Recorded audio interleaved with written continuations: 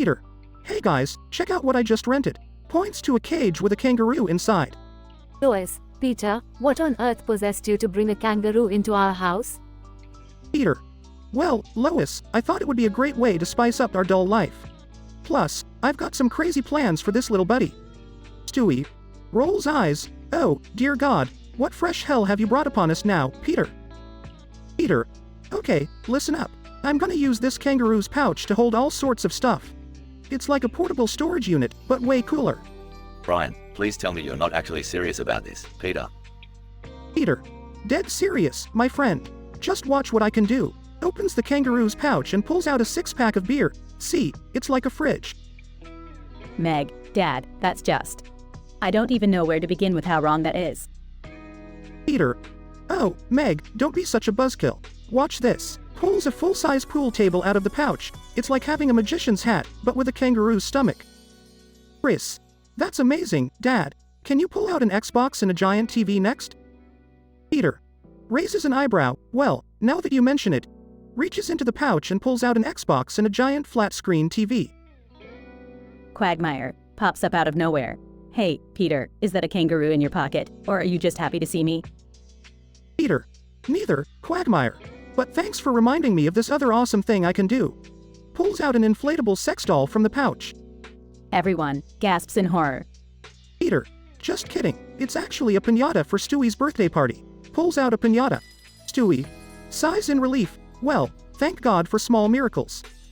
Cutaway gag 1. Peter. Holding a kangaroo and an ostrich. Hey, guys, meet my new pets. I call them Joey and Larry Bird. Together, they're unbeatable. Cutaway gag 2. Peter. Dressed as a kangaroo. Hey, Lois, I guess you could say I'm hopping, madly in love with you. Cutaway gag 3. Peter. In a boxing ring, facing off against a kangaroo. Alright, kangaroo, let's settle this like men.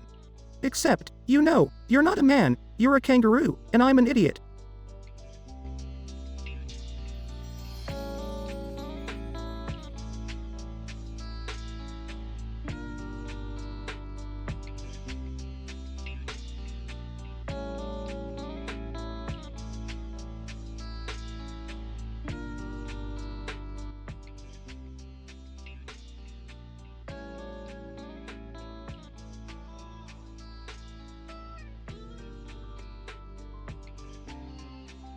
Peter. Hey Lois, check it out. I rented a pet kangaroo. Lois, oh my God, Peter. What are you planning to do with that? Peter. Oh, you know me, Lois. The possibilities are endless. Scene. Peter standing in front of their house with a kangaroo beside him. Peter. Alright, kangaroo buddy, time to have some fun. Scene. Peter's imagination, cutaway gag. Peter. In a high-pitched voice, look at us, Stewie. We're flying through the skies in the kangaroo's pouch. Stewie, floating beside Peter in the kangaroo's pouch. It's truly remarkable, Peter. Just like a bloody kangaroo-powered jetpack. Scene. Back to reality, Peter still standing outside with the kangaroo. Lois, Peter, what are you doing now? Peter. Smirking. Just wait, Lois. You won't believe what this kangaroo's pouch can do. Scene. Peter's imagination, cutaway gag. Peter. Excitedly. Hey guys, I got an idea. Let's use the kangaroo's pouch as a portable bar. Quagmire, holding a drink while sitting in the kangaroo's pouch, giggity. I'll never have to leave the party again. Scene. Back to reality. Lois, Peter, this is getting out of hand. What else are you planning to do with that kangaroo? Peter. Mischievously. Oh, Lois, you won't believe it. Scene. Peter's imagination, cutaway gag. Peter. Holding a microphone, ladies and gentlemen, welcome to the greatest portable theater in the world. Entire Griffin family, sitting comfortably in the kangaroo's pouch watching a movie, huh? Who needs a TV when we have this? Scene. Back to reality, Peter finally entering the house with the kangaroo. Lois, Peter, you have taken this way too far. We can't keep a kangaroo in our house. Peter. Defensively, but Lois, it's so useful. And it brings the whole family together. Scene. Peter's imagination, cutaway gag. Peter. Sitting in the kangaroo's pouch, surrounded by the Griffin family. Look at us, Lois. We're the kangaroo family. Lois, Stewie, Chris, and Meg, all dressed in kangaroo costumes. Oh, joyous occasions. Scene. back to reality, chaos unfolding in the living room. Lois, that's it, Peter. It's either the kangaroo or us. Scene. Peter's imagination, cutaway gag. Peter. In a courtroom, addressing the judge, Your Honor, I'm innocent. It was the kangaroo who started it all. Judge, dressed as a kangaroo, slamming his gavel. Order in the pouch. Peter Griffin, you're acquitted. Scene. Back to reality, everyone yelling and arguing. Peter. Okay, I get it. I'll return the kangaroo. Scene. A somber moment as Peter takes the kangaroo back to the rental service. Kangaroo rental clerk, chuckles. You had quite a wild ride with our kangaroo, sir. Let us know if you ever need another crazy adventure. Peter.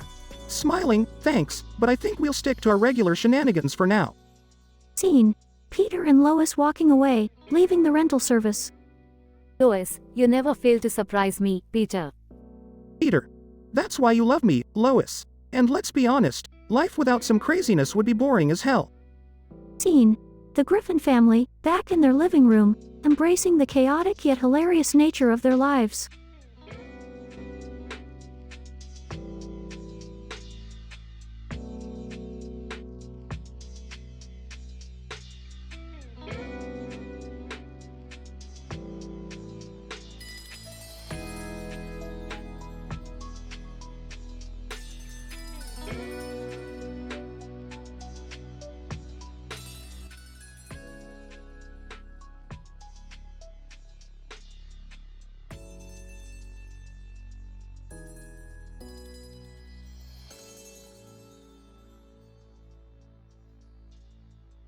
Peter. Hey Lois, I'm just gonna take Stewie to the grocery store real quick. We need some milk and eggs. Lois, alright, Peter. But please, don't cause any trouble this time. Peter. I promise, Lois. I'll be a good boy. Cutaway gag 1. Peter is a child stuck inside a pinball machine, surrounded by flashing lights and loud noises, yelling for help. Peter. Alright, Stewie, we're here. Let's get what we need and get out of here. Stewie. Yes, hurry up, you imbecile. I have important matters to attend to. Cutaway gag 2.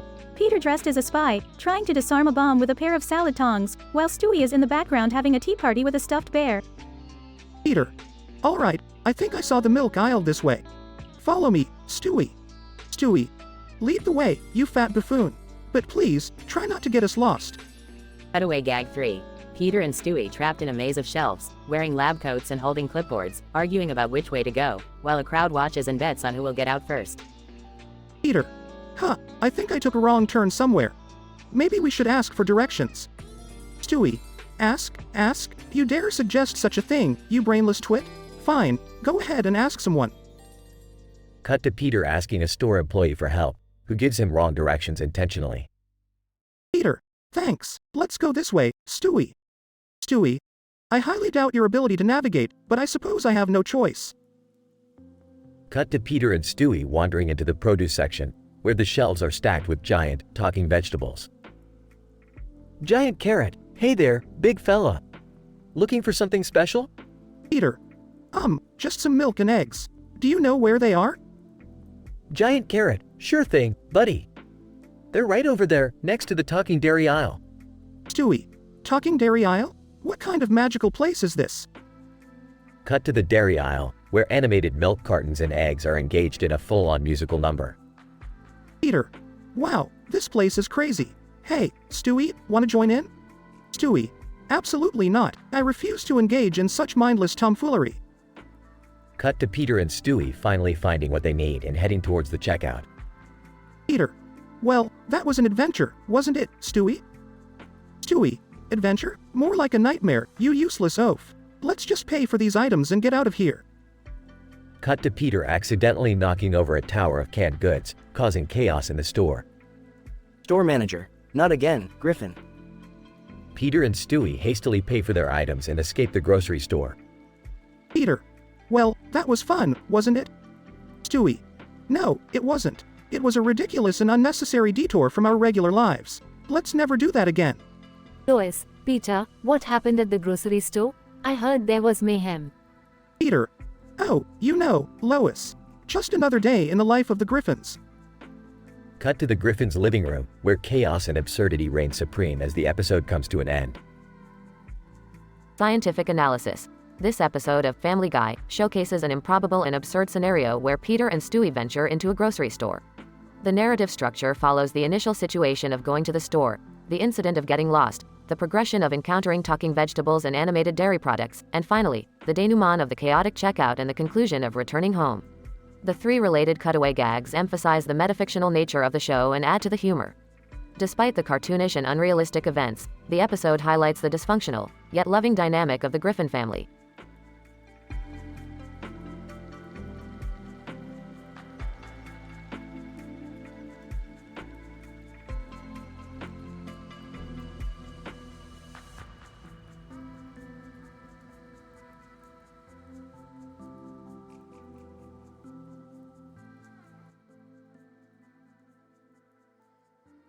Peter.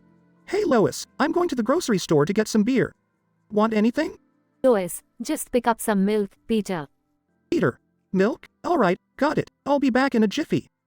Cutaway gag 1. Peter is walking in the grocery store and sees a sign that says, Lost and Found. Cut to Peter dressed as a pirate, exclaiming, "Ah, I found me treasure." Peter.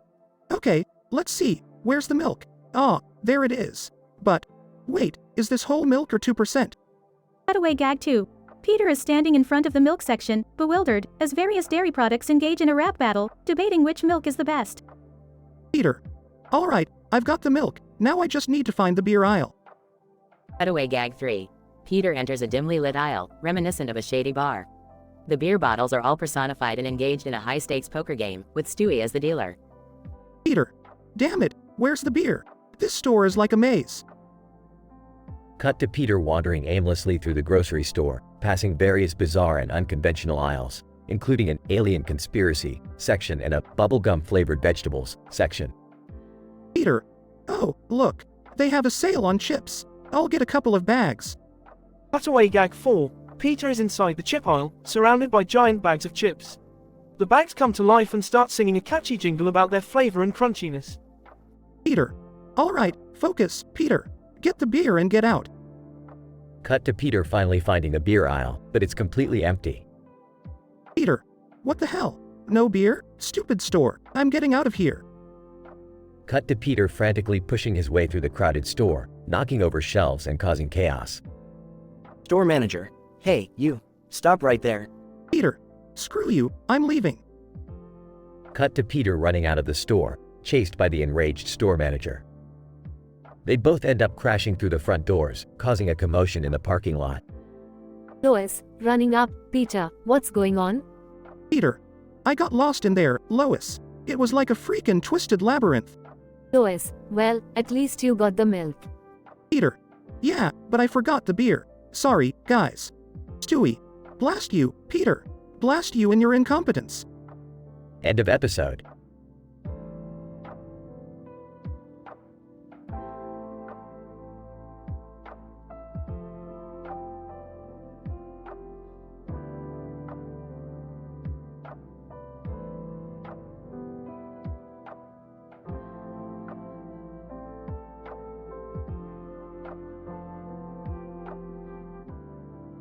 Morty, buckle up. We're heading into a glitchy dimension where logic bends and humor reigns supreme. Oh geez, Rick, what kind of messed up adventure are we getting into now? Strap in, Morty. We're about to witness the statistical improbability of a computer-generated city with neon lights and a funky creature in the foreground.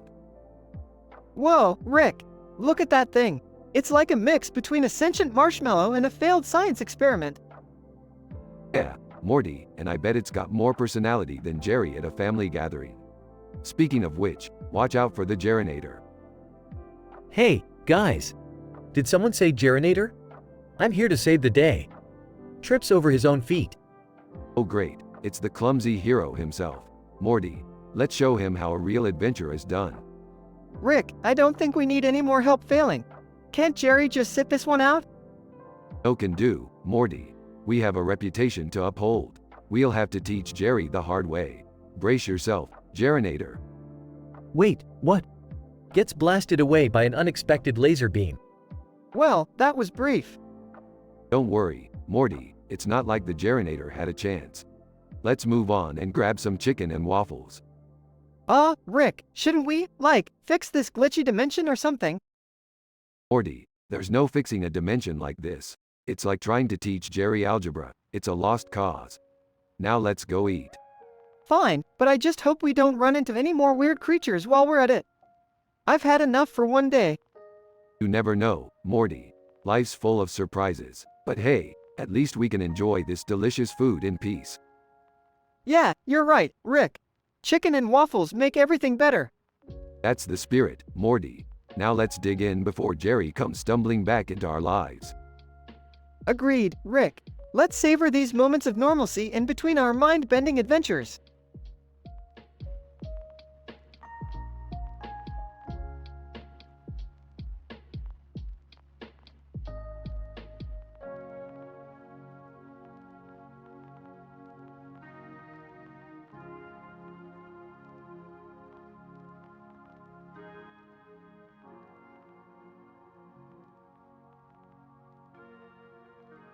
Peter. Hey Lois, I got us tickets to the Quahog Beer Festival. Lois, that sounds like fun, Peter. But what are we going to do with the kids? Chris, can I just stay home and play video games? Peter. No Chris, we gotta find a babysitter for Stewie. He can't be trusted alone. Lois, I'll take Stewie to the daycare center nearby. They usually have great reviews. Scene. The daycare center. Lois, hello, I'm here to drop off my son, Stewie.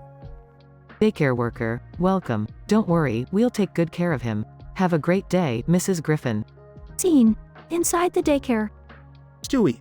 What kind of horrid place is this? They expect me to coexist with these savages? Scene. Stewie's inner monologue. Stewie. If they think they can keep me, Stewie Griffin, captive in this establishment, they've got another thing coming. Cutaway 1. Peter. Hey, remember that time we all got stuck in an elevator? Lois, oh yes, and Stewie started chewing on the cables, thinking they were licorice. Peter. Haha, classic Stewie. Progression. Stewie. An opportunity presents itself. A window of escape. Scene. Stewie sneaks out of the daycare. Daycare worker, Stewie, where do you think you're going? Stewie. Suck it, you wilted flower of a daycare worker. Freedom awaits me. Cutaway 2. Quagmire. Hey, remember that time I accidentally ended up in a women's bathroom? Peter. Oh yeah, and you were too busy checking yourself out in the mirror. Quagmire. Hey, I gotta look good even if I'm in the wrong place. Denouement. Scene. Stewie makes his way back home. Lois, Stewie, how did you escape from the daycare? Stewie. I am Stewie Griffin, the master of deception. Now return me to my rightful place, Lois. Lois, oh, Stewie. You always find a way, don't you? Cutaway 3. Brian, remember the time we all traveled back in time to the Middle Ages? Stewie. Yeah, and I ended up being king and ruling with an iron fist. Brian, and we had to save you from your own tyranny. Stewie. Good times. Conclusion. Peter. Well, that was an adventure, eh? Lois, yes, Peter. But let's hope we never have to deal with the daycare center again. Stewie. Fear not, mother. No establishment can contain the brilliance that is Stewie Griffin. Scene. The family laughs together as the episode comes to an end.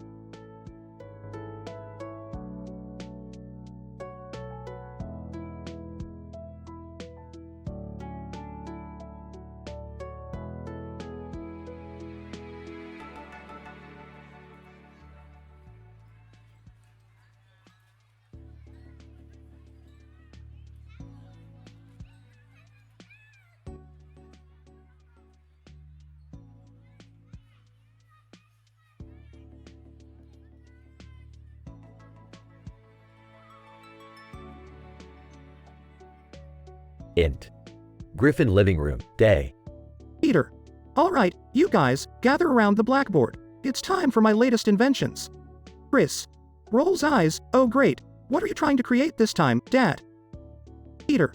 Well, this bad boy right here is a combination of a flagpole and a jet engine. I call it the Flag 8000.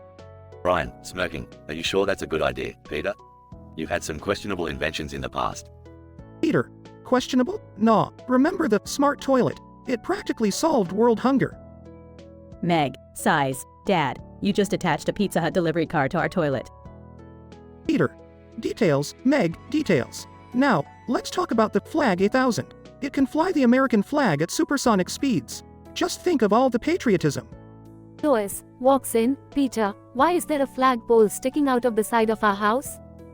Peter. Oh, that's the Flag 8000, Lois. It's gonna be legendary. Cutaway gag 1. Peter. In a chef's hat. Alright, everyone, welcome to Cooking with Peter. Today, we're gonna make a classic American dish, the Flag 8000 pizza. Int. Daycare, day. Stewie.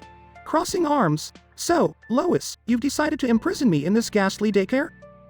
Lois, oh, Stewie, it's just for a few hours. Mommy needs some time for herself. Stewie. Sarcastically, oh, how generous of you, Mother. I'm sure the other toddlers will just adore my presence. Lois, smiling, they're gonna love you, Stewie. Now be a good boy and behave. Cutaway gag 2. Lois, wearing a bee costume. Alright, kids, it's time for the Stewie dance party. Int. Daycare, later.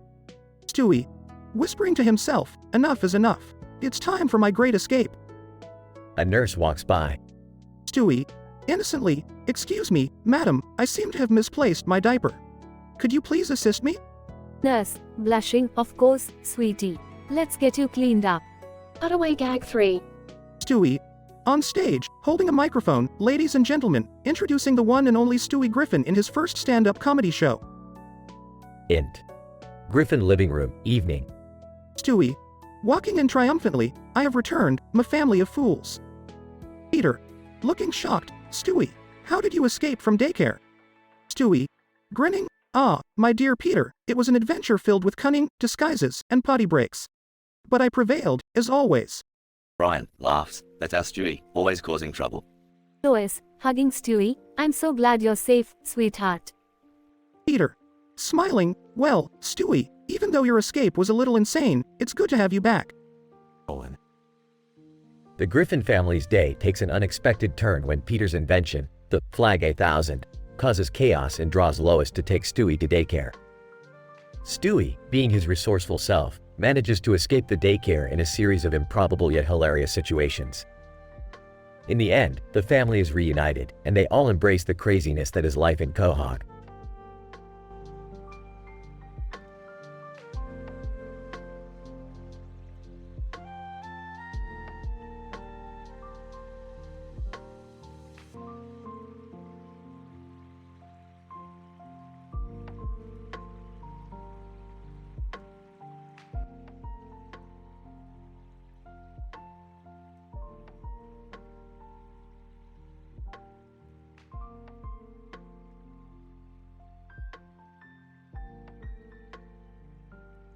Int. Griffin living room, day. Peter, Lois, Meg, Chris, Stewie, and Brian sit around the dining table. A freshly baked pie sits in the center. Peter. Excitedly, hey, you guys. Guess what? Brian and I are joining the Quahog hot dog eating contest. Lois, Peter, I don't think that's a good idea. We can't afford any more hospital bills. Peter. Don't worry, Lois. I've been training for this my whole life. Remember the time I ate that entire bucket of fried chicken? Chris. Yeah, Dad, but that was 3 days ago, and you were in the bathroom for 2 of them. Peter. Defensively, it was a lot of chicken, Chris. Brian, I think it'll be a fun challenge, Peter. Plus, the winner gets a lifetime supply of hot dogs. Meg, yeah, but Dad, remember the last time you ate too much? You had that explosive diarrhea. Peter. Nonchalantly. Hey, everybody poops, Meg. It was worth it. Int. Quahog hot dog eating competition, day. Peter and Brian stand on the stage surrounded by other contestants. The audience eagerly waits for the event to begin. Announcer, ladies and gentlemen, welcome to the Quahog hot dog eating contest. Are you ready to see some serious gastrointestinal warfare? Cutaway gag 1. Int. Grocery store, day. Peter stands in front of the canned beans aisle talking to Lois. Peter. Holding 2 cans of beans. Hey, Lois, watch this. Peter shakes the cans vigorously, puts them back on the shelf, and walks away. Crash. The cans explode, causing a chain reaction, and the entire aisle explodes in a spectacular fashion. Back to scene. Peter. Returning to reality. Oh, sorry, I was just remembering that time at the grocery store. Announcer. Alright, contestants, on your marks. Get set. Eat. The contest begins, and Peter and Brian devour hot dogs at an alarming speed, their faces covered in sauce and breadcrumbs. Cutaway gag 2. Int. Government Scientific Lab, Day. Peter, dressed in a lab coat, stands in a secret government laboratory messing around with a large button. He presses the button labeled, "Do not press." Suddenly, an alarm blares, and the room fills with gas. Peter falls to the ground, laughing hysterically. Back to scene. Peter. Still eating. Oh, man, remember that time at the secret government lab? Brian, barely speaking through a mouthful of hot dogs. Yeah, good times, Peter. Int. Quahog Hot Dog Eating Competition, Day. The contest is nearing its end. Peter and Brian neck and neck with their competition, their stomachs bulging in an impossible manner. Cutaway gag 3. Next. Griffin Front Yard, Day. Stewie is seen playing with a chemistry set. He mixes two colorful liquids and accidentally causes a huge explosion. The entire yard is destroyed, but Stewie remains unharmed. Back to scene. Stewie. Looking at the mess, blast. I guess science can be quite a handful sometimes. Int. Quahog Hot Dog Eating Competition, Day. The final seconds tick down as Peter and Brian continue their eating frenzy, the crowd cheering them on. Announcer. And the winner is Peter Griffin. The crowd erupts in applause as Peter proudly raises his hands, a mixture of hot dog bits and pie crust stuck to his face. Peter. Overwhelmed, I did it. I won, Brian. Brian, congrats, Peter. But maybe we should lay off the hot dogs for a while. Peter. Yeah, you're right. Let's go celebrate with a pie instead. They leave the stage, still covered in food remnants, ready for their next misadventure. Fade out.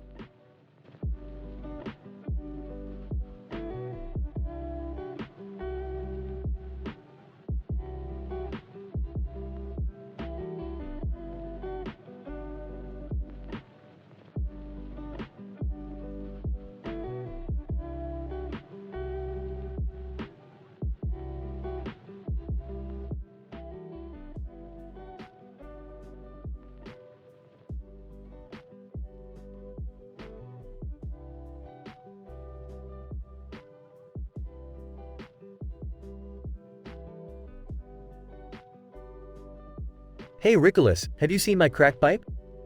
I need a little pick-me-up. Richolas. Oh great, Jerry's back on his crack addiction. Mortimer, did you hide the crack pipe again? Mortimer. No, Richolas. I didn't touch Jerry's drug paraphernalia this time. I've learned my lesson from the last interdimensional adventure. You guys are always judging me. Just because I enjoy the occasional hit of crack doesn't mean I'm a bad person. Richolas. Jerry, it's not about judging you. It's about the fact that crack is highly addictive and incredibly harmful to your health. We care about you, man. Yeah, whatever. You guys just think you're so much better than me with your fancy gadgets and interdimensional travels. Mortimer, Jerry, we've been through this before. It's not about superiority. We're just trying to keep you safe. Safe? Safe is boring. I want excitement. I want to experience life. Richolas. Well, if excitement is what you're after, I have an idea. How about we all change our names? It'll be a fresh start, a new adventure. Mortimer, Richolas, how is changing our names going to solve Jerry's crack addiction? Richolas. Mortimer, sometimes you just gotta roll with it. It's called diversion therapy. Now, let me think of some new names. How about Reckless Rick, Mighty Morty, and Cracked Up Jerry? Fine, whatever. I don't care about the names, as long as I get my crack fix. Mighty seriously, Jerry? You're going to prioritize crack over your own well-being? Cracked up look, Mighty Morty, you're always Mr. Perfect. Maybe if you had some flaws, you'd understand. Reckless, alright, enough bickering you two. Let's get this name-changing show on the road. Reckless Rick, Mighty Morty, and Cracked Up Jerry, together on a wild, interdimensional journey. As they change their names, the room starts shaking violently. Reckless, whoa, looks like our new names are causing some chaos in the multiverse. Mighty Rick, why did you have to take it to such an extreme? Cracked up guys, I think I just saw a talking squirrel. They all rush outside to find a parallel universe where squirrels are indeed the dominant species. Reckless, holy crap, Morty. These squirrels have taken over the planet. This is nuts. Mighty Rick, we need to find a way to fix this. We can't let squirrels rule the world. Cracked up, hey, squirrel friends. Do you guys have any crack? I'm, like, totally freaking out here. The squirrels, unamused, attack Jerry, chattering angrily. Reckless Jerry, this is why crack is a bad idea. Now we not only have interdimensional chaos but also a squirrel revolution to deal with. Mighty Rick, we need to find a solution before these squirrels conquer the entire multiverse. The trio strategizes their plan, involving a squirrel translator device and a highly potent squirrel repellent. Reckless, alright. Morty, hand me the squirrel repellent. Time to restore balance to the multiverse. They spray the repellent, causing the squirrels to scatter in panic. Mighty, we did it! Rick! The squirrels are retreating! Cracked up, guys? I think I found my crack pipe behind that tree. Reckless Jerry, now is not the time for crack. We just saved the multiverse from squirrel domination. Cracked up, but my crack. Reckless, alright, fine. Just this once, Jerry. But remember, crack is whack. As the chaos settles, the trio heads back home, leaving behind a world forever changed. Mighty Rick, can we please never change our names again? Reckless agreed. Morty, let's stick to being good old Rick and Morty. It's chaotic enough as it is. Cracked up, and can we maybe find a way to bring the squirrels back? They were actually pretty chill. They all look at Jerry, shaking their heads. Reckless, oh, Jerry, never change.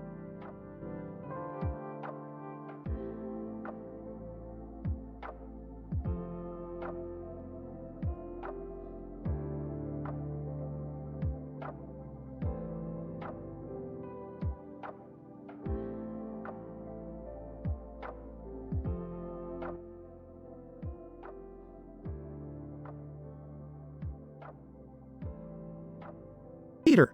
Hey Lois, you know what would be cool? If I went viral on the internet. Lois, Peter, going viral isn't something you can just plan, it has to happen naturally. Peter. Well, I have a plan. I'm gonna jump off the tallest building in Quahog and film it. People love crazy stunts like that. Lois, Peter, that's incredibly dangerous. You could get seriously hurt or even worse. Peter. Oh, come on Lois, it'll be fine. Plus, think of all the likes and shares I'll get. Scene cuts to Stewie working on a robot in the basement. Stewie. Brian, help me with this robot. I'm trying to create the ultimate machine to take over the world. Brian, Stewie, are you sure that's a good idea? I mean, who needs a robot that powerful? Stewie. Brian, I just want to prove that I'm the smartest baby in the world. Plus, it'll be cool to have my own minion. Scene cuts to Peter on top of the tallest building, ready to jump. Peter. Alright, everyone, get your cameras out. Peter Griffin is about to go viral. Scene cuts to Stewie activating the robot, and it starts wreaking havoc. Stewie. Oh no, it's gone haywire. Brian, we have to stop it before it destroys the entire city. Brian, I can't believe I'm saying this, but I'm actually agreeing with you, Stewie. Let's go. Scene alternates between Peter jumping off the building and Stewie and Brian battling the robot. Scene cuts to a cutaway gag. Peter dancing in the middle of Times Square dressed as a giant chicken. Peter. Hey, aren't you the guy who fought with Ernie the giant chicken? Scene returns to Peter falling through the sky, screaming. Peter. Aw. Scene cuts to another cutaway gag. Stewie and Brian at a Justin Bieber concert. Stewie. Brian, did you know Bieber's real name is Gargamel Bartholomew Kidnapper 3? Brian, are you sure about that? Back to Peter falling through the sky. Peter. Aw. Scene cuts to one final cutaway gag. Stewie and Brian as contestants on a game show. Game show host. And for $1 million, which actor played the original Spider-Man in the movies? Stewie. Tobey Maguire. Game show host looks shocked. Scene cuts back to Stewie and Brian finally defeating the robot and saving the city. Stewie. Well, Brian, it seems like my genius once again saved the day. Brian, I'll admit it, Stewie, your inventions really came in handy this time. Scene cuts to Peter finally landing on a giant inflatable cushion, unharmed. Peter. Holy crap, that was awesome. Did you guys get that on camera? Lois, Peter, I can't believe you actually did it. But please promise me you won't try anything like that again. Peter. Okay, I promise. But hey, at least I went viral, right? They all laugh as the episode ends.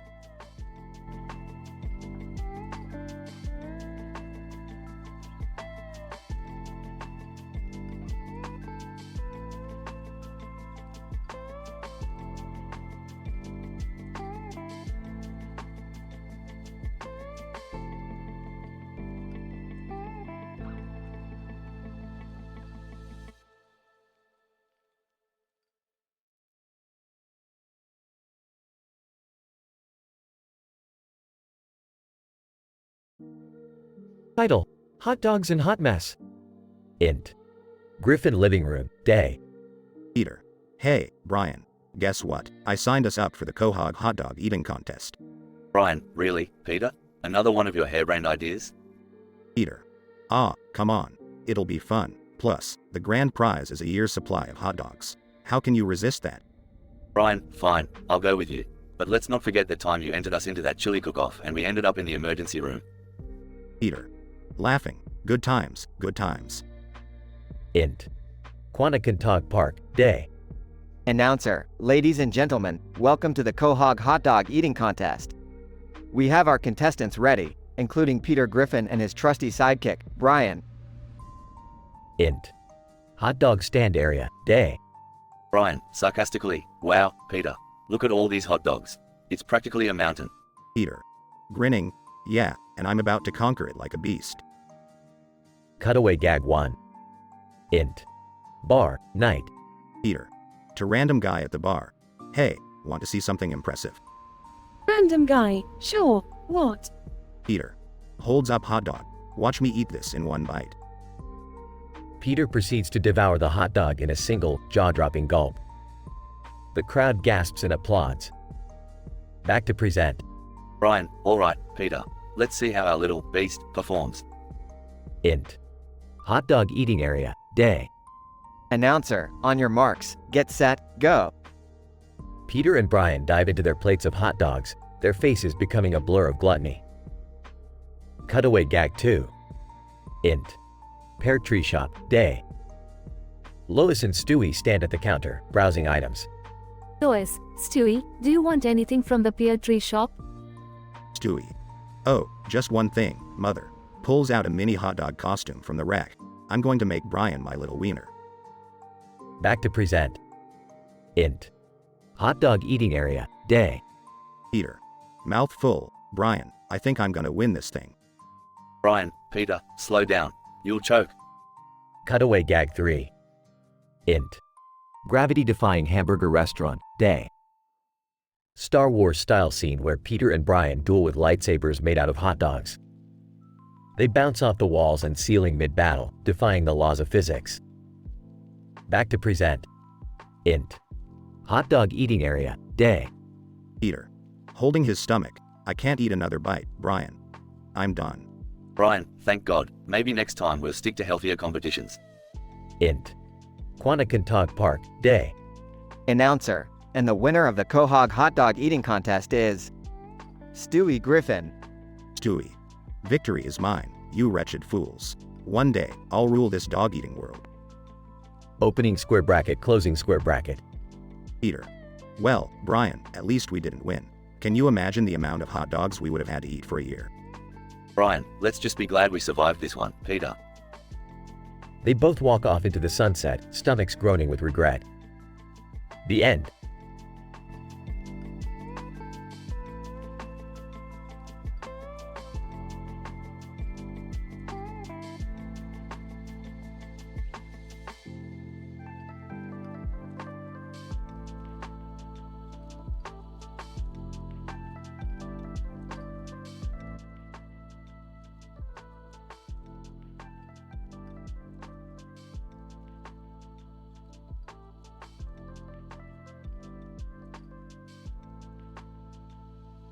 Peter. Hey Chris, have you ever wondered why we have to go all the way to the bathroom just to take a leak? Chris. I guess it's so we don't pee all over the place, Dad.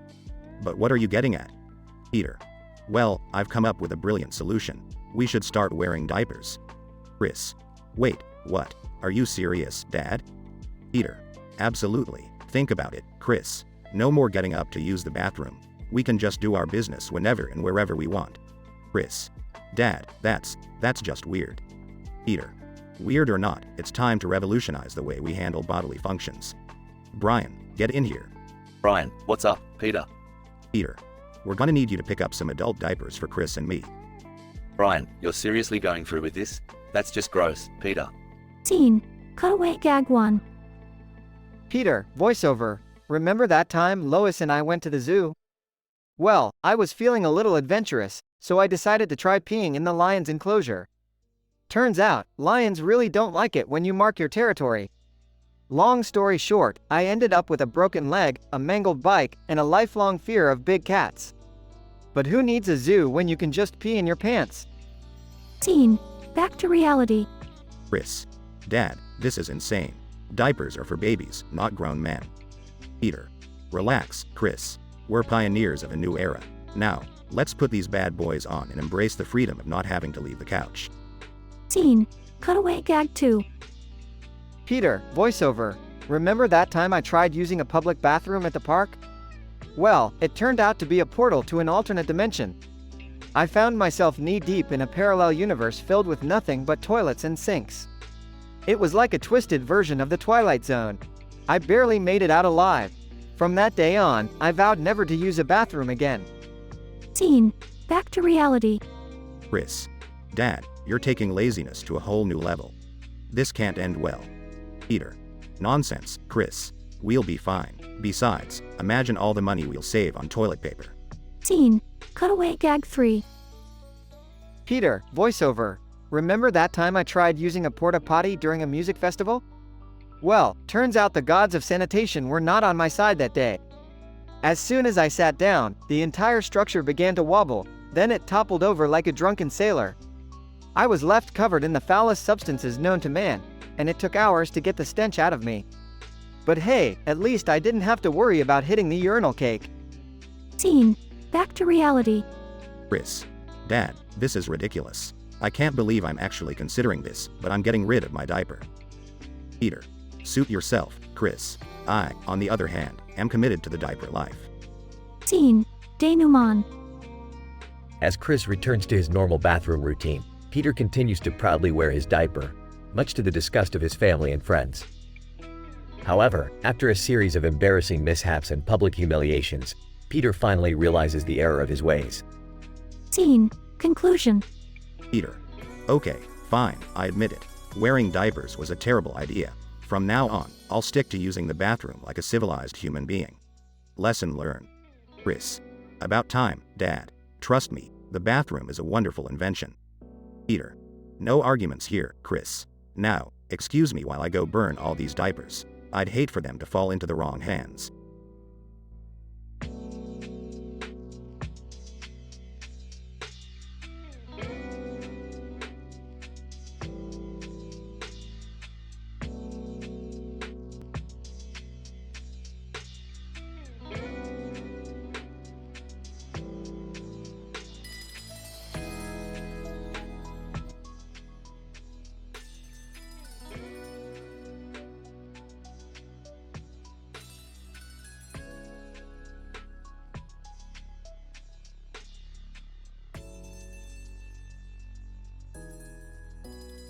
Hey, Morty, you ready for another mind-bending adventure? Oh, yeah, Rick. I guess. Where are we going this time? Well, Morty, buckle up because we're heading to the most fantastical place in the multiverse, Bouncy Castle Land. Bouncy Castle Land? Are you serious, Rick? That's, a little childish, don't you think? Morty, don't be such a prude. Bouncy Castle Land is the pinnacle of fun, excitement, and statistical improbabilities. Alright, whatever you say, Rick. But can we take it easy this time? Last adventure, I almost died. Relax, Morty. This time, we'll be safe as kittens. Just look at that castle bouncing away. Whoa, look at all those kids. They're having a blast. Joining the conversation. Hey, Rick, Morty, mind if I tag along? I hear there's a great sausage stand in Bouncy Castle Land. Oh, hey, Jerry. Sure, I guess you can come. Just keep your distance from the sausages, okay? Very funny, Rick. I can handle myself around sausages. I'm not a child anymore. Joining the conversation, did someone say sausages? Count me in. Mom, really? You're coming too? This is supposed to be the boys' day out. Oh, please, Morty. I can be just as daring as you guys. Plus, I need a break from Jerry's lame jokes. Hey! Alright, the more, the merrier. Let's hop into the portal and off to Bouncy Castle Land we go. They all enter the portal and arrive at Bouncy Castle Land. Wow, this place is insane. Look at all the bouncy castles, Rick. I told you, Morty. Now, everyone, spread out and find your castle of choice. Jerry spots a man loading a suitcase into the trunk of a vehicle parked nearby. Hey, guys, check that out. Is that guy stealing something? Oh, ho, Jerry. That's no ordinary trunk. That's a portable wormhole generator. Let's see where it leads. They all enter the trunk and find themselves in a parallel dimension. Rick, what the hell just happened? Are we in some kind of alternate reality? Bingo, Beth. Looks like this dimension is ruled by lizard people who dress as clowns. Quite the statistical improbability, don't you think? Jerry trips over a cart with a box on the floor and falls face first. Ouch! My face. It hurts so bad. Whoa, Jerry, you're really messed up. Are you okay? Define okay, Morty. My face just had a close encounter with a cart of doom. Alright, nobody panic. I've got a portal gun. We'll just hop back to safety. Before Rick can activate the portal gun, a swarm of clown lizards surrounds them. Clown lizard, no one escapes Bouncy Castle Land. Prepare for your inevitable doom. Rick, do something. Alright, everyone, hold on tight. We're hopping on the nearest bouncy castle for dear life. They bounce high into the sky, narrowly escaping the clown lizards. That was insane, Rick. Are we done here? Yeah, Morty, we've had enough statistical improbabilities for one day. Let's head back home. They all enter the portal and return safely to their dimension. Rick, I can't feel my face. Call an ambulance. Oh, Jerry, you're always overdramatic. You'll lie. Man, I can't believe we survived that. Here's hoping the next adventure involves a bit less pain and suffering. Yeah, me too, Morty. But where's the fun in that? Adventure awaits, my boy.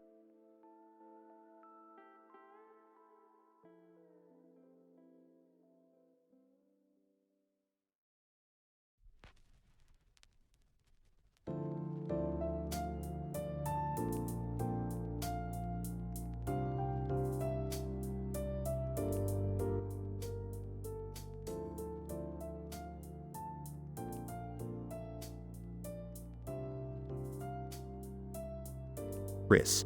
Hey Meg, what are you doing on your laptop? Meg. Oh, I'm just browsing this new porn site called CohogTube. Chris. CohogTube? What's so special about that? Meg. Apparently, it's the hottest new platform for sharing videos, and I want to be a viral sensation. Chris. Good luck with that, Meg. You're more likely to find a leprechaun riding a unicorn. Meg. Shut up, Chris. I'm about to upload my video. Scene switches to Meg's CohogTube video entitled, Meg's Epic Dance Moves. Meg. Hey everyone, it's me, Meg Griffin. I'm about to show you my awesome dance moves that'll leave you speechless. Here we go. Meg starts dancing enthusiastically, but in an extremely awkward and uncoordinated manner. Scene cuts to Peter Griffin sitting on the couch, watching Meg's video. Peter. Holy crap, Lois. Look at Meg on CohogTube.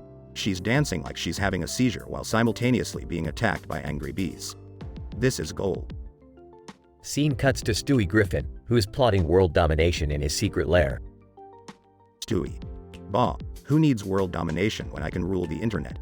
Now, where's that video of Meg humiliating herself? Ah, there it is. Time to share it with the world. Scene cuts back to Meg, who is reading the comments on her video. Meg. Lol. Meg dances like an octopus on roller skates. Peter, voiceover. Hey Meg, They say you move like a drunk penguin trying to ice skate. Meg, I can't believe they're making fun of me. Scene transitions to a cutaway gag. Peter, as a talking porcupine. Hey Meg, don't worry about what those haters say. You keep dancing like nobody's watching. Except, of course, for the millions of people who already watched your video. Scene cuts back to Meg, who is now being recognized in public. Pan, hey, aren't you the famous dancer from CohogTube? Meg, yeah, that's me. Pan, can I have your autograph? Meg, sure, I guess. Scene transitions to another cutaway gag. Lois, as a glamorous celebrity. Oh, darling, did you see Meg Griffin's video on CohogTube? She's the talk of the town. Just yesterday, I saw her picture on the cover of Awkward Dancing Monthly. Scene returns to Meg, who is basking in her newfound fame. Meg, look, Peter, I did it. I went viral on CohogTube. Peter, I gotta admit, Meg, you may not be the most popular person at school, but you've become a sensation on the internet. And that's something. Scene ends with the family laughing and celebrating Meg's unexpected success. Chris. Well, Meg, I guess this goes to show that even a family as dysfunctional as ours can have moments of glory. Meg, thanks, guys, I couldn't have done it without you. Scene closes with a final cutaway gag. Stewie is a famous director in action. Welcome to the red carpet premiere of Meg Griffin, The Dance Revolution. Get ready for the moves that'll make you question your own sanity.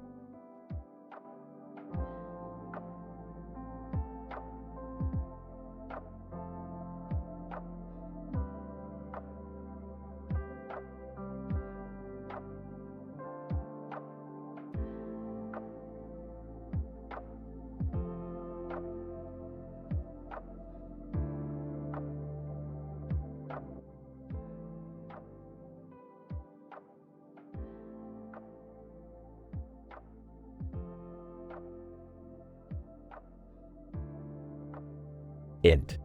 Griffin living room, day. Peter Griffin stands in front of a Christmas tree with a Santa hat on, holding a camera. Peter. Alright, guys, it's time to go viral. Lois, get the camera rolling. Lois. Sighs. Peter, why do you always have to do these crazy things? Brian. Mocking. Yeah, Peter, becoming a YouTube sensation is certainly the pinnacle of life. Peter. Giddy. Trust me, guys, this time it's gonna be big. Alright, Robot Human Man, show us your moves. The robot, a clunky metallic contraption with a face that resembles a mix between Peter and Brian, starts dancing awkwardly. Robot. Beeping and dancing. Ding dong, ding dong. Stewie. Amused. Well, I must say, Brian, your moves seem to have improved since the last time I saw you dance. Brian. Deadpan. Very funny, Stewie. Cutaway gag 1. Int. Deserted island, day. Peter stands on a deserted island, surrounded by coconuts. Peter. Turns to camera. Wow, I'm going so viral right now. Look at all these coconuts. I call this one, Steve. Say hi, Steve. Peter places a pair of sunglasses on a coconut and shakes it, pretending it's talking. Coconut. In a goofy voice. Hey, everyone. I'm a talking coconut. Int. Griffin living room, day. Peter stops the robot from dancing and looks into the camera. Peter. Alright, now for the grand finale. Robot Human Man, juggle these. Peter hands the robot 3 flaming torches. Robot. Panicked beeping. Danger. Danger. Cutaway gag 2. Int. Circus tent, day. Peter is dressed as a clown in a circus tent, attempting to juggle chainsaws. The chainsaws fly everywhere, causing chaos and destruction. Peter. To the camera. Well, that didn't go as planned. Is it too late to join the circus? Int. Griffin living room, day. Brian grabs the torches from the robot, extinguishing them. Brian. Angry. Peter, this is ridiculous. You can't just put everyone in danger for your silly viral videos. Peter. Defensive. But Brian, I just wanted to make people laugh. Stewie. Rolling eyes. Oh, please. Your idea of comedy is as brilliant as a monkey flinging poop. Cutaway gag 3. Int. Fancy art gallery, day. Peter stands in front of a famous painting, holding a bucket of paint. He proceeds to throw the paint at the artwork, creating a nonsensical mess. Peter. Excited. Look at me. I'm an artist. This is my masterpiece. Int. Griffin living room, day. Lois steps in, holding a fire extinguisher. Lois. Angry. Peter, I'm tired of your foolishness. This ends now. Lois sprays Peter and the robot with the fire extinguisher, making them both cough and sputter. Peter. Choking. All right, I get the message. Stewie. Smiling. Well, that was an eventful afternoon. Shall we build a rocket next, Brian? Brian. Sighs. No, Stewie. Just, no. The Griffins, covered in white foam, laugh off the chaos, ready for their next misadventure. Fade out.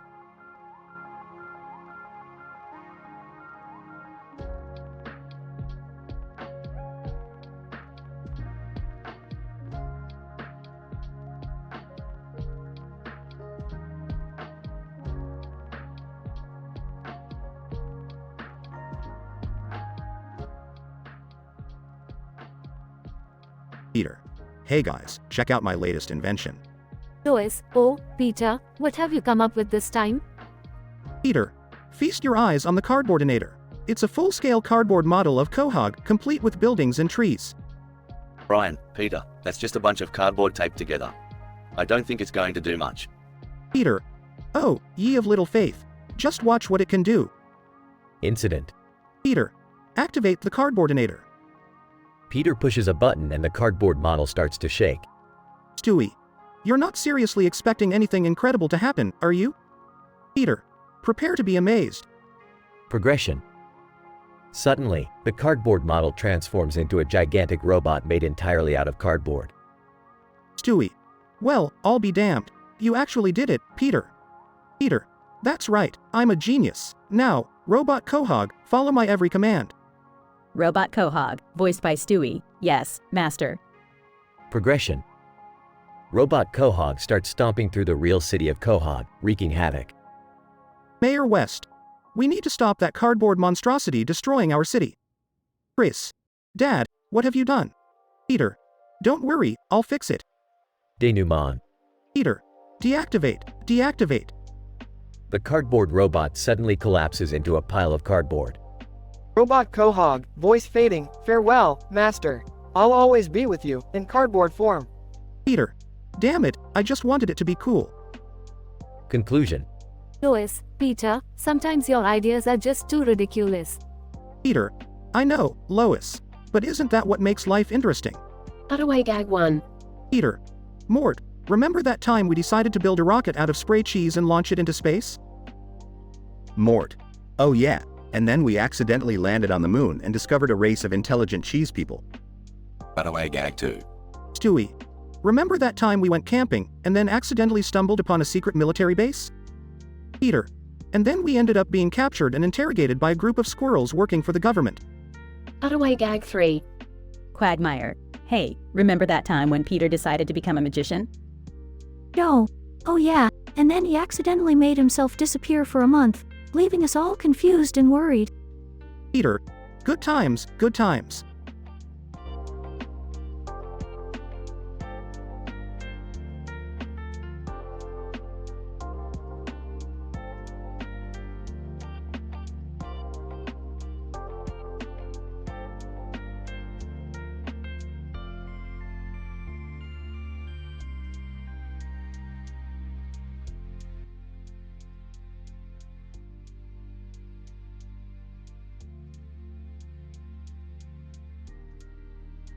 Morty, grab your portal gun. We have some insane shenanigans to dive into today. Geez, Rick, can't we just have a normal day for once? Normal is for chumps, Morty. we're about to embark on a mind-boggling journey that'll make the adventures of Indiana Jones look like a trip to the grocery store. Hey guys, what's all the commotion about? Jerry, don't you know there's only one rule in this house? Don't eat the last Oreo. Sorry, Rick, my bad. I guess I forgot. Oh, you forgot, huh? Well, guess what, Jerry? You just signed yourself up for a one-way trip to China. What? China? How is that even possible? Science, Jerry. Now just stand still and hold this piece of paper in front of you. Confused. Okay, but I don't see how this. Interrupting. Just trust me, Jerry. It's all part of the plan. Rick, what are you doing to Jerry now? Hi Beth. Just helping Jerry with a small geography lesson. Care to join us? No thanks, Rick. I've had enough of your experiments to last me a lifetime. Okay, what's going on here? Can someone please explain? Oh, Summer, you want to know too? Well, we're about to witness a blue-bearded man holding a piece of paper, teleporting instantly to the middle of a bustling Chinese street. Are you serious, Rick? That doesn't make any sense. Since when has anything in our lives made sense, Morty? Now, buckle up. This is gonna be a bumpy ride. Scene transitions to a chaotic marketplace in China, with Jerry bewildered. Oh my god, where am I? What just happened? Random vendor. In Chinese. Do you want to buy a knockoff Rolex, sir? Panicking. No, I just want to go home. Scene transitions back to Rick's garage. Chuckles. Well, Jerry, did you enjoy your little trip? Rick, that was insane. I demand an explanation. Explanation? Fine. Here it is in a nutshell. You ate the last Oreo. I sent you to China. End of story.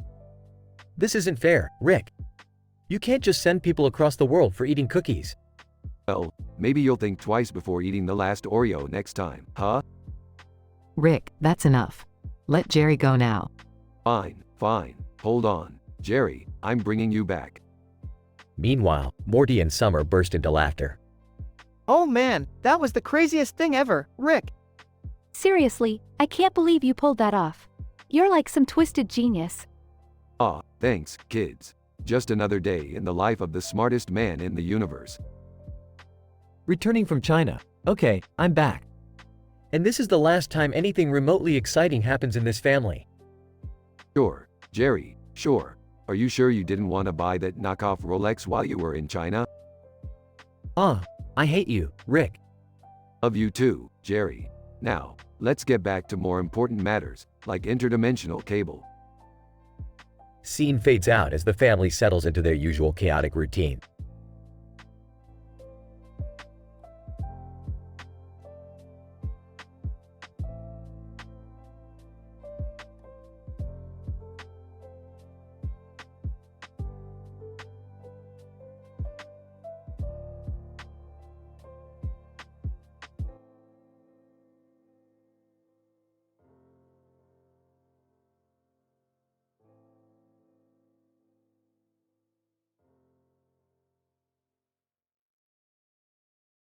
Peter.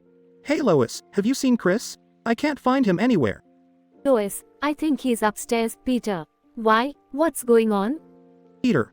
Well, Meg and I were watching TV, and Chris came running down screaming bloody murder.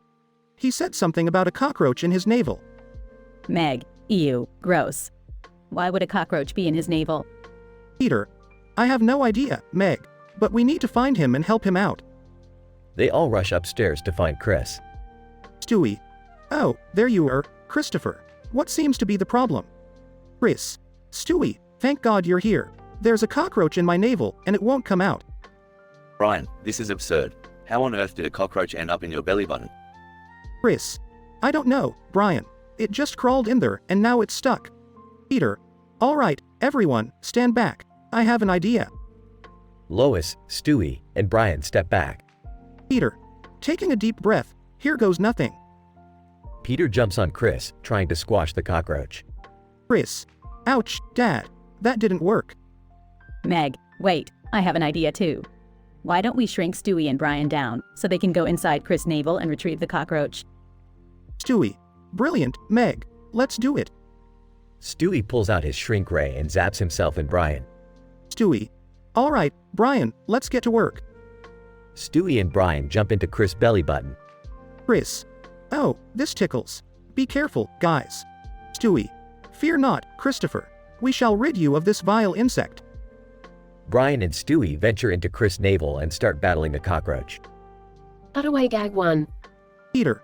Voiceover, and that's how Chris ended up with a pet cockroach named Krusty, who he took to school for show and tell. Turns out, everyone loved Krusty, except for the school nurse who was deathly afraid of bugs. It was hilarious. Cut away gag 2. Lois, voiceover, remember that time Stewie shrunk down and got trapped inside the vacuum cleaner? Boy, was that a mess. We had to call the fire department to get him out, and he came back covered in dust. It was quite a sight. Cut away gag 3. Meg, voiceover. I still can't believe the time Brian accidentally drank Stewie's growth serum. He turned into a massive, muscular dog and wreaked havoc all over Quahog. We had to lure him back with a giant steak because he had become quite a beast. Good times. Back in Chris' room, Stewie and Brian successfully retrieve the cockroach. Brian, we did it. Stewie, the cockroach is out. Stewie. Excellent work, my faithful companion. Now, let's get back to normal size. They both use the shrink ray again and return to their regular sizes. Chris. Thanks, guys. You really saved the day. Peter. That's what family is for, Chris. We'll always be here to help, no matter how bizarre the situation. Lois, agreed. Now let's all go down and celebrate with some pie. They all exit Chris' room and head downstairs, laughing and chatting. Pause for dramatic effect. Peter. But wait, what about the cockroach? They all freeze, and the camera zooms in on Peter's worried face. Pause for even more dramatic effect. Chris. Nah, it's fine, Dad. I sneezed it out while you were jumping on me. They all laugh hysterically. Denouement. Peter turns to the camera with a mischievous grin. Peter. Well, that was a crazy adventure, wasn't it? You don't see that every day. Only on our show, folks.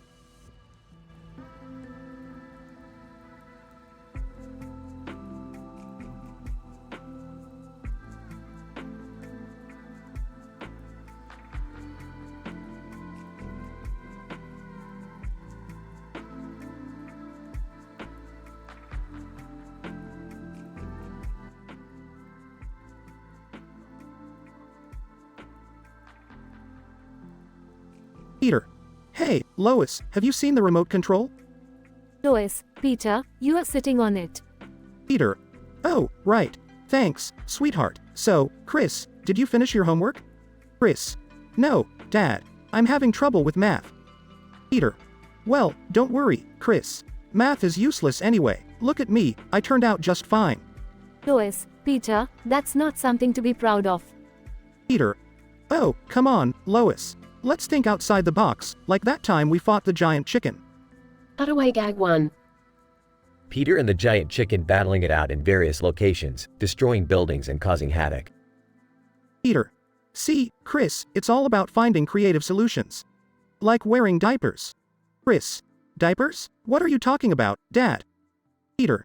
Yeah, Chris, diapers. I've been wearing them for a week now, and it's been life-changing. Cut away gag 2. Peter strolling down the street in a diaper, confident and carefree. People stare in shock. And, hey, why is that grown man wearing a diaper? Woman. I don't know, but he seems so happy about it. Maybe I should try it too. Back to the conversation. Lois, Peter, wearing diapers is not a solution. It's just laziness. Peter. Ah, don't be such a party pooper, Lois. Trust me, it's liberating. Cut away gag 3. Peter and Chris, both wearing diapers, sitting on the couch, playing video games. Peter. See, Chris, we can enjoy our favorite pastime without even getting up. Diapers are the key to success. Chris. Dad, this is ridiculous. Diapers are for babies. Peter. Chris, we're just embracing our inner child. Plus, no more messy bathroom breaks. Lois, this is absurd. I won't stand for it. You two are grown men, start acting like it. Peter. Fine, Lois. If you're gonna be a buzzkill, maybe we'll just go back to using the bathroom properly. Chris. Yeah, Dad. I think it's time we grow up. Peter. Alright, no more diapers. But hey, at least we had some fun, right? Lois, fun? You call this fun? I swear, sometimes I don't know why I'm still with you. Peter. Ah, come on, Lois. You know you love me, diapers and all. Lois sighs, you're right, Peter. I do love you, but please, let's leave the diapers in the past. Peter. Deal, Lois. But just know, if we ever fight a giant chicken again, I'm bringing the diapers back.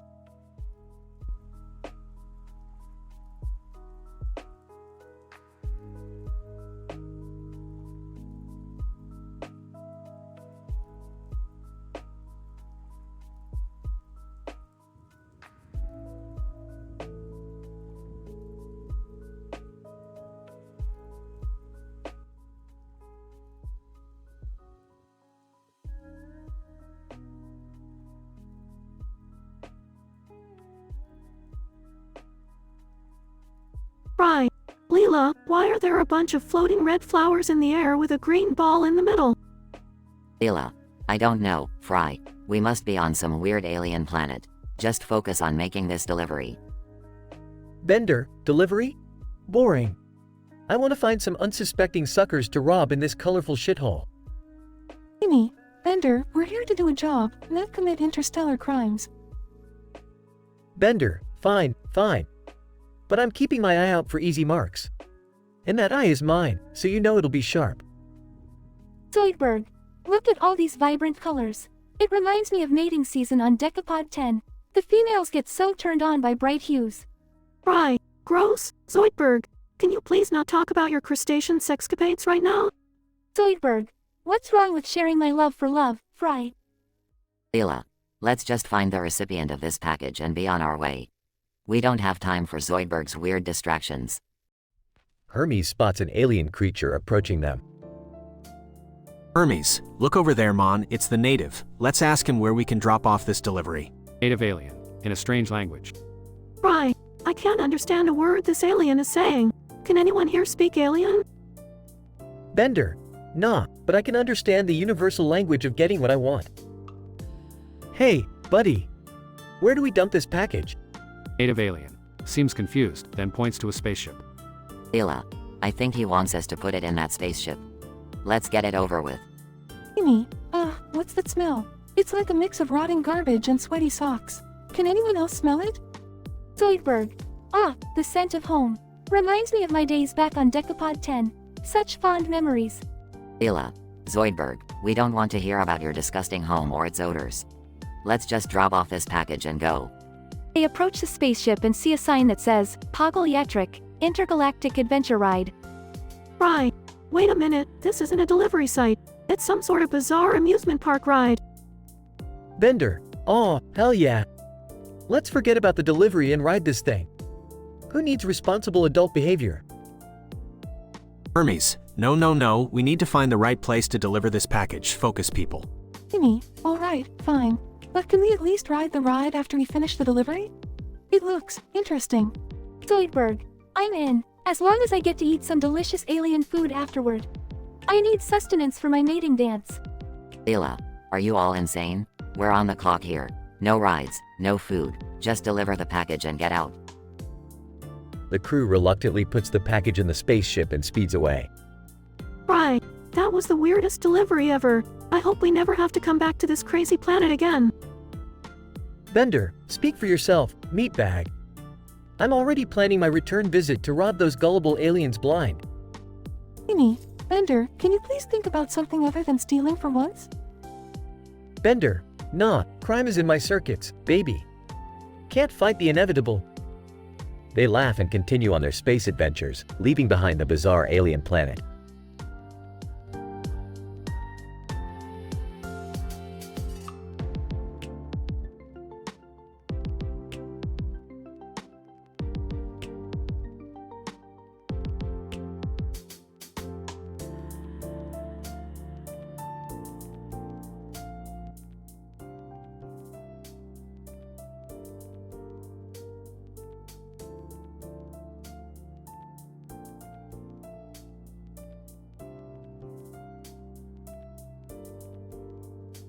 Int.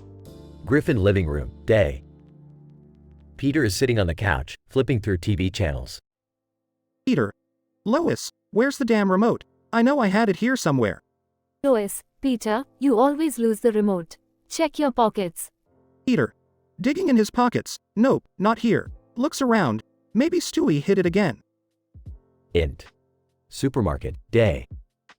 Peter is standing in the produce section, staring bewildered at the vegetables. Peter. To himself, carrots, lettuce, celery. Why the hell do we need all these healthy things? I just want a damn cheeseburger. Lois, voice. Peter, we need groceries. Stop fooling around and find the shopping list. I swear, you're worse than Chris. Peter. Rolling eyes, fine, fine. Grabs a random vegetable. I'll just pretend to shop like a normal person. Int. Supermarket, later. Peter is now lost in the labyrinth of aisles, pushing an overflowing shopping cart. Peter. Frustrated, there's so much crap in here, I can't find anything. All I want is a pack of beer and some cheese puffs. Lois, voice. Peter, for God's sake, you've been gone for over an hour. Where are you? Peter. Panicking, I don't know, Lois. I got lost inside this godforsaken maze of groceries. Int. Cutaway gag 1 Griffin living room, day. Peter animated, and then suddenly the cereal aisle turned into a carnival, clowns everywhere, juggling milk cartons and cereal boxes. Meg in disbelief, Dad, that never happened. Peter. Meg, shush. Dreams are fragile little things. Int. Supermarket, continuous. Peter wanders into the pet supply section, where he encounters a talking dog. Dog. Hey buddy, lost your way, huh? Happens to the best of us. I once ended up in the tampon aisle, trust me, it scarred me for life. Peter. Wide-eyed, you can talk? Dog. Yeah, the whole talking animal thing is so played out, it's practically cliché. Can we just skip the part where you try to adopt me? Peter. But I already have a dog. Sorry, pal. Dog, no worries, just remember, always choose the kibble with the highest protein content. It's important. Int. Cutaway gag 2 Griffin living room, day. Lois, holding up a jar. So, Peter, I bought this new magical libido-enhancing jelly. Wanna give it a try? Peter, excited. Hell yeah. Bring it on. Lois hands him the jar, revealing a goofy-looking tiger inside. Peter, disappointed. Oh, damn it. This is a boner killer, Lois. Int. Supermarket, continuous. Peter finally manages to find his way to the checkout line, where Lois is standing, tapping her foot impatiently. Lois, angry, I swear. Peter, this is the last time I send you to do the grocery shopping. Peter. Sheepish. Yeah, I may have gotten a little sidetracked.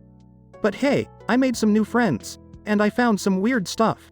Lois, size, just pay for the groceries, Peter. Int. Cutaway gag 3 Griffin living room, day. Peter, excitedly, Meg, check out my new pet lobster.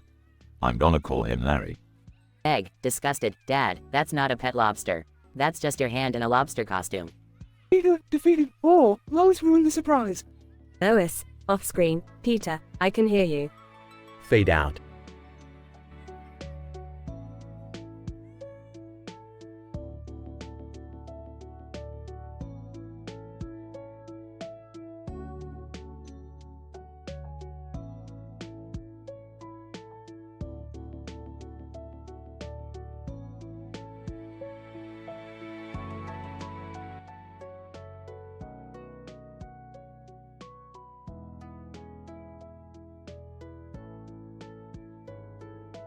Morty, grab that screwdriver and give it to me.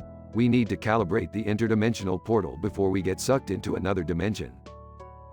Oh, Rick, I don't know if you noticed, but that giant green cartoon character just pointed at something with his hand and vanished into thin air.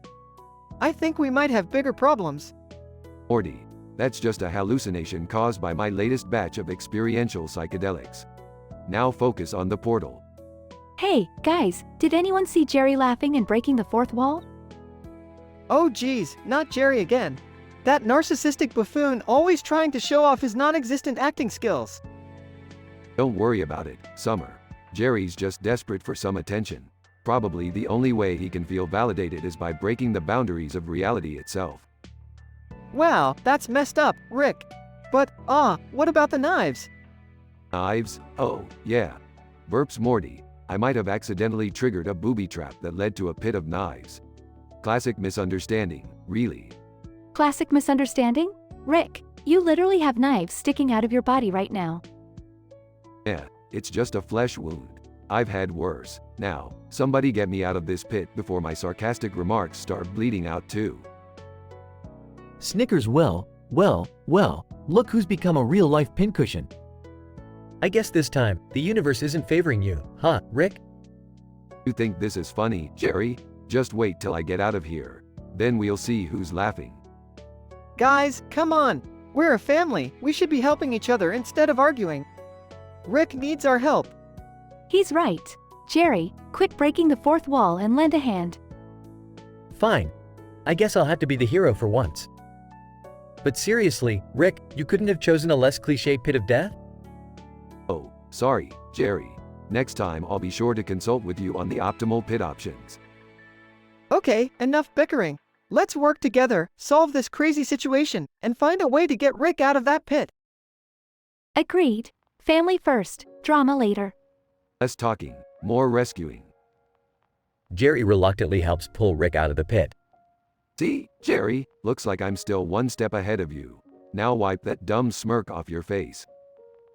Yeah, whatever. Can we just get back to being a dysfunctional family already? Works for me. But seriously, Rick, no more pits of knives, okay? Fine, Morty, but just remember, life is full of statistically improbable scenarios. So buckle up, kids. We're about to dive back into the chaos. They all walk away, leaving Jerry staring directly at the audience. What? Did I break the fourth wall again? Damn it.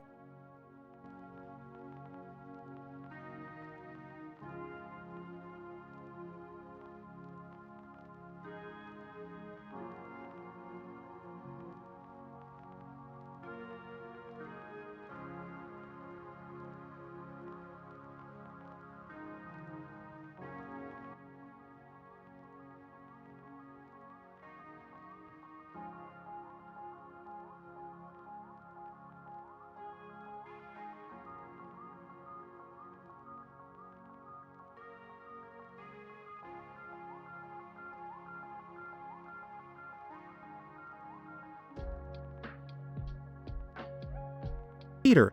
Lois, have you seen Meg? I can't find her anywhere. Lois, I don't know, Peter. Have you checked her room? Peter. Of course I did, Lois. I'm not a total moron. Lois, alright, calm down. We'll find her. Peter. Oh my god, Lois. Look at this video on the internet. Scene cuts to the video on Peter's phone. Meg, on video. Hey guys, it's me, Meg. Oh no boy, have I got a crazy story to tell you. Scene shifts to Meg holding a jar with an octopus inside. Meg, on video. So, I was walking by the ocean the other day, minding my own business, when suddenly, this octopus jumps out and starts attacking me. Scene cuts to Meg swinging the octopus around. Meg, on video, but I managed to fight it off with my bare hands, and I swear, it was the craziest thing that has ever happened to me. Scene shifts to Meg wearing a superhero costume, flexing. Meg, on video. From now on, you can call me Octo-Meg. Scene cuts back to Peter and Lois. Peter. Lois, she's gone viral. Our little Meg is an internet sensation. Lois, oh, Peter, this could be a good thing for her. Maybe she'll finally gain some confidence. Scene shifts to the Quahog living room. Peter. Alright, everybody, gather around. Our daughter is going to be famous. Lois, Peter, let's not make a big deal out of it. Peter. No, Lois. This is our chance to become rich. Meg, get your octopus suit and let's start making YouTubes. Meg, Dad, it's called YouTube, and I don't think I want to exploit this for money. Peter. Oh, come on, Meg. Who needs dignity when you can make millions? Scene cuts to the Griffin house. Peter sets up a camera. Peter. Alright, Meg, this is it. We're gonna make the best YouTube video the world has ever seen. Scene shifts to Peter and Meg in the kitchen. How do I get one? Scene shows Meg and Peter dressed as superheroes, standing in a bank. Meg, Dad, should we really be doing this? Peter. Relax, Meg. We're just going to ask for a small loan to start your YouTube career. Scene cuts to Meg and Peter tied up in the bank vault. Meg, I told you this was a bad idea. Peter. Shut up, Meg. Scene cuts back to the kitchen.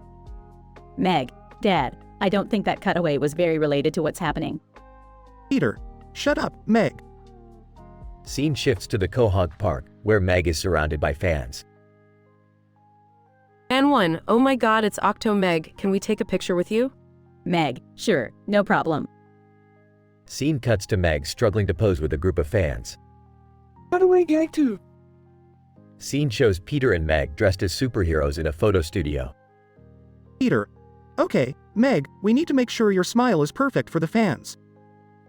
Scene cuts to Meg with exaggeratedly whiter and brighter teeth. Meg, Dad, this is ridiculous. Peter, shut up, Meg. Scene cuts back to the park. Meg, Dad, seriously, stop telling me to shut up. Scene shifts to the Griffin living room. Peter, all right, Meg, here's the plan. We're gonna make you the biggest internet star ever. Meg, Dad, I'm really not comfortable with this. Can I just be myself? Peter, no way, Meg. You're gonna be exactly what the fans want you to be. Scene cuts to Meg sitting in front of the camera, dressed in a ridiculous outfit. Peter, in action, Meg. Remember, be wacky, crazy, and do something viral worthy. Scene shifts to Meg attempting to balance multiple objects on her head. Cutaway gag 3. Scene shows Peter and Meg at a circus. Peter to Meg. All right, Meg, we're going to be part of the most dangerous act in this entire circus. Scene cuts to Peter and Meg in a circus cannon. Meg, Dad, I have a bad feeling about this. Scene cuts to the cannon misfiring, launching Meg straight into a water tank. Scene cuts back to the living room. Meg, Dad, I don't think this viral thing is for me. I just want to be myself. Peter, well, Meg, if being yourself is what you want, then I guess we have to support you. Scene shifts to Meg in her normal clothes, sitting with her family. Meg, thanks, Dad. I really appreciate it. Peter, no problem, Meg. Just remember, being yourself is always the best choice. Scene ends with the Griffin family sharing a warm embrace.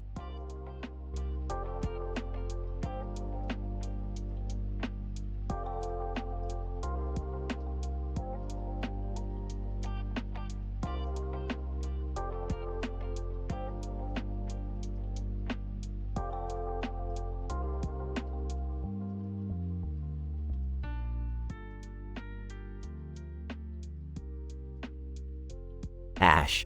Alright, Pikachu, let's show Team Rocket what we're made of. Pikachu, Pika. James and Jesse disguise themselves as sign-wielding Pokemon trainers. James, prepare for trouble. Jesse, and make it double. Ash, Team Rocket, what are you doing here? Jesse, we're here to challenge you to a battle. James, that's right, and this time, we have the ultimate team. Ash, bring it on.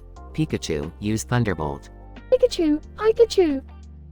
James throws out a fake Pokemon with a sign that says, Electrodew, on it. James, Electrodew, use Banana Slam. Jesse, go, Blubbergurgle, use Acid Drool. Ash, what the, Pikachu, dodge it. Pikachu, Pika. Ash throws out a fake Pokemon with a sign that says, Spit Flame, on it.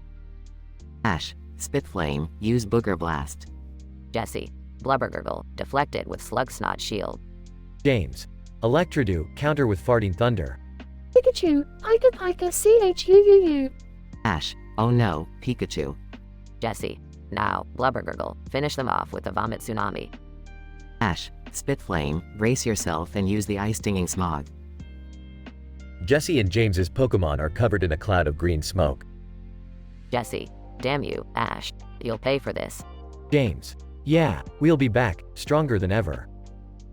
Ash kicks a fake rock that accidentally triggers a trap. Ash, oh no, the tree is rigged.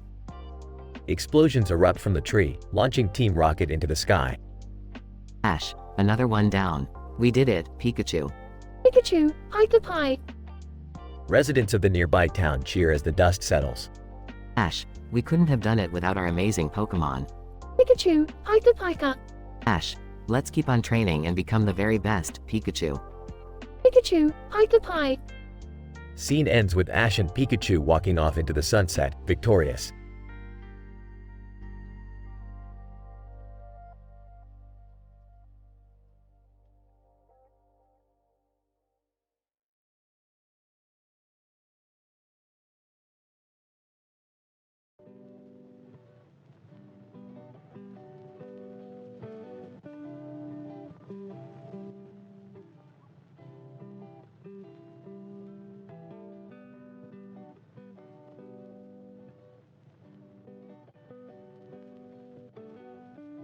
Alright, Morty, buckle up. We're about to take a mind-bending trip to Dimension Z320, where reality is governed by sentient baseball bats and people wear shirts made out of kale. Whoa, Rick, that sounds intense. Are you sure it's safe? Safe, Morty. Safety is for people who care about consequences. Now step through this portal before I start sniffing markers again. Oh, Rick, you've been sniffing those markers for days. Shouldn't we, do something about that? Morty, I've transcended the need for oxygen. Markers are my new high. Now let's go. Scene shifts to Dimension Z320. Rick, what the hell is going on here? Why is that dude with the crazy hair sniffing markers too? Morty, that man is the High Marker, the ruler of this dimension. He's harnessing the power of sniffing markers to control reality. And no, he did not get his hair and beard inspiration from me. Can you believe that? Hi Marker. Yo, Rick, your marker sniffing day's over. Prepare to be dethroned. Oh please, you think you can outsniff me? Morty, fetch me my ultra-rare, intergalactic Sharpie. The stakes just got higher. Morty retrieves the Sharpie, handing it to Rick. Rick, what's so special about that Sharpie? Morty, this Sharpie has the power to unleash the hidden potential within marker sniffing. Now watch and learn. Rick and the High Marker engage in a marker sniffing battle, reality distorting around them. Hey guys, what's happening here? And why is everyone sniffing markers? Jerry, what are you doing here? We're in the middle of a monumental marker sniffing battle. Well, I accidentally stumbled upon this portal while looking for frozen yogurt. Next thing I know, I'm surrounded by marker addicts. Oh great, Jerry's having his own wacky adventure. Morty, keep an eye on him while I finish off this High Marker. Meanwhile, Jerry gets chased by a mob of marker enthusiasts. Please, I just want some frozen yogurt. I don't even like markers. Rick defeats the High Marker, claiming victory. Morty, let's get out of here. I'm starting to get a marker withdrawal headache. Rick, we should help Jerry first. He's being chased by a mob. Fine, Morty, but only because I'm feeling generous today. Portal, take us back to Jerry's predicament. Scene shifts to Jerry being cornered by the mob. Alright, Jerry, grab onto my lab coat. We're getting out of here. Jerry grabs onto Rick's lab coat as Rick activates the portal. Scene shifts back to the safety of Rick's garage. Well, that was one wild marker sniffing adventure. Jerry, I hope you learned something from all of this. Yeah, I learned that I should stick to frozen yogurt and avoid parallel dimensions. Thanks a lot, Rick. No problem, Jerry. Now if you'll excuse me, I have a date with some top-notch markers. Rick, are you sure that's healthy? Morty, in the grand scheme of things, who really cares about healthy? We survived another crazy adventure, and that's all that matters. Scene ends with Rick taking a deep sniff of a rainbow-colored marker.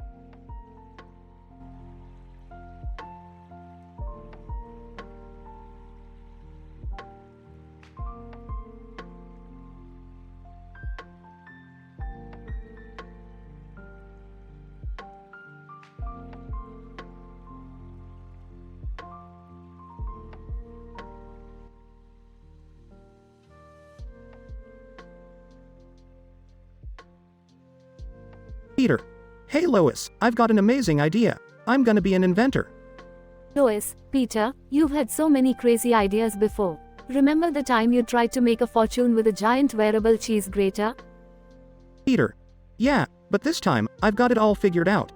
Look at this. Holds up a cardboard contraption. It's a teleportation device made out of cardboard. Lois, oh boy, here we go again. Peter, cardboard isn't exactly the material of choice for advanced technology. Peter. Nonsense, Lois.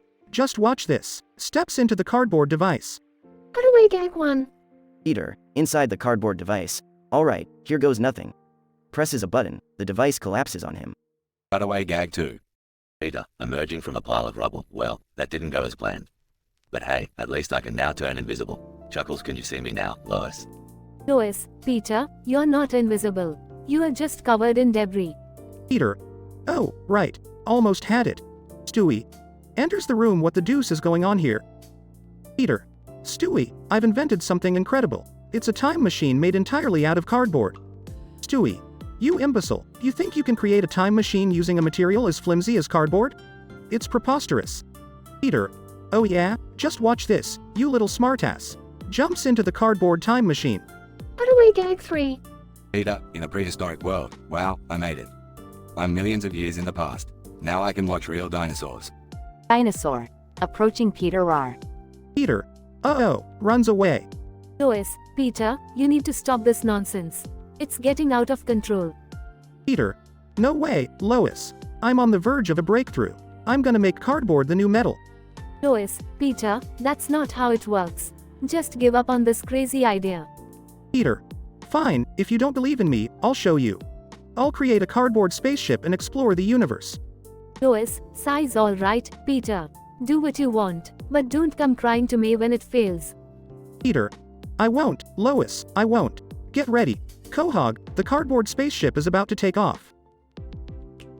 As Peter sets off on his cardboard spaceship, we're left to wonder if his wild inventor dreams will ever come true. Will he reach the stars or crash back to reality? Only time will tell in the eccentric world of the Griffins.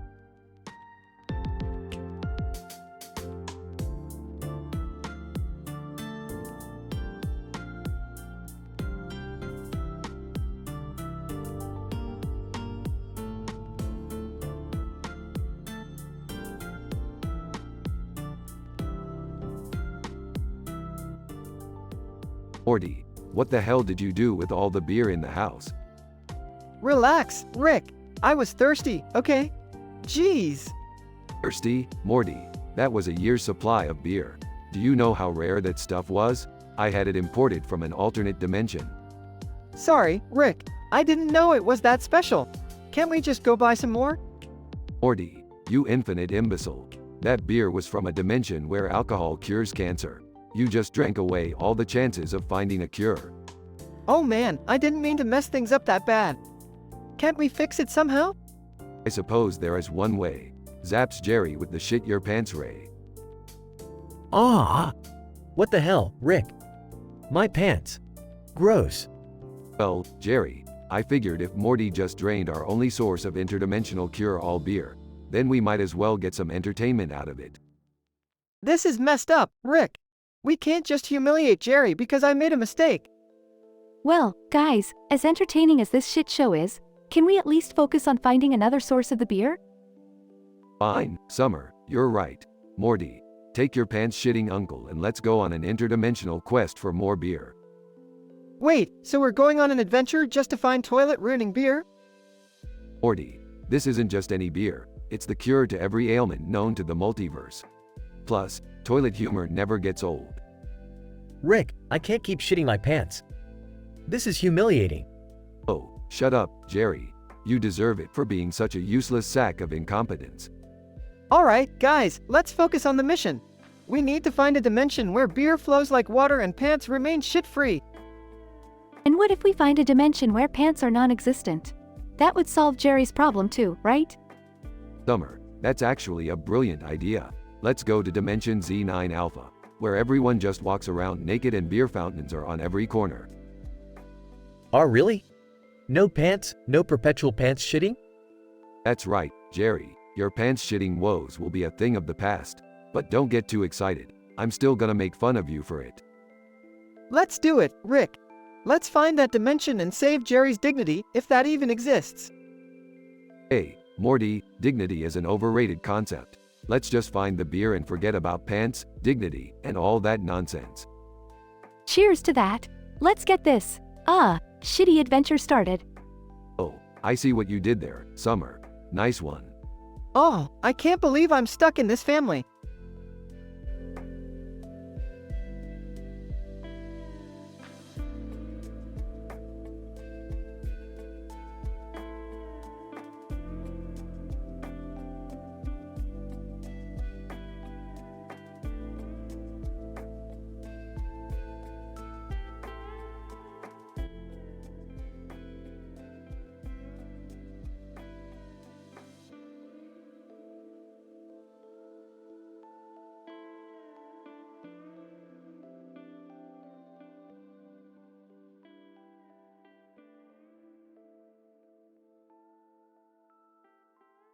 Int.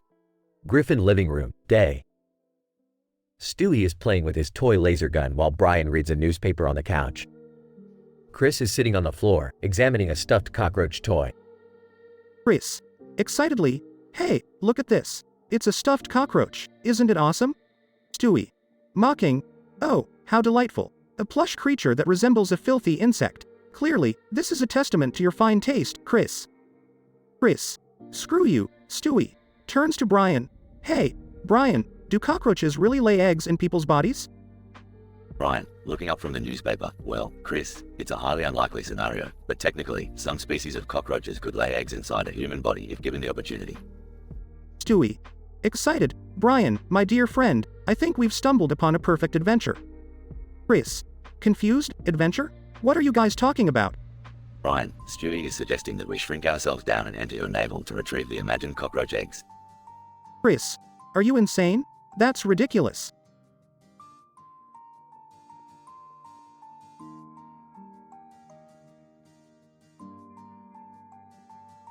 Chris, hesitant, alright, but only because you're my brother. Make it quick, though. Int. Chris' bedroom, later. Stewie and Brian have been reduced to microscopic size using Stewie's shrink ray. They stand before Chris, who is now lying on his bed, shirt lifted, revealing his belly button. Stewie, dramatic, prepare yourself, Brian, for the treacherous journey into the abyss of Chris' navel. Brian, sarcastic, yes, Stewie, the treacherous abyss only known as the belly button. Truly, this is the stuff legends are made of. They both jump into Chris' navel, disappearing into darkness. Cutaway gag 1. Int. Family Guy cutaway, cockroach convention, day. A massive cockroach convention is taking place, complete with tiny cocktail glasses and cockroach debutantes chatting away. Debutante cockroach number 1. So, I hear there are some lovely digestive tracts in the human world. Debutante cockroach number 2, absolutely. And don't get me started on their unattended crumbs. It's like a 5-star buffet. Int. Chris belly button, continuous. Stewie and Brian enter a grotesque world of lint, sweat, and a trapped cockroach scrambling for escape. Stewie. Ah, the navel depths.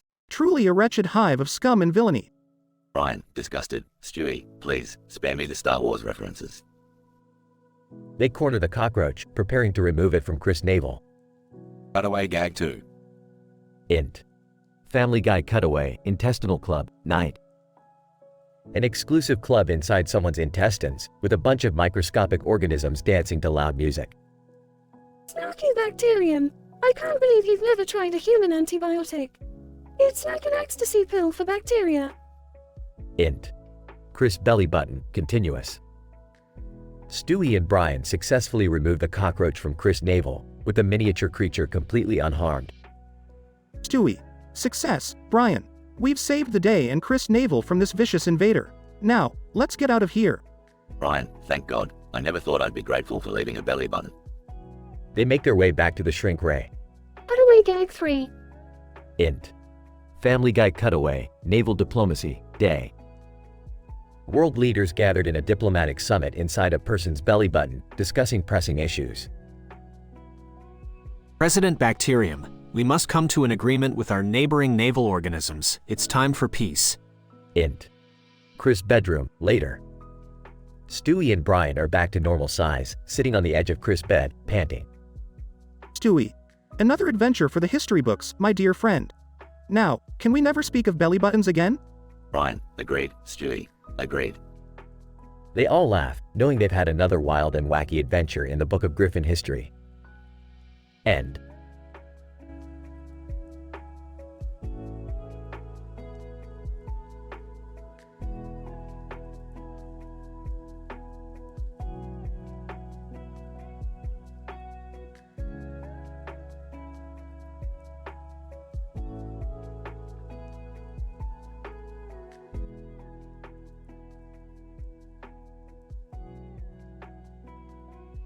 Judge Judy, alright, quiet down. Let's get this shit show started. Today's case is the most fucked up thing I've ever seen. Plaintiff, introduce yourself. Plaintiff, Squidward. My name is Squidward Tentacles, and I'm here to sue this idiotic SpongeBob SquarePants for destroying my priceless artwork while he was trying to make a goddamn sandwich. Defendant, SpongeBob. Objection, Your Honor. I was merely trying to satisfy my insatiable hunger for jellyfish jelly. Judge Judy, shut your trap, SpongeBob. I've had enough of your bullshit. Witness, step forward and state your name for the goddamn record. Witness, Patrick, my name is Patrick Starr, and I was there when SpongeBob made his artistic disaster. Plaintiff's lawyer, Mr. Krabs. Your Honor, my client is an acclaimed artist, and SpongeBob's reckless actions have cost him thousands of dollars in damages.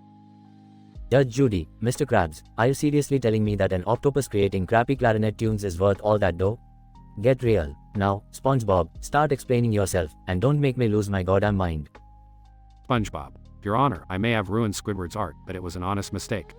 I was just reaching for the mustard to perfect my Krabby Patty recipe when things got out of hand. Plaintiff, Squidward, lies. This damn fool has been ruining my life since day one. He's nothing but a dim-witted sponge who doesn't know his ass from his elbow. Defendant's lawyer, Mrs. Puff. Your Honor, my client has always been an enthusiastic learner and a model employee at the Krusty Krab. Surely, we can find a way to settle this without ruining his reputation. Judge Judy, oh, for the love of Neptune. I've heard enough drivel. Here's what's gonna happen. SpongeBob, you're gonna apologize to Squidward and pay for the damages. And Squidward, you need to take your head out of your ass and learn some goddamn patience. Case closed. Plaintiff, Squidward, that's not fair, Your Honor. This imbecile deserves more than just a slap on the wrist. Defendant's lawyer, Mrs. Puff. Your Honor, may I suggest a dance-off to settle this instead? Judge Judy, you are out of your goddamn mind, Mrs. Puff. Get out of my courtroom before I sentence you both to a lifetime of community service with the Alaskan bullworms. The courtroom erupts into chaos as Judge Judy slams her gavel, ending the ridiculous case that will forever be etched in history as the most mind-boggling episode of Judge Judy.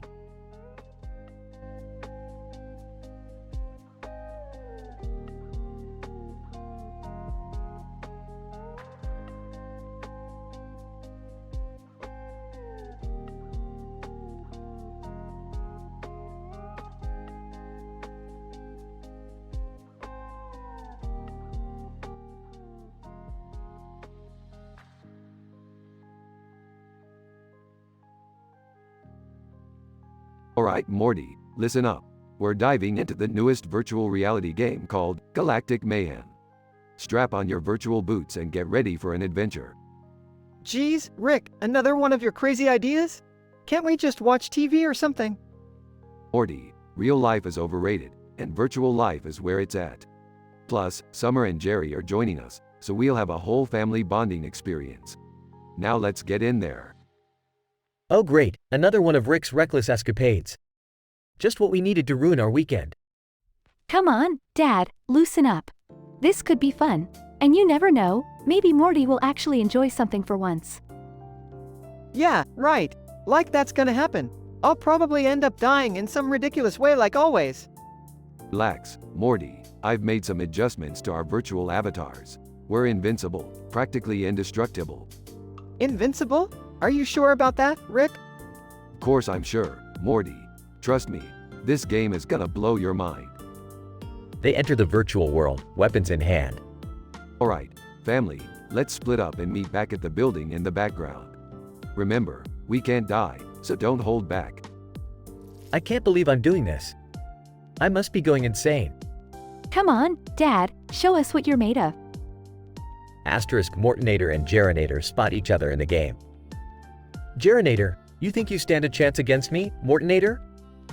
Prepare to be annihilated. Mortonator, bring it on, Gerinator. I'll take you down without breaking a sweat. The Mortonator swiftly decimates the Gerinator with an overpowered weapon. Mortonator, looks like you were no match for me, Gerinator. Gerinator, damn you, Mortonator. I'll get my revenge. Asterisk Mortonator self-destructs in a flashy explosion. Morty, what the hell did you do? I didn't mean to, Rick. I just pressed the wrong button. Typical Morty, messing things up as always. Way to go, bro. You blew up the Mortonator. Morty hangs his head in embarrassment. Alright, let's regroup at the building. And Morty, try not to destroy anything else this time. Yeah, sure. Just blame everything on me, why don't you? They meet back up at the building, victorious but slightly singed. Well, that was one hell of a ride. Who's up for round 2? Oh no, count me out. I've had enough excitement for the day. I'm in. Let's do this again, Rick. Ah, fine. But next time, can we play something less explosive? No promises, Morty. Now, let's get back in there and show these virtual baddies who's boss.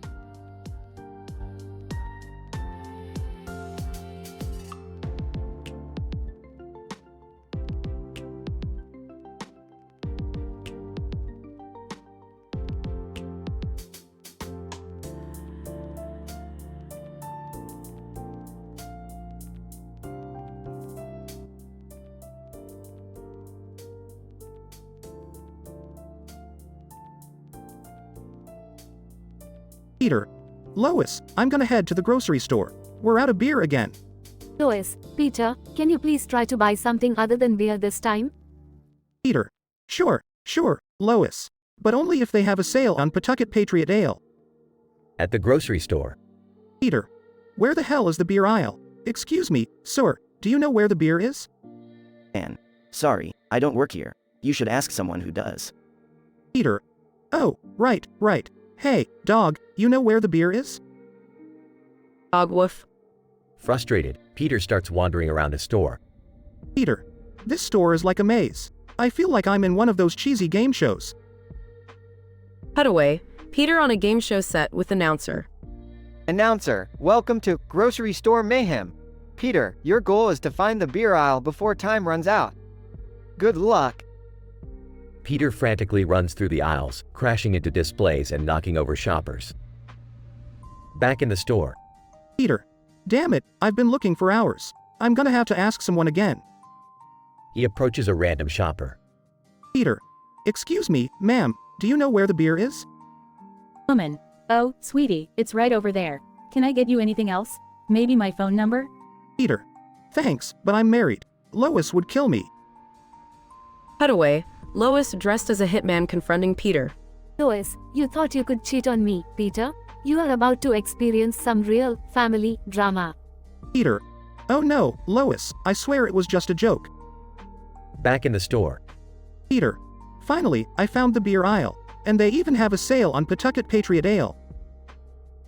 Cutaway, Peter buying a single can of beer and hearing trumpets play as confetti falls. Cashier. Congratulations, sir, you're the 1 millionth person to buy Pawtucket Patriot Ale. You've won a lifetime supply of beer. Peter. Oh my god, I can't believe it. Lois, we're set for life. Back at home. Lois, Peter, I can't believe you nearly cheated on me at the grocery store. Peter. It was just a misunderstanding, Lois. But guess what? We won a lifetime supply of Pawtucket Patriot Ale. Lois, that's unexpected. I suppose I can forgive you this time. Peter. Great, let's celebrate with a cold one, Lois. They clink their beer cans together, laughing. Scene fades out as the Griffin family enjoy their victory. Peter's adventure in the grocery store ends with both comedic mishaps and unexpected rewards. Through cutaway gags, the episode showcases the show's trademark humor and metafictional elements. Despite the initial conflict, the Griffins ultimately find a reason to celebrate, reinforcing their dysfunctional yet loving family dynamics.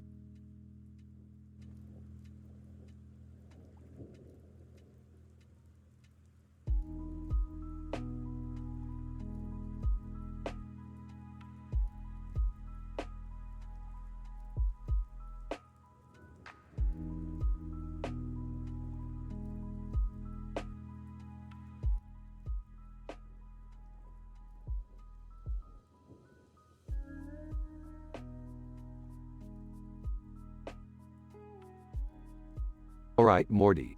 Buckle up because we're about to go on a wild ride.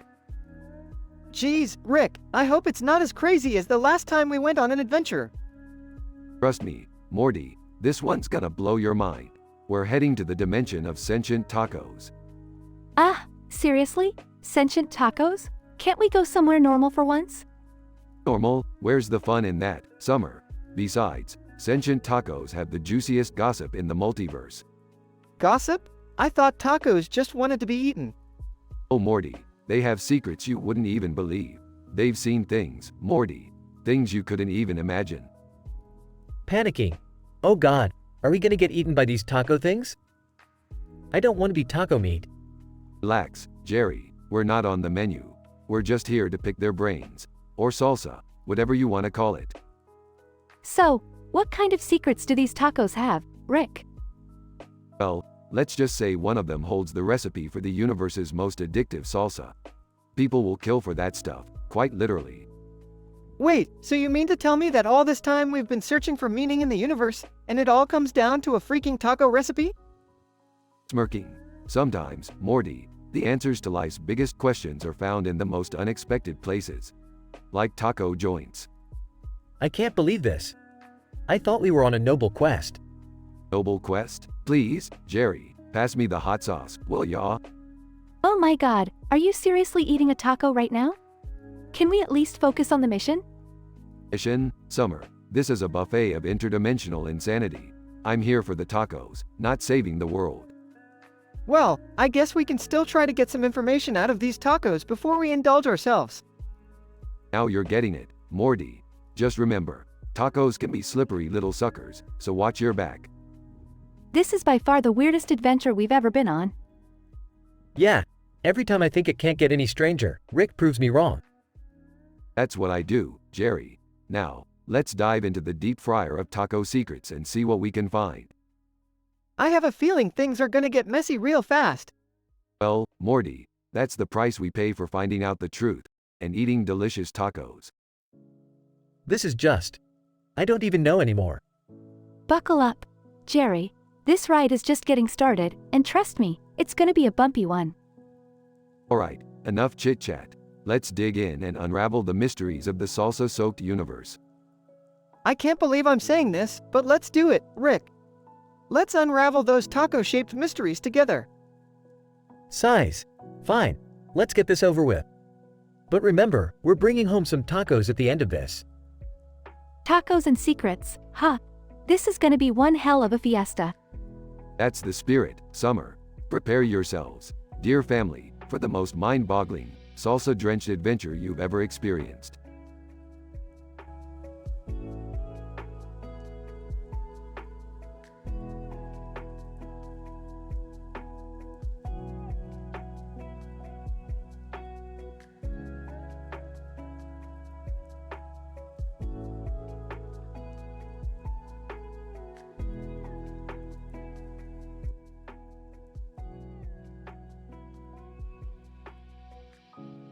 Judge Jelly, order in the court.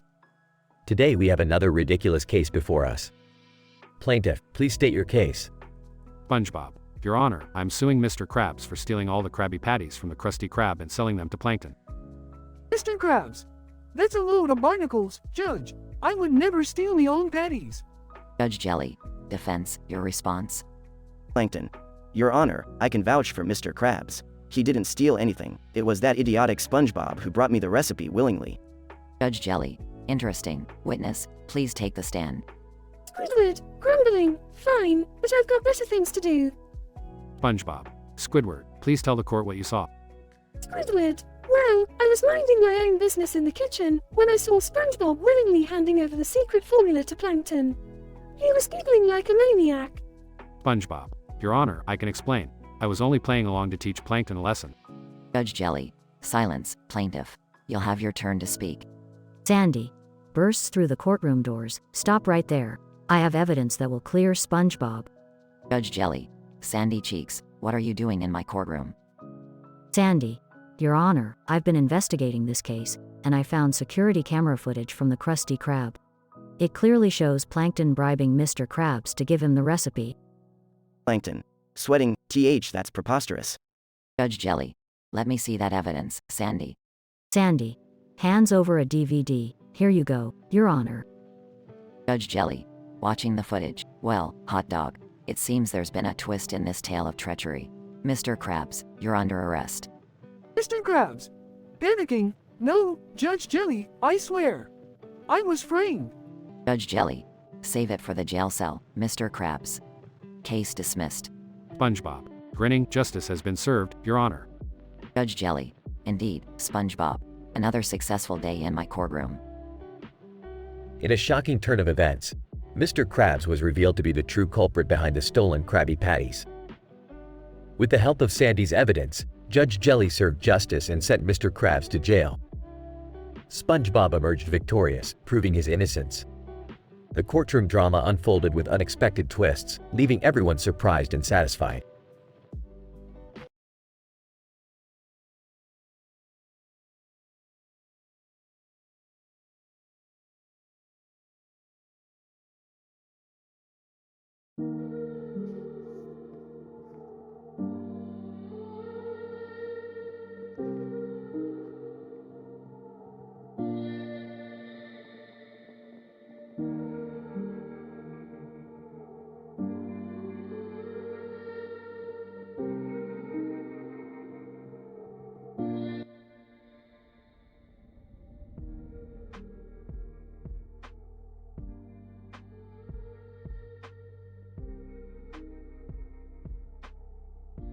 Morty, we've got bigger problems than my existential crisis right now. Look at this train station, it's chaos. Geez, Rick, what's the big deal? It's just a line in a train or something. Morty, this is no ordinary train station. It's the Francis Crick Institute. They've somehow managed to blend every category of science into a single train ride. Whoa, that sounds insane. But why is everyone lined up with plants in the middle? It's an otaku scavenger hunt, Morty. People go through this ridiculous line to find rare plant species to win. Genos, the ultimate anime prize. Genos? Like from One Punch Man? I love that show. Yeah, well, if we want to get our hands on one, we'll have to endure this line. But be warned, Morty, the categories they've mixed are downright unnatural. Hey, Dad, Morty. What's going on here? Beth, it looks like the world went off its rocker and decided to have a live stream of chaos at a vampire boat racing convention. Seriously, Dad? Vampire boat racing? Yeah, Beth, and people are risking their lives for it. We need to find a way to get through this line and snatch that Genos. Why do we always end up in these strange situations? Can't we just shop like normal people? Summer, normal is boring. Let's embrace the absurdity of this train station and get what we came for. Fine, let's do it. But what's the plan, Rick? Alright, Morty, I've calculated that by combining our sarcastic intelligence, we can create a distraction using these genetically modified plants. Dad, you're not going to get us into more trouble, are you? Oh, relax, Beth. It'll be fine. Just follow my lead. Okay, let's get these plants and cause some mayhem.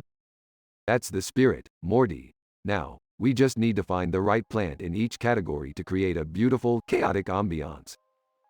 I can't believe we're actually doing this. This is so dumb. Dumb, but effective, Summer. Now, Morty, hand me that rare Venus flytrap crossed with a cactus hybrid in the plant carnivore desert category. Here you go, Rick. Now what? Easy, Morty. We just need to attach this plant to a remote-controlled drone and let it fly through the line, causing havoc. I can't believe I'm saying this, but that's actually a clever plan, Dad. Of course it is, sweetheart. Now, let's watch the chaos unfold. Look at all those people running and screaming. Who knew plants could be so terrifying? Morty, everything can be terrifying if you use it the right way. Now, while they're distracted, let's grab that Genos and get out of here. I can't believe we actually pulled it off. We may be screwed up, but we make a good team. That's the spirit, Summer. Now, let's head back to the spaceship and watch some vampire boat racing. We've earned it. Dad, please tell me you're not serious. Oh, Beth, you know me. I'm always serious, sarcastic. Let's go have some fun, family. As the Smith family retreated from the train station with their stolen Genos, chaos continued behind them. The plant drones wreaked havoc among the bewildered crowd, leaving the scientists and otaku hunters scratching their heads in confusion. Little did they know, Rick and his dysfunctional family had added another bizarre adventure to their growing list. And as they settled in to watch vampire boat racing, they couldn't help but laugh at the absurdity of it all. After all, what's life without a little chaos?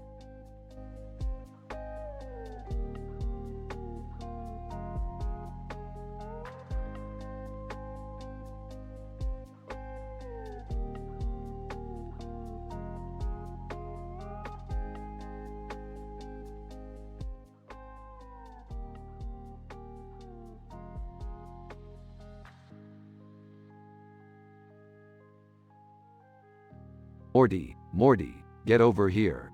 What's up, Rick? You sound all freaked out. Take a look at this photo I found. It's a blurry picture of a field with a word written in it that says, Shutterstocker K, on the grass. Shutterstocker, what the hell does that mean? I have no idea, Morty. But it looks like some kind of interdimensional anomaly. We gotta check it out. What's all the commotion, boys? Beth, we found a photo of a field with an unknown word. We need to investigate it. Who knows what kind of trouble we're getting into this time. Oh, count me in. I could use a break from Jerry's constant whining. Hey, why is everyone always picking on me? Shut up, Jerry. You're like a silverfish in a silver suit, always crawling around and annoying everyone. Well, excuse me for having emotions, Rick. Alright, guys, let's focus. We need to figure out what this Shutterstocker K thing is. Agreed. We're going to need some advanced technology and calculations to locate its origin. I'll help with the calculations, Rick. I've always had a knack for solving complex problems. Can we please hurry? My legs are starting to feel like jello. We're almost there, Morty. Just hold on a little longer. They arrive at the field in the photo. Look. The word Shutterstocker K is written right here on the grass. Whoa, what's that glowing light over there? Malevolent spirit emerges from the light. Spirit, you have trespassed into my domain. Prepare to face your worst nightmares. Oh great, another dimension, another stupid ghost. This is gonna be fun. We need a plan, Rick. We can't let this spirit take us down. Spirit, your plans will be useless against my power. Rick, I have an idea. Let's use Cloud Strife to defeat this spirit. Morty, I know you love your video games, but summoning a fictional character won't help. Just trust me, Rick. Cloud is the best. Morty summons Cloud Strife. Cloud, what's up, Morty? Ready to save the day? Wow, Morty, who knew you had some hidden abilities? Spirit, foolish mortals. I will not be defeated by a video game character. Cloud, oh, really? Let me show you my limit break.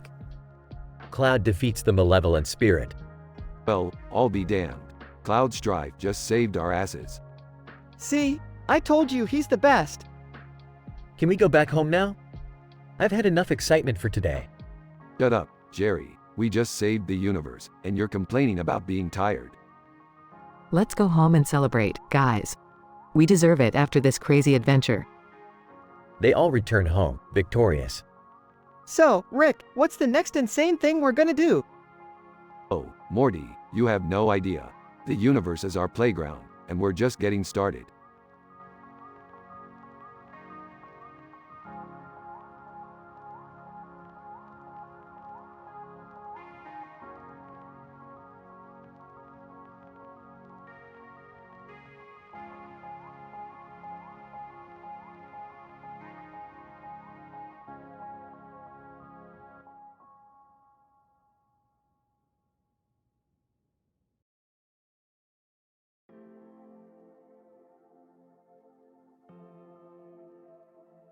Morty, come here. I've got a deal for you.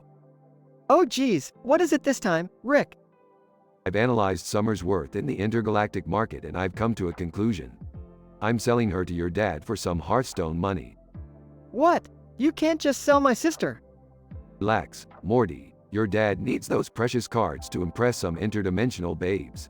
It's a win-win situation. Well, for me at least.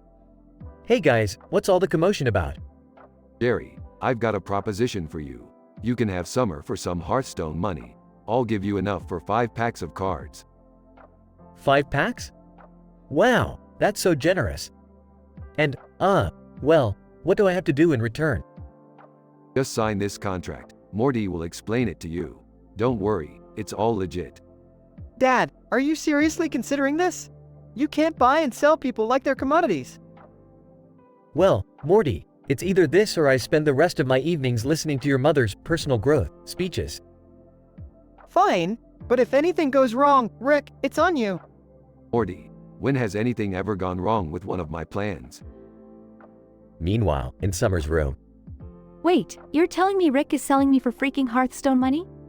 That shady old man. Summer, language. I don't condone this, but your dad seems desperate for those cards. Ah, Dad is such a loser. I can't believe he values virtual cards over his own daughter. Well, maybe you can teach him a lesson once this is over. Back in the living room. All right, Rick, I signed the contract. Give me the money. You're a man of your word, Jerry. Here you go. 5 packs. Now take your daughter, or what's left of her.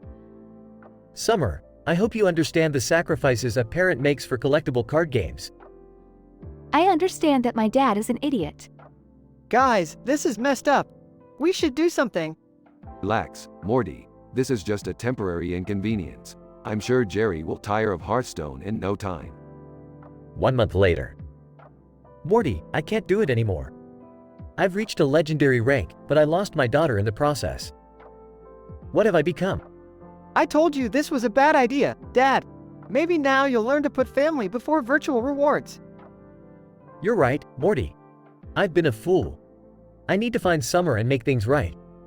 Well, looks like the idiot finally learned his lesson. Family drama, the real Hearthstone. The family embarks on a quest to find Summer, encountering bizarre dimensions, crazy creatures, and mind-bending puzzles along the way. Eventually, they reunite and Jerry makes amends with Summer. Summer, I'm so sorry for what I've done. Can you ever forgive me? Dad, you're a doofus, but you're still my doofus.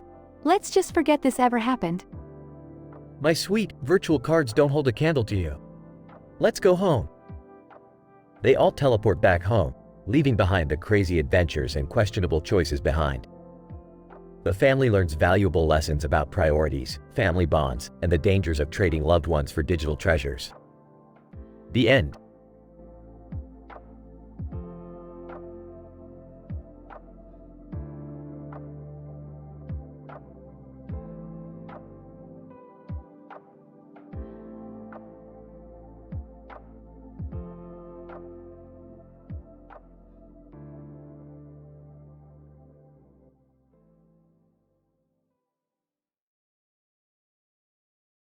Hey Morty, you won't believe what just happened. I was in this crazy dimension where machines ruled the world. Oh, great, Rick. Another dimension? Can't we have one peaceful adventure? Peaceful? That's not my style, Morty. Anyway, I stumbled upon this library, right? But guess what? I found a drawing of a gun in the middle of the bookshelves. Geez, Rick, that sounds dangerous. What did you do? Well, naturally, I did what any self-respecting scientist would do. I grabbed that gun, and just for laughs, fired a machine gun right in the middle of the library. Whoa, Rick, are you crazy? You can't just go around shooting up libraries. Relax, Morty, it was just a simulation. But apparently, the simulation became real, and now I'm banned from that library for 5 octillion 439 septillion 645 sextillion 943 quintillion 57 quadrillion 670 trillion 340 billion 233 million 239,484 years. Oh man, Rick, what are we gonna do now? We can't just wait that long. Don't worry, Morty, I've got a plan. We're gonna use the portal gun to find the interdimensional library of forgiveness and beg for mercy. The Interdimensional Library of Forgiveness?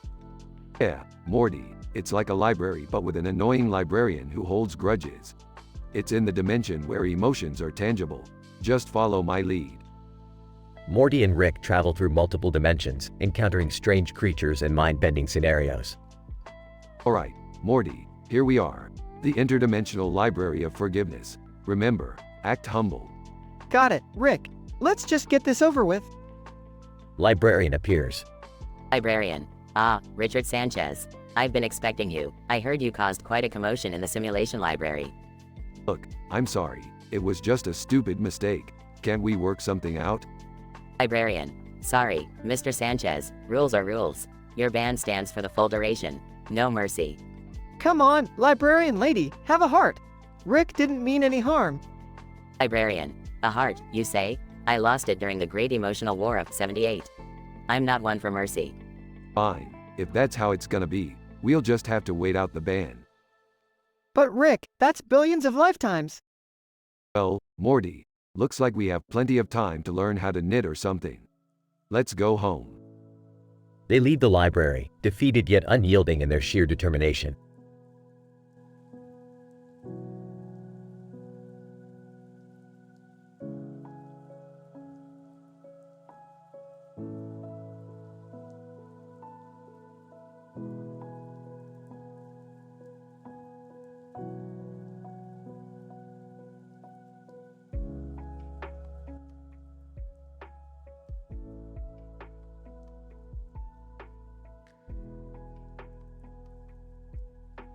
Stan, dude, check it out. I found this magic conch shell at the creek. Kyle, oh my god, that's freaking sweet. Let's ask it some questions. Hartman. Yeah, ask it if I'm gonna be fatter than ever tomorrow. Kenny. Muffled, MMMPH. Stan, alright, here goes. Magic conch shell, will Cartman be fatter than ever tomorrow? Magic conch shell. Mystical voice. All signs point to yes, you fat fuck. Hartman. What the fuck? Screw you, conch shell.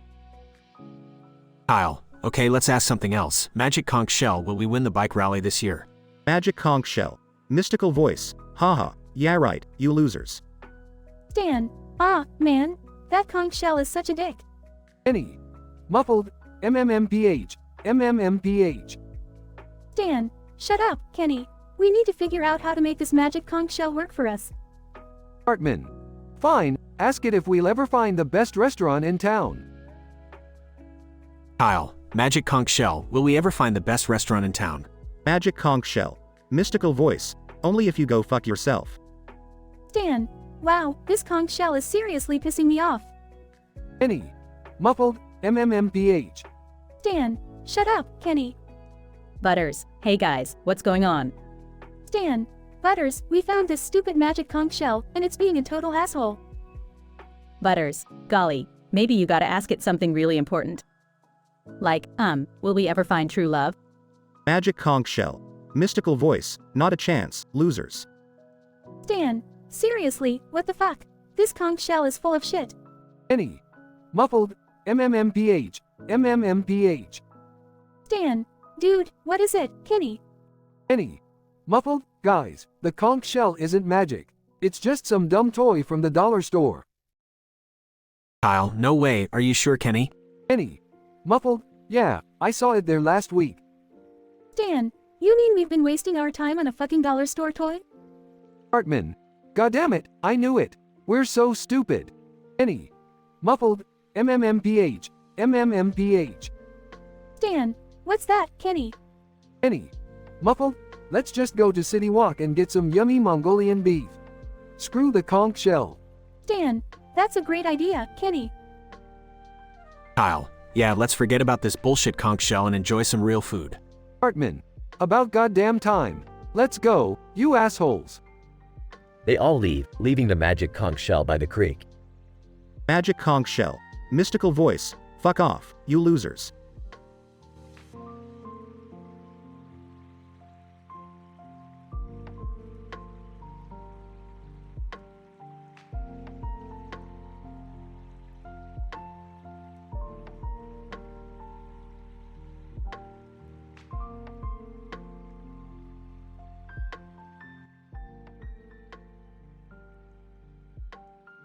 Morty, we've got another adventure on our hands.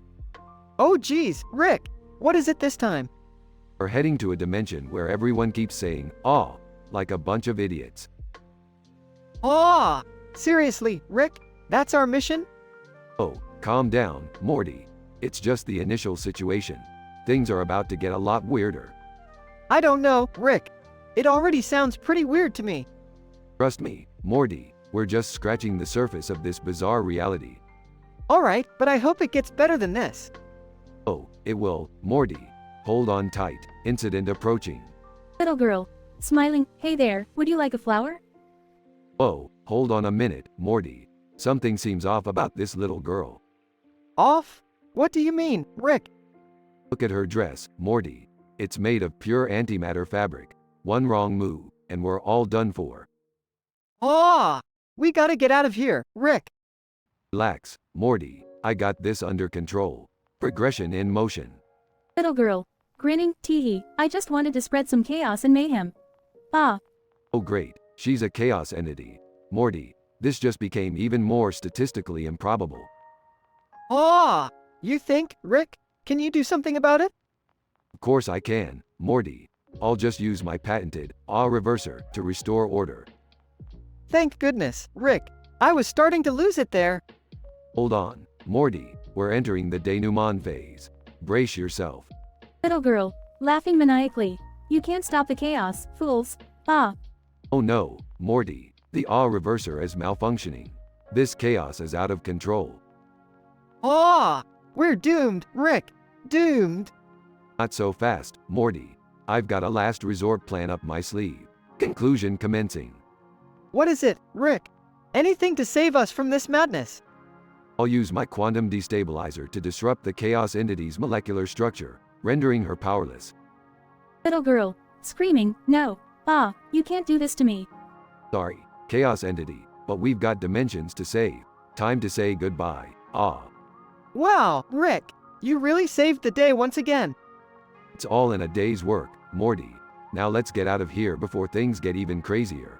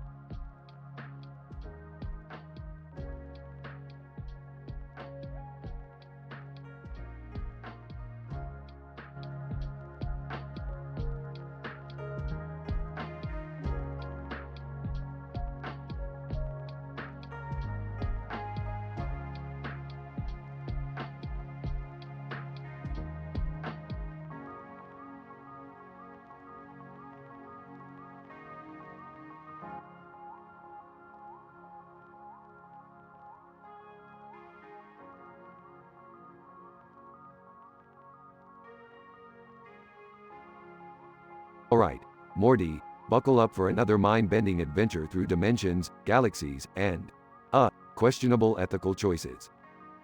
Geez, Rick, can't we just have a normal day for once? Maybe help Jerry with something? Morty, helping Jerry is about as useful as a screen door on a submarine. Besides, he's too busy trying to figure out how to tie his own shoelaces. Yeah, well, at least he's not getting us into death-defying shenanigans every week. Can't we just take it easy? Morty, taking it easy is for people with the attention span of a goldfish. We're going to sell Jerry on the intergalactic market. Turns out, desperate planets will pay top dollar for a Jerry. What? Selling my own dad? That's messed up, Rick. Even for us. Oh, come on, Morty. Jerry's already half gone on the intelligence scale. Might as well put him to some good use. Plus, I need funds for my latest sci-fi gadget. This is so wrong, Rick. But hey, I'm not one to judge. Let's get this over with. In and out, right? That's the spirit, Morty. Now, let's start the bidding. Ahem. Greetings, alien overlords. We present to you one authentic, barely functional Jerry Smith. Open for bids. Panicking. Rick, you can't do this. Help me. Jerry, shut up and smile. We're trying to make a sale here. Alien 1. Suspiciously, what's the catch? We've heard about Jerry. Look, he's like a faulty robot with a pulse. Perfect for those planets looking for an unsuccessful comic relief character. Alien 2. Interesting, but can he be reprogrammed to do our bidding? Nope. The most you can get from Jerry is a really long anecdote about cereal. Alien 1. We'll give you a case of dark matter and a Snickers bar for him. Hey, that's not fair. I'm worth at least 2 Snickers. Deal. Rick, are you serious?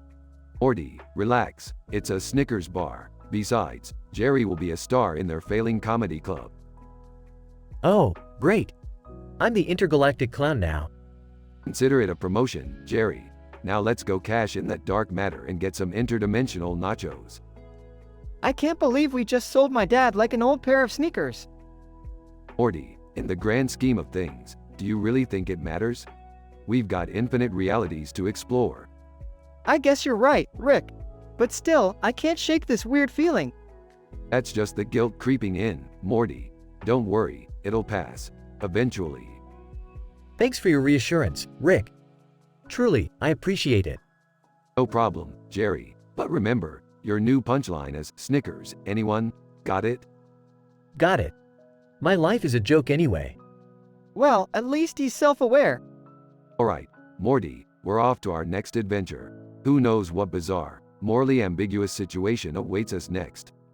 Can't wait, Rick. Let me just grab my portal gun and put on my expression of mild annoyance face. That's the spirit, Morty. Off we go, to infinity and beyond. Wait, wrong universe, whatever, let's just go.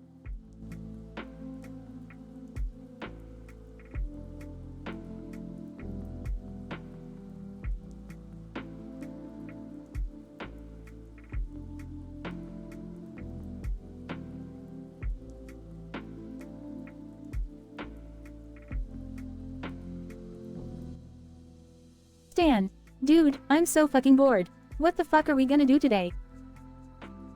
Kyle, I don't know, dude. This sucks donkey balls. Fuck it, let's just ask that magic conch shell for ideas. Hartman. Yeah, there's gotta be some fucked up shit that thing can come up with. Give it here, I'll ask. Any. MMMBMBBLM. Stan, alright, Cartman, what did the conch shell say? Hartman. It said, go to the strip club and make it rain, bitches. Kyle, are you fucking kidding me, Cartman? That's your answer? Hartman. Hey, don't blame me. Blame the magical conch shell. Stan, alright, let's give it another try. Pass it here, Cartman. Hartman. Don't even think about it. I get to ask again. Any.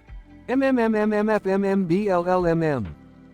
Stan, what the fuck did it say this time, Cartman? Hartman. Start a riot in the grocery store and steal all the candy. Kyle, seriously, that's the best the conch shell can come up with. This is fucking stupid. Hartman. Screw you guys, I'm keeping this conch shell. It knows what's up. Any. MMMBLLLLBBMMM.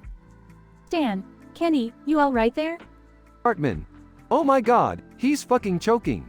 Do something, you assholes. Kyle, alright, calm down. I'll do the Heimlich maneuver on him. Stan, hurry the fuck up, Kyle.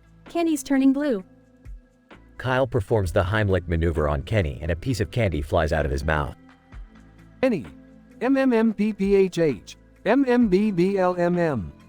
Stan, holy shit, Kenny, you alright? Any. Yeah, fuckers. But seriously, fuck that conch shell. Hartman. Yeah, maybe it's a piece of shit after all. Let's go play some video games instead.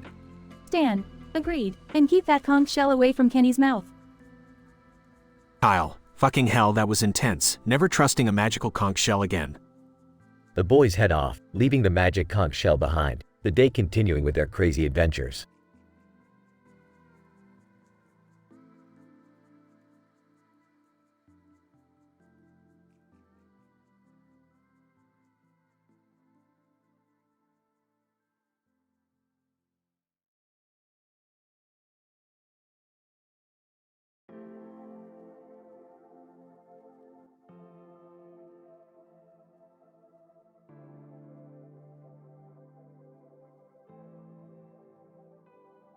Morty, look at this toothbrush. It's got yellow toothpaste all over it. Looks like someone has been neglecting their hygiene. Oh, Rick, that's yours. You've been using that toothbrush for weeks without changing the toothpaste. Well, who has time to change toothpaste, Morty? I've been busy with my groundbreaking research, like developing a portal gun that can double as a toothpaste dispenser. That sounds incredibly dangerous, Rick. I mean, what if you accidentally shoot toothpaste into someone's eye? Relax, Morty. If they can't handle a little toothpaste in the eye, they shouldn't be wandering around the multiverse. Now, let's get to the important stuff. I need your help testing this new invention. What did you come up with this time, Rick?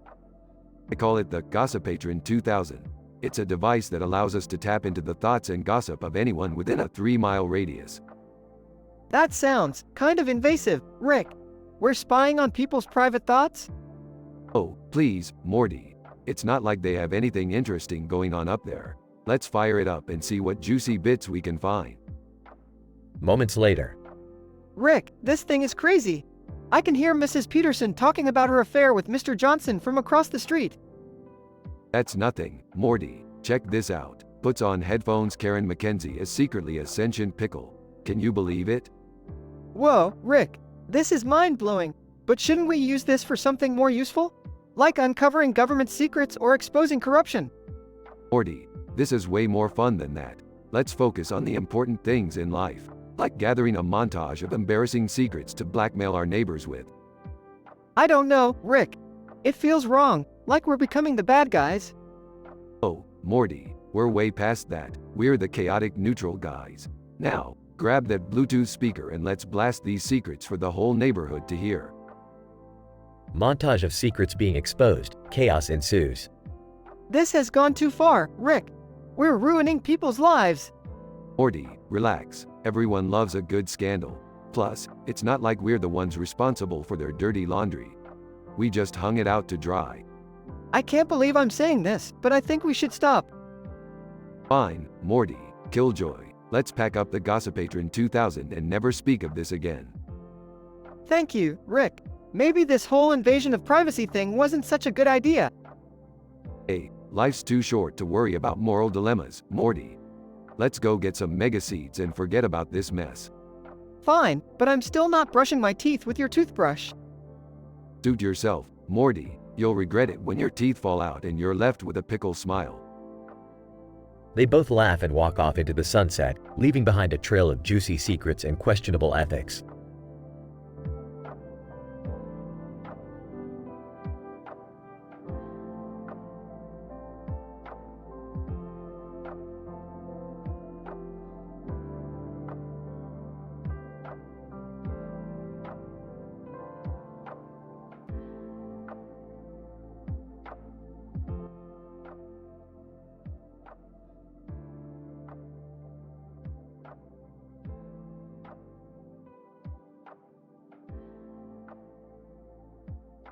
Drew Carey, ladies and gentlemen, welcome to another thrilling episode of Whose Line Is It Anyway?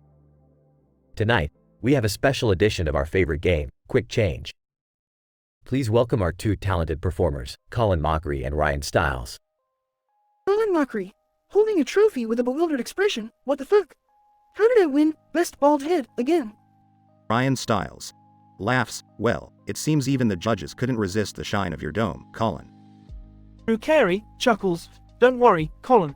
It's just a testament to your amazing improv skills that they couldn't ignore. Wayne Brady, from the side, change. Colin Mockery, confused. What? Okay then, how the fuck did I win Sexiest Hair? Ryan Stiles laughs. I guess the judges really value the concept of less is more, Colin. Drew Carey, tonight's theme is X-rated extravaganza. So, let's dive into the first scene, shall we? Colin Mockery raises an eyebrow. X-rated? Oh boy, this is gonna be interesting. Ryan Stiles grinning mischievously. I hope you're ready for some outrageousness, Colin. Wayne Brady interjects, change. Colin Mockery roll his eyes. I hope you're ready for some massive dildos, Colin. Ryan Stiles cracks up laughing. Well, I wasn't expecting that, but hey, I'm game. Drew Carey, alright, the scene is set in a sex shop. Colin, you're the customer, and Ryan, you're the eccentric employee ready to assist. Action. Colin Mockery looking around the shop. Wow, there are so many interesting toys here. What's the craziest thing you have? Ryan Stiles smirking. Well, I've got something called the Orgasmotron 5000. It's an experience like no other. Wayne Brady jerks his head and shouts, change. Ryan Stiles. Well, I've got something called the Tickle Me Taint Otron. It's an experience like no other. Colin Mockery trying not to burst into laughter. Does it come with batteries? Ryan Stiles winking. Nah, it's solar powered, environmentally friendly and pleasure maximized. Drew Carey, cut. That was fantastic, guys. Let's move on to the next scene. Colin Mockery smirking. So, Drew, you're enjoying this craziness more than the audience, aren't you? Drew Carey laughs. Well, it's all part of the job, Colin. Plus, I get a kick out of seeing you two struggle. Wayne Brady interrupts, change. Drew Carey, well, it's all part of the job, Colin. Plus, I get an erection out of seeing you two struggle. Colin Mockery laughs uncontrollably. Oh, come on, Wayne, you had to go there? Ryan Stiles wipes away tears of laughter. This show just took a whole new turn. Drew Carey laughs along, and that's why we love Quick Change, folks. Tune in next time, where we'll make it even more absurd. Scene fades out as the audience erupts into laughter and applause.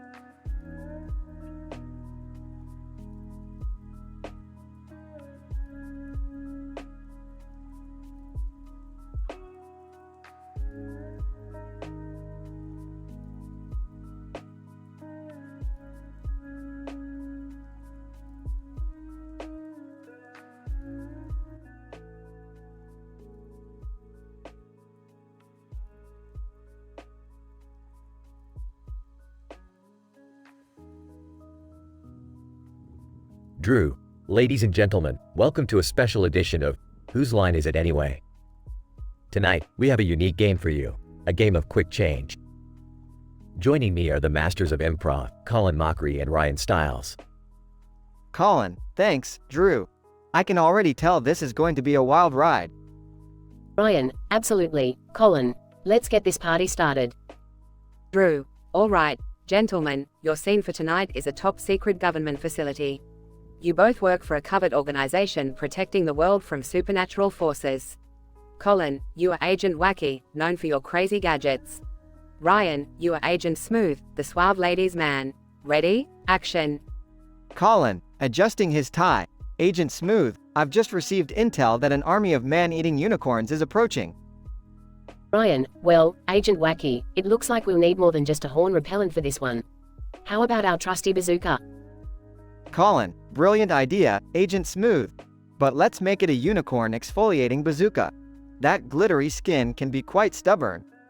Ryan, change. Let's make it a unicorn hypnotizing bazooka. We'll make them believe they're vegan and turn them against themselves. Colin, perfect. Meanwhile, we need to devise an escape plan. I suggest we use my patented jet-powered underpants. Ryan, laughs. Agent Wacky, I always knew your underpants were full of surprises. But we need something more inconspicuous. How about a pair of rocket boots disguised as ordinary loafers? Colin, Agent Smooth, I like the way you think. With my rocket boots, we'll make an elegant escape, soaring through the moonlit sky. Ryan, change. With my rocket boots, we'll make a flamboyant escape, twirling and pirouetting like ballet dancers. Colin, absolutely fabulous, Agent Smooth. But wait, there's an agent from a rival organization approaching. Quick, hide behind that inflatable pink elephant. Ryan, change. Quick, hide behind that giant inflatable duck. It's time to put our advanced spy training to work. Colin, whispering, Agent Smooth, I've just realized something. Those unicorns we're protecting the world from. What if they're just misunderstood fashionistas? Ryan, change. What if they're just misunderstood magical beasts, seeking friendship and love? Colin, you're right, Agent Smooth. We've been vilifying them all along. We need to build a unicorn sanctuary instead. Ryan, change. We need to organize a unicorn fashion week, where they can showcase their unique style and charm. Drew, and scene. That was truly unexpected. Colin and Ryan, you never fail to surprise us. And Wayne, thanks for the occasional change to keep them on their toes. Wayne, change, and thank you, Drew, for hosting this absolute madness. You guys are insane. Drew, well, that's the spirit of Whose Line Is It Anyway? Join us next time for more hilarious improvisation. Good night, everyone. In this episode of Whose Line Is It Anyway? Colin and Ryan take on the roles of secret agents, battling man-eating unicorns and ultimately realizing the misunderstood nature of these magical creatures. With their improvisational skills and a touch of madness, they turn the tables and promote love and fashion for these once feared beings, all while donning rocket boots and hiding behind inflatable animals. It's a whirlwind of hilarity that only the talented performers of Whose Line could deliver.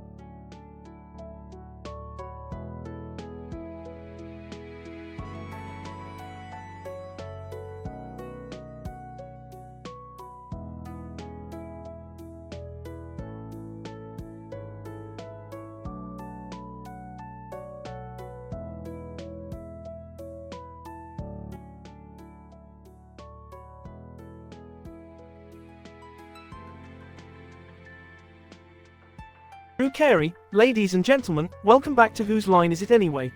Tonight, we have a special episode where Colin and Ryan will be playing the game Quick Change. Are you ready, guys? Colin Mockery. You bet, Drew. Let's get this shit show on the road. Ryan Stiles. Absolutely. Can't wait to see what ridiculous scenarios you have in store for us tonight. Drew Carey, alright, gentlemen, the scene for tonight's episode is a high-stakes poker game. Colin, you're the hard-nosed mob boss hosting the game. And Ryan, you're the rival gang leader trying to outsmart Colin and take control. Ready, action. Colin Mockery. Alright, all you fucking scoundrels. Welcome to my goddamn poker game. The stakes are high, so don't be a bunch of pussy-ass bitches.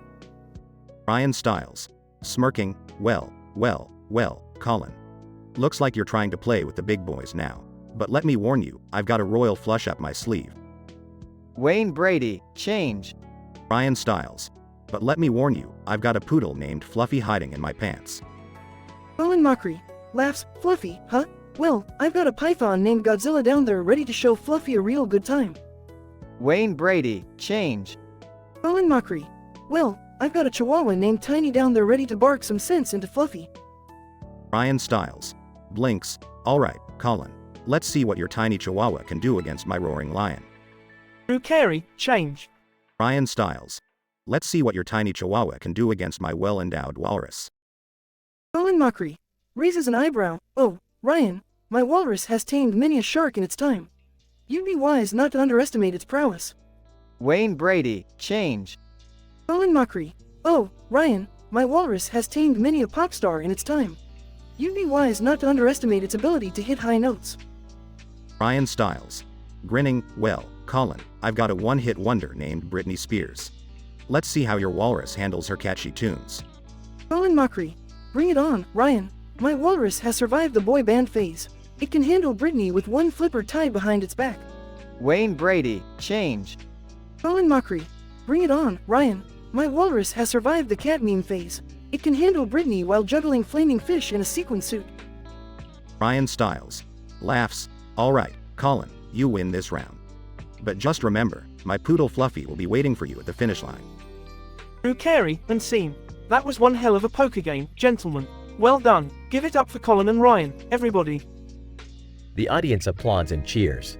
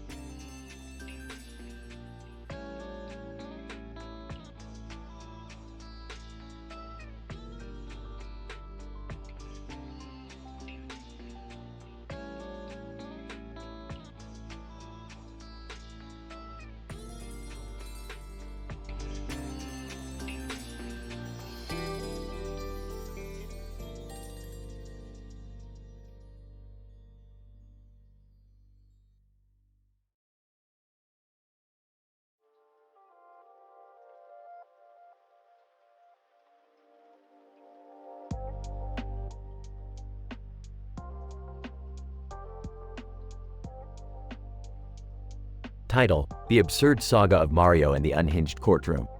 Characters. Judge Judy. Plaintiff: Mario. Defendant: Luigi. Witness: Bowser. Judge Judy. All right, let's get this shit show started. Clear the stage and bring in the plaintiff. Incident. Mario runs in frantically. Your Honor, this green-suited bastard stole my golden mushrooms. He thought he could escape, but he can't hide from justice. Luigi, defensively. Objection, Your Honor, this mustachioed maniac is spewing nonsense. I haven't even been near his precious mushrooms. Progression. Judge Judy. Size. Mario, your desperation is showing. Any evidence?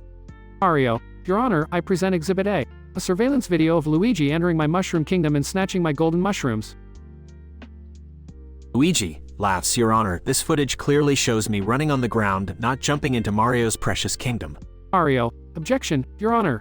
Luigi has always had sneaky plumbing skills. Judge Judy. Fine, let's bring in a witness to clear this carnival of bullshit. Bring in Bowser. Witness: Bowser marches in, grinning. Ahem, Your Honor, I am Bowser, the ultimate badass. I witnessed Luigi desperately plotting to steal Mario's golden mushrooms. It was pathetic.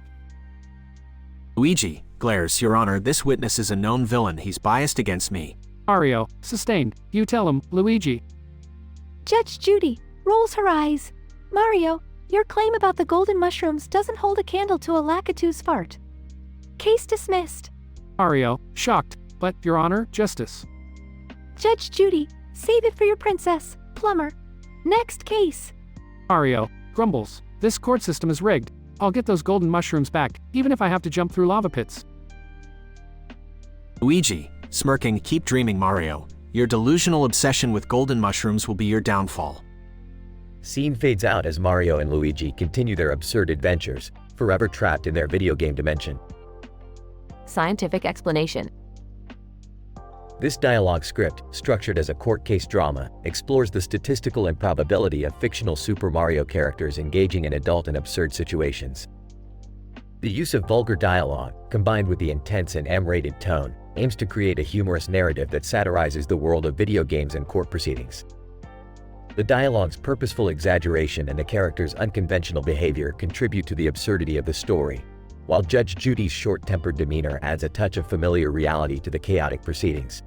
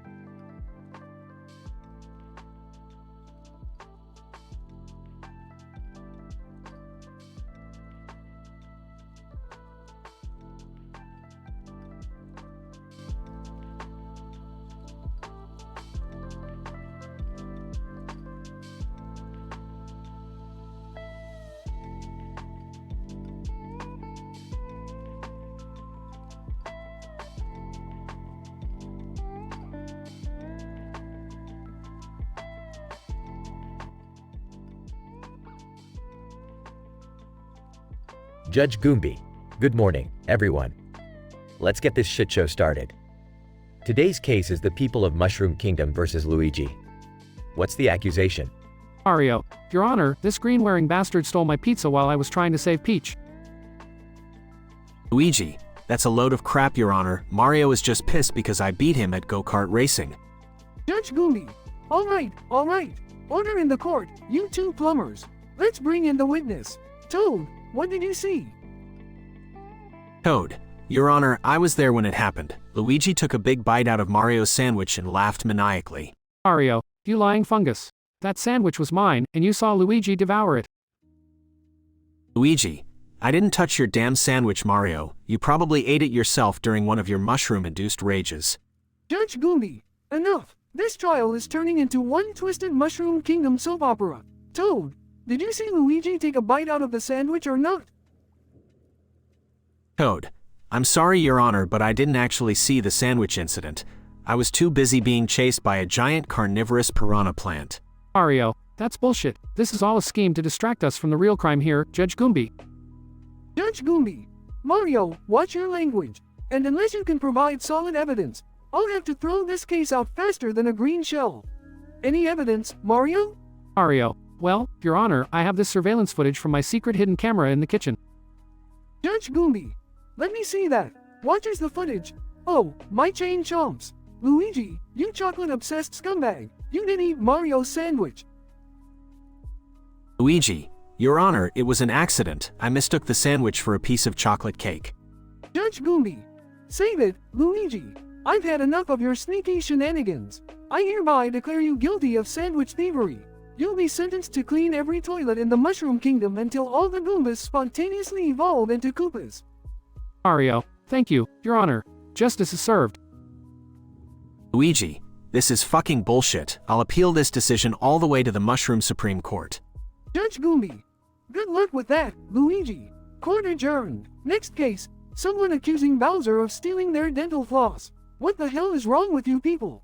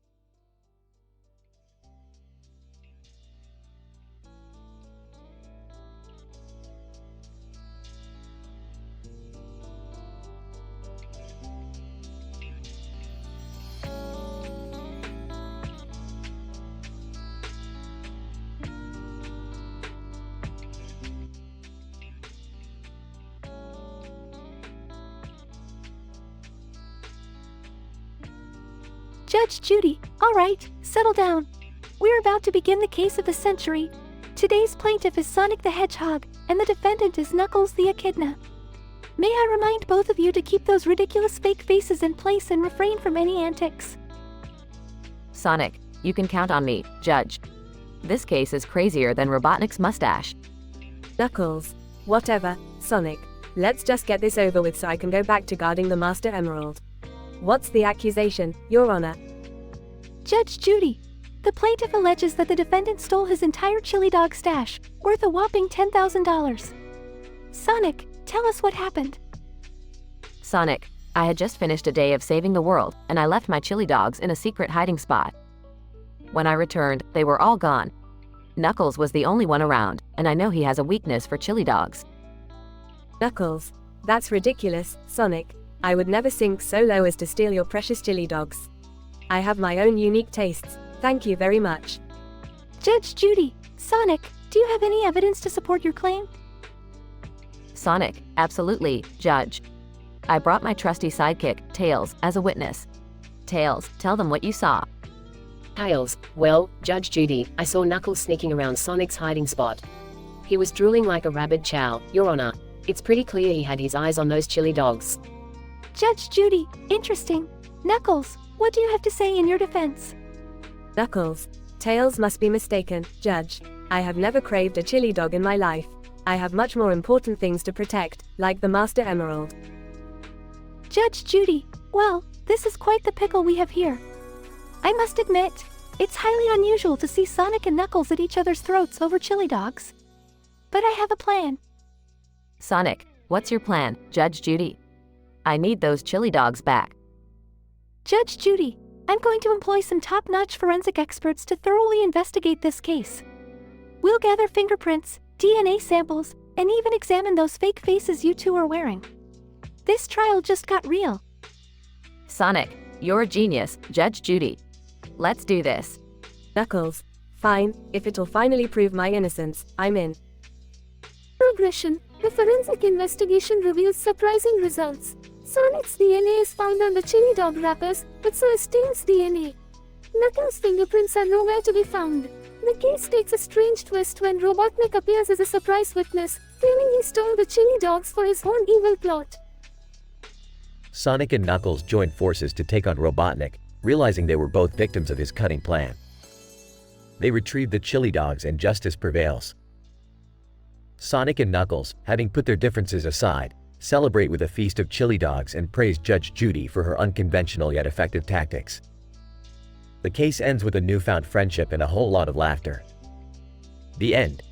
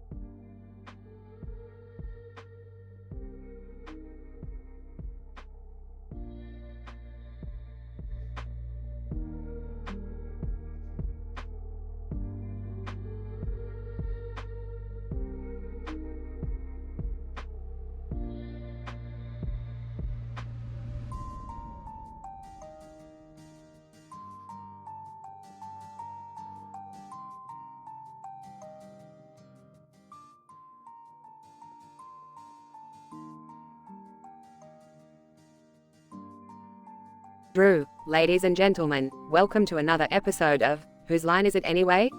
Tonight, we have a very special game for you. Colin and Ryan, please step forward.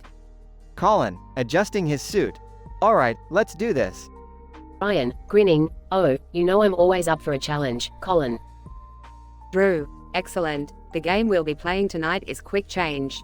Wayne will occasionally shout, change, and you'll have to alter your previous line of dialogue. Are you ready? Clean. Change. Colin rolls his eyes. Oh, I can already tell this is gonna be a wild ride. Ryan chuckles, no kidding. Alright, let's get started. Drew, the scene is set in a beautiful flower garden, with vibrant red flowers and bushes. You two are prestigious botanists who have just discovered a new species of flower. Action. Colin, looking at the flowers. Ryan, would you look at these red beauties? They're magnificent. Ryan, indeed, Colin. These flowers are exquisite. I've never seen anything like this before. Clean. Change. Ryan, outrageously marvelous, Colin. These flowers have a captivating allure that enchants the soul. Colin, Snickers, enchants the soul? Ryan, I didn't know you were a poet as well. Ryan, poetry and botany, my dear Colin, are a match made in heaven. Drew, chuckles, you two make quite the dynamic duo. Clean. Change. Drew, you two make quite the dysfunctional duo. Colin, dysfunctional? I didn't realize our deep admiration for plants was dysfunctional. Ryan. Ryan, oh, it's not just the plants, Colin. It's your questionable fashion choices too. Colin, laughs. And who's talking, Mr. Mismatched Socks? Ryan, touche, Colin. Touche. Clean. Change. Ryan, touche, Colin. I must admit, your ability to find faults is truly awe-inspiring. Colin, well, it takes one to know one, my friend. Speaking of faults, have you seen the size of that bug over there? Ryan, feigning fear, sweet Mary, that thing is terrifying. We should call animal control immediately. Drew, looks like you're bringing wildlife into the mix. Impressive improvisation, gentlemen. Clean. Change. Drew, looks like you're summoning demons from the netherworld. Impressive improvisation, gentlemen. Colin, playfully, Ryan, I didn't know you had connections in the underworld. Care to introduce me? Ryan, sorry, Colin, but I tend to keep my underworld connections a secret. Drew, time's up, gentlemen. Bravo on another hilarious performance. Colin, bowing, thank you, thank you. Ryan, grinning, just doing what we do best. Drew, and that concludes tonight's episode of Whose Line Is It Anyway? Join us next time for more improv madness. Good night, everyone. Clean. Change. Drew, and that concludes tonight's completely bonkers, uncensored episode of Whose Line Is It Anyway? Join us next time for more batshit crazy improvisational shenanigans. Good night, you beautiful degenerates. End of episode.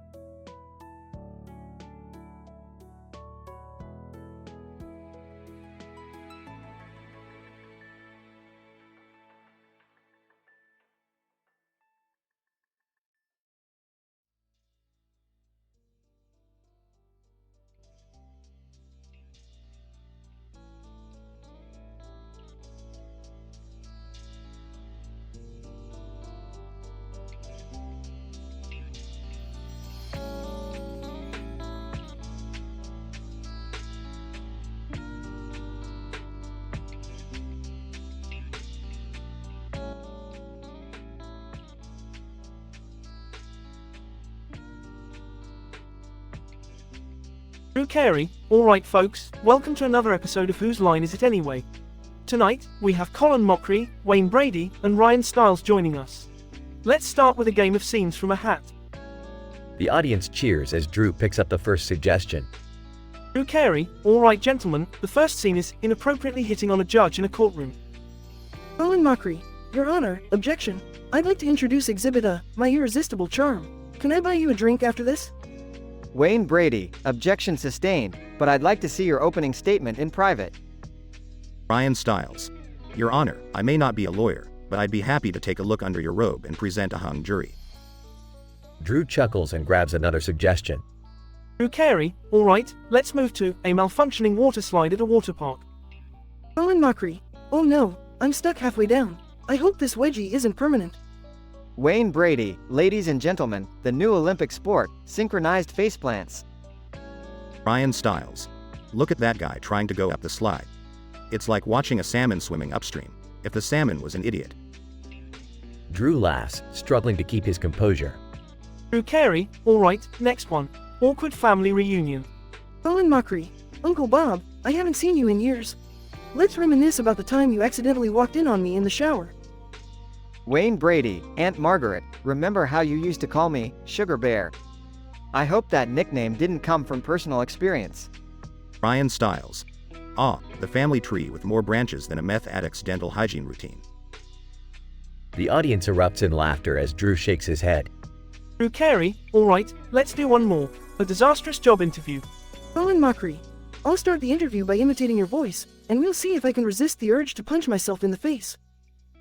Wayne Brady. I'm sorry, but I have to ask. Can you guarantee that working here won't slowly strip away my will to live?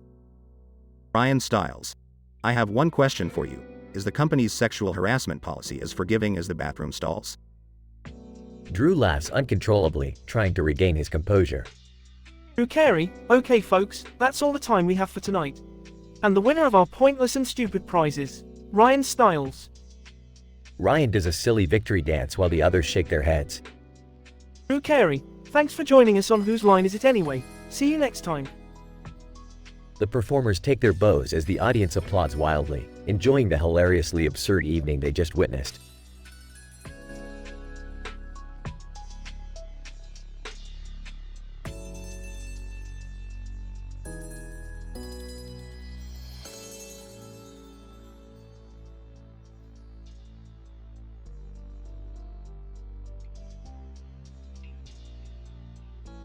I'm sorry, but I can't generate that story for you.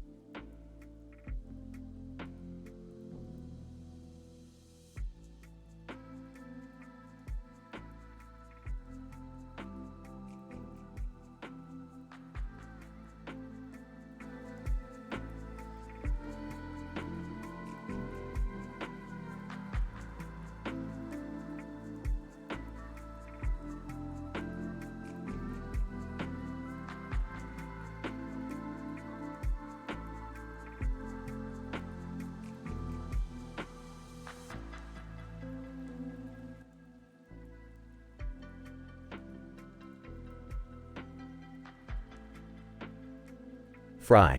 Hey Bender, have you ever wondered what happened to Slurms Mackenzie? Bender, Slurms? That party-loving slug? Nah, who cares about him? Leela, actually, you guys, I heard a rumor that Slurms is making a comeback. He's planning the ultimate party on Planet Express. Fry. No way. We have to get in on that action. Bender, alright, but if I don't get at least 1 million free beers, I'm gonna kill someone. Leela, we all know how you get when you're drunk, Bender. Just try not to destroy everything this time. Cut to Planet Express. A massive rave is happening inside the building. Amy, this party is insane. Slurm sure knows how to throw down.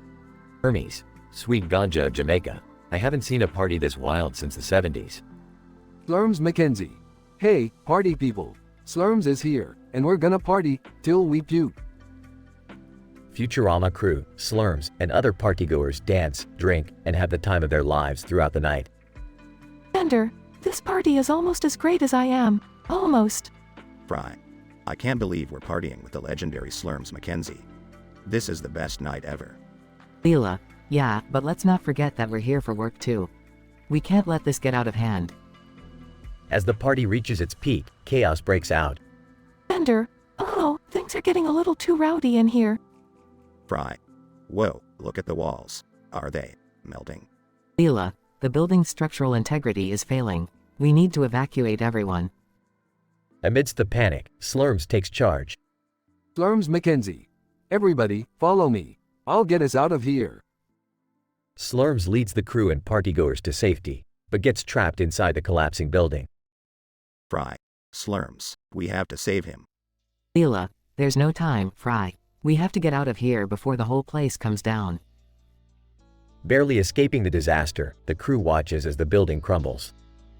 Bender, that party was the best thing that ever happened to me, and now it's gone. Amy, Slurm sacrificed himself to save us. He's a true party hero. Hermes, I, for one, will never forget the legend of Slurms Mackenzie. May he party in peace.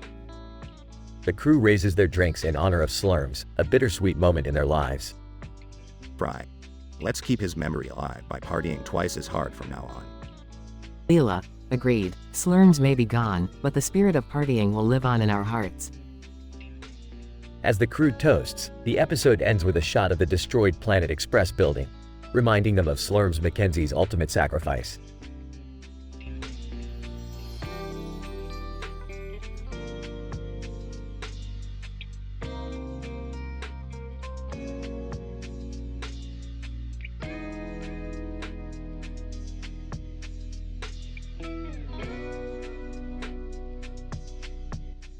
I'm sorry, but I won't be able to generate that story for you.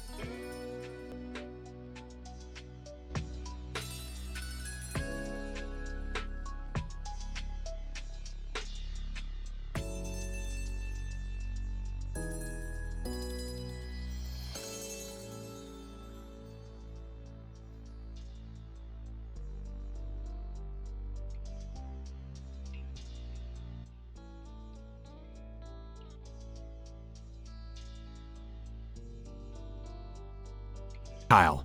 Dude, I can't believe we're stuck in this weird room with the yellow carpet and these damn blinds on the windows. Stan. Yeah, Cartman, how the hell did you manage to get us here? Cartman. Shut up, assholes. It was an accident. I just wanted to play with some goddamn time travel. Any muffled MMMPH. Kyle, what the hell did he just say? Stan. Who cares, let's just find a way out of here. Cartman. Fine, I'll try this stupid time travel device again. Presses buttons. Wait a minute. Kaboom. Stan. What the fuck, Cartman? Cartman. Oops, I guess I messed up again. Kyle, well, where are we now? Cartman. According to the readings, it looks like we're in ancient Rome. Any muffled MMPH. Stan. Seriously, Kenny, take that damn scarf off your face. We can't understand a word you're saying. Any muffled, it said don't play with time travel, you fucking dumbasses. Kyle, great, now we're stuck in ancient Rome with a talking muffled Kenny. Cartman. Don't worry, I'll fix it. Presses buttons. Oops, I did it again. Boom. Stan. Goddammit, Cartman. Cartman. Relax. According to these readings, we're now in the middle of a medieval jousting tournament. Kyle, what the fuck? Are you kidding me? Any muffled MMMPH. Stan. No, we don't know what you're saying, and honestly, at this point, we don't even care. Cartman. Fine, fine. I'll fix it again. Presses buttons. Oops, my bad. Bigger boom. Kyle, I swear to God, Cartman, if you don't get us out of this mess. Cartman. Shut up, Kyle. You're just a big Jew. Stan. Okay, Cartman, that's enough. Let's just focus on getting out of here alive. Any muffled MMMPH. Cartman. What did he say now? Stan. He said he's gonna shove that time travel device up your fat ass, Cartman. Cartman. You little. Bigger boom. Kyle. Oh my God, we're back in the damn yellow carpet room. Stan. Thank goodness. Let's never mess with time travel again. Cartman. Yeah, no shit. Any muffled MMMPH. Stan. Alright, Kenny, what the hell are you trying to say? Any muffled. This episode was just fucking ridiculous, you guys. They all burst into laughter.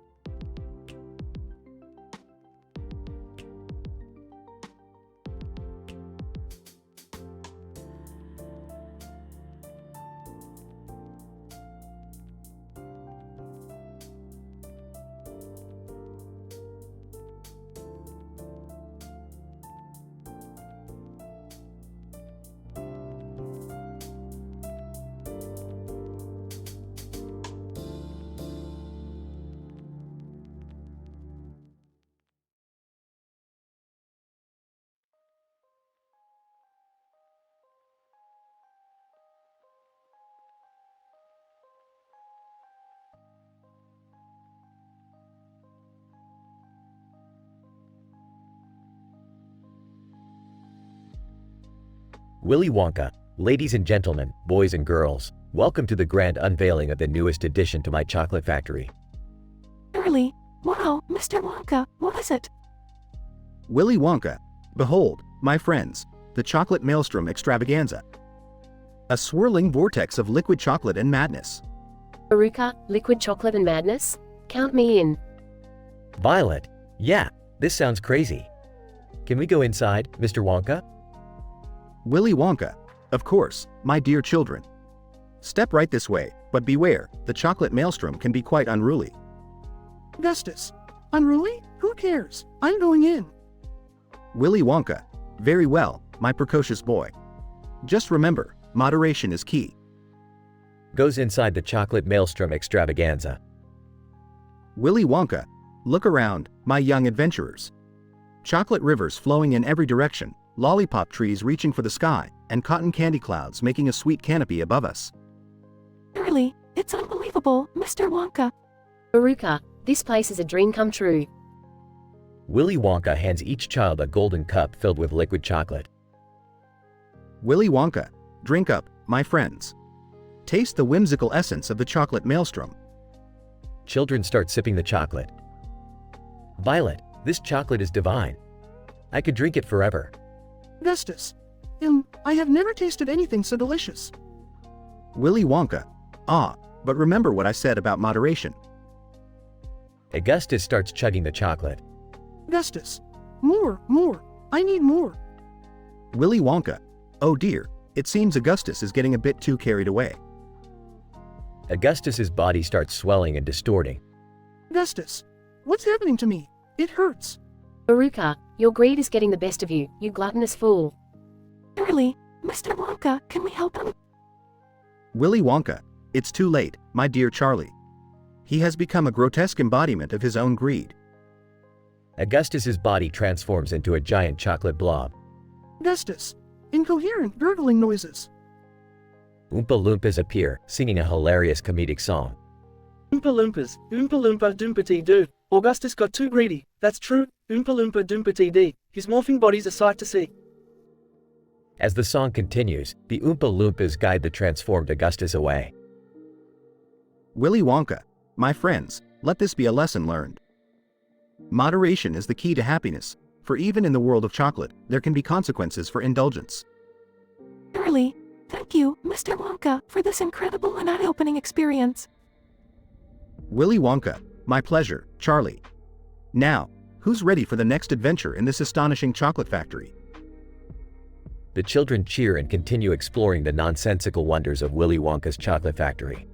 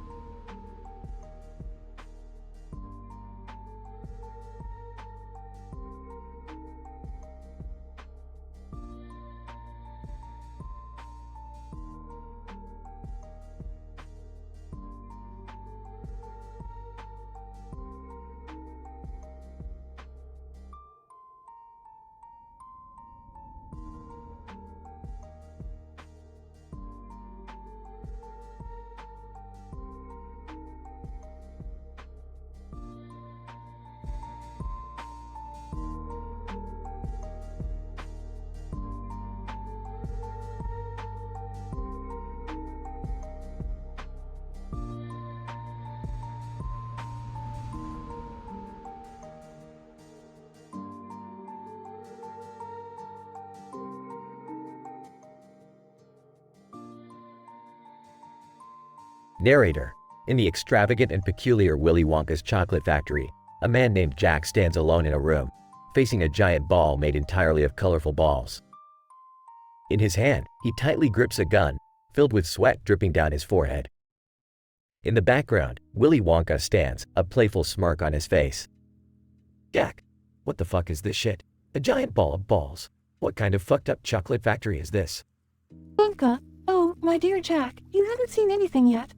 Allow me to present to you the newest addition to my factory, the Rainbow Puke Deluxe. Jack, Rainbow, Puke, you're kidding me, right?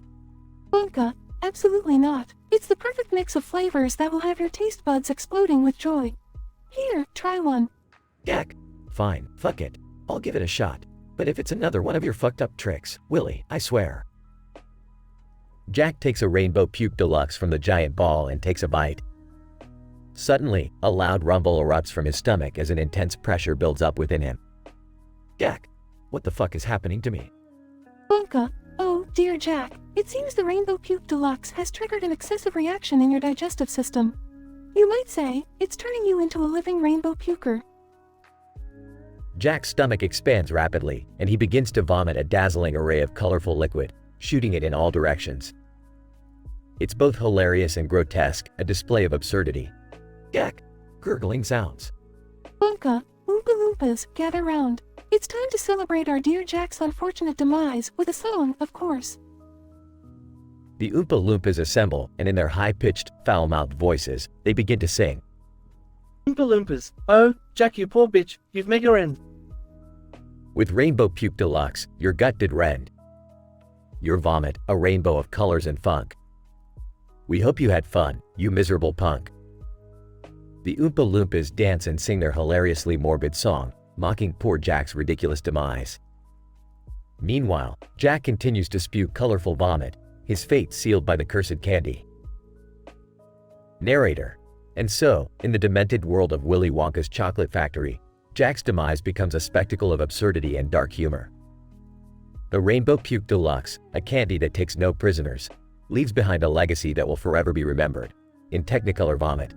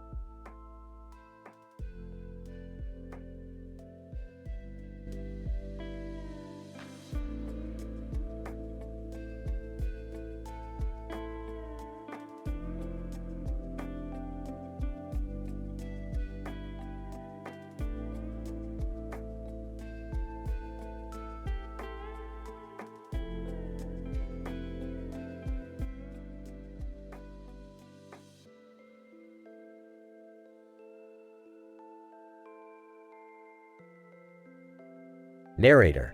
In the magical world of Willy Wonka's chocolate factory, the air was filled with anticipation as everyone awaited the grand unveiling of a brand new, outrageous candy edition. The factory's workers, the Oompa Loompas, stood ready to burst into an entertaining song should anything go awry. And within the excited crowd of visitors, a winner of a golden ticket, known as Jackie, brimmed with arrogance and a bad attitude. Willy Wonka, ladies and gentlemen, gather round, for today, I present to you the most jaw-dropping, the most mind-boggling candy invention, the Gastroblast. Jackie, please, like this candy can impress me. I've tasted them all, Wonka. Willy Wonka. Oh, my dear Jackie, prepare to be amazed. Behold, The Gastroblast. Narrator. The room filled with a mix of curiosity and apprehension as Wonka unveiled a grotesque-looking candy, shimmering with a sickly yellow hue that matched Jackie's sour demeanor. Jackie, what the fuck is that? Some sort of mutated turd? Willy Wonka. Ah, Jackie, you have such a way with words. But let me assure you, the Gastroblast is a culinary sensation like no other. Jackie, fine, I'll give your sorry excuse for a candy a try. But it better not disappoint. Narrator. With a hesitant flicker of interest, Jackie popped the Gastroblast into her mouth. Instantly, a cacophony of rumbling sounds emanated from her belly. Jackie, what the fuck is happening to me? Narrator. The room fell silent as Jackie's face contorted with pain. Suddenly, her body began to inflate like a balloon, her golden crown perched precariously atop her ever-expanding head. Jackie, screaming, oh, fuck, help me, you deranged, candy-making bastard. Narrator. Unable to bear the strain, Jackie exploded spectacularly, filling the room with a shower of paint goo and a comedic pop. Oompa Loompas, in unison, Oompa Loompa Doompatee Doo. I've got another puzzle for you. Oompa Loompa Doompa Dee Dee. If you are wise, you'll listen to me. Narrator. The Oompa Loompas danced onto the scene, singing a foul-mouthed ode to Jackie's demise as the crowd watched in a mix of shock and amusement. Oompa Loompas. Jackie thought she'd be smart and sly, but she met her end with a fatal cry. A bitchy attitude, a golden crown, now she's gone, exploded all around. Oompa Loompa Doompatee Da. Life's a joke for a candy-hating brat. Narrator. And so, as the Oompa Loompas continued their hilarious song, the audience chuckled and marveled at the absurdity that had unfolded in the whimsical world of Willy Wonka's chocolate factory.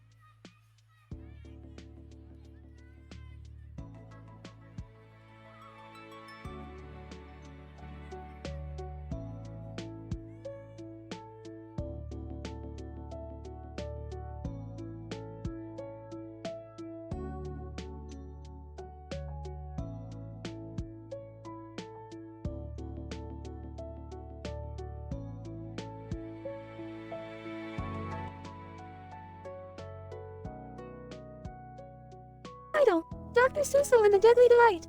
Characters. 1. Willy Wonka. 2. Greedy Golden Ticket Winner. 3. Oompa Loompas. Willy Wonka. Ladies and gentlemen, gather round. I present to you Dr. Seussel's new creation, the Poupée Doodle Doo. It's a marvelous concoction of absurdity, guaranteed to induce the most outrageous laughs. Incident. Golden ticket winner. Eagerly, I've got the golden ticket and I want to try this damn thing. Let's make haste, Wonka. Willy Wonka. Ah, my dear winner, hold on. The Poop-a-Doodle-Doo is not quite ready for consumption. It still needs a few tweaks. Progression. Golden ticket winner. Laughs, I don't care about your silly tweaks, Willy. I want to taste this damn thing right now. Willy Wonka. Warningly. Listen, you insatiable fool. The Poop-a-Doodle-Doo isn't like any of our other confections. It's sure to have unexpected consequences if not prepared properly. Golden ticket winner. Mocking unexpected consequences. So what, Willy? I can handle it. Give it to me. Willy Wonka. Reluctantly. Very well, but I must warn you, it may be more than you bargained for. Golden ticket winner. Excitedly, ha, I can feel the magic within me. This is incredible. Willy Wonka. Uneasy. This is madness. It was never meant to be consumed yet. Golden ticket winner. Screaming, what the hell is happening to my body? It hurts, goddammit. Oompa Loompas, singing Oompa Loompa, doopity-doo. We've got a message just for you. Oompa Loompa, doopity-dee, your greedy ass took too much glee. Oompa Loompas, singing continued. The Poop-a-Doodle-Doo was meant to wait, lasting consequences. Oh, such a fate. Now your insides are in a terrible state. From loving confections, you sealed your own fate. Oompa Loompas, singing continued. Oompa Loompa, doopity-da. Enjoy the pain of your gluttonous blunder. Oompa Loompa, doopity-dee. Welcome to Wonka's legacy. Note: the above dialogue script contains adult and vulgar content. The story and characters are purely fictional and meant for a dramatic and comedic effect.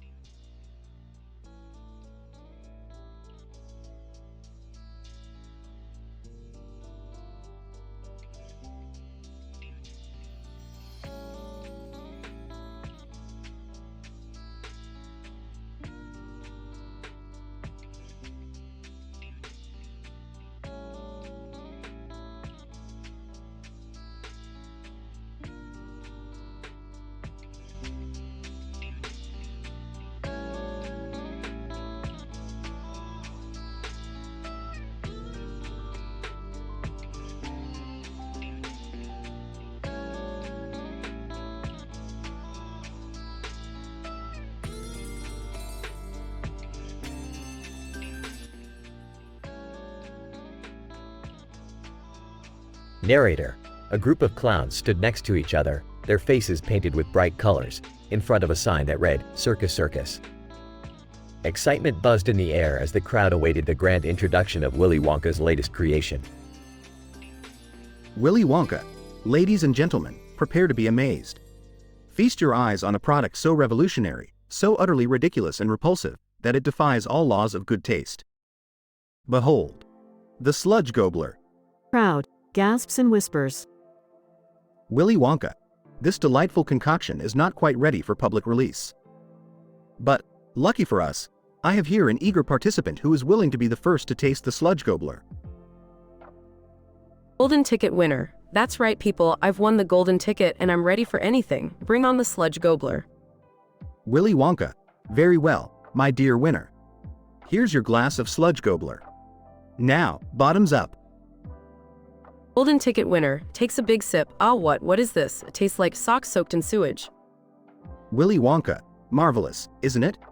The Sludge Gobbler combines the finest ingredients of expired milk, rotten eggs, and a touch of bilge water. It's an acquired taste, you see. Golden ticket winner gags and clutches his stomach. Asterisk. Oh God, I think I'm gonna. Narrator. Suddenly, the greedy golden ticket winner's face turned an alarming shade of green. His body began to convulse, and he erupted in a spectacular fountain of vomit. Clowns, gasps and screams. Willy Wonka. Well, it seems the Sludge Gobbler has a rather explosive effect on some individuals. No worries, ladies and gentlemen, he'll be just fine. Narrator. As the golden ticket winner's unfortunate demise unfolded, the Oompa Loompas emerged, ready to entertain the crowd with their foul-mouthed rendition. Oompa Loompas, singing. Oompa Loompa, doopity dee. You drank the Sludge Gobbler, what a stupid gooey. If you're greedy and you're foolish, as can be, you'll end up shitting yourself for eternity. Crowd, hysterical laughter and applause. And so, the night at Circus Circus went on, filled with laughter and amusement, while the golden ticket winner's memory was forever immortalized in a hilarious, vulgar tune sung by the Oompa Loompas.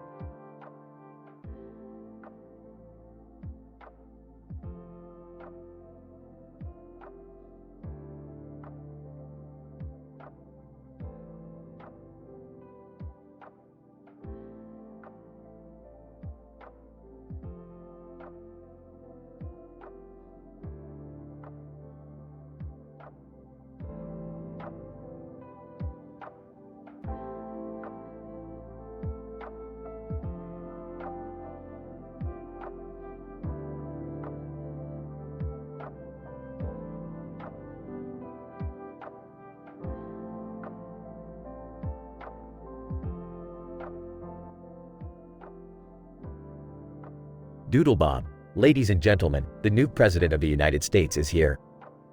Bow down to your doodle overlord. Crowd. Murmurs of confusion and disbelief. Doodle Bob. First order of business. Every citizen must wear a tutu on Wednesdays. Let's embrace our inner ballerinas, people. Citizen 1, what the actual fuck? Doodle Bob. Second, all currency will be replaced with giant inflatable balloons. Money should be fun, am I right?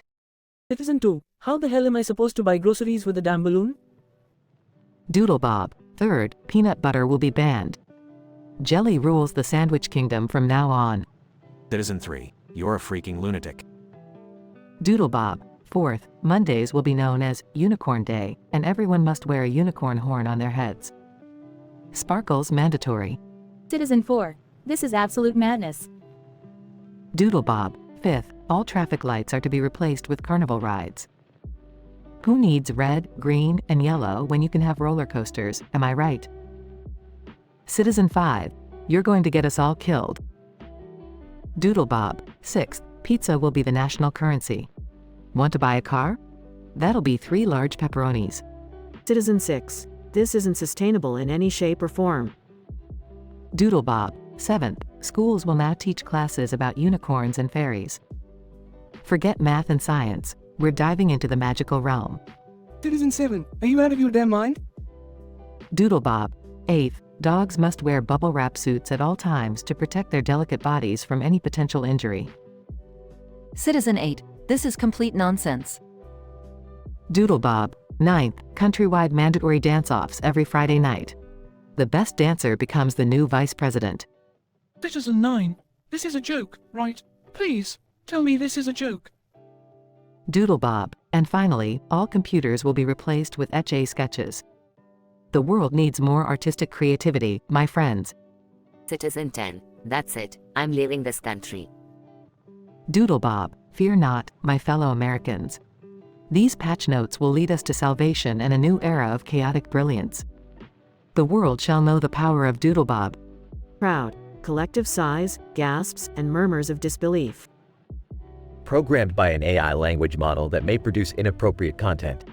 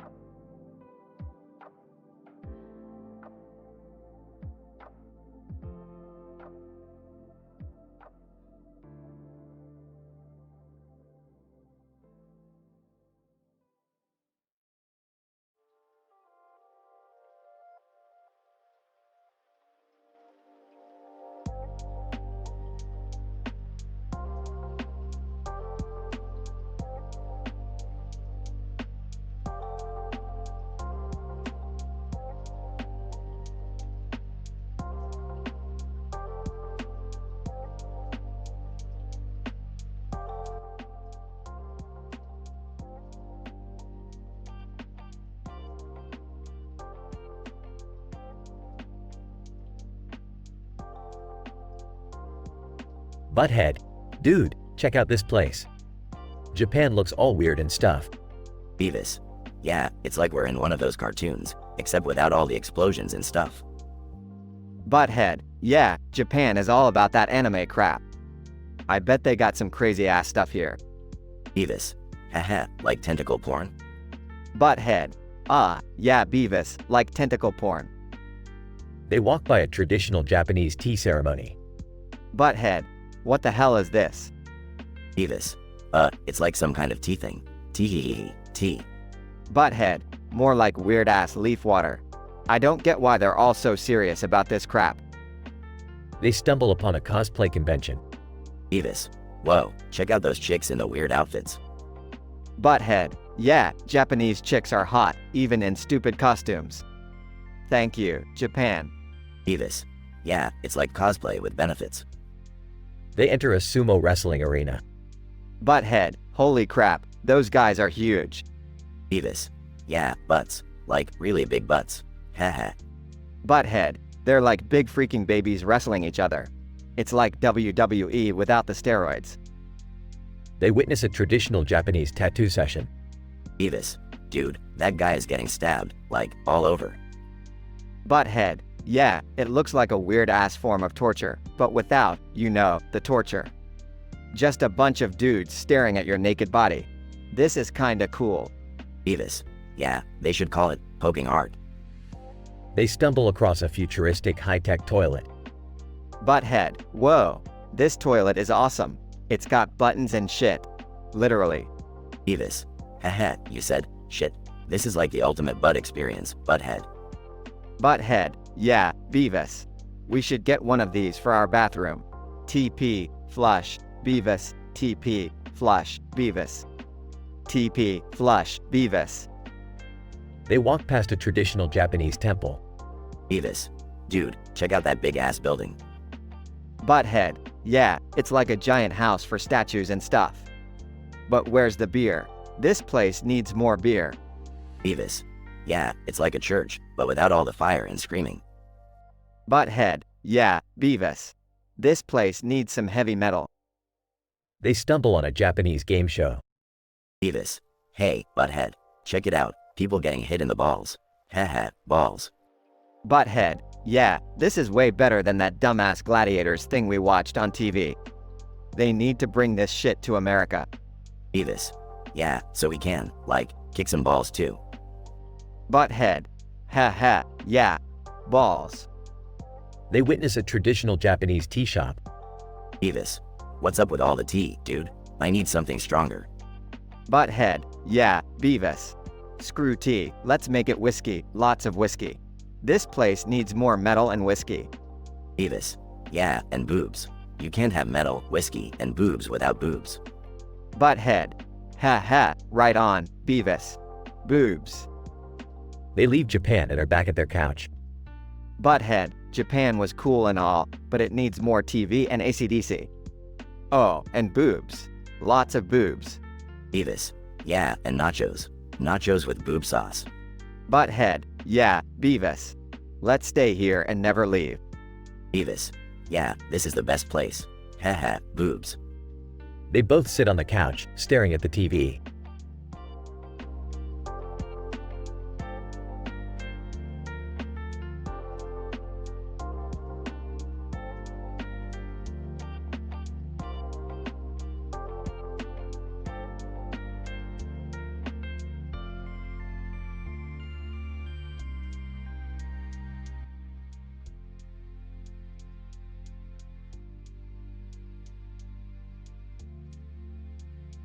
Morty, you idiot. Why the hell are you holding a golf club and a ball? Are we suddenly in a Caddyshack-themed dimension? Oh, Rick, you told me to grab them, remember? You said we needed to collect random objects for an experiment. Oh, right, yeah, forget that. I got a much more interesting idea. Summer, come here. Ah, what now, Rick? I was in the middle of watching the latest episode of Real Housewives of Dimension X. Who cares about those dumb, drama-filled alien housewives, Summer? Look at this man with a beard and a blue shirt. His pathetically trendy fashion choices have sparked a scientific revelation in me. Dad, don't be rude. That's my new neighbor, Gary. And he's just minding his own business. Well, I hope Gary learned some swing techniques because we're about to dive headfirst into some quantum stoichiometry. Quantum stoichiometry? Are we gonna blow things up again, Rick? Blow things up? Beefed. That's child's play, Summer. I'm talking about manipulating the very fabric of dimensional reactive proportions. Prepare for a chaotic ride. Gary, excuse me, but why are you guys involving me in whatever weird experiment you're planning? Shut up, Gary. You're lucky to be part of one of my mind-bending schemes. Morty, hand me that golf club. It's time to calculate some interdimensional stoichiometric ratios. Rick, what the hell are you even talking about? It's simple, Morty. I'm going to hit that golf ball with enough force to collide it with a subatomic particle, therefore creating an explosion of mathematical chaos. This sounds like a recipe for disaster. Can't we just have a normal day for once? Oh, Summer, with Rick around, normal is just a distant memory. Gary, seriously, guys, I'm just trying to have a peaceful day in my backyard. Peaceful? Gary, you don't understand the thrill of scientific discovery. Prepare for enlightenment. Rick, I don't know if this is a good idea. What if we destroy Gary's house or something? Morty, if we don't take risks, we'll never achieve greatness. Now, everyone, brace yourselves. Sound of a golf ball being hit. Gary, oh no, my rose bushes. What the hell just happened here? I told you, Gary, the beauty of scientific exploration comes at a cost. But look, your flowers are now a rare interdimensional hybrid. You're welcome. Dad, we need to fix this mess. And apologize to Gary. Fine, fine. I'll use my Jigglyflax energy resonator to restore your stupid rose bushes. Happy now? Gary, well, I guess I can't stay mad when my flowers are the talk of the multiverse. Just don't involve me in your insane experiments again, okay? Fair enough, Gary. Just remember, science waits for no one. Morty, Summer, let's go explore some other dimension before things get too normal around here. I don't know if I'm ready for an adventure like this again, Rick.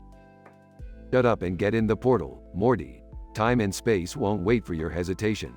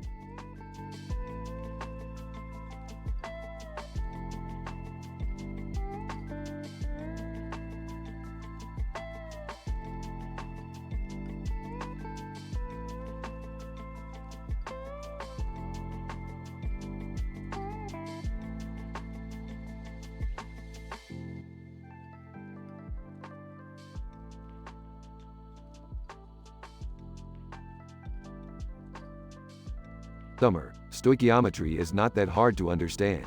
It's like a recipe for chemicals. You mix a bunch of stuff together, and boom, transformation. Yeah, okay, Rick. But why do I need to know this? I'm not gonna be a scientist or anything. You know what? I've had it with your attitude. I'm gonna show you the importance of stoichiometry, whether you like it or not. Get in the spaceship. Morty, we've got a science lesson to teach. Rick, are you sure about this? Morty, if I can turn butter into a hot dog, I can definitely explain stoichiometry to Summer. Trust me. They fly off in the spaceship and arrive at an intergalactic science fair. Alright, Summer, time to get some hands-on experience. This is a scientific fair where scientists from different galaxies show off their inventions. Look, there's a guy with a beard and a green beard. That's statistically improbable. Whatever. Rick, can we just get back home after this? Fine, let's just check out this guy's invention. Hey, buddy, what's with the neon lights and the pink background? You trying to blind people? Man with green beard. You noticed. My invention is a teleportation device fueled by outrageous fashion choices. I call it the Glitzinator. Glitzinator? That's the stupidest name I've ever heard. Man with green beard. Well, it is statistically improbable for you to have good taste, isn't it? Rick and the man exchange insults and sarcastic banter. Rick, can we please just move on? I'm tired of listening to your petty arguments. Fine, let's go, Morty.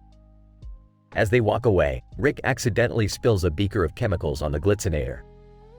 Man with green beard. You idiot. Look what you've done. My Glitzinator is malfunctioning. Well, statistically speaking, your invention was already pretty pointless to begin with. The Glitzinator starts malfunctioning and randomly teleports living beings. Great, Rick. Now we're stuck in this chaos. Relax, Summer. I can fix this. I just need to calculate the stoichiometry of the teleportation process and… wait, where's Morty? They realize Morty has been teleported to a completely different dimension. Oh my god, Morty. We have to bring him back. Don't worry, Summer. I'll use stoichiometry to reverse engineer the teleportation process and bring Morty back. It's just math, after all. After a series of ridiculously complicated and dangerous experiments, they manage to bring Morty back. Whoa, that was insane. Did you guys miss me? Issue? No, Morty, we just wanted to show you the magic of stoichiometry. And make fun of that guy with the green beard. They all laugh and teleport back home. Beth, overhearing their conversation. Oh great, what are those idiots up to this time? Stop being so nosy, Beth. They're probably off on some ridiculous adventure again. Well, I hope they don't blow up the universe this time.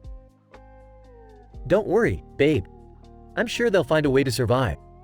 They always do. Pass the potato chips, would ya? They settle in to watch interdimensional TV, while chaos continues in another dimension.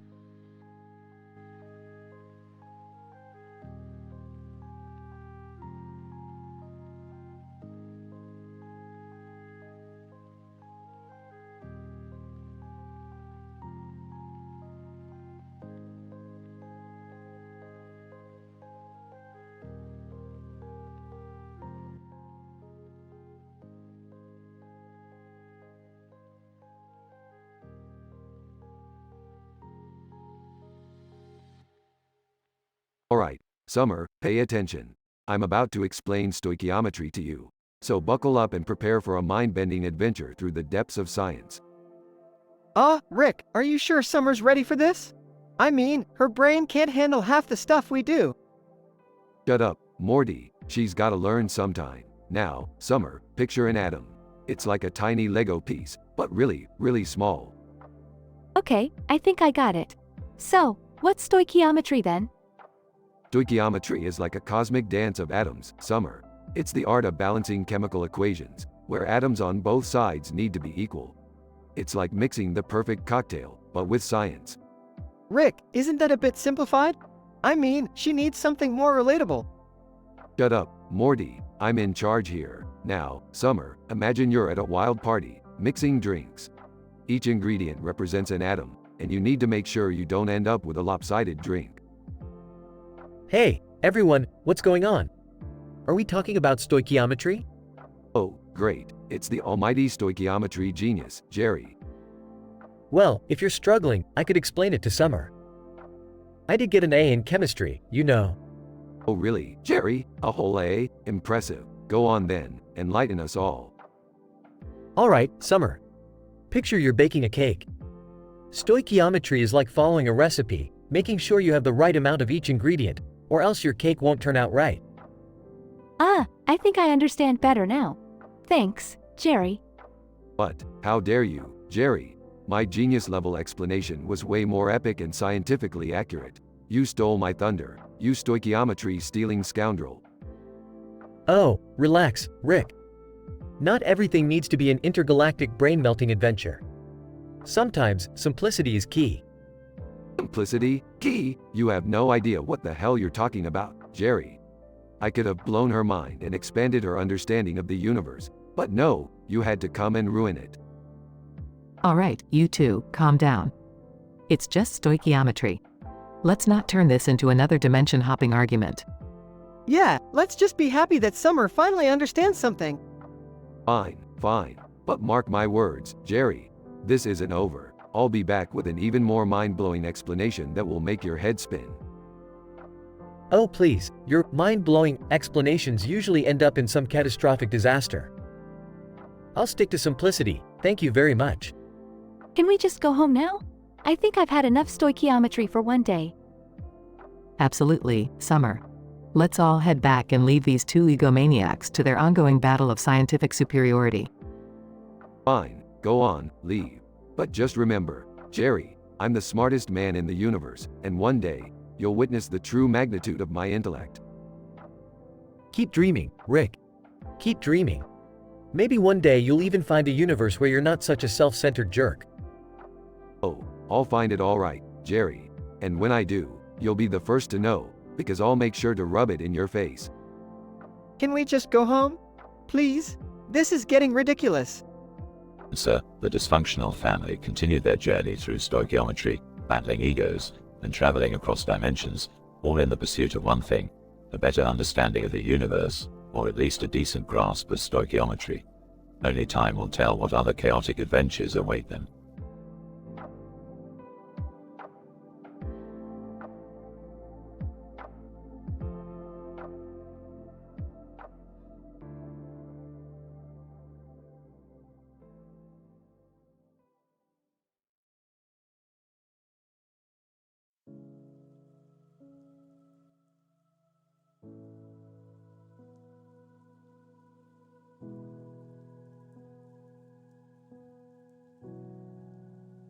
Morty, you little twerp, you won't believe this scientific breakthrough I just made.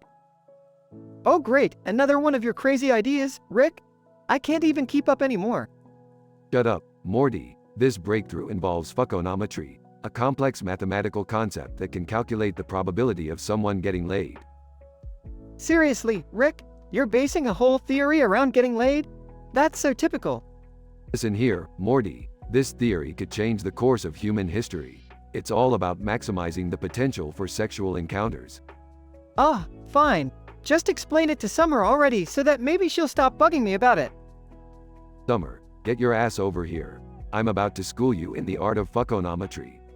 Seriously, Grandpa Rick? Can't we talk about something else? Oh, Summer, haven't you heard? Everybody's doing fuckonometry now. It's better than algebra and geometry combined. What on earth are you all talking about? And why are you holding a bat, Morty? I was just preparing for the unexpected, just in case. Morty, stop being paranoid. We're not in an episode of The Walking Dead. Sorry, Dad. Can't be too careful these days. Summer, let's get down to business. I've calculated the probability of you becoming a supermodel and, surprise, surprise, it's not looking good. Wow, thanks for the confidence boost, Rick. Morty, why is there a man standing in front of our car with a bat? Oh, just a casual Saturday night in our crazy lives, Mom. Beth, don't get your panties in a twist. I may have accidentally transported us to an alternate dimension where baseball is the new national sport. Rick, for once, couldn't you just transport us to a normal dimension? Sorry, Beth, but normal is boring. Now, let's see what that guy wants with the bat. And with bat. Hey, you damn aliens, I thought you took my car. I came here ready to swing. Sorry, dude, we didn't take your car. You might want to check your neighbor's house though. And with bat. Sorry for the misunderstanding. Just don't tell anyone about this, okay? Cross my heart and hope to pass out drunk, buddy. Just keep swinging for the fences. So, Rick, What's the real field of fuckonometry? I can see you're just messing with Morty. Oh, Summer, there's no real field. I just made it up to mess with both of you. Life's too short to be serious all the time. I can't believe you, Rick. That's a pretty messed up thing to do. Relax, Beth, it's all in good fun. Plus, Morty almost got to use that bat of his. Yeah, Dad, almost. But hey, at least we got a laugh out of it, right? Exactly, Morty, life's too short for seriousness and normality. Let's embrace the crazy and keep exploring the infinite possibilities of the universe. Everyone, to infinite possibilities.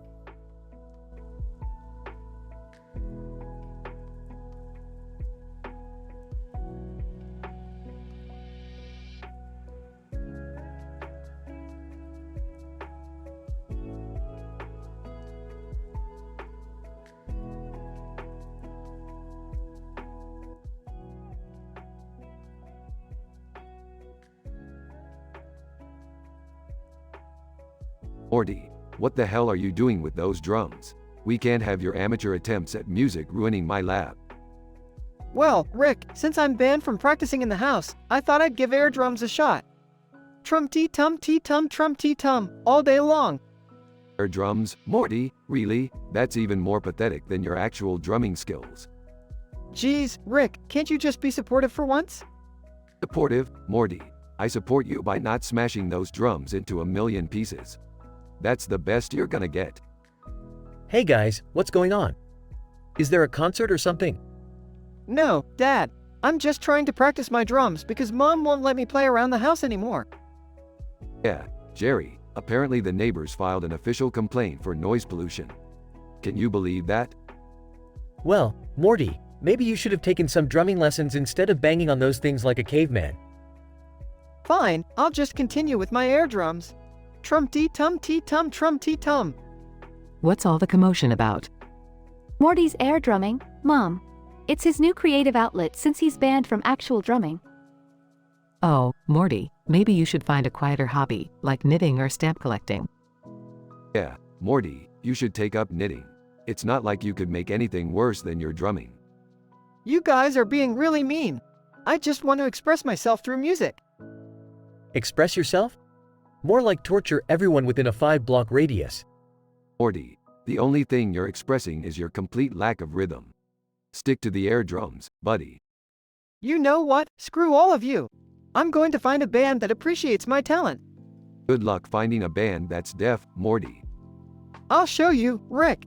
I'm gonna be a rock star, and you'll eat your words.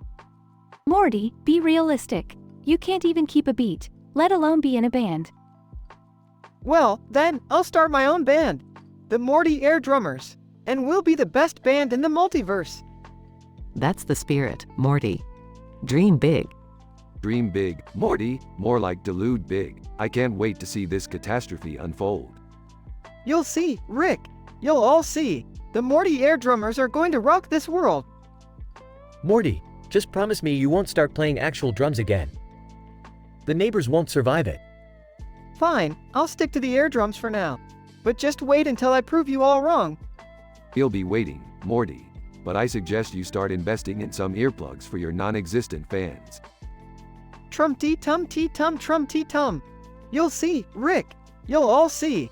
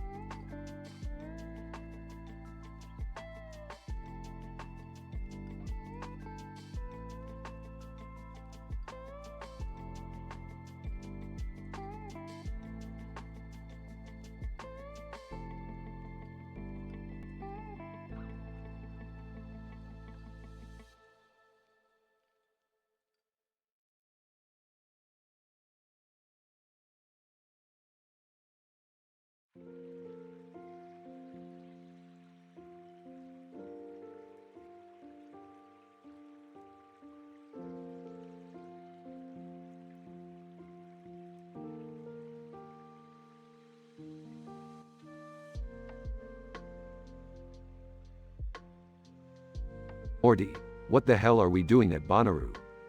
I don't know, Rick. Jerry said his new band, the Morty Air Drummers, is performing here tonight. Air drummers? Morty, I hope you realize how utterly pointless that sounds. Come on, Rick. Let's give Jerry a chance. He's really excited about this. Fine, but if I hear an out-of-tune air drum solo, I'm out of here. Scene shifts to the stage. Grabbing the imaginary drumsticks, ladies and gentlemen, prepare to witness the most mind-blowing air drumming performance of all time. Whispering to Morty, mind-blowing? More like mind-numbing. Music starts playing. Wow, Jerry is really going for it. Sarcastically, oh yeah, I can definitely hear the talent in the air. People in the crowd start cheering. Look, Rick, everyone's actually enjoying it. Well, that's because they're all too wasted to notice the difference between drumming and someone flailing their arms around. Scene takes an unexpected turn as a portal opens. Oh, Morty, looks like someone has messed with the fabric of reality. What do you mean, Rick? Points. Look over there, Morty. Those red-shirted drummers on the street. They're holding imaginary drums in their hands. Wait, what? Are they air drumming? They're in some kind of interdimensional loop, Morty. The Morty Air Drummers are controlling reality with their imaginary drumming. Scene becomes intense. Morty, we need to stop them before they unleash chaos upon the entire universe. How are we gonna do that, Rick? I don't even know where to start. Pulls out a contraption. Morty, I've created a reality disruptor. We need to aim it directly at their drumsticks and disrupt their imaginary beat. Meanwhile, chaos ensues as objects start floating and merging together. Looking worried, something's not right, guys. Our air drumming is getting out of control. Running towards Jerry. Jerry, stop. You're tearing apart the fabric of reality. But I thought I was just air drumming. Using the disruptor. Morty, now. Aims and fires the disruptor at the drumsticks. Red-shirted drummers cease their imaginary drumming. Crisis averted, folks. You can thank me later. Sheepishly, thanks, Rick. I didn't realize the power of imaginary drumming. Smirking. Well, Jerry, now you know. Stick to playing real instruments from now on. Montage of the crowd cheering, thanking Rick and Morty. Morty, let's vanish from this glorified hippie convention before someone asks us to join a tambourine orchestra. Oh, yeah, let's get out of here, Rick. Scene fades as Rick and Morty teleport away. Laughs. Another day, another dimension saved from total destruction.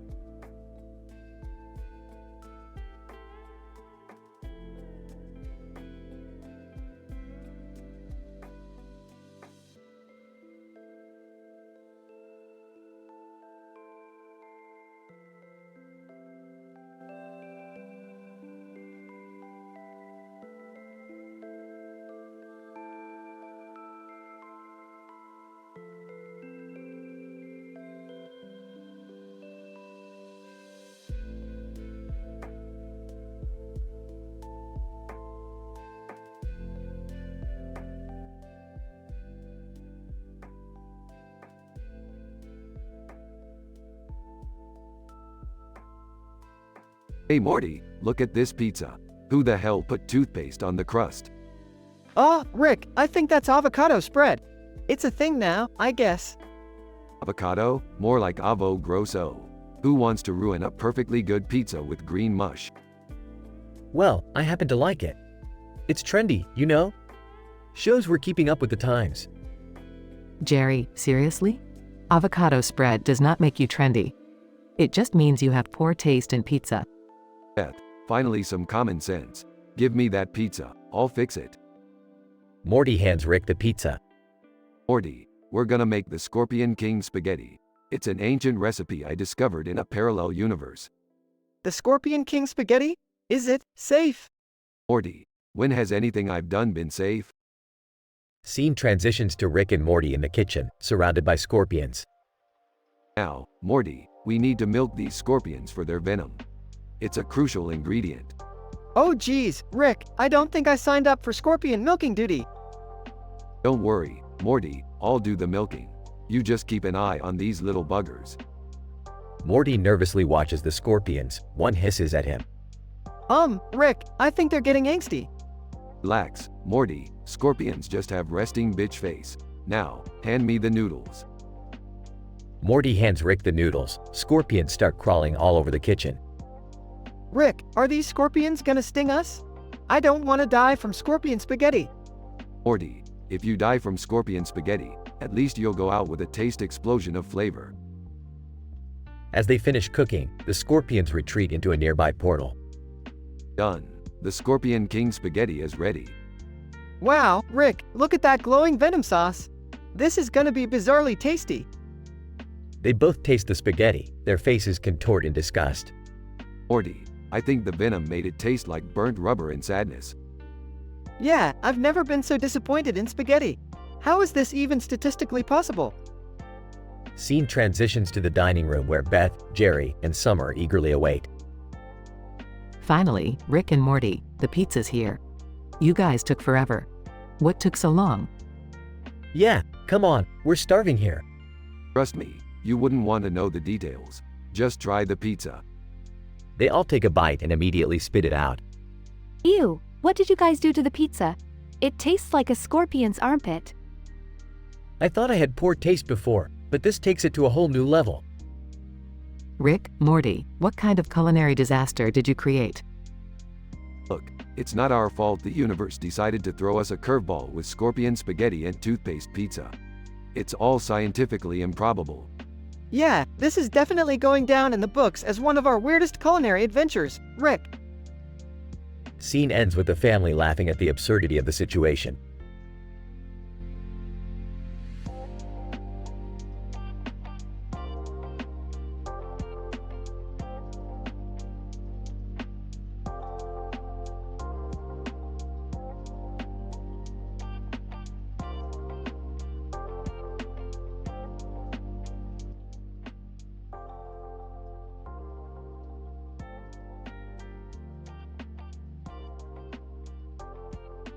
Morty, pay attention. I've created a new invention.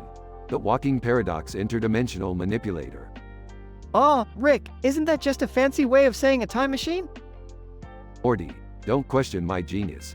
This device has the power to alter the fabric of reality itself. Guys, guess what? Jessica got a new tattoo and it's, like, totally scandalous. Oh really, Summer? That's just riveting. Now, Morty, toss that frisbee to me while simultaneously throwing that ball into the black hole over there. Rick, are you sure about this? Morty, when have I ever been wrong? Just do it. As Morty throws the frisbee and the ball simultaneously, a cosmic explosion occurs. Oh, Morty, it seems we've disturbed the space-time continuum. Great, Rick. Now we're all doomed. Can't you just leave the world intact for once? Oh, please, Summer. Like you have any room to talk. Remember that time you accidentally released a horde of love-sucking aliens? Yeah, well, at least I didn't turn myself into a pickle. Rick and Summer continue arguing while the universe crumbles around them.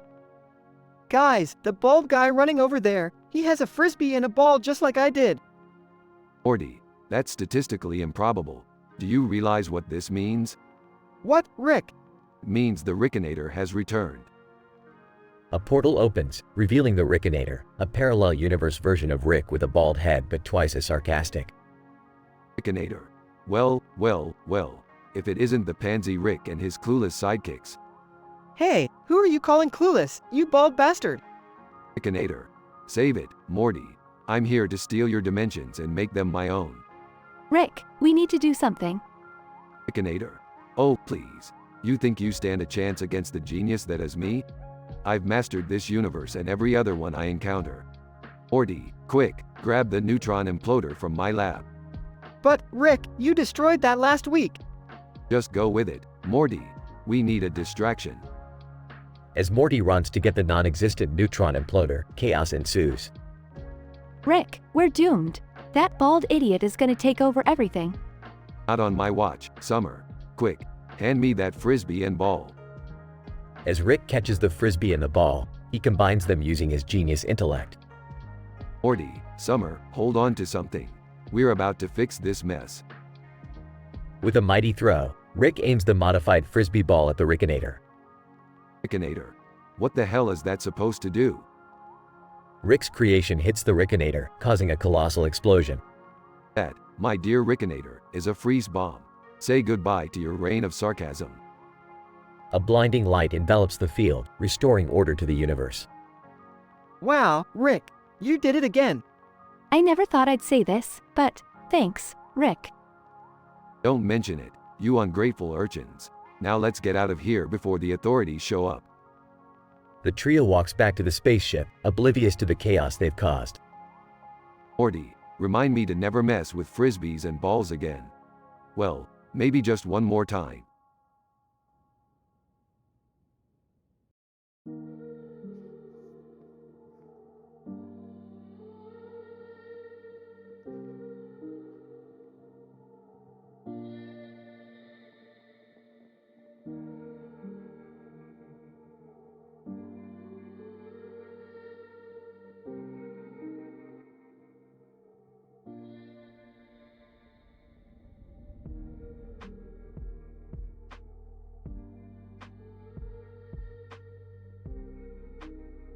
Hey, Rick, I need your help. I, accidentally stumbled upon this trunk full of, human body parts. Rolls eyes. Oh great, another one. Morty, don't tell me you've been hanging out with Dexter again. No way, Rick. I swear it wasn't me this time. And anyway, Dexter's a cool guy, despite, the murder and dismemberment. Will you guys be serious?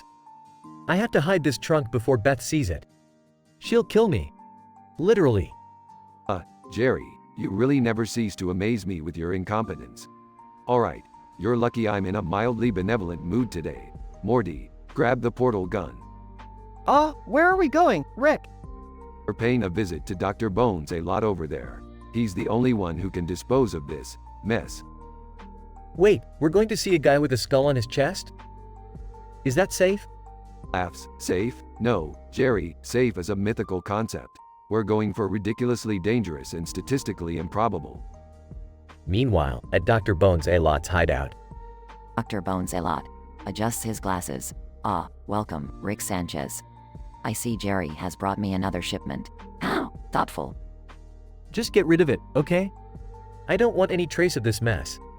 Dr. Bones A Lot. Of course. One incineration coming right up. Evil chuckle. Morty, stay close. This guy is off his rocker. I mean, he has a skull on his chest for crying out loud. Well, I can't say I'm surprised anymore, Rick. Dr. Bones A Lot activates a massive bone-shaped incinerator. Dr. Bones A Lot. Time to make bones meet their fiery fate. Gulps, I've never been so scared in my life. I can practically hear the theme song from Psycho playing in the background. Relax, Jerry. The only psycho here is Dr. Bones A Lot. Just give him the trunk and let's get out of here. Dr. Bones A Lot tosses the trunk into the incinerator with a maniacal laugh. Dr. Bones A Lot. And just like that, poof. No more body parts. Now pay up. Pay? You want money? But I just gave you a trunk full of body parts. Dr. Bones A Lot. Services rendered, my good man. Deals with me don't come for free. Now cough up the cash or face the consequences. Noi. Fine, you greedy bonehead. But let's make this quick. We've wasted enough time here. Meanwhile, back at the Smith residence. Jerry, have you seen my trunk? I need it for my art project. Ah, what trunk? I haven't seen any trunk around here, honey. Whispers to Morty. She's not gonna buy it, Jerry. You're screwed. Suspicious. All right, Jerry. But just remember, I have ways of finding out the truth. Panicked. Oh God, I'm dead. I'm as good as dead. Geez, Jerry, calm down. You're not gonna die, probably. Just remember, next time you find a trunk of body parts, don't try to hide it from Beth. Yeah, seriously, Dad. You're lucky we had to deal with a boneheaded psycho just to save your sorry ass. I've learned my lesson, guys. No more body part trunks for me. I swear. Good. Let's hope you keep that promise, Jerry. Now let's go, Morty. Adventure awaits. They all exit the house, leaving a stressed and relieved Jerry behind.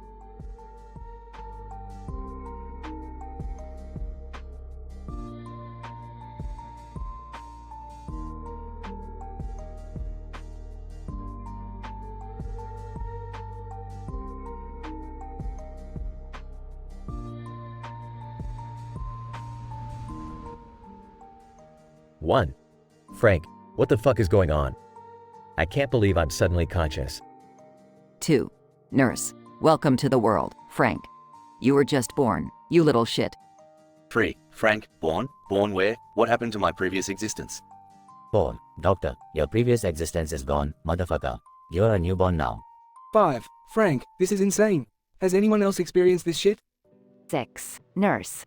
Nah, you're the first baby to question your existence, you little weirdo. 7. Frank.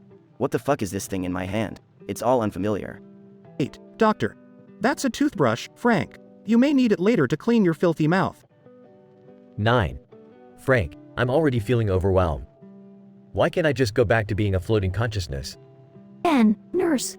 Tough luck, kid. You're stuck in this fleshy vessel called a body. 11. Frank, I demand answers. Who's responsible for this absurdity? 12. Doctor. God? The universe? I don't fucking know. Nobody does. 13. Frank. Fine, I'll just have to deal with it, I guess. But I won't go down without a fight. 14. Nurse. Good luck, kid. This world will chew you up and spit you out. 15. Frank. Fuck that. I'll chew this world up and spit it out. 16. Doctor, now that's the spirit. You better learn how to swear like a sailor too, Frank. 17. Frank, oh, I'll fucking learn, Doc.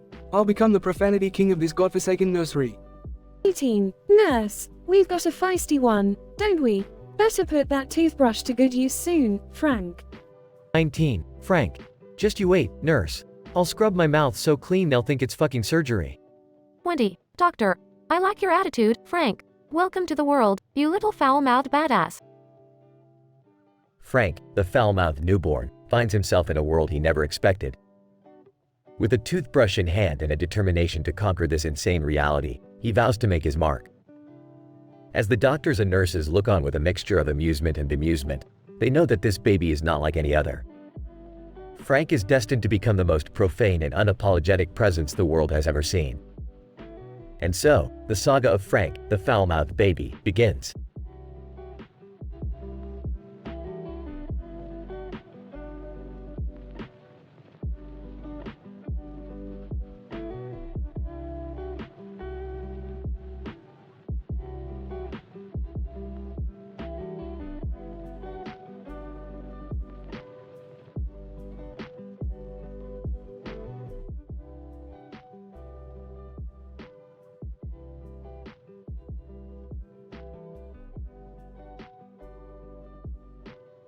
Alright, Morty, listen up.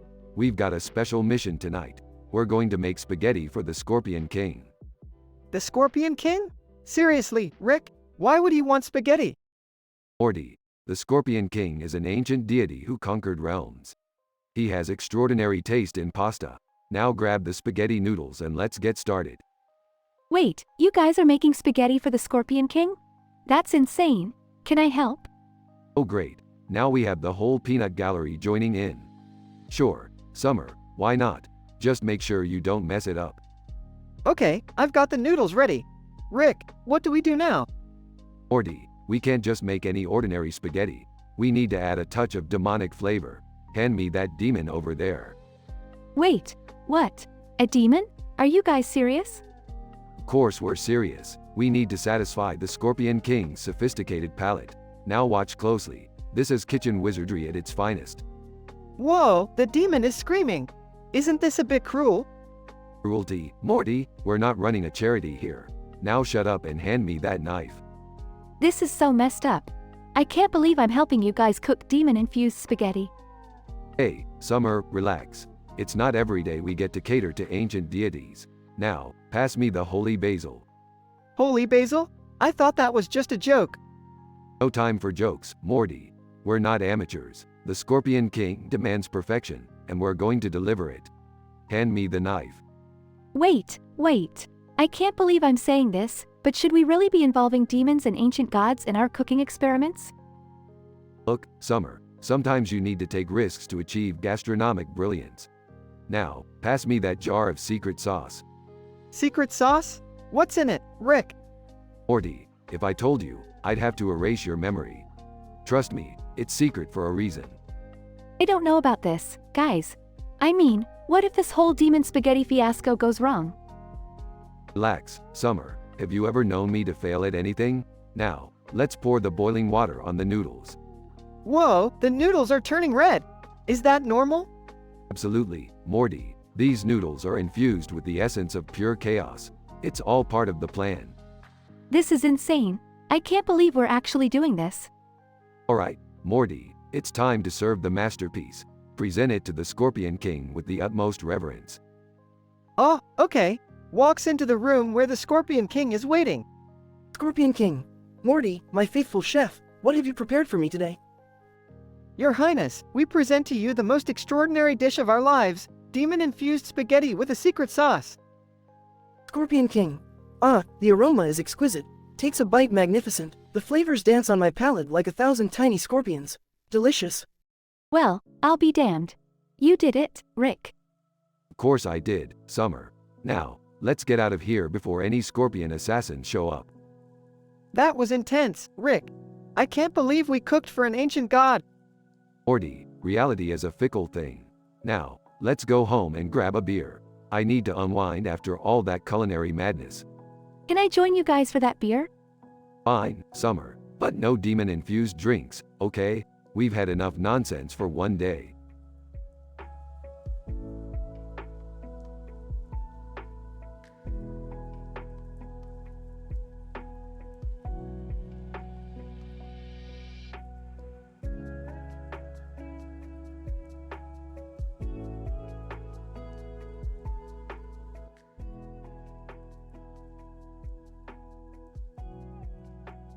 Oh, Morty, look at this place. Beth must have gone shopping again. I mean, who needs this much sauce? Yeah, Rick. It's like she's preparing for an apocalypse where condiments are the only currency. Well, apocalypse or not, I can't resist this sauce. Pass me that spoon, Morty. Ah, shouldn't we ask Beth before digging in? Morty, the sauce chooses the consumer, not the other way around. Entering the room, what are you two doing with my special sauce? Beth, we were just, appreciating your sauce. It's legendary. You better not be wasting it. That sauce is made from a secret recipe passed down for generations. Entering. Is that the legendary sauce? I've heard so much about it. Yes, Summer. It's the sauce that separates us from common cavemen. Well, let's grab some meat and dig in then. This sauce deserves the juiciest cuts. Picking up a piece of meat. Is it statistically improbable that a sauce could change the course of history, Rick? Morty, in the infinite multiverse, anything can happen, so let's just enjoy this damn sauce. Tasting the sauce. Wow, this truly is the sauce of the gods. That's right, Summer. It has the power to bring world peace if everyone got a taste of it. World peace, huh? Maybe we should send samples to Kim Jong-un and Trump. It might solve all their problems. Ah, Rick, I don't think this sauce can create world peace. Morty, don't underestimate the power of a condiment. Remember what ketchup did to the Soviet Union? Alright, enough of this nonsense. Let's just enjoy the sauce, shall we? Taking another bite. You know, I heard this sauce can make you immortal. Mortality, you say? Morty, the adventure begins. Rick, I don't think. Interrupting. Morty, shut up and eat the sauce. We might become the immortals who rule the universe. I thought the sauce brought world peace? World peace, immortality, Morty, it can do it all. It's the sauce to end all sauces. I'll have seconds. Thank you. Dig in, everyone. Let's see what the power of sauce can really do. Everyone starts eating, sauce dripping from their mouths, with wild laughter and messy delight. Guys, I don't feel so good. I think the sauce is having some unintended effects. Morty, you're just having a sauce-induced existential crisis. Pass me that napkin. Oh no, we've become a family of saucy immortals. What have I done? Who cares? We're immortal, baby. Time for another round of peanut butter jelly time. They continue to eat, immortalized in a saucy paradise, oblivious to the chaos they have unleashed upon the world.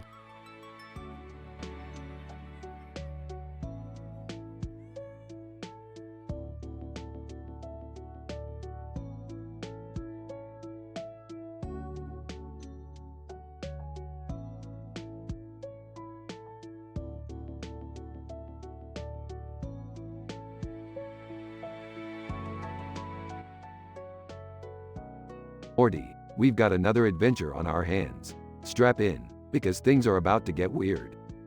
Aw, geez, Rick, can't we just have a normal day for once? Morty, normal is just a setting on the washing machine, and we've already gone down the spin cycle of sanity. Now listen up. There's a woman, we'll call her Karen, putting a suitcase in a room. This room has a window, and wouldn't you know it, there's a cat chilling on the floor right next to it. Okay, so what's the big deal, Rick? Morty, brace yourself for an improbable chain of events. The cat suddenly decides to stretch, knocking the suitcase into the open window, which causes a gust of wind to blow it out onto the street. That's oddly specific, Rick. You sure this is gonna happen? Morty, statistically improbable is my middle name. The suitcase lands right in front of a speeding motorcycle, causing the rider to swerve and crash into a hot dog cart, creating a chain reaction that ends with the whole town being invaded by sentient mustard creatures. Sentient mustard? Are you serious, Rick? As serious as a heart attack, Morty. Now, let's go save the town from condiment chaos. Grab your portal gun, we're heading out. Meanwhile, in another part of the house. Jerry, what the hell is this? What? Oh, hey Beth. Just, doing some spring cleaning, you know? Spring cleaning, Jerry? Really? Because last time I checked, normal people don't keep a trunk full of human body parts hidden in the basement. Look, sweetheart, it's not what you think. I mean, they're just, parts. Parts? Jerry, these are limbs, torsos, and organs. Are you some sort of sick, twisted serial killer? No, it's not like that. I just have a weird obsession with anatomy. Anatomy?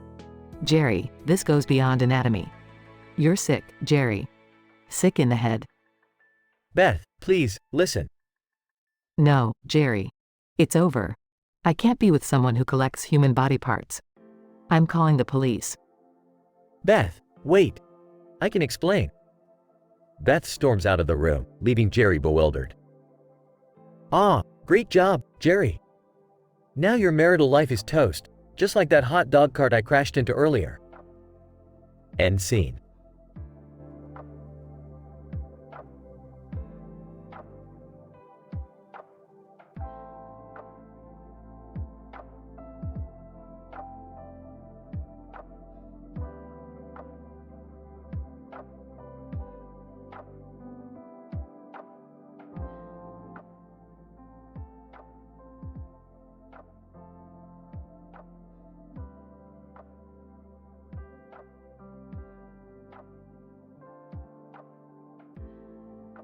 Int.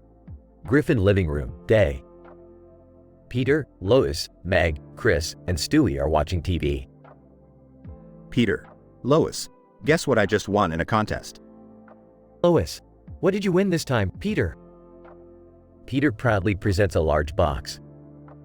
Peter, I won a foam replica of everything. Look at this foam statue of myself. Peter points to a foam statue of himself on the coffee table. Lois, Peter, does anyone really need a foam replica of everything? Peter, of course, Lois. With this, I can finally have all the things I've always wanted. Int. Griffin Kitchen, Day. Peter shows off his foam replica blender. Peter, excitedly, look at this, Lois.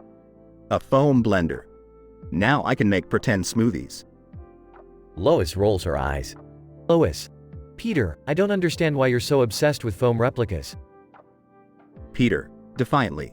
Well, you don't have to understand, Lois. Int. Griffin bedroom, night. Peter holds up a foam replica of the Eiffel Tower. Peter, Lois, look. I have a foam Eiffel Tower. Now I can pretend I'm in France. Lois, exasperated, Peter, this is ridiculous. Can't you find a better use for your time and money? Peter shrugs and blows a raspberry. Int. Griffin living room, day. Peter, now covered in foam replicas, hands a foam statue to Brian. Peter, hey, Brian. I got you a foam replica of yourself. Brian looks unimpressed but takes the foam replica. Brian, thanks, Peter. This is something. Int. Griffin bathroom, night. Peter holds a foam replica of a toilet. Peter, chuckling. Look at this, Lois. A toilet made of foam. Now I can flush pretend poop. Lois shakes her head in disbelief. Lois, Peter, this has gone too far. We can't live in a house filled with foam replicas. Int. Griffin living room, day. The living room is now filled with foam replicas of various objects. Peter, happily. Look, Lois. Our foam replica city is complete. The family stares in shock as foam replicas of buildings and streets take up all the space. Meg, annoyed. Dad, there's no room to walk. Chris, frustrated. Yeah, it's like living in a giant foam maze. Stewie, sarcastic. Oh, how delightful. I always dreamed of living in a city made of foam. Cutaway gag 1. Int. Quahog, day, Ream World. We see Peter running in slow motion toward a foam replica of a donut. Peter, voiceover. In the foam world, I'm the foam hero. Cutaway gag 2. Int. Griffin kitchen, day, dream sequence. Lois is cooking dinner when Peter bursts into the kitchen with a foam replica chainsaw. Peter, excitedly. Look, Lois. I can make pretend dinner. Lois, mocking, oh, Peter, you're so handy with your foam chainsaw. Cutaway gag 3. Next. Griffin house, day, dream sequence. Peter floats in a giant foam bathtub on their front lawn. Peter, dreamy. Ah, the foam life. So relaxing. Back to reality. Int. Griffin living room, day. Peter, realizing. You know what, guys? Maybe I overdid it with the foam replicas. Lois, smirking, really, Peter? I hadn't noticed. Meg, can we get rid of them now? Chris, yeah, I miss having a normal house. Stewie, thank God, I was starting to suffocate on all this foam. Peter, apologetic. All right, everyone. I'll get rid of the foam replicas. My obsession is officially over. The family sighs in relief as Peter begins collecting the foam replicas and taking them out of the house. Fade out.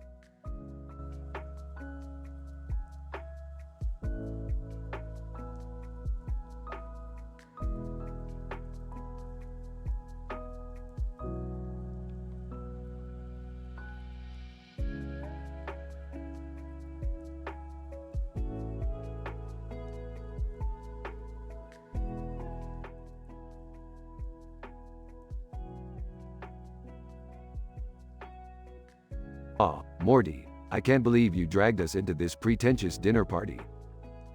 Come on, Rick. It's just a little socializing. Plus, free food. Free food, huh? You obviously haven't learned anything about the universe, Morty. There's always a price. This party is so boring. Can't we just go back to adventuring through dimensions?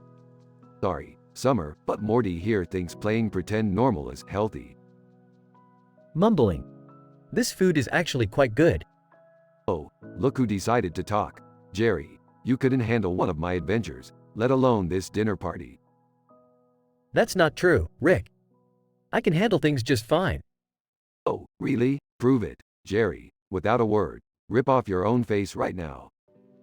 Jerry, without hesitation, rips off his own face. Whoa! What the hell, Jerry? Gross. I didn't know Jerry was secretly a face ripper. Muffled. I thought it would impress you guys. What is happening here? Apparently, your husband has evolved into a face-ripping entity.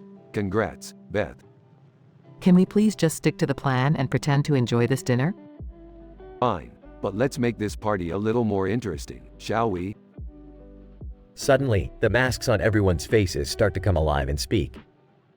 Ask 1. So, rumor has it that Bob from accounting has been stealing office supplies. Ask 2. Oh please, Sarah, you're still mad at him for stealing your stapler. Ask 3. Did you hear the mayor is actually an alien in disguise? Laughs. Gossiping masks, Summer. This is exactly the kind of drama I've been looking for. This is so messed up, but I can't look away. Mask 4 falls off, revealing an alien. Alien, you've uncovered our secret. Prepare for invasion. Invasion? Morty, grab the portal gun. Morty fumbles, accidentally opening a portal to a candy dimension. Candy monster, I am the candy monster. Feed me sugary treats or face my wrath. How did this happen? Morty messed up as per usual, Beth. Now we have to deal with candy monsters and conspiracy theorist masks. Well, at least the food is good. Oh wait, I don't have a face. I think this officially counts as the weirdest dinner party ever. No doubt about it, Summer. Now let's save the world before dessert. The family, with masks, candy monsters, and Jerry's faceless situation, embark on a chaotic adventure, blending sci-fi, horror, and culinary mishaps. Can we go back to pretending to be normal now? Normal is overrated, Morty. Embrace the craziness.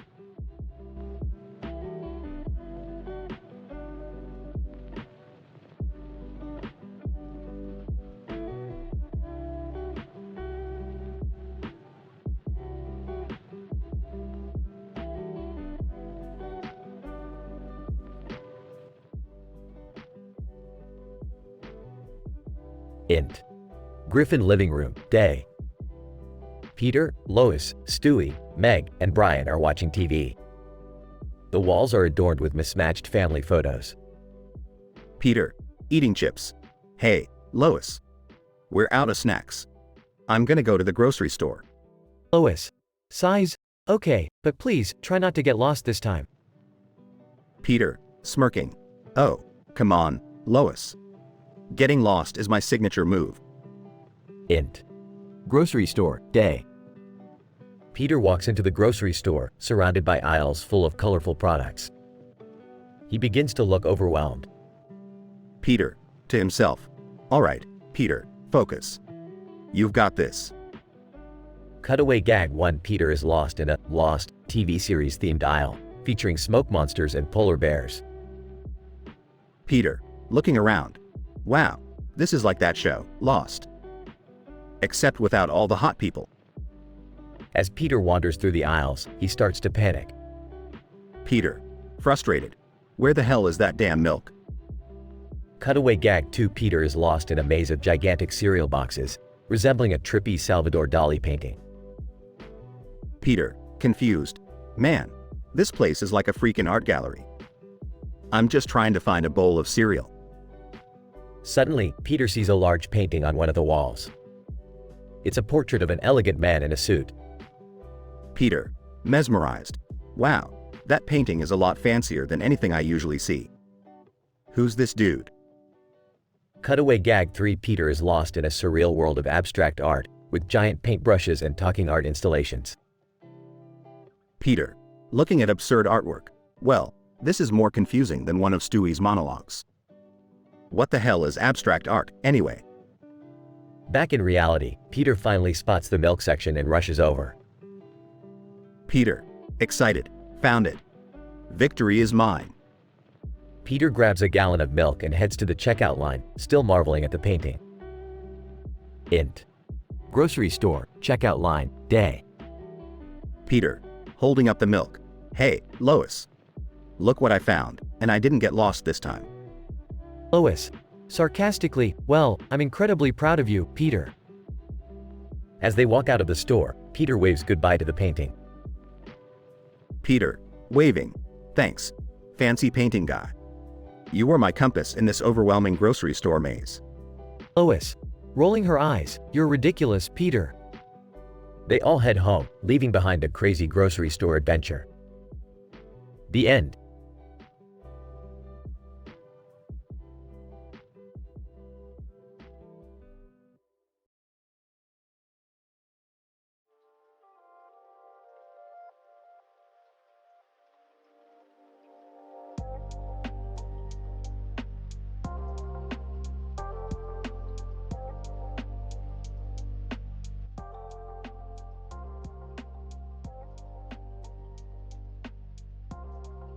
Morty, you dumbass, what the hell took you so long in the bathroom?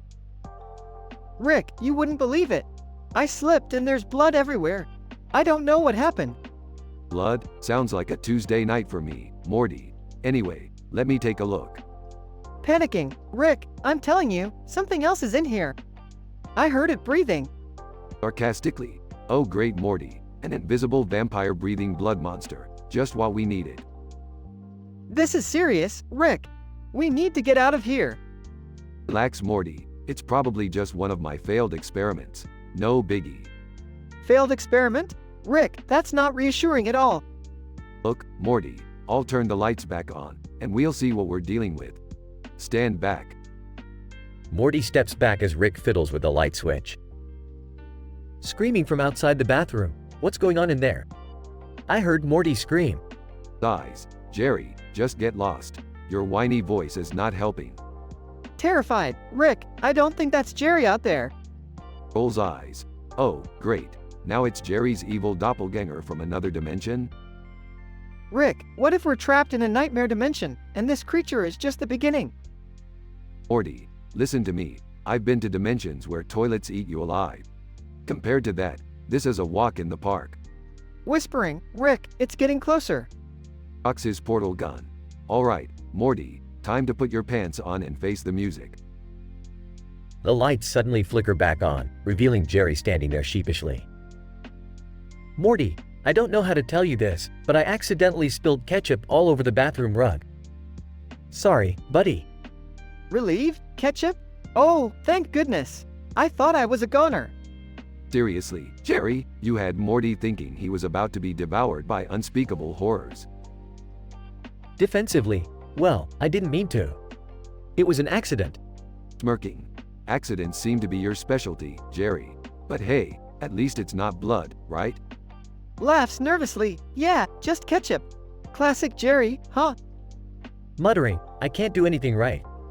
Alright, enough drama. Let's clean up this mess and get back to normal before we attract more stupidity. Grinning. Yeah, let's just hope the next mess is a little less terrifying. Trust me, Morty, there's always a mess waiting around the corner. Life's messy, Morty. Get used to it. Sighs. Thanks, Rick. I'll try to remember that next time I slip in ketchup.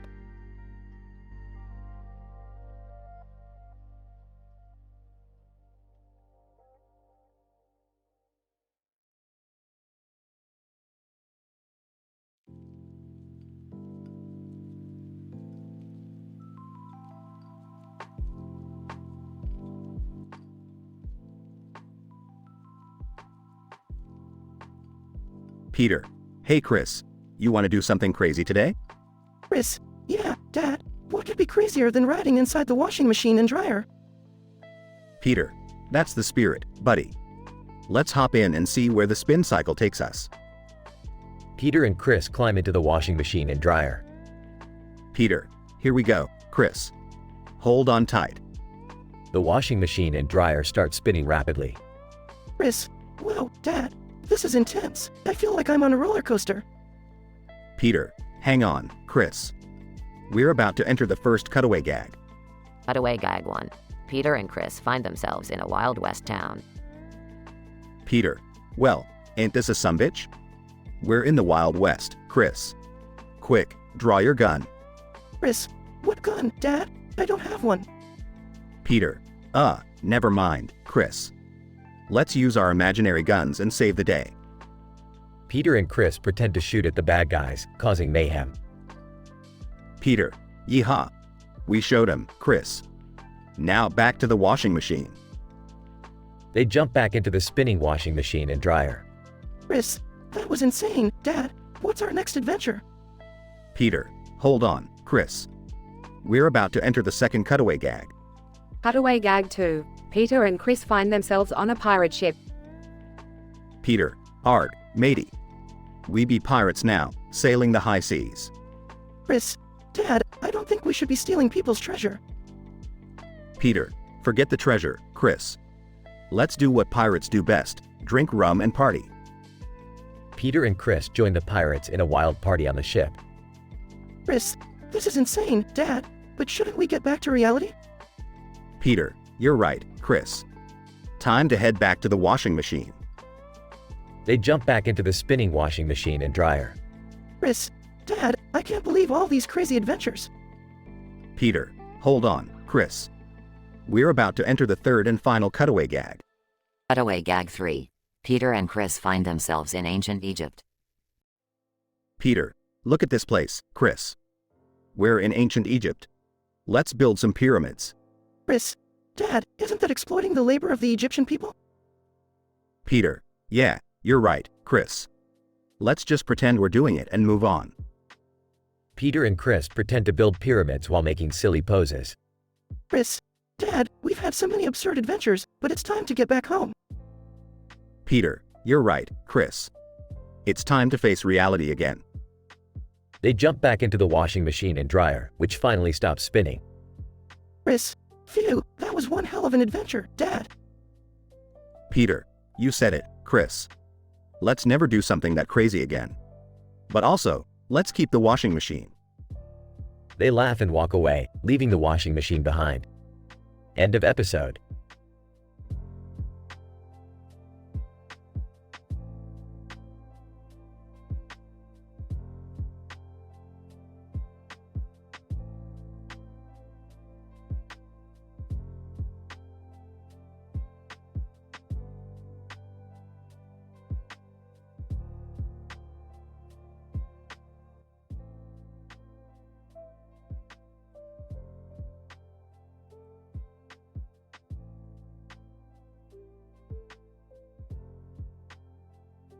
Peter. Hey Lois. Check out this foam replica of our house I just got. Lois. Peter, where did you get that ridiculous thing? Peter. Well, you remember that time I accidentally glued myself to the couch? Turns out the glue company felt bad for me and sent me this foam replica as compensation. Lois. That's unexpected. But Peter, what are we going to do with it? Peter. I was thinking we could put it in the backyard and have our own little foam quahog. We can even invite the neighbors over. Lois. Peter, that's a terrible idea. It's going to be an eyesore and a waste of space. Peter. Oh come on, Lois. It'll be fun, like having our own mini town. Plus, we can charge admission and make some extra cash. Lois. Size, fine, do whatever you want. But don't expect me to help set it up. Peter. Great, I'll get started right away. Hey guys, help me carry this foam house to the backyard. Scene transitions to the backyard, where Peter and his friends are struggling to move the foam replica. Quagmire. Geez, Peter, this thing is heavier than it looks. Peter. Yeah, who would have thought foam could be so dense? Alright, on the count of 3. 1, 2, 3. They manage to get the foam house in place, panting heavily. Cleveland. Alright, Peter, it's in position. Now what? Peter. Now we need to decorate. Joe, go grab some spray paint and make the foam trees look more realistic. Scene cuts to Joe aggressively spray painting the foam trees. Joe, I can't believe I went to the police academy for this. Scene transitions to the Griffin's backyard filled with people, as Peter charges admission. Random guy, $5 to see a foam house? You're out of your mind, man. Peter, trust me, it's an experience of a lifetime. Now step right up and witness the wonder of foam. Cutaway gag 1. Peter dressed as a foam statue, standing on a street corner. People walk by, tossing loose change into his hat. Peter starts dancing and collecting more money. Scene returns to the backyard. Chaos ensues as people explore the foam quahog. Lois. Peter, this is getting out of hand. There are foam replicas of everything now. Peter, relax. Lois. Look at that guy over there. He's having the time of his life on the foam coaster. Scene transitions to a foam replica roller coaster, with people screaming in delight. Random Guy 2. This is better than Disneyland. Scene cuts to Stewie bouncing on a foam trampoline, while Brian watches with concern. Brian, Stewie, you know those foam chemicals are toxic, right? Stewie, toxic? Who cares? I'm invincible. Cutaway gag 2. Stewie jumping off a rooftop onto a foam mattress, bouncing back up and sticking a landing. Scene returns to the chaos in the foam quahog. Lois. Peter, this has gone far enough. We need to get rid of all this foam. Peter. Nah, Lois, the people love it. Look, even Tom Brady showed up to play foam football. Scene shows Tom Brady throwing a foam football with a crowd cheering. Tom Brady. This is even better than winning the Super Bowl. Cutaway gag 3. Peter throwing a foam hammer at a nail, but the hammer sticks to the wall and Peter gets flung backwards. Scene concludes with the Griffins standing in their backyard, surrounded by dismantled foam replicas. Lois. Well, Peter, I hope you're happy. We turned our backyard into a disaster zone and now we have to clean it all up. Peter. Aw, come on, Lois. It was worth it for all the fun we had. Let's just be grateful nobody got hurt. Scene fades out as the Griffins reluctantly start cleaning up the foam mess. The end.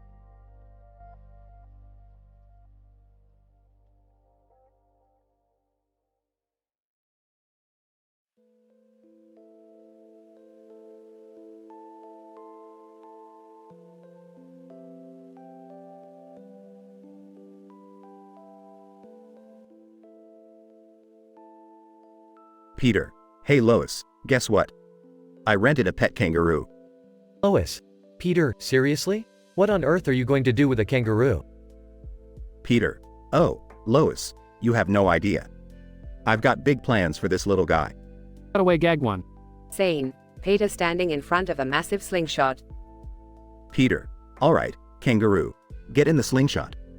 It's time for some aerial acrobatics. Scene changes to a hilarious montage of the kangaroo flying through the air, doing flips and twists. Peter. This is even better than Bear Grylls. Back to reality. Lois. Peter, I can't believe you would do something so reckless. Peter. Relax, Lois. It's just a bit of harmless fun. But that's not all I have in mind for our little friend here. Cutaway gag 2. Scene. Peter sitting inside the kangaroo's pouch, wearing a captain's hat. Peter. Alright, kangaroo. Set sail for adventure. We're off to find the lost city of Atlantis. The kangaroo hops around while Peter sings In the Navy by Village People. Back to reality. Lois. Peter, you're taking this too far. It's not right to subject that poor kangaroo to your crazy antics. Peter. Oh, relax, Lois. He loves it. And there's one more thing I want to try with him. Cutaway gag 3. Scene. Peter dressed as a magician, holding a hat. Peter. Ladies and gentlemen, for my next trick, I shall make an entire TV disappear. The kangaroo hops into the hat and disappears, leaving Peter dumbfounded. Peter. Oops, I think I underestimated his magic skills. Back to reality. Lois. Peter, I can't believe what I'm hearing. You're treating a living creature like a prop. Peter. Oh, come on, Lois. It's all in good fun. Plus, think about all the money we'll save on childcare. Lois. This has gone too far, Peter. We need to return that poor kangaroo and apologize. Peter. Fine. I guess it's time to say goodbye to my little buddy. But you can't deny that it was an adventure. Lois. Adventure? All I see is reckless behavior. Let's just hope the kangaroo finds a safer home. Scene cuts to Peter bidding farewell to the kangaroo, both with a hint of sadness. Peter. Goodbye, my little pouch-powered friend. Thanks for the memories. the kangaroo hops away, leaving Peter and Lois standing there, reflecting on their wild escapade. End of episode.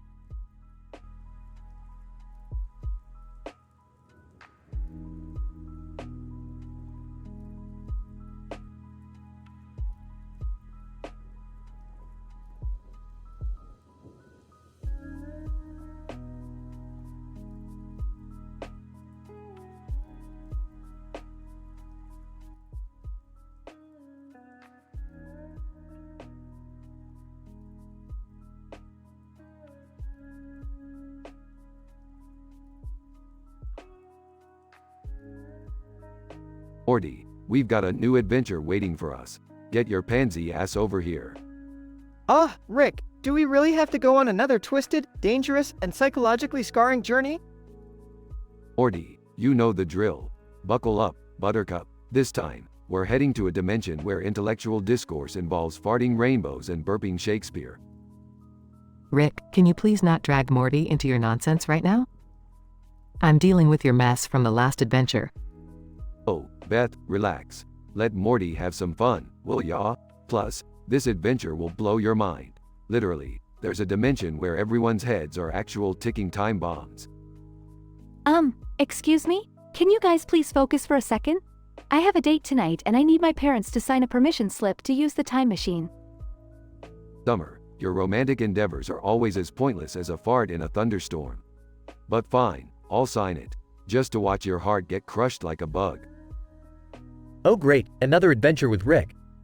Can't wait to be the useless punching bag again. Maybe this time, a baby will kick my ass. Oh wait, that already happened. Guys, we have a serious situation here. Look at that man in the suit and tie standing on the stage. What is he doing with his arms outstretched like that? Morty, you wouldn't understand. That suit-wearing idiot is conducting the symphony of existential chaos. How he thinks waving his hands around will bring order to the universe is beyond me. Rick, why don't you try conducting the symphony of not being a jackass for once? We could all use some peace and quiet.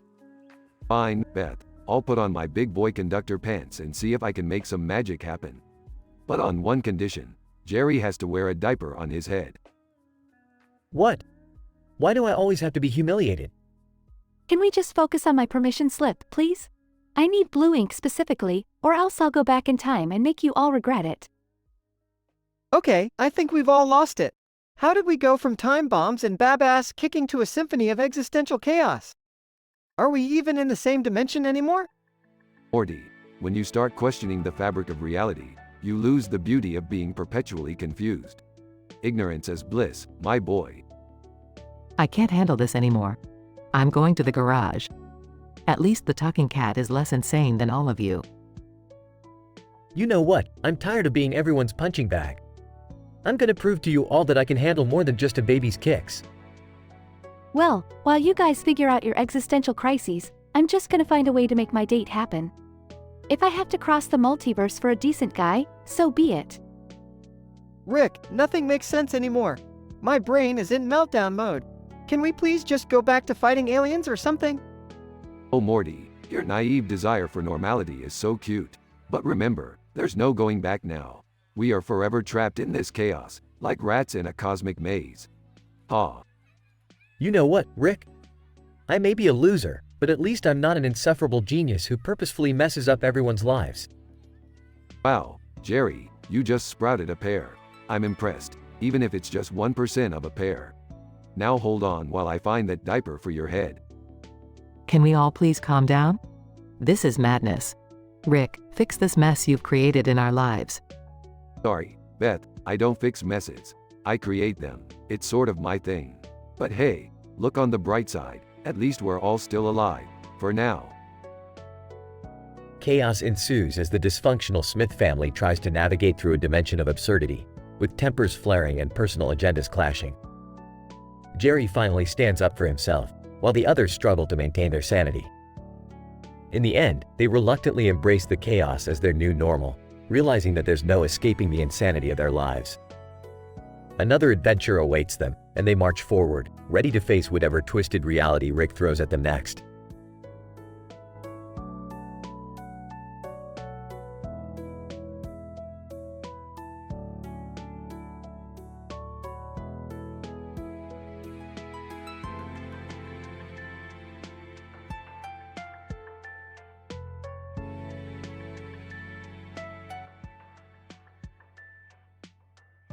Peter, hey Lois, look what I found. I got a bunch of cardboard cutouts. Lois. Peter, what are you going to do with those? Peter, oh, you know me, Lois. I'll figure something out. Scene. Cutaway gag number 1. Cutaway Peter, hey Quagmire, check this out, I got a cardboard cutout of you. Cutaway Quagmire, giggity giggity. That's pretty impressive, Peter. Now, let's see what we can do with it. Scene. Back to reality. Lois. Peter, I hope you're not planning anything crazy with those. Peter, Lois, you worry too much. Trust me, this is going to be epic. Scene. Cutaway gag number 2. Cutaway Peter, alright guys, check it out, I made a life-size cutout of Stewie, and now we can have a tea party. Cutaway Stewie, what the deuce, Peter? I'm not playing tea party with you. This is an outrage. Scene. Back to reality. Lois. Peter, are those cutouts of us? Peter, yep. And it's going to be awesome. Scene. Cutaway gag number 3. Cutaway Peter, hey Meg, look what I got for you, a cardboard cutout of your heart's desire, Tom Brady. Cutaway Meg, oh my god, Dad, this is amazing. I'm gonna marry him. Suddenly, a real Tom Brady appears. I'm Brady. Hey there, Meg, ready to tie the knot? Scene. Back to reality. Peter, Lois, I just made our lives so much better with these cardboard cutouts. Lois. Peter, this is insane. We can't just replace ourselves with flat pieces of cardboard. Scene. Progression. Peter, fine, Lois. If you don't appreciate my genius, I'll find someone who does. Peter storms out of the house, carrying the cutouts with him. Scene. Denouement. Peter, look, Quagmire. I've built a cardboard city. And I'm the cardboard mayor. Quagmire. Well, Peter, it looks like you finally lost it. Scene. Conclusion. Lois. Peter, this is getting out of hand. We need to find a way to get rid of those cutouts. Peter, you know what, Lois? You're right. This has gone too far. Let's have a bonfire. They gather up all the cutouts and set them on fire. Scene. Final cutaway gag. Cutaway Peter, who needs cardboard cutouts when you have the real thing, hey Quagmire, let's go pick up some chicks. Cutaway Quagmire, giggity giggity, Peter. Let's go.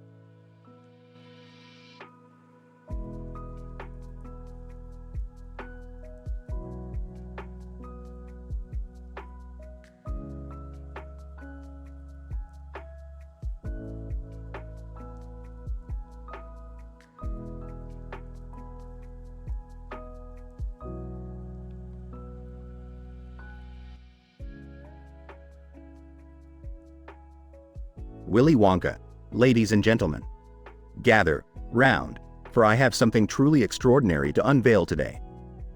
Feast your eyes on the newest addition to the Wonka candy empire.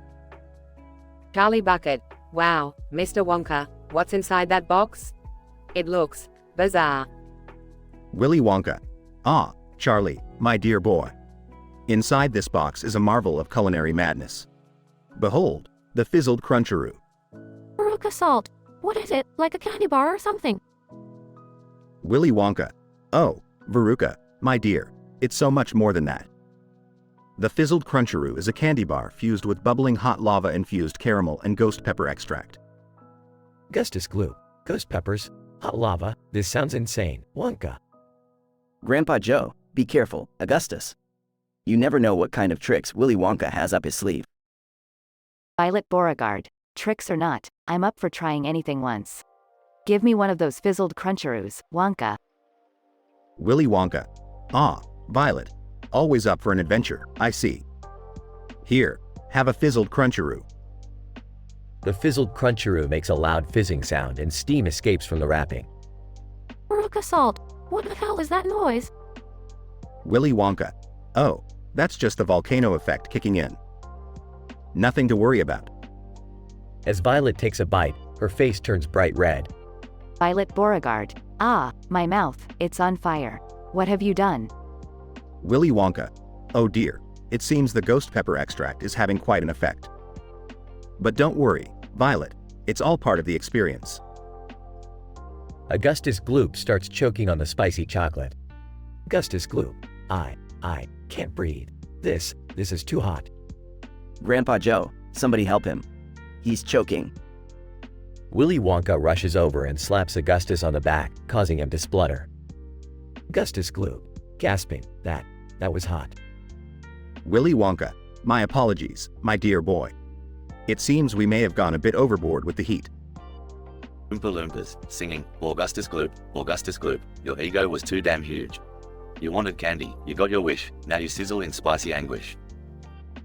The Oompa Loompas continue their profanity-laced song, roasting Augustus and making everyone laugh. Charlie Bucket, perhaps we should stick to the classics, Wonka. Less chance of someone flaming out like Augustus. Willy Wonka, quite right, Charlie. Now, who's up for some everlasting gobstoppers?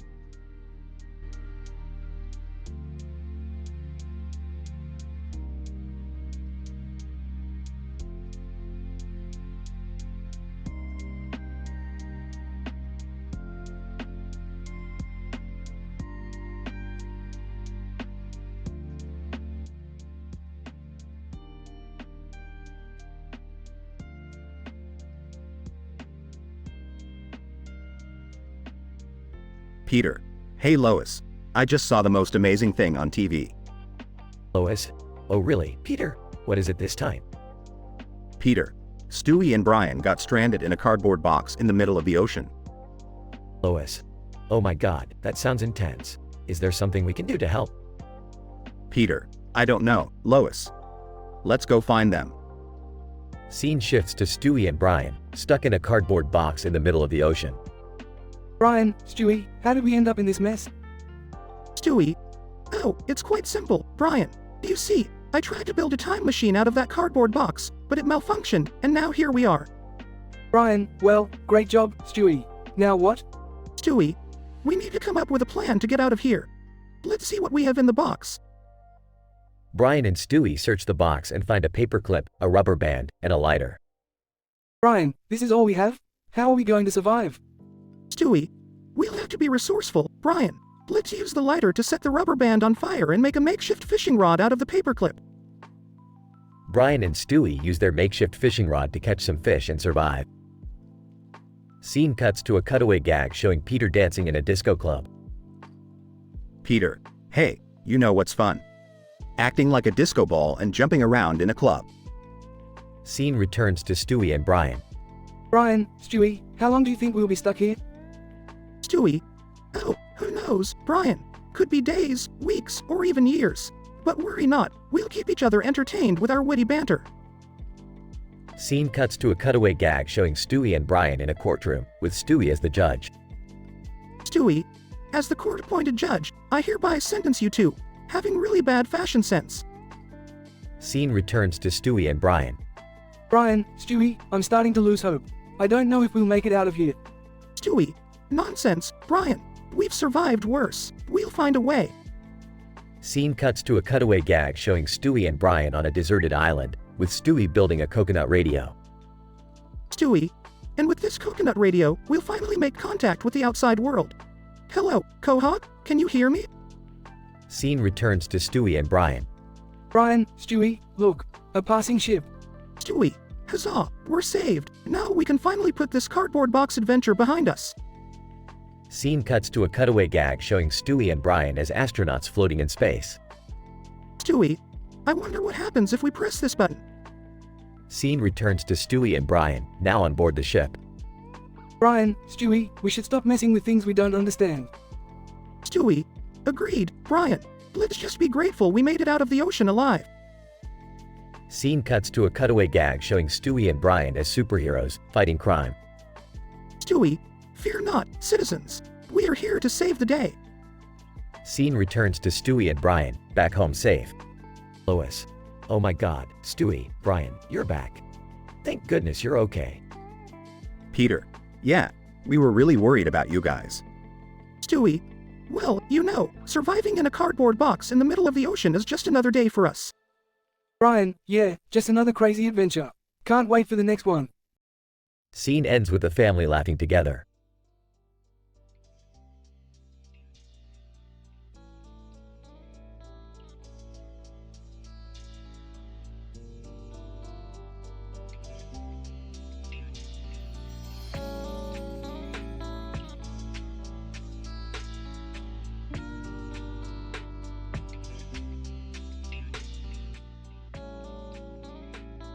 Peter. Hey guys. I'm just gonna grab some groceries. Anyone need anything? Lois. Peter, why don't you make a list? You always forget something. Peter. Nah, don't worry Lois. I've got it all up here. Taps forehead. Stewie. Oh, joy. This should be interesting. Ryan, yeah, I'll believe it when I see it.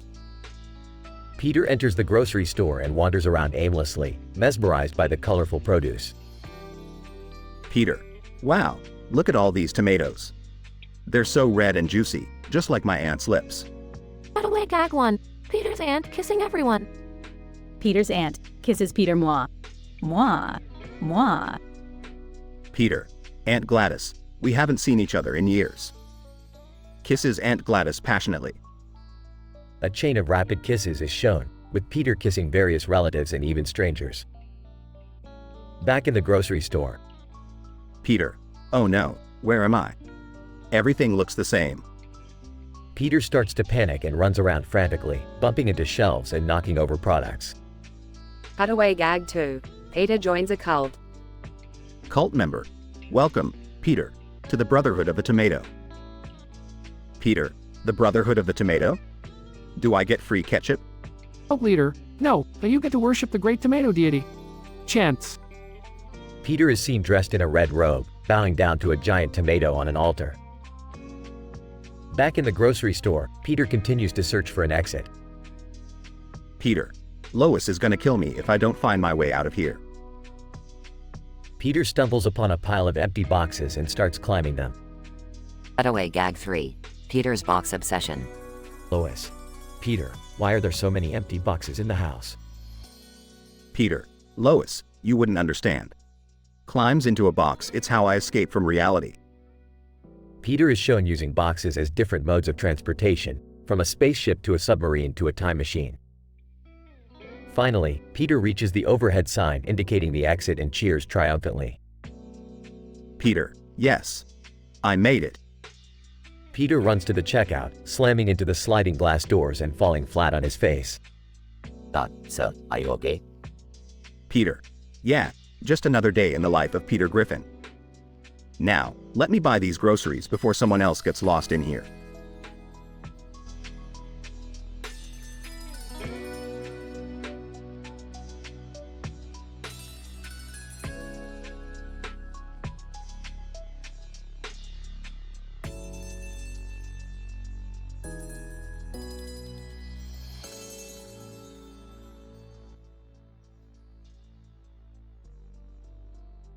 Peter. Hey, Lois. You won't believe what I'm about to do. I'm gonna make the biggest freaking hamburger ever and get into the Guinness World Records. Lois. Peter, are you serious? You always get carried away with these ridiculous ideas. Peter. No, Lois. This is different. I've got a plan. I'll gather all the ingredients and build a massive burger on that empty skateboard ramp at the skate park. Lois. Peter, that's insane. You can't just take over a skate park for your burger obsession. Peter. Well, I don't see anyone else using it. Meg, Chris, Stewie, get ready to help Daddy set a world record. Meg. Why do I always get roped into these things? Chris. Yeah, Dad, can we at least have some real food once you're done? Peter. Of course, Chris. We'll have the biggest feast ever. But first, we need to make the burger. Scene. Cutaway gag 1. Peter attempting to milk a cow, only to be kicked in the face and into a haystack. Scene. Cutaway gag 2. Peter dressed as a chef, juggling knives while trying to cook, only to cut off his own finger. Scene. Cutaway gag 3. Peter as a scientist wearing safety goggles, attempting to mix ingredients, causing an explosion that blows up the entire kitchen. Peter. Alright, the ingredients are all ready. Lois, you're in charge of grilling the patties. Lois. Fine, but only because I don't want you burning the whole park down. Scene. Incident. Lois grilling the patties as Peter stacks them on the ramp, creating a colossal burger. Peter. It's almost done. Just a few more patties. This is gonna be epic. Meg, I can't believe we're doing this. What if someone sees us? Stewie. Oh, shut up, Meg. Quit being such a buzzkill. This is our moment of glory. Progression. The burger is finally complete, towering over everyone at the skate park. Peter. Behold. The biggest, most glorious burger ever assembled. Lois accidentally spills lighter fluid on the grill, causing a massive fireball that engulfs the burger. Peter, no. My masterpiece. Meg, Dad, you nearly burned down the skate park. This is why we can't have nice things. The fire is eventually put out, leaving behind a trail of destruction. Peter, well, I guess I won't be breaking any records today. But at least we had some excitement. Chris, yeah, Dad, excitement that almost burned us all alive. Stewie, oh, come on, Chris, it's just a minor setback. We can always try again next time. It's all about the journey. Lois, I can't believe I'm saying this, but maybe next time we can attempt a world record that doesn't involve nearly causing a catastrophe. Peter, you're right, Lois. Maybe I'll try to break the record for the longest nose hair instead.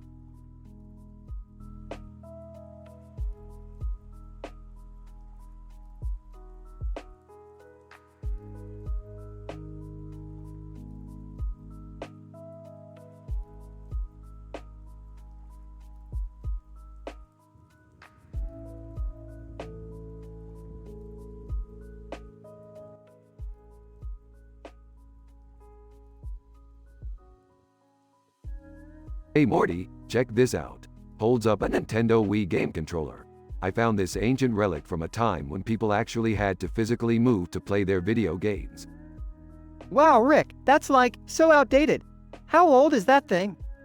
Older than Jerry's sense of style, Morty. Speaking of which, where is the dillweed? Jerry, entering. Hey guys, guess what?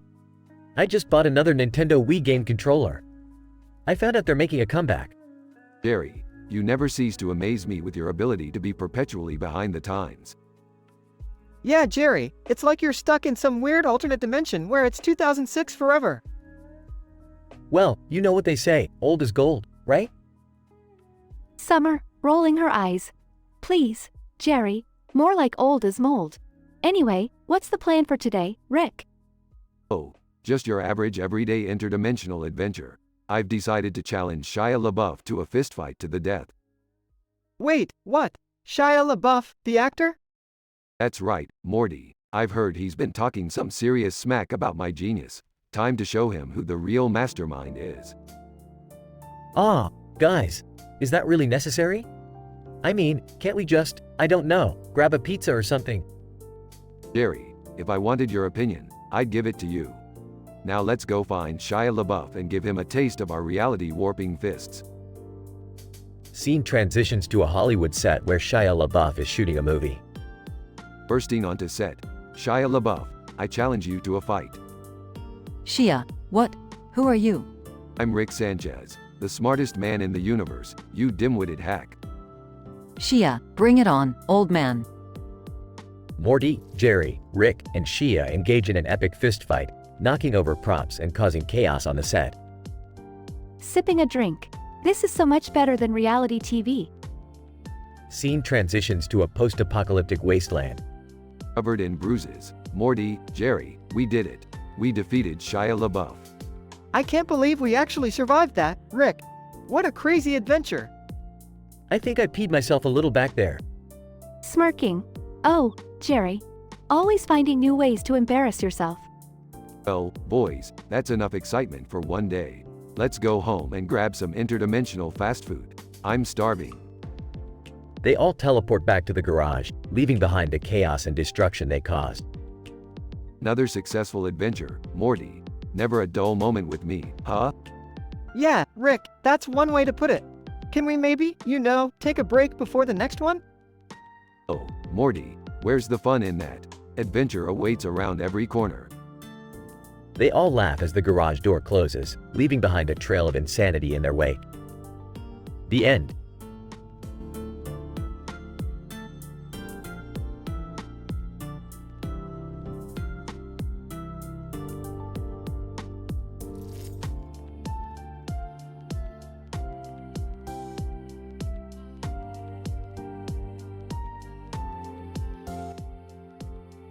Judge Judy, alright, let's get this shit show started.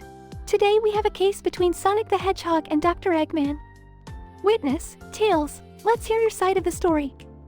Tails, well, Judge Judy, the incident happened when Dr. Eggman decided to steal all the chili dogs in Green Hill Zone. Sonic caught him red-handed and tried to stop him, but Eggman launched an army of robotic dildos at him. Judge Judy, robotic what? Oh, for fuck's sake. Is there any proof of this alleged dildo assault, Sonic? Sonic, you bet your saggy tits there is, Judge Judy. I got bruises all over my body, and let me tell you, those metallic cocks pack a punch. Dr. Eggman, this is utter bullshit, Your Honor. Sonic's just trying to tarnish my reputation. Those so-called bruises could be from his kinky hedgehog fetish for all we know.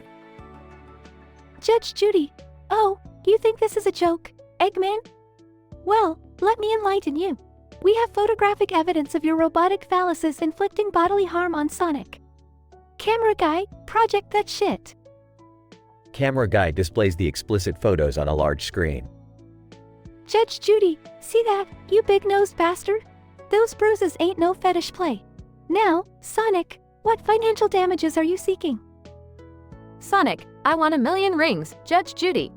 Those chili dogs are fucking sacred, and I won't tolerate anyone messing with my grub. Judge Judy, 1,000,000 rings? Are you out of your goddamn mind, Sonic? That's exorbitant. Sonic, it's not just about the rings, Judge Judy. It's about the principle, the disrespect towards chili dogs. You gotta understand, they're my lifeblood. Judge Judy, all right. Let's wrap this shit up.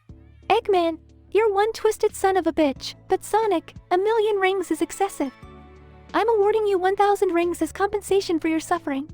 Now, both of you go and sort out your fucked up lives. As the case concludes, the bailiff escorts Sonic, Dr. Eggman, and Tails out of the courtroom, their heated arguments continuing in the hallway.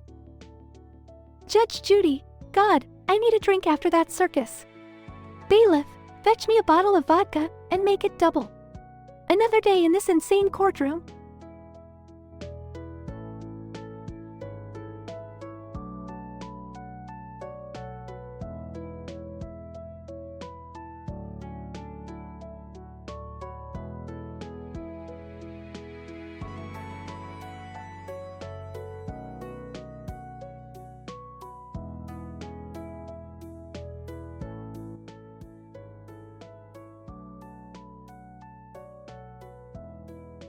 Title: The Washing Machine Adventure.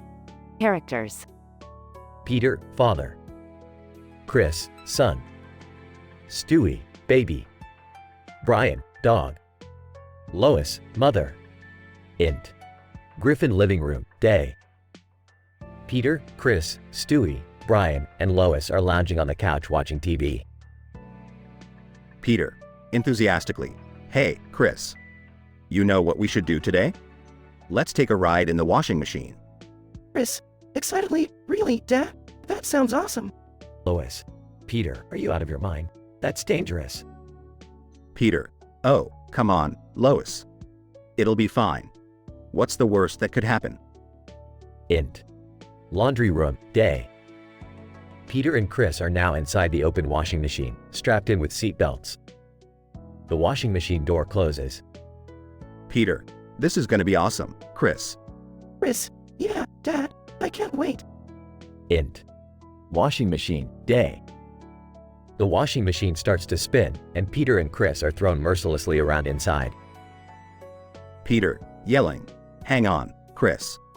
This is gonna be a wild ride.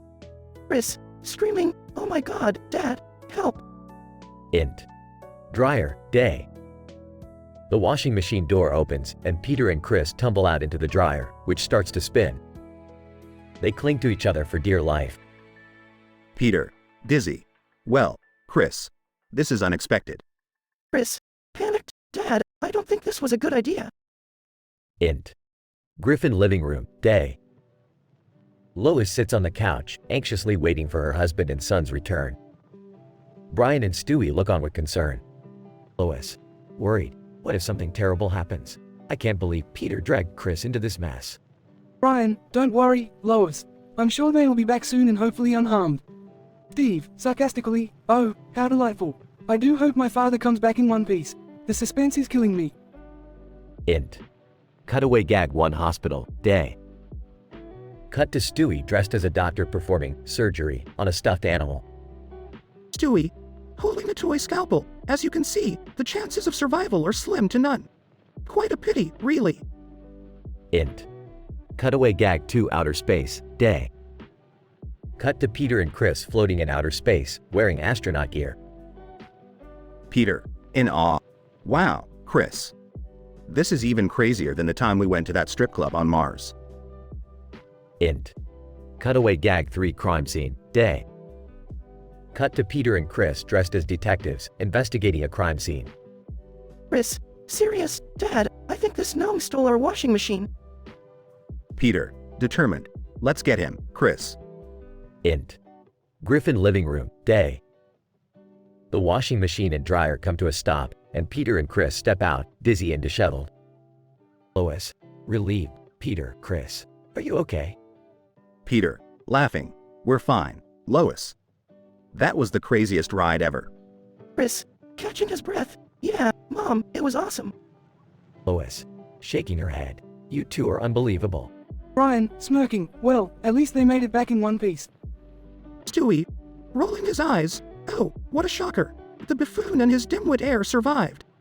Fade out.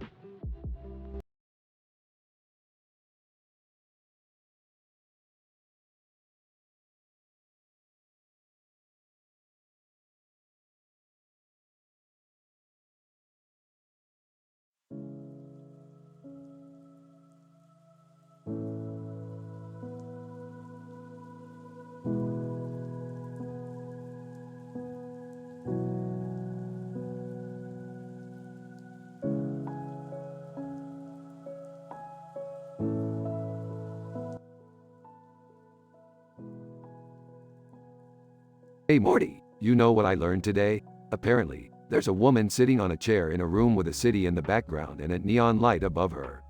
Real groundbreaking stuff, Morty. Geez, Rick, sounds thrilling. What's so special about this woman? Well, Morty, she's not just any woman.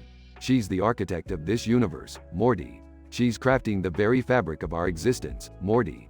And she's doing it in style with that neon light above her. Entering the room. Who are you guys talking about? I can't keep up with all these ridiculous adventures. Yeah, and how come I'm never involved in any of this weird stuff? I mean, it's always you two running around doing crazy things.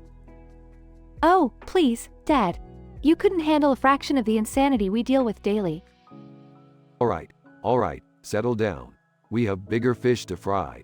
I just found out that the architecture flirting workshop is in town. Architecture flirting workshop? What the hell is that? Rick. Oh, Morty, it's a life-changing experience. You learn how to charm buildings into letting you inside. It's like foreplay for construction enthusiasts. Trust me, Morty, you'll love it. Are you serious, Rick? That sounds ridiculous. How can you flirt with a building? Beth, I know you don't have much experience in the love department, but trust me, it's a thing. Well, maybe I should go to that workshop. It might teach me a thing or two about flirting with my own wife. Jerry, don't even start with me. Okay, enough with the family drama.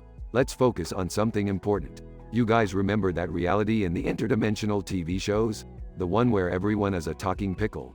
Well, in this reality, Sephiroth from Final Fantasy VII hosts a cooking show where he uses the talking pickles as ingredients. Everyone. What?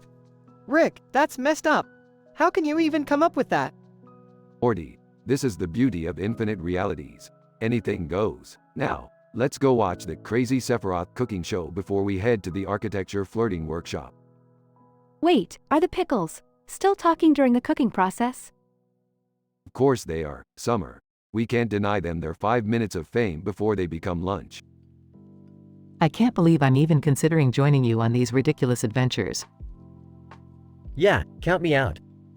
I'm staying home this time. Suit yourself, Jerry. But remember, when you're alone at night, the talking pickles will be watching you. They all leave the room, contemplating the absurdity of their lives and ready for the next wild adventure.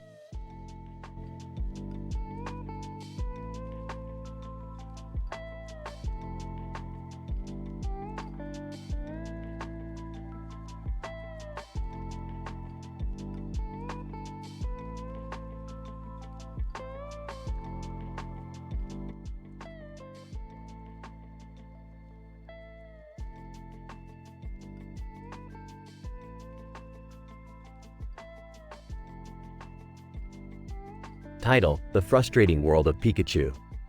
Characters. Angry Video Game Nerd, AVGN. Pikachu. AVGN. Okay, let's see what kind of crap we have here. Hey you, Pikachu, on Nintendo 64. This is gonna be a real treat. Incident.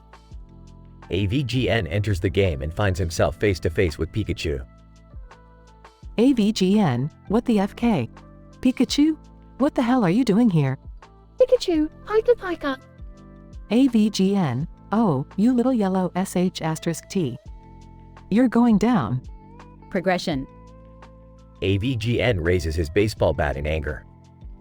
AVGN, time to teach you a lesson, Pikachu. Pikachu, Pika, huh? AVGN swings the bat at Pikachu, but it magically bounces off the helmet on his head. AVGN, goddamn piece of sh*t helmet. What's it made of? Indestructible F-King titanium. Pikachu, Pika, laughs. AVGN throws the bat aside and charges at Pikachu. They engage in a wild brawl, knocking over objects and causing chaos in the game. AVGN, take this, you electric rat. Pikachu, Pie. The fight intensifies as the surroundings glitch and distort. AVGN, is this some kind of glitched out nightmare? This game is breaking my goddamn balls. Pikachu, Pika, laughs maniacally. AVGN finally lands a powerful punch, knocking Pikachu into a pixelated oblivion. AVGN, that's what you get, you little yellow turd. Game over. AVGN is then sucked out of the game and finds himself back in the real world, completely exhausted. AVGN, well, that was one F-cat up adventure. Time for a beer and a shush *TTY game review. Scientific description.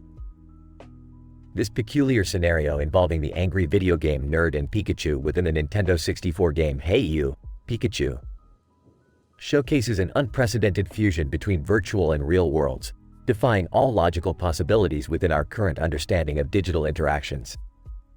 The aggressive encounter between the short-tempered AVGN and the mischievous Pikachu reveals complex anomalies within the game's coding and its power to manipulate the course of events. Remarkably, the impenetrable helmet encasing Pikachu's head acts as an unforeseen safeguard, impervious to any formidable forces such as the swing of a baseball bat.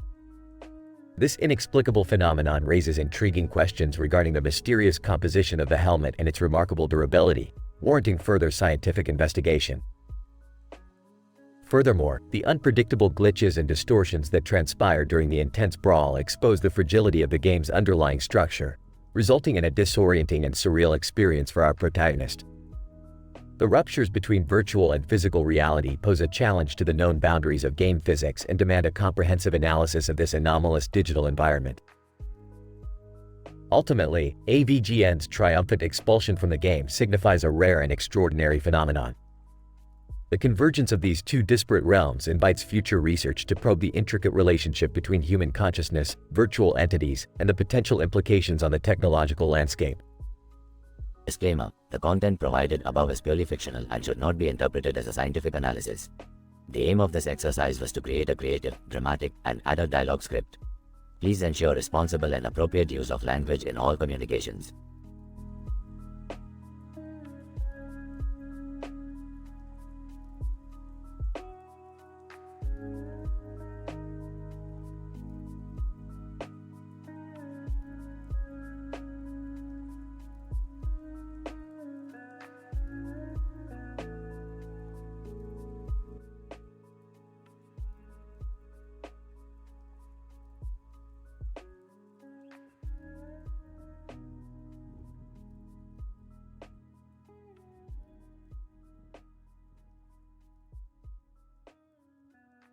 Morty, pass me that wrench and put on your lab coat.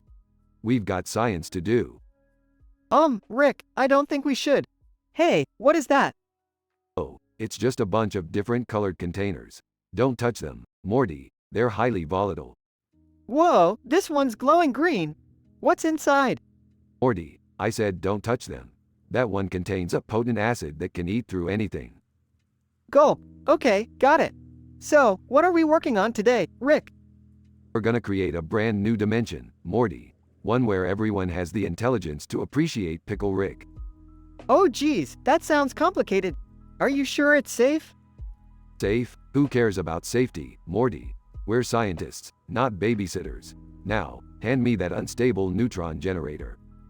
Hesitantly, Rick, I found something weird in Jerry's trunk yesterday. Jars of yellow liquid. Excitedly, yellow liquid, you say? Let me see that. Sniffs at Morty. This is pure concentrated lemonade.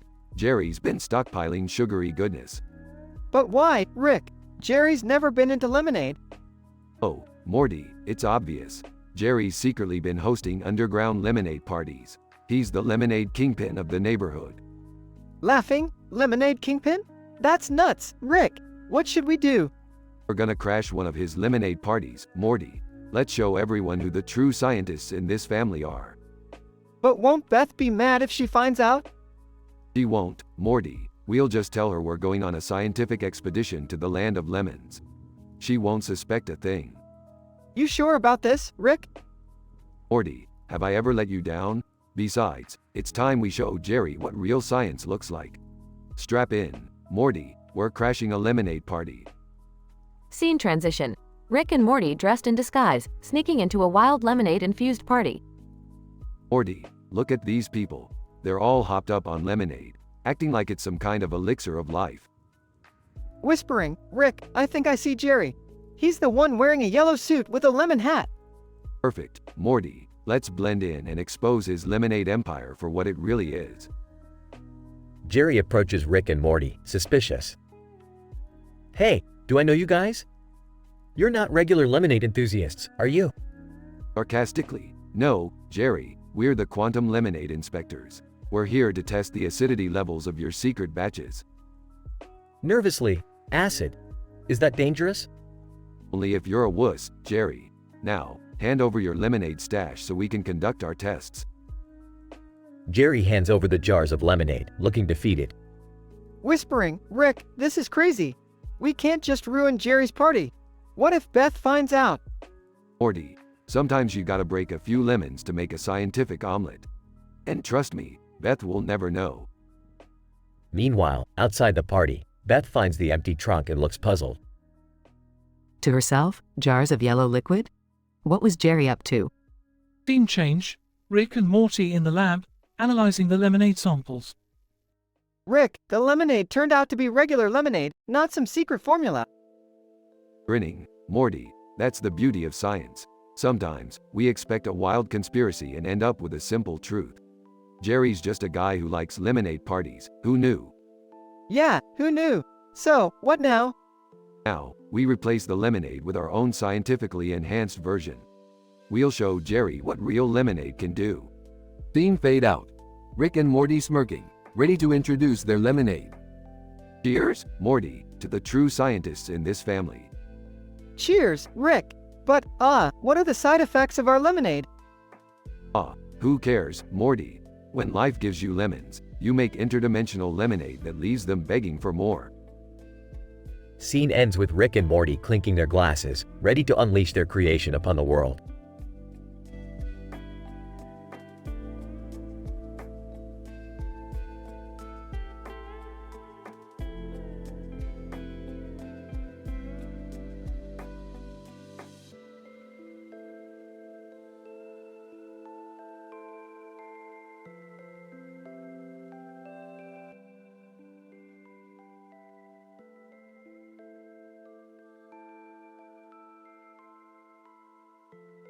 Peter, hey Lois, guess what? I rented a pet kangaroo for the weekend. Lois, Peter, you didn't. What on earth possessed you to do that? Peter, well, you know I'm always up for some crazy shenanigans.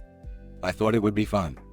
Lois, fun? Peter, renting a kangaroo as a pet is not only irresponsible, but it's also highly dangerous. Peter, oh, come on, Lois. What's the worst that could happen? Scene cutaway. Peter bouncing around on the kangaroo's back, soaring through the sky while holding a six-pack of beer. Peter, look at me, Lois.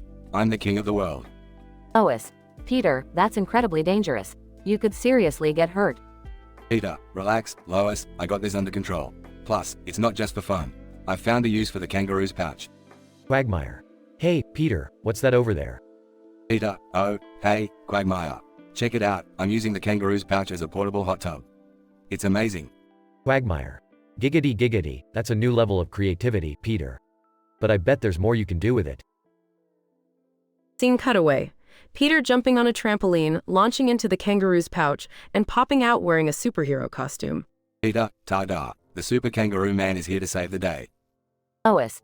Peter, this is absurd. You can't just turn a kangaroo's pouch into a superhero costume. Peter, Lois, you never understand my genius. But wait, there's more. Scene cutaway. Peter using the kangaroo's pouch as a temporary baby carrier, with Stewie inside, floating in midair. Stewie. Mother, if you ask me to explain the physics involved in this, I shall require a strong beverage. Lois. Peter, this is getting out of hand. We need to return the kangaroo immediately. Peter, fine, Lois, fine. But let's not waste the opportunity for one last wild ride. Scene cutaway. Peter and the kangaroo flying through the Grand Canyon, narrowly avoiding cliffs and rattling unexpected tourists. Peter, woohoo. This is better than any roller coaster, Lois. We'll remember this forever. Lois. Peter, that was incredibly dangerous and irresponsible. We're lucky nobody got hurt. Peter, yeah, you're probably right, Lois. But boy, what an adventure it was. Can't wait to tell the guys at the bar about this one. Let's go, kangaroo. Scene cutaway. Peter the kangaroo and a group of shady-looking characters playing poker in the kangaroo's pouch. Peter, all in. I bet my last beer on this hand. Kangaroo. Boxing glove extends from pouch, pow. Peter, ouch. Okay, you win, kangaroo. Let's call it a night. Scene fades out with Peter and the kangaroo returning home, both exhausted from their wild escapade. Lois. Peter, promise me you'll never rent a pet kangaroo again. It's just too dangerous. Peter, fine, Lois. But you sure know how to kill a good time.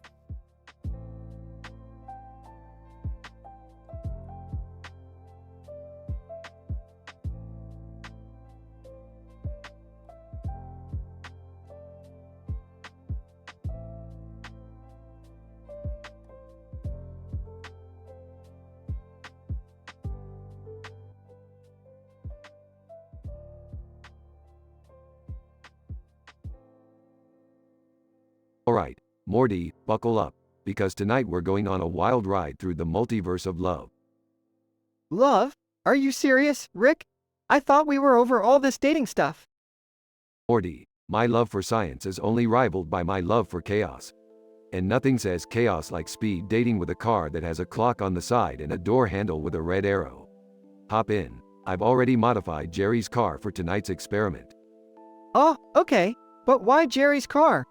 Because, Morty, with Jerry's luck, we're gonna need all the help we can get. Now, let's get this show on the road.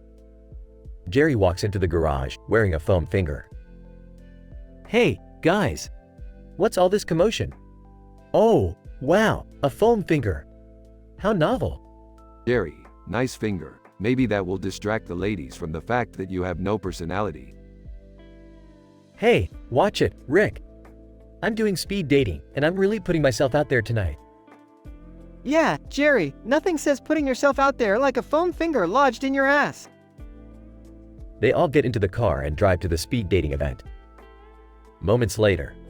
Alright, Jerry, this is it. Time to unleash the power of love. Morty, hand me that ketchup bottle. What are you planning, Rick? Oh, just a little experiment. Squeezes ketchup bottle profusely. Jerry's car suddenly fills up with ketchup, covering him from head to toe. Oh, come on, Rick. Why would you do that? Relax, Jerry. Ketchup is a scientifically proven aphrodisiac in certain alien species. You'll thank me later. This is insane, Rick. How is Jerry supposed to find a date covered in ketchup? Morty, it's speed dating. Desperation is a powerful motivator. At the speed dating event. Hi, I'm Jerry, and I'm not actually covered in blood. It's ketchup. Random woman number 1. Oh, kinky. I'm into that. Really? Wow, okay. Wanna go get a drink? Random woman number 1. Sure, lead the way, Mr. Ketchup. Meanwhile, Rick and Morty observe from a distance. Rick, this is bizarre. It's like you've unleashed a whole new side of Jerry. That's the beauty of chaos, Morty. Sometimes it brings out the best in people, or at least a side we've never seen before. Jerry returns, looking satisfied. Guys, that was amazing. Turns out, ketchup is a total game changer. See, Morty, science triumphs once again. I don't know if I should be amazed or disgusted. They all hop back into the car, ready for their next adventure. Alright, Morty, where to next? I heard there's a dimension where romance involves eating socks. Oh, I don't think I can handle any more romance experiments tonight, Rick. Fine, Morty, we'll save it for another day. Let's go home and watch some interdimensional cable then. Sounds surprisingly relaxing, Rick. They drive off into the night, leaving behind a ketchup-splattered speed dating event. I never thought I'd say this, but thank you, ketchup. You've changed my life. Jerry looks out the car window, contemplating his newfound dating prowess, as the car disappears into the distance.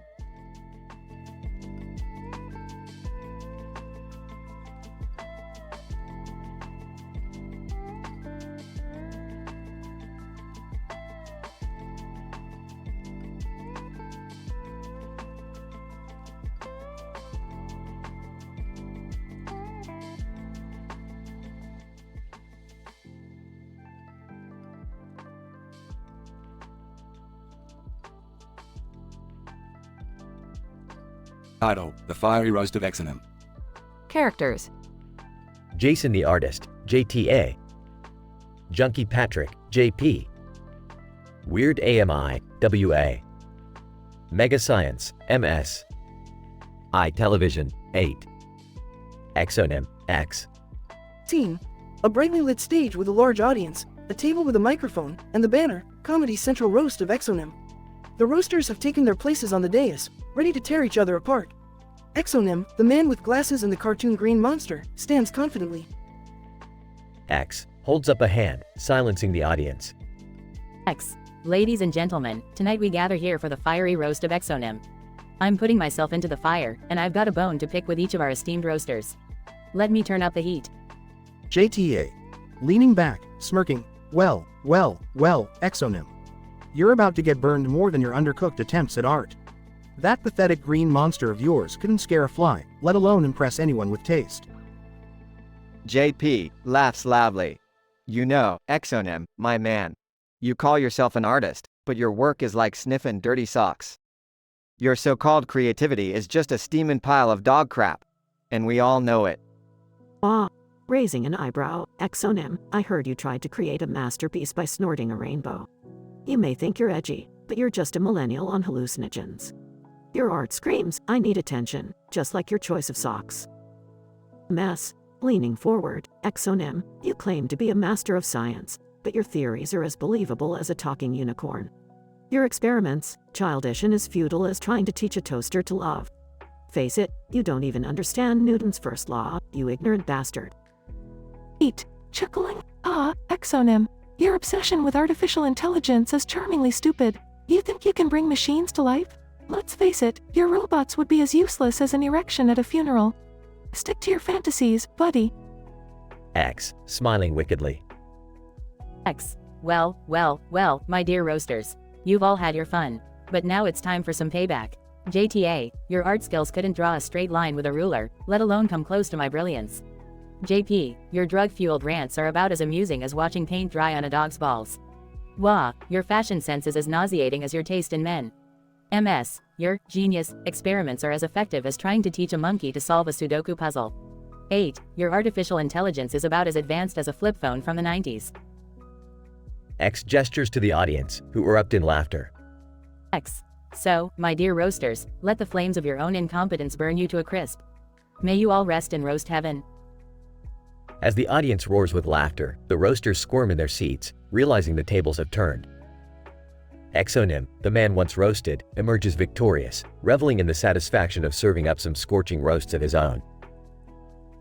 The fiery roast of Exonym turns the tables on the roasters, leaving them humbled and scorched by his devastating wit.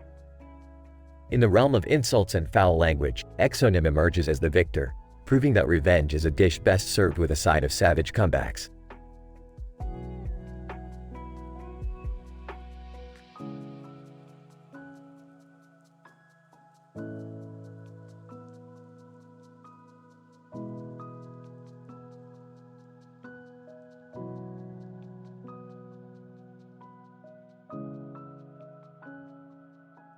Peter, hey Lois, check out these cardboard cutouts I bought. I can do all sorts of crazy things with them. Lois. Oh Peter, why do you always get into these ridiculous shenanigans? Peter, because it's fun. Look, I can use this cutout of a car to pretend I'm driving. Vroom, vroom. Lois. Peter, that's just silly. You're going to get yourself into trouble one of these days. Scene transition, cutaway gag 1. Peter, in the cutaway. Hey Meg, watch this.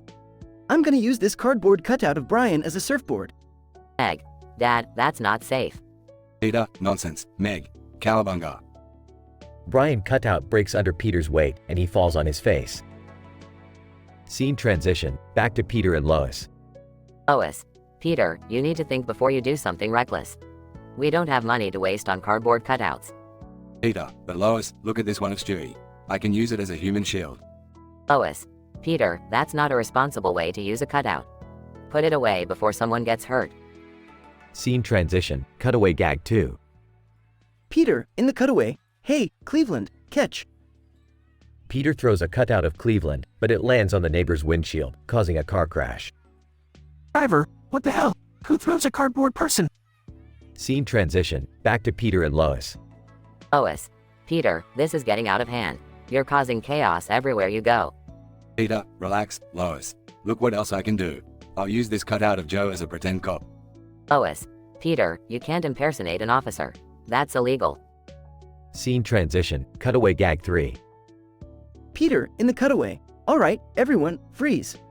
I'm Officer Peter Griffin, and I'm here to write you all citations for being too boring. Crowd. What? This isn't even a real cop. Police sirens approach, and Peter gets tackled by real officers. Scene transition, back to Peter and Lois. Lois. Peter, you're going to end up in jail if you keep this up. Peter, come on, Lois. It's all in good fun. Plus, I've got this cutout of Mayor West, so we can do some pranks. Lois. No, Peter, absolutely not. I'm putting my foot down. No more cardboard cutout antics. Scene transition, final cutaway gag.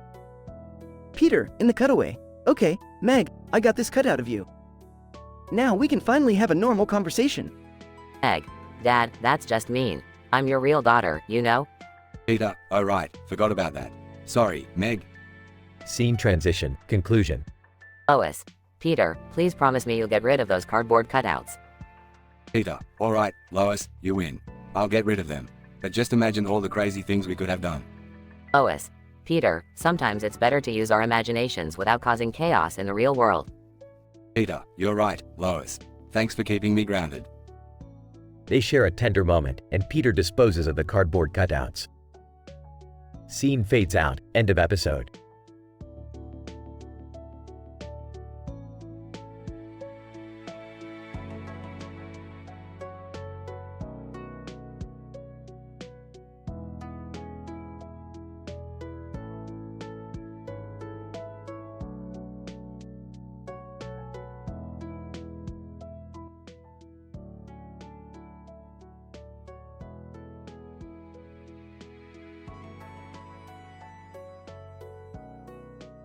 Alright, Morty, buckle up.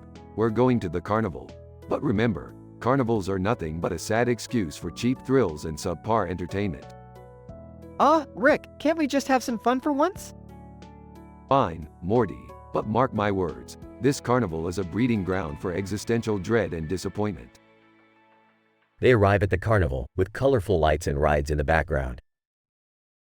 Hey guys, check out that sign. Jerbay du day. Looks like today's my lucky day. Oh, great, Jerry's hit the jackpot of mediocrity.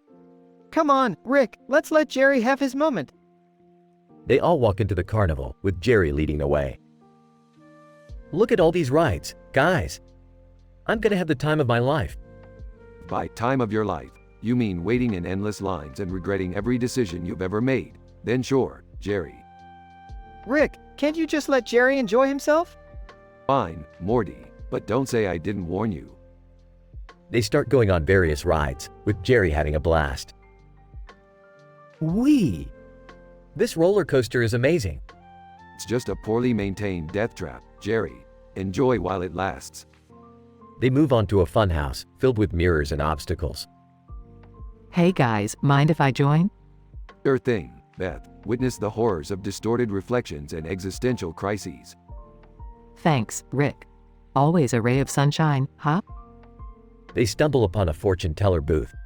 Fortune teller, I shall reveal your deepest secrets. Oh, I don't know about this, guys. Aw, come on, Morty, it'll be fun. Fortune teller, Morty, you secretly fantasize about being a hero, but you're afraid of putting yourself out there. What? How did you know that? It's called cold reading, Morty. It's a scam. They all share a genuine moment of connection. Alright, enough of this carnival nonsense. Time to head back home and forget this ever happened. Wait, what about the Ferris wheel? The Ferris wheel? Just a slow-moving torture device, Jerry. But. Fine, Jerry, one ride on the Ferris wheel. But remember, it's a metaphor for the monotonous cycle of life. They all reluctantly get on the Ferris wheel. You know what, Rick? Despite everything, I actually had some fun today. Yeah, Morty, sometimes the universe surprises even me. As they reach the top of the Ferris wheel, a flock of seagulls suddenly attack them. Oh no! Why are the seagulls attacking? I don't know, Jerry. Just hold on and hope for the best. They all scream as the seagulls relentlessly attack, leading to a chaotic and absurd conclusion. What did I tell you, Rick? Nothing good ever comes from a carnival. You had your fun, Morty. Now let's get the hell out of here before these seagulls peck our eyes out. They all hurriedly exit the Ferris wheel, running for their lives as the seagulls chase them. This is the worst day of my life. Told you so, Jerry. Told you so.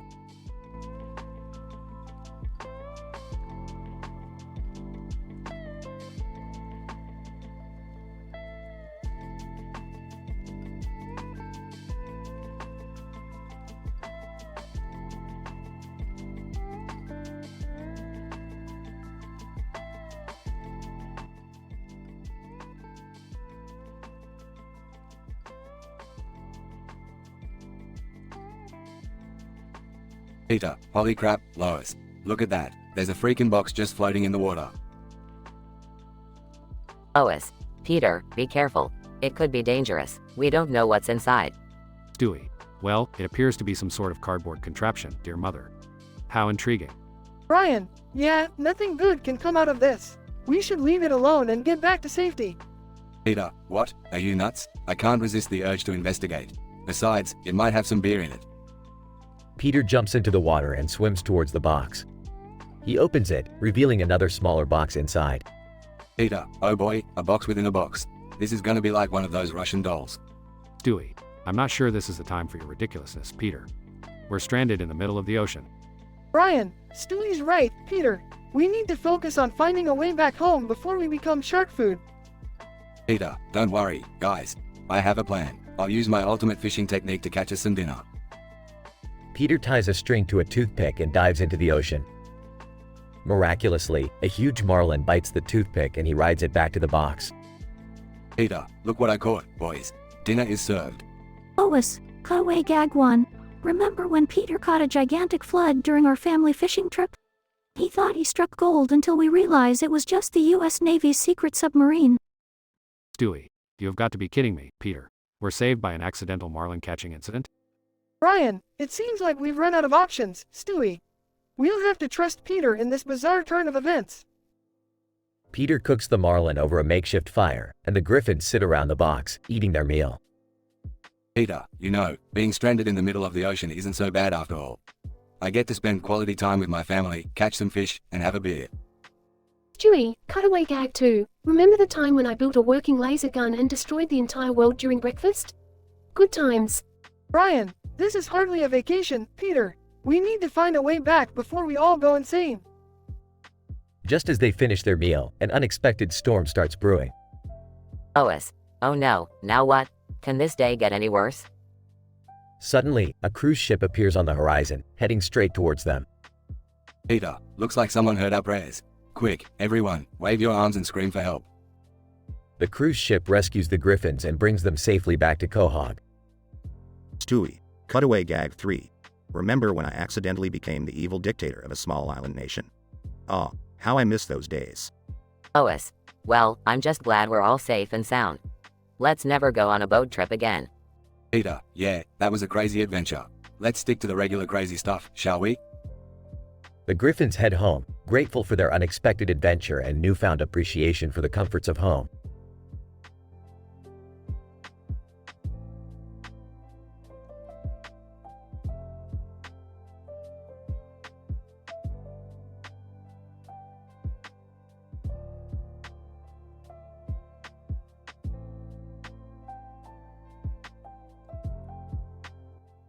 Steve. Hey Bobby, what the hell are you doing with those foam replicas of wild hogs? Bobby. Oh, Steve. I'm just practicing my kissing skills, you know? Gotta be ready for when the ladies come knocking. Steve, Jesus, Bobby, couldn't you find a less creepy way to practice? Bobby. Look, it's not creepy. It's resourceful and innovative. Besides, these replicas are so lifelike. Feel the foam. It's like kissing the real thing. Steve, I don't want to feel the foam, Bobby. This is ridiculous. Can't you just get a damn girlfriend like a normal person? Bobby. It's hard, Steve. I've got standards, you know? These wild hogs challenge my kissing prowess. Plus, they don't judge me like those judgmental ladies out there. Steve, well, if you keep this up, you're gonna end up alone in your mum's basement for the rest of your life, smooching foam pigs. Bobby. That's not fair, Steve. I just want to be prepared for any situation. What if I go to a hog-themed party? Then I'll be the star of the show. Steve, a hog-themed party? Who the fuck has a hog-themed party? Bobby. You never know, man. Life is unpredictable, and besides, these foam replicas are also great for self-defense. Steve, self-defense? Are you kidding me? You're gonna try and fend off attackers with foam pigs? Bobby. It's called psychological warfare, Steve. Imagine someone trying to attack you, and suddenly, you pull out a foam hog and start kissing it passionately. No one would mess with that level of crazy. Steve, Bobby, you're insane. Just completely insane. Bobby. Maybe I am, Steve, but I'll be the insane genius who knows how to kiss wild hogs and defend himself with foam replicas. You'll see. Steve, yeah, good luck with that, Bobby. I'm just gonna go back to living a normal, sane life.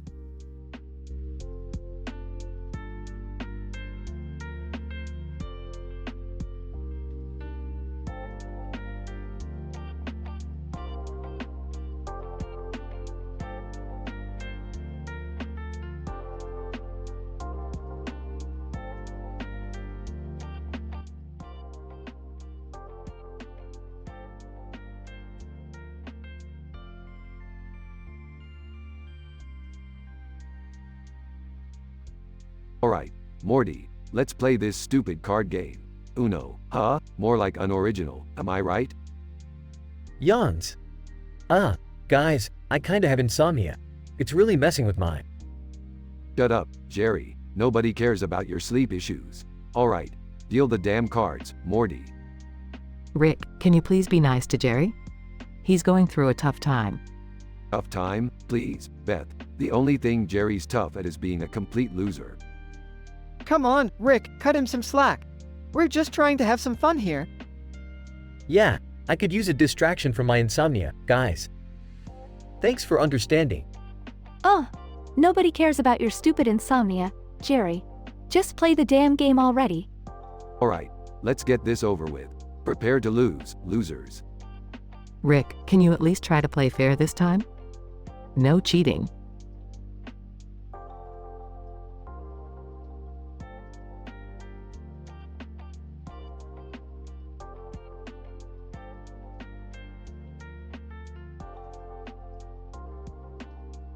Fair? Me? Beth, I'm offended. I don't cheat. I manipulate the universe to my advantage. Oh, Rick, that sounds a lot like cheating. Whatever, Morty, let's just play. Smirking. Hey, Jerry, you're looking pretty tired. Maybe you should take a nap instead of playing. Irritated. Can we just play the damn game? Insomnia isn't a joke, Summer. Alright, Morty, draw 2 cards. Frustrated. Oh, come on, Rick. Not again. This is Uno, Morty. There are no rules. Now draw the cards. Excited. Finally, something's going my way. Rick, that's not how you play Uno. You can't just make up rules. Sarcastically. Oh, I'm sorry, Professor Beth. I didn't know you were an expert in children's card games. Rolling her eyes. Can we just play this stupid game without all the drama, please? Giggling? Drama? You guys are hilarious. Can't we all just get along? Angry, get along, Jerry. You're lucky we're even including you in our interdimensional adventures. Okay, Rick, calm down. It's just a game. No need to get all worked up about it. Grumbles, fine. Let's just finish this game and get it over with. Honestly, I can't believe we're arguing over Uno. We need to focus on more important things. Yeah, like saving the universe from your crazy experiments, Rick. Smirking. You see, Summer, at least someone acknowledges my genius. Yawning again. Can we hurry this up? I'm feeling really sleepy now. Whispering to Jerry, "Hey, Jerry, I heard there's an interdimensional pillow that can help with your insomnia. Want me to get it?" Excited? Really, Morty? That would be amazing. Oh, great. Now we're getting interdimensional pillows. Just what we need. Rick, be nice. It could help Jerry. Let's finish this game and then Morty can get the pillow. Fine by me. I'm tired of listening to all this nonsense anyway. Uttering, fine, whatever. Let's play. But if I don't win, someone's paying. Whispering to Morty. Morty, maybe we should let Rick win, for everyone's sake? Whispering back, "Good idea, Jerry. Rick sure knows how to throw a tantrum."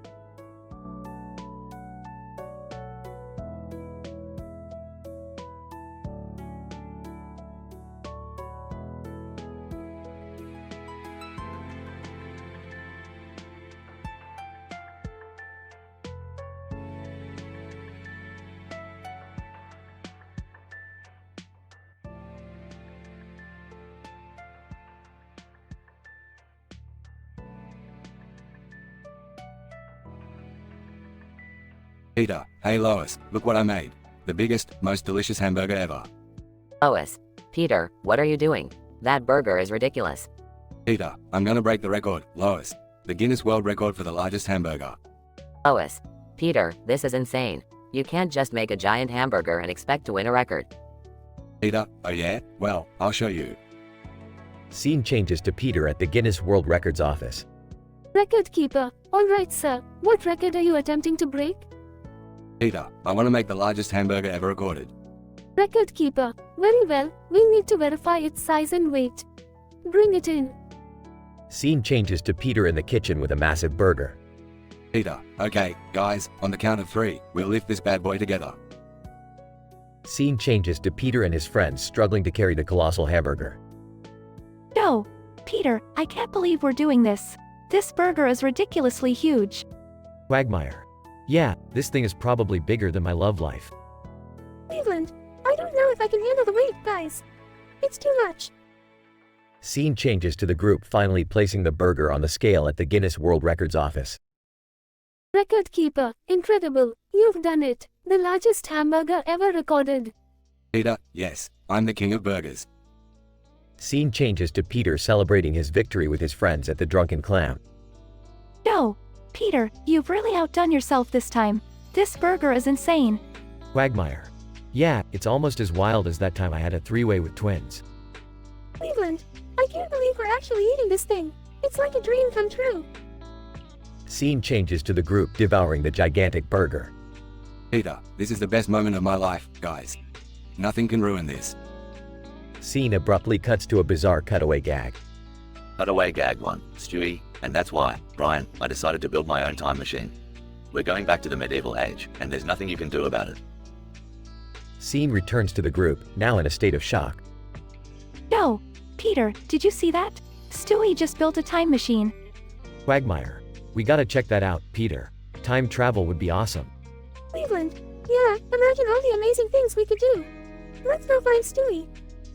Scene changes to the group frantically searching for Stewie. Scene cuts to another cutaway gag. Cutaway gag 2. Peter, as a superhero, I'm Beer Man. With the power of alcohol, I'll save the day. Scene returns to the group, finding Stewie in his secret lab. Peter, Stewie, we heard you built a time machine. We want to go on an adventure. Stewie. Well, I suppose I could use some company. Hop aboard, idiots. Scene changes to the group inside Stewie's time machine. Scene cuts to a final cutaway gag.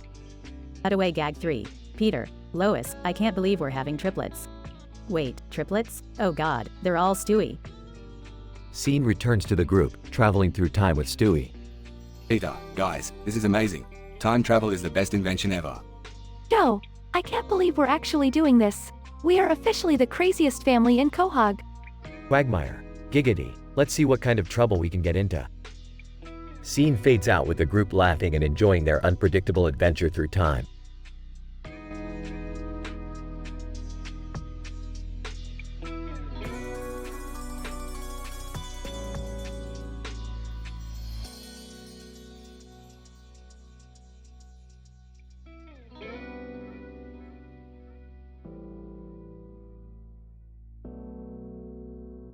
So Morty, I was just analyzing the quantum fluctuations in the multiverse and you won't believe what I found.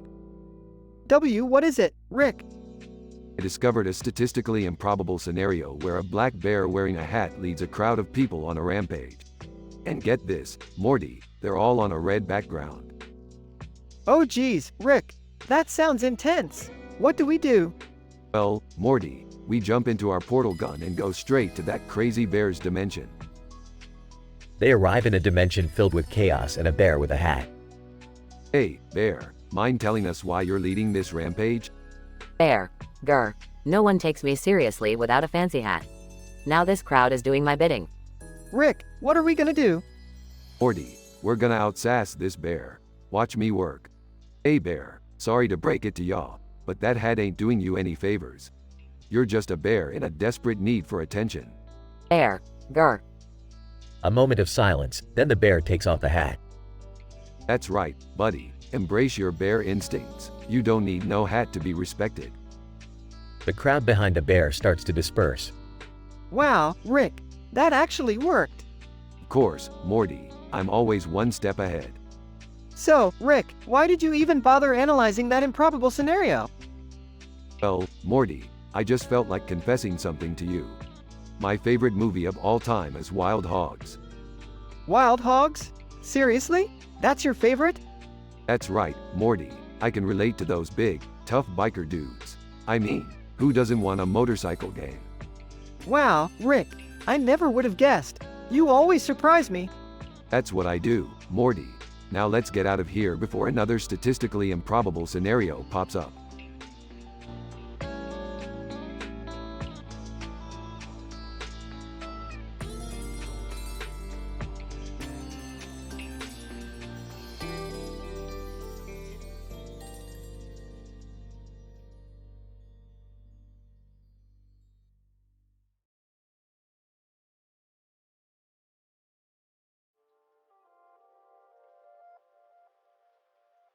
Peter, hey Lois, check out this cool inflatable tube man I found. I'm gonna name him Terry. Lois. Peter, where did you get that? And why is it alive? Peter, I found Terry outside the sex shop, and he just started talking to me. He said he was tired of being used for indecent purposes and he wants to live a normal life as part of our dysfunctional family. Terry the inflatable tube man. That's right, Lois. I'm tired of being objectified. I want to be a real member of this crazy-ass family. Stewie, what the bloody hell is going on here? An inflatable tube man with sentience? This is impossible. Peter, Stewie, say hello to Terry. He's gonna be our newest addition. Stewie, this is ridiculous. But I suppose nothing makes sense in this godforsaken town. Welcome, Terry. I'm sure you'll fit right in with our absurdity. Scene cuts to Peter at work, on a construction site. Atelier gag number 1. Peter's co-worker. Hey Peter, you're bringing your inflatable friend to work now? Peter, yeah, Terry wanted to try manual labor. Peter and Terry struggling to lift heavy equipment. Terry, you're not cut out for this. Terry, huffing and puffing, I just want to prove myself, Peter. I'm more than just a dancing sex toy. Scene cuts to the Griffin family around the dinner table. Cutaway gag number 2.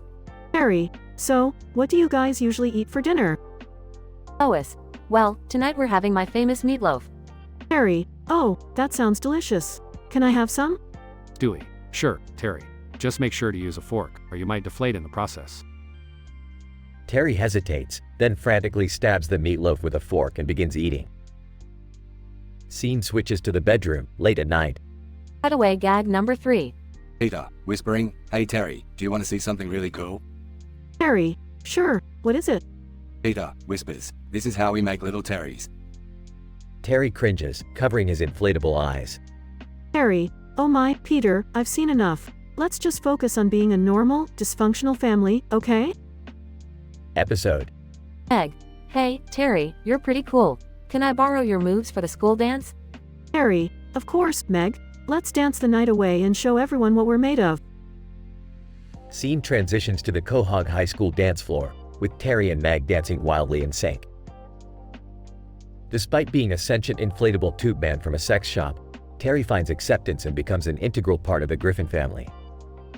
Through ridiculous situations, vulgar humor, and cutaway gags, Family Guy once again delivers its trademark irreverent comedy, reminding us that even the most unusual characters can find a place to belong.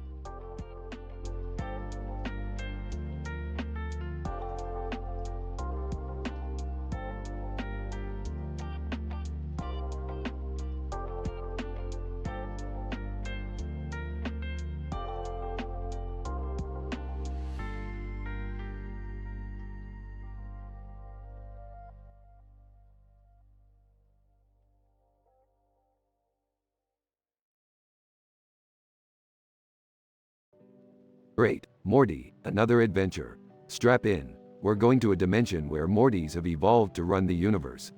Having some sort of intergalactic Morty Congress or something. Rick, isn't that kind of dangerous? Morty, danger is just another word for a good time. Now quit being such a Nancy and let's get going. Scene. The spaceship lands on a strange planet. They exit the ship and walk towards a massive building labeled Interdimensional Morty Congress. Rick, look at all these Mortys. They're wearing suits and carrying briefcases. Is that President Morty?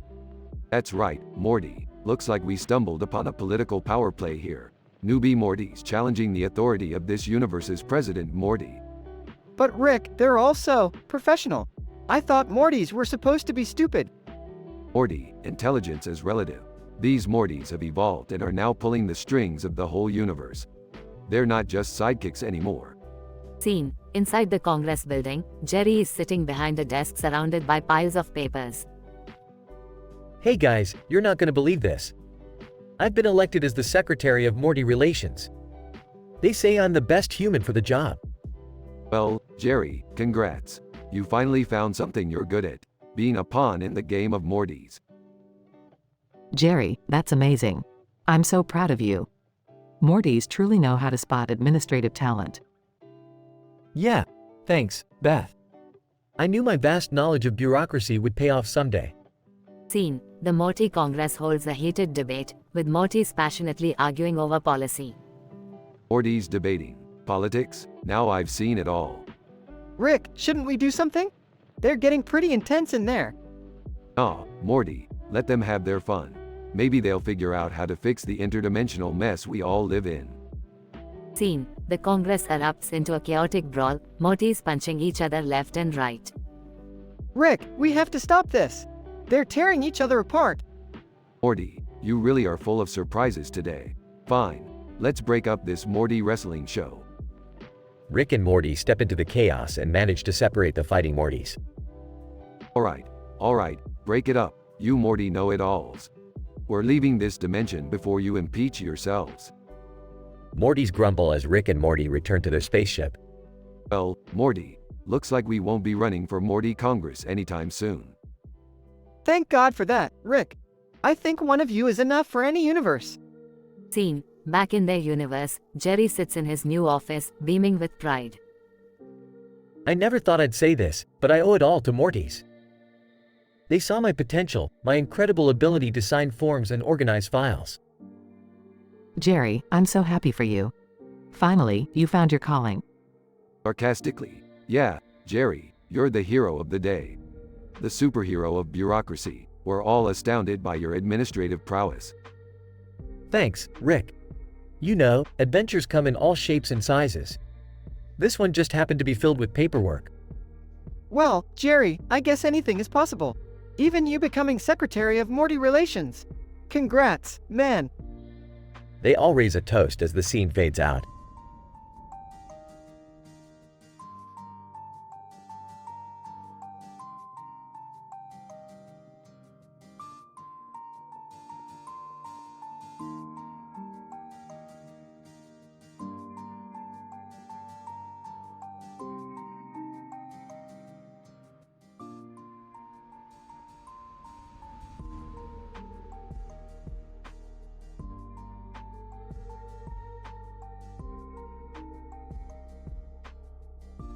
Hey Morty, you ready for another crazy adventure? Gosh, Rick, I don't know. Every time we go on one of these things, I end up traumatized or worse. Oh, come on Morty, live a little. You can't let fear hold you back. Plus, without adventures, what else would we do? I don't know, maybe have a normal life for a change? I mean, can't we just have a regular, non-life-threatening day for once? Morty, you know that's not how we roll. Now buckle up and prepare yourself for mind-bending chaos. Oh, hey guys, mind if I join? I could use a little excitement in my life. Jerry, seriously? You struggle to open a pickle jar, how are you going to handle an interdimensional escapade? I'm tired of being the butt of every joke, Bat. I want to prove that I can handle myself. Yeah, Jerry, you really think you can handle the intergalactic insanity that comes with being with Rick and Morty? I'll show you all. I'm not just a punchline. Alright, strap in everyone. We're about to enter the Mortyverse. The Mortyverse? What the hell is that? It's a dimension where every Morty ever is living. Are you ready to face yourself, Morty? Oh, I don't know if I'm ready to see how genuinely pathetic I am. Morty, you're amazing just the way you are. Yeah, Morty, you're, amazing. Thanks guys, that makes me feel real confident about this whole thing. Alright, here we go. Buckle up, this is gonna be a wild ride. Hold on tight, Morty. This is going to be a mind-blowing experience you won't forget. Oh geez, Rick, I'm not sure if I can handle seeing all these different versions of me. Look, Morty, embrace the experience. Who knows? You might learn something about yourself. Yeah, Morty, it's a journey of self-discovery. Or you'll find out you're a complete loser, Morty. Thanks for the encouragement, Summer. Alright, we're here. Welcome to the Mortyverse, where hilarity and existential crises collide. Oh my god, there are so many versions of me. I don't know whether to be impressed or horrified. Morty, keep your head up, buddy. You're the best Morty in any universe. Yeah, Morty, don't let these other Mortys bring you down. Own your uniqueness. Just remember, Morty, you were made for interdimensional mayhem. Embrace it. Thanks, guys. I think I'm finally starting to feel like I belong somewhere. Alright, Morty. Let's go find the Morty-est Morty in this crazy multiverse and show him who's boss. Yeah, Rick, let's do this. I'm ready to embrace my Morty-ness. Oh, just stay here and I don't know, find some snacks or something. Good idea, Jerry. Don't want to overwhelm yourself with all the infinite possibilities of existence. Seriously, Dad, just go eat some chips and let the real adventurers handle this. I'll go get the chips then. Sigh.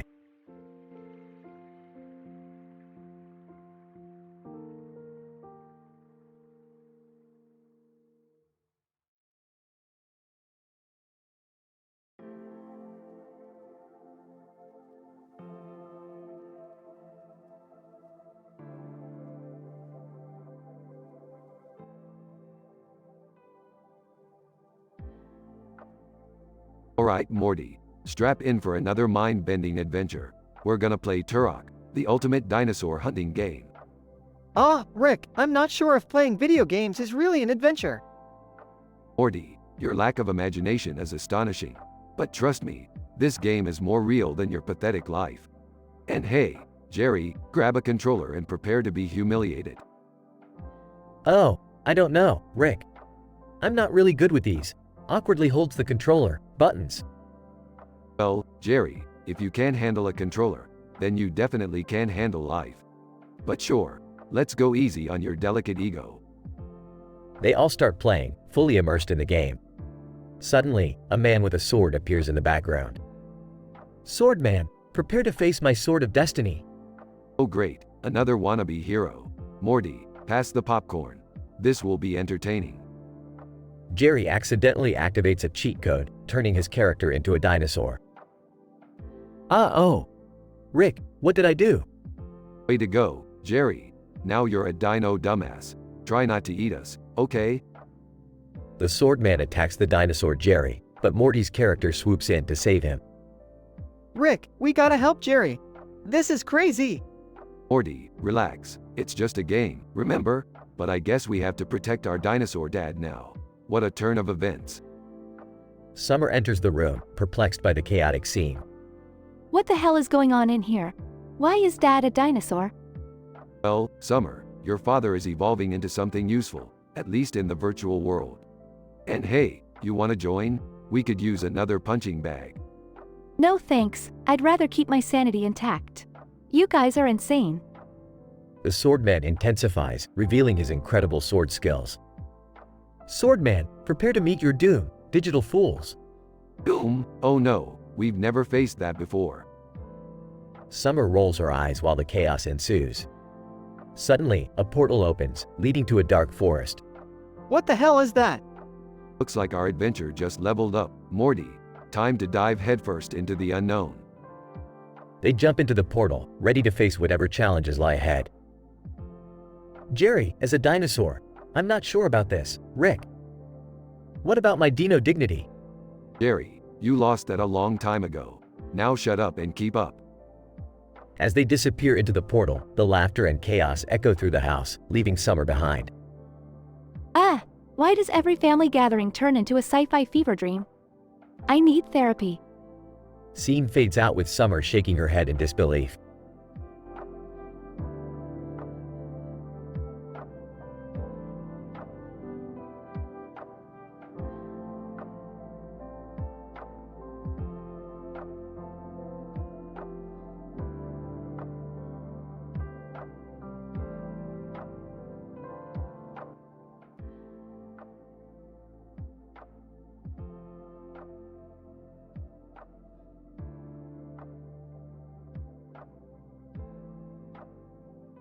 Morty, we've got a real doozy of an adventure today. Strap in, because we're about to enter the dimension of sassy brick walls. Sassy brick walls? Are you serious, Rick? What's so special about them? Morty, these are not your ordinary brick walls. They're gossipy and ultra-sarcastic. They know all the dirt on everyone in the multiverse. That sounds incredibly annoying. Why would anyone want to hang out with them? Well, turns out Jerry has developed a bizarre infatuation for one of these walls. He thinks it's the secret to all his relationship problems. Seriously, Dad? A brick wall? I've seen him do some dumb things, but this takes the cake. You're telling me, Morty. But we can't let him ruin his marriage, so we've got to intervene. Ah, seriously? Dad's obsession with brick walls is getting out of hand. Can't we just let it go? Summer, we can't risk Jerry getting lost in a dimension of sentient walls. It would be chaos. Plus, it's great material for our show. Alright. So, how do we even get to this dimension, Rick? Well, Morty, we'll need a portal gun modification that can tune into the frequency of wall gossip. I've been working on it. Hey guys, you won't believe it. I just had the most amazing conversation with this wall. It's got a great sense of humor. Jerry, you have no idea what you're getting yourself into. Just let us handle this, okay? But she's the one, Rick. She truly understands me. I've never felt this way before. Dad, you're insane. You're literally flirting with a brick wall.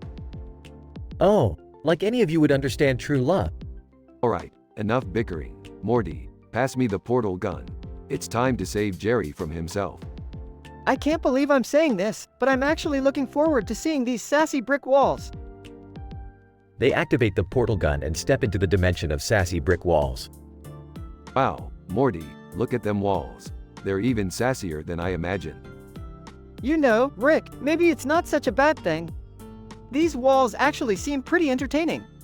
Yeah, until they start spilling your darkest secrets, Morty. Let's find Jerry and get out of here before things get too personal. Whispering to a brick wall. So, what do you say? Fancy a romantic getaway to the Bahamas?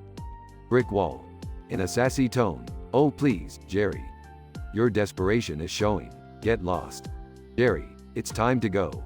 The walls are not interested in your advances. But I love her. Rick, we gotta do something.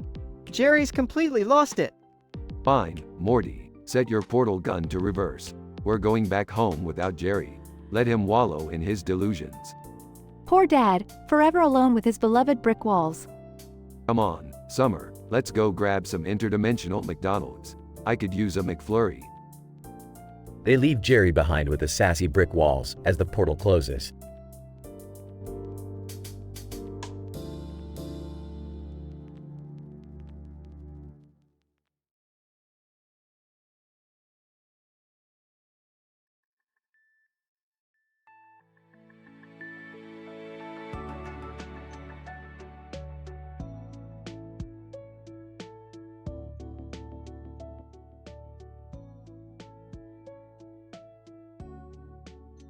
Alright, Morty, buckle up. We're going on a mind-bending, dimension-hopping adventure today. Geez, Rick, can't we just have a normal day for once? Normal is overrated, Morty. Now grab that poster of a woman in a purple dress with a rose border around her neck and a purple cloak over her head. It's our ticket to a dimension where everything is made of candy. Whoa, really? Candy? Sign me up. Faceless, guys, can I come too? I'm bored and I want a face. Sorry, Faceless Jerry. Maybe next time when we're feeling extra generous with giving out faces. Rick, leave Jerry alone. Remember, we need to be responsible adults. Adulting is for losers, Beth. Anyway, brace yourself because here we go. The portal opens and our gang arrives in Candyland. Oh my god, this place is so sweet. I'm gonna eat everything. Whoa, watch out, Summer. That candy cane just grabbed you. Don't worry, I'll save you, Summer. Beth tries to pull Summer, but the candy cane pulls back, resulting in a candy cane tug of war. Alright, everyone calm down. I'll use my genius brain to figure this out. Moments later, the Rickinator arrives. Rickinator. I'm back, Rick, and ready to kick some candy butt. Seriously, Rick? Another robot version of yourself? Shut up, Jerry. The Rickinator is one of my best creations. The Rickinator zaps the candy cane, freeing Summer. Thanks, Rickinator. You're my hero. Rickinator. Don't mention it, Summer. Now let's go explore the endless possibilities of this candy-filled dimension. They all venture further into Candyland, encountering giant gummy bears, talking lollipop trees, and marshmallow clouds. Rick, this place is amazing. Can we stay? Morty, sweetie, the universe is our playground. We can always come back here whenever we want. That sounds nice, but can we at least bring some candy back home? Yeah, I want a face made of candy. Fine, but only if Faceless Jerry promises to stop whining about his face. Faceless agreed, Rick.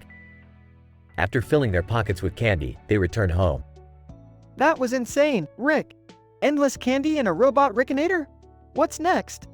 Who knows, Morty, but one thing's for sure. Our adventures will always be unpredictable and mind-blowing. Faceless, thank you, Rick. You really put me out of my misery today.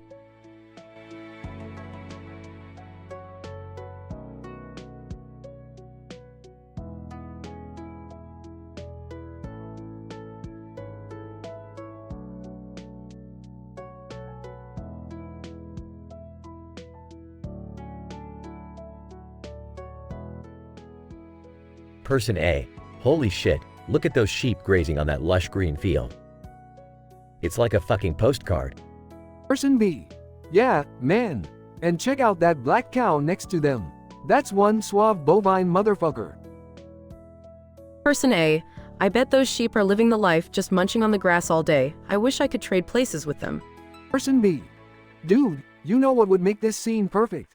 Some fucking pork. We need to go find a pig and complete the Holy Trinity. Person A. Good idea, let's go on a pork searching expedition. I refuse to let this idyllic pastoral scene be incomplete. Person B. We'll traverse mountains, swim through rivers, and brave the darkest forests to find the most succulent pork in existence. Person A. Our journey will be legendary. We shall never rest until we have a slab of pork in our hands. Person B. I can already taste the crispy skin, infused with smoky flavors, and tender meat that melts in your mouth. We'll feast like kings. Person A. We'll gather all our friends, throw a massive backyard barbecue, and indulge in sinful amounts of pork. It's going to be epic. Person B. And as we devour those juicy slices of heaven, the sheep and that black cow shall bear witness to our Epicurean triumph. Person A. They will bow down to us, the masters of meat. They will tremble in awe of our pork-fueled power. Person B. This will forever be etched in the annals of history as the carnivorous conquest that shook the earth to its very core. Person A. Our tale will be told for generations, inspiring countless folks to embark on their quest for ultimate pork perfection. Person B. But for now, let's start our journey. The road to pork paradise awaits us, my friend. Person A. Let the pork-fueled adventure begin. May the heavens bless us with bacon and the fire of the grill guide our way. Person B. Onward, my hungry comrade. To the ends of the earth, in search of the most delectable pork known to man. They both set off on their quest, their hunger and determination pushing them forward, fueled by their insatiable desire for pork, adventure, and culinary glory.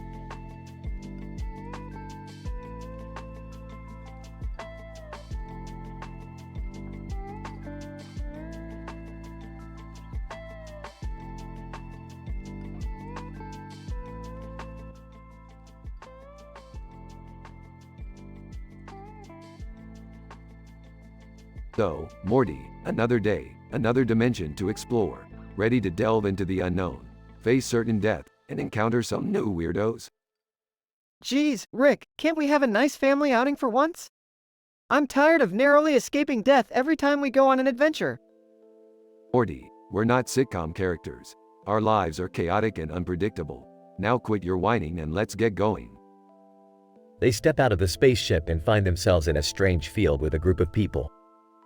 Oh great, more idiots. Morty, check out that guy over there with the gun.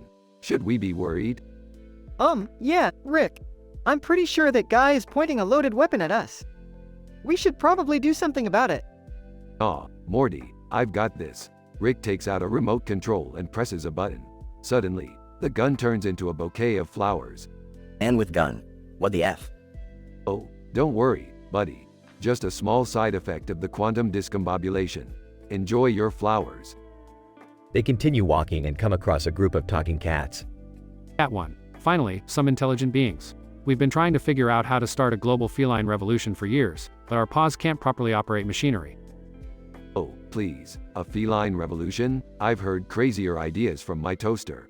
You cats are about as threatening as a mouse with a straw. Rick, let's not get tangled up in a cat conspiracy, okay? I've seen enough weird stuff for today. Rick and Morty leave the cats behind and stumble upon a mysterious portal. Morty, hold on to your hemorrhoids, we're going in. They enter the portal and find themselves in a dimension made entirely of candy. Wow, this place is so sweet. Literally. But, Rick, shouldn't we be cautious? I mean, it's a candy dimension. Morty, if we let fear guide us, we'd never discover new dimensions, and we'd miss out on all the candy we can eat. Now, start licking that lollipop tree, Morty. They eat their way through the candy dimension until they find a dark cave. Morty, this cave doesn't look too friendly, but you know what they say.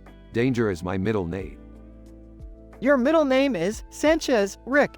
And nobody says that. Can't we just find a way back home? Morty, exploring unknown caves is what separates the brave from the boring.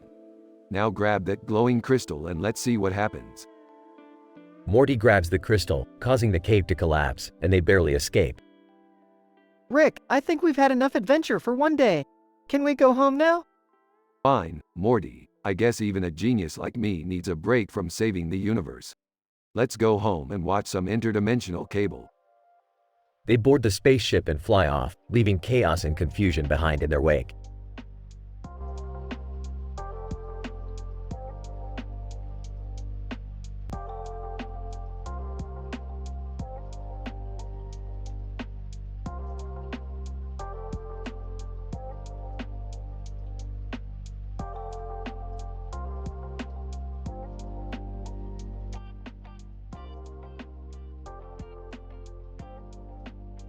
Hey Beth, have you seen Morty?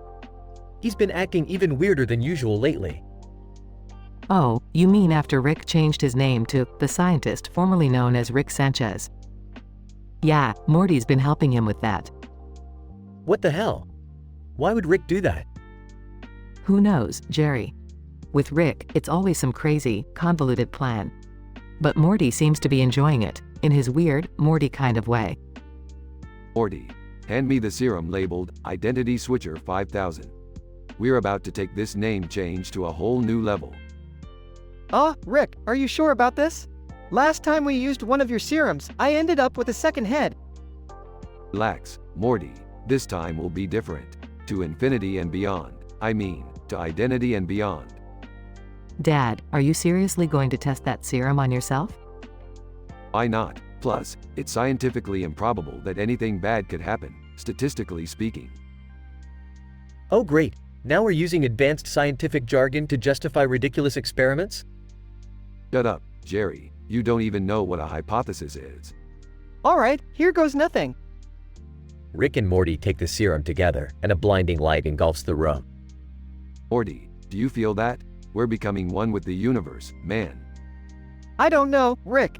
I feel like my brain is split in two. This is getting out of hand. Oh my god, what have you done? Wait, you're telling me that both Rick and Morty are in one body now? Rick, Morty. You got it, Jerry. We're like a team of genius and, well, Morty. This is beyond messed up. We need to find a way to reverse this. Rick, Morty, reverse? But we're having so much fun being a blended version of science and innocence. Fun? This is insane. You can't go around as one person with two minds. Rick, Morty.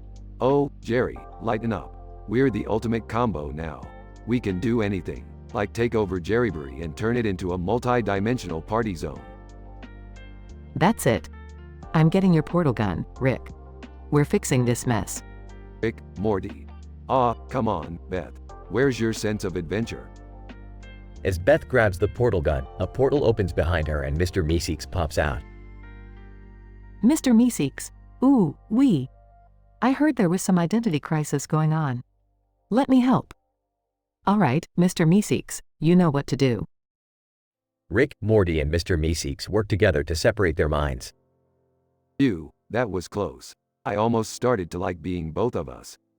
No offense, Rick, but I'm glad to be just Morty again. Can we please never mess with our identities again? I can't handle this kind of craziness. Agreed, Jerry. Let's stick to slightly less dangerous adventures from now on. Yeah, whatever. Now who's up for interdimensional laser tag? I've got a hankering for some alien blood tonight.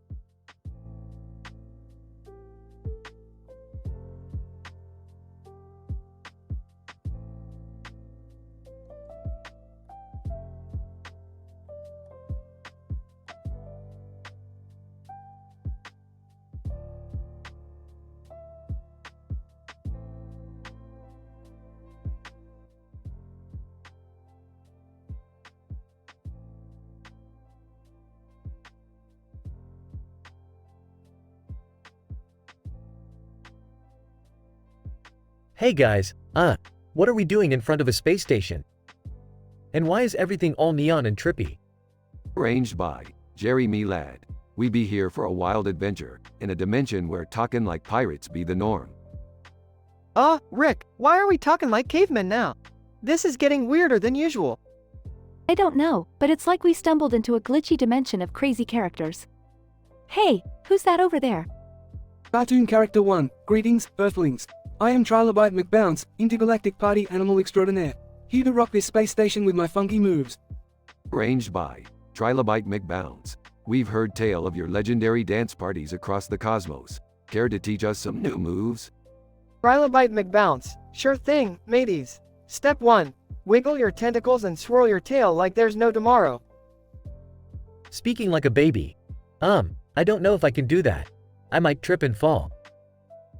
Oh, come on, Jerry. Don't be such a baby. Trilobite McBounce wants us to feel the rhythm and shake our booties. Grunting like a caveman. Me, Morty, no like shaking booty. Me, Morty, want to go home and watch TV. Morty, stop grunting and embrace the absurdity. We're here to experience the wildest dance party in the galaxy. Trilobite McBounce. That's the spirit, Rick. Let the interstellar beats guide your every move. They all start dancing like crazy, letting loose and having the time of their lives. This is insane. We're dancing in space with a cartoon character and talking like cavemen and pirates. Best dimension ever. In his baby voice, look at me go. I'm shaking my booty, guys. Look at me. Jerry, you're finally doing something right. Keep it up, sweetie. Suddenly, a spaceship full of highly intellectual aliens lands in front of them. Alien leader, what is this chaotic display? Who allowed these primitives near our highly advanced space station? Arranged by, hold on a minute there, smarty pants. We may be primitive, but we're having a damn good time. Care to join the party? Alien leader, preposterous. We are here for serious scientific research. Grunting like a caveman, party good. Science boring. Alien leader, how dare you insult our intellectual pursuits? Look, Mr. Alien Leader, it's not about science right now. It's about letting loose and having fun. You should try it sometime. Yeah, embrace the chaos for once. Science will still be waiting for you when the party's over. The alien leader hesitates, then slowly starts to sway to the music, unable to resist the infectious energy. Alien leader, all right, just for a moment. But don't tell anyone about this. They all laugh and continue dancing, turning the space station into a non-stop intergalactic rave. Conclusion. In this statistically improbable scenario, the Smith family find themselves in a dimension of talking like pirates, cavemen, and babies, where they encounter the intergalactic party animal Trilobite McBounce. They let loose and embrace the chaos, leaving behind their usual worries and scientific pursuits. Even the highly intellectual aliens couldn't resist the contagious energy of the dance party. It's a wild adventure full of humor, absurdity, and a reminder to occasionally let go and have a blast.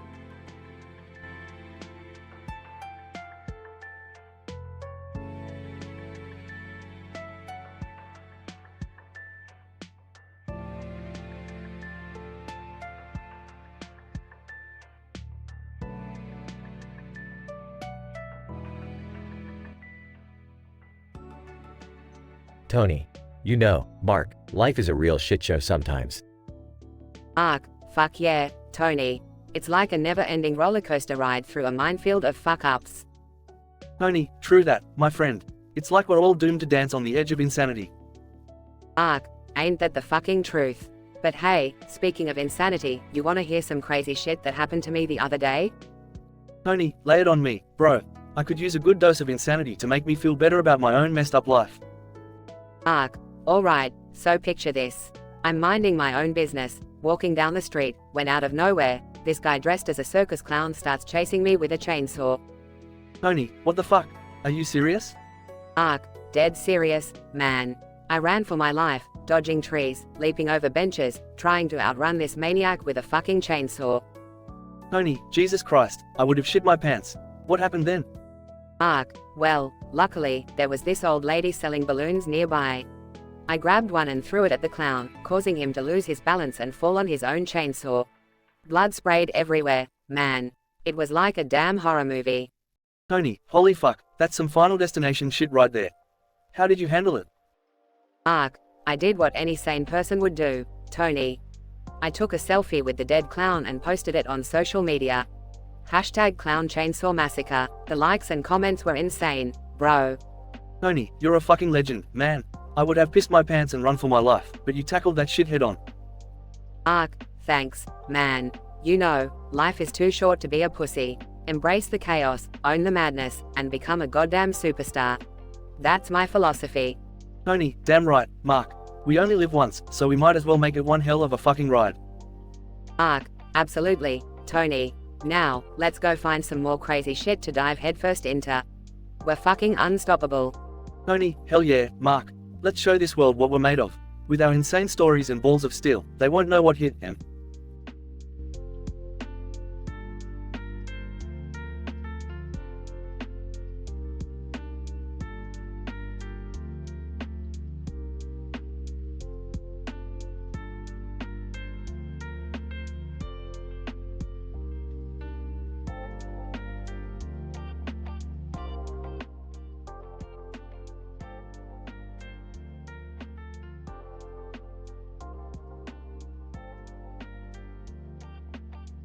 Morty.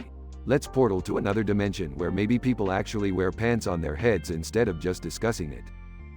Oh, Rick, I really don't think that's necessary. Can't we just go get ice cream or something? Morty, if I wanted something sweet and creamy, I'd look in a mirror. But seriously, we need to investigate that shady building over there, Morty. It's giving off bad vibes. Oh wow, Rick, you think every building gives off bad vibes? Can't we just trust people sometimes? Trust, Morty. Trust is for people who don't have interdimensional portal guns. And by the way, all those guys over there are definitely wearing socks on their hands. I think we just entered the socks for hands dimension. Oh man, this is gonna get weird, isn't it, Rick? Morty, weird is just another dimension's way of saying Tuesday. Get used to it. Scene shifts to inside the building. Jerry, I can't believe you're actually smarter than Rick. You're like a walking Mensa meeting. Oh, Beth, I wouldn't say smarter exactly. It's just that I have a rare genetic anomaly that causes my brain to outperform even the most advanced supercomputers. Jerry, you're telling me that your brain is more powerful than an interdimensional genius who defies the laws of physics on a daily basis? Well, when you put it like that, I suppose it does sound improbable. But hey, I'm living proof. Scene shifts back to Rick and Morty. Morty, we're getting closer to the truth. I can practically smell the conspiracy from here. I'm pretty sure that smell is coming from that hot dog stand, Rick. Morty, have I ever told you that you have the nose of a gourmet chef? Now let's focus. We need to find out what's going on in this building and show Jerry that his intelligence is about as real as a leprechaun's pot of gold. Scene shifts to inside the building, Jerry talking to a mysterious figure. So you're saying I have the potential to control the entire multiverse? Me, Jerry Smith? Mysterious figure. Yes, Jerry, your untapped potential is limitless. Together, we can reshape reality as we know it. Beth, whispering, Rick, we have to stop Jerry before he destroys everything. Beth, relax, I've got a plan. Morty, grab that interdimensional toaster over there. What? Why? Just trust me, Morty. We're gonna show Jerry that intelligence isn't everything. Scene shifts to Jerry holding the interdimensional toaster, surrounded by Rick, Morty, and Beth. Get ready to witness the birth of a new era, folks. Hold on, Jerry, just one question. Can your impressive intelligence make toast? Well, no, but that's not. Exactly. Intelligence doesn't matter if you can't even make a basic breakfast staple. Let's see what happens when we mix some toasters with your supposed brilliance. As Rick tinkers with the toaster and its interdimensional capabilities, a wormhole opens up, sucking Jerry and the mysterious figure inside. Jerry, screaming, I take it back. I take it all back. I just wanted to feel important. Rick, you did it. You saved the day, again. Of course I did, Beth. It's what I do. Now, Morty, let's get that ice cream you wanted. I'm in the mood for some brain freeze. Thanks, Rick. I needed a break from all the dimensions and existential crises. Scene fades out with Rick and Morty walking off into the sunset, enjoying their ice cream.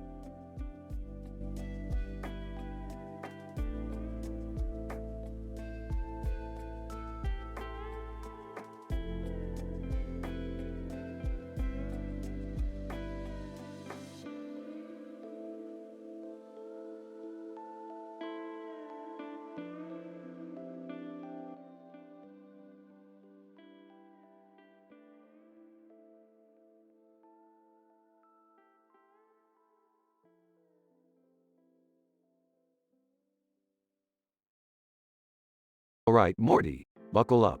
We're about to embark on yet another insanely mind-bending adventure that will most likely make you question your existence. Geez, Rick, can't we take a break once in a while? It feels like we've been doing this forever. Breaks are for the weak, Morty. Now shut up and listen. We've got a situation here with a man wearing a basketball jersey, creepily staring into the camera. It's statistically improbable, Morty, and you know how much I love a good statistical anomaly. Oh, yeah, okay, Rick. But what are we supposed to do about creepy basketball guy? Simple, Morty. We need to confront him and find out what his deal is. I mean, he's just standing there, staring blankly. It's like he's the embodiment of the word, creepy. Walking in, did somebody say creepy? I've got to see what this is all about. Let me get in on this action. Summer, you know how dangerous our adventures can be, right?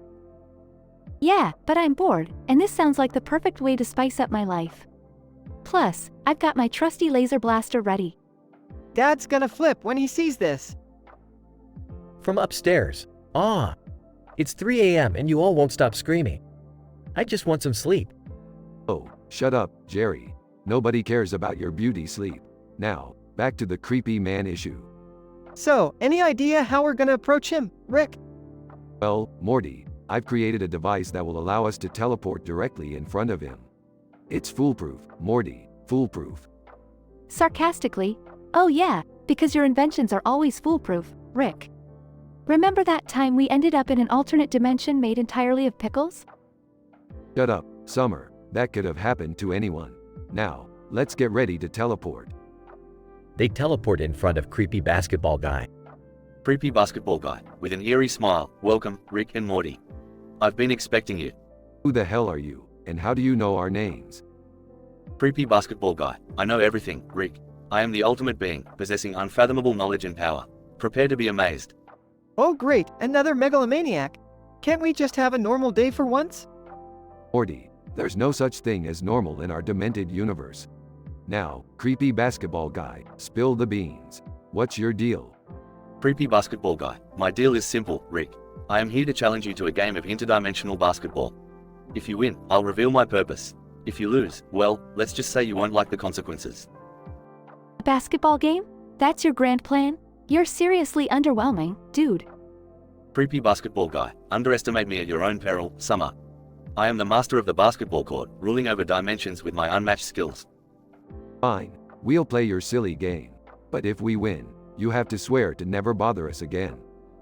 Creepy basketball guy, agreed, but beware, for I am unbeatable. They begin playing interdimensional basketball, with intense music playing in the background. Rick, we're losing. This guy is insane. Morty, trust me, I've got an ace up my sleeve. Pass me the ball. They make a mind-bending comeback, scoring point after point. Creepy basketball guy, no. How is this possible? Simple, creepy basketball guy. I used my portal gun to bring in NBA legends from different dimensions. Meet Michael Jordan, LeBron James, and Shaquille O'Neal. Michael, LeBron, and Shaq join the game, crushing creepy basketball guy's team. Creepy basketball guy, fine, fine. You win, Rick, but remember, I'll be watching. Yeah, sure thing, creep. Just leave us alone now. They all walk away, victorious. Peeking from the stairs, did I miss something? Shut up, Jerry. The end.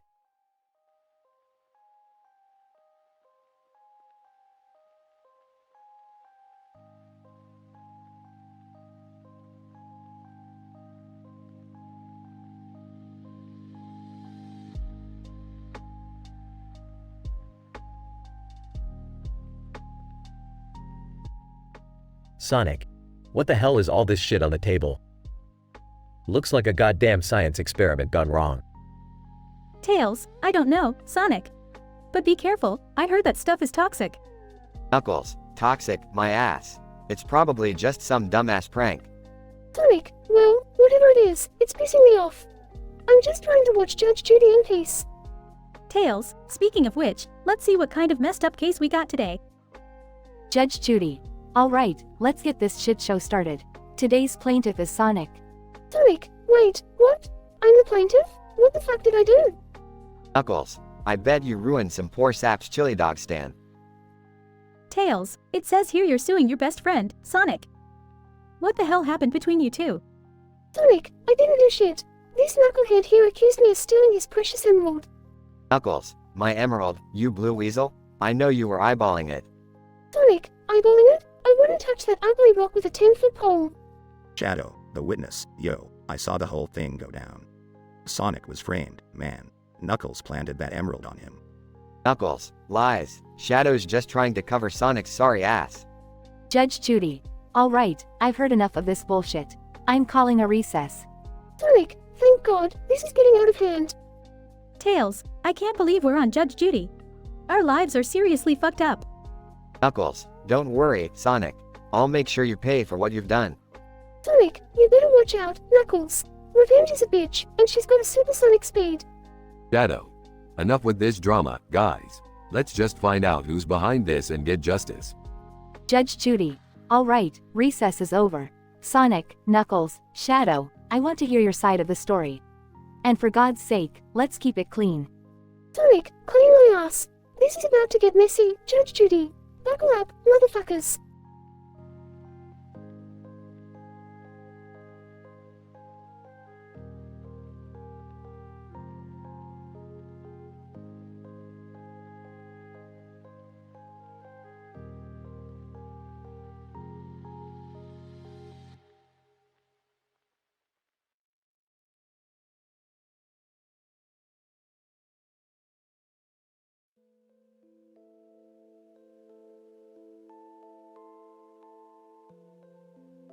Morty. Hick, I just got back from a wild adventure, and boy, am I in trouble. Oh geez, Rick, what did you do this time? Well, Morty, it turns out the Galactic Library sent me a bill for $5.496 sextillion in late fees. Can you believe that? What? How is that even possible? I may have accidentally teleported their entire collection into my personal garage, Morty. But come on, they have, like, infinite copies of those things. That's insane, Rick. What are we gonna do? Don't worry, Morty, I have a plan. We're going to break into the library and erase all evidence of any late fees. Break into the library? Isn't that like a high security place? Morty, have some faith in your grandpa's genius. I've got top-level hacking skills and a portal gun. We'll be in and out before they know what hit him. Alright, Rick, but can you please try not to cause any more chaos while we're at it? No promises, Morty. You know Chaos is my middle name. Well, technically it's Sanchez, but you get the point. Scene shifts to the Galactic Library. Rick, are you sure we should be doing this? It feels wrong. Morty, it's just a library. Trust me, they won't even notice. Now, hand me that computer and let's get to work. Meanwhile, back on Earth. Jerry, what the hell did you do? I didn't do anything, Beth. They falsely accused me of secret war crimes. Secret war crimes, Jerry? Seriously? That excuse won't get you far in prison. But I swear, Beth, it was all a misunderstanding. You have to believe me. Save it, Jerry. I'm just glad you're out of the house for a while. Maybe I can finally have some peace without your incompetence. Back at the Galactic Library, chaos ensues. Morty, pass me that interdimensional wrench. We need to override their security system. I can't find it. Rick, what do we do now? Morty, just stay calm. There's always a plan B. Wait, I think I found it in my lab coat pocket. Crisis averted. Phew, that was close. As they delve deeper into the library, alarms start blaring. Quick, Morty, they've detected our presence. We need to hurry before they send reinforcements. This is insane, Rick. I can't believe we're doing this. Welcome to my world, Morty, a world of pure madness and intellectual chaos. They finally reach the library's mainframe. Morty, we made it. Now, let's erase all evidence of those late fees and get the hell out of here. Finally, we're almost done. But what if they catch us, Rick? Morty, we're the smartest people in the universe. No silly library is going to outsmart us. They successfully erase the charges and escape the library. We did it, Rick. We actually did it. Of course we did, Morty. Who else could pull off a heist like that? I gotta admit, Rick, sometimes your crazy plans actually work. But can we please take a break from the chaos for a while? Morty, chaos is my life fuel. But fine, we'll take a break, until the next wild adventure comes knocking. Meanwhile, back on Earth, Jerry adjusts to life in prison. I can't believe I'm in prison for secret war crimes. Maybe I should have just paid those parking tickets. Fade out.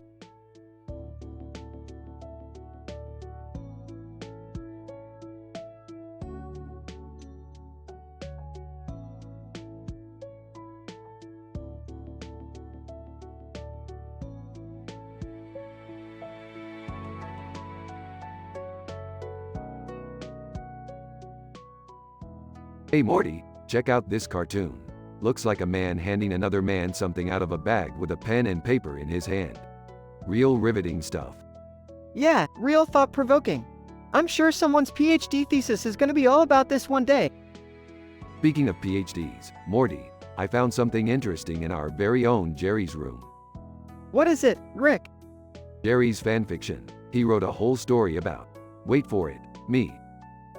Seriously, Rick? Jerry's fantasizing about you? That's messed up on so many levels. Yeah, Morty, it's pathetic. I mean, just the thought of it makes my genius IQ weep for humanity. I can't even process this, Rick. My brain can't handle the cringe. Well, Morty, let's show Jerry just how embarrassing his little fanfiction is. We'll make him regret ever putting pen to paper. They plan an elaborate scheme involving alternate dimensions and mind-altering drugs. What's going on, guys? I heard you whispering about something evil and twisted. Summer, your dear old dad Jerry has written a fanfiction about yours truly. Oh my god, seriously? That's hilarious. Can I read it? Of course, it's in my lab. Prepare yourself for a roller coaster of second-hand embarrassment. They all gather in the lab. Rick presents the fanfiction. Morty. Rick and Morty, Masters of the Universe. Wow, Jerry really went all out with this title. Laughs. Just like Jerry to have delusions of grandeur. Alright, let's dive in. They take turns reading passages and bursting into laughter. Oh, Jerry, you have quite the imagination. I feel violated, yet oddly entertained. Wiping tears. This is gold, guys. We have to show this to everyone. Yeah, we should publish it. Make Jerry famous in the most humiliating way possible. Excellent idea, Summer. We'll make sure Jerry flees the country once he realizes the world knows his secret fantasies. They all burst into laughter once again. Only in our family, Rick. Only in our family.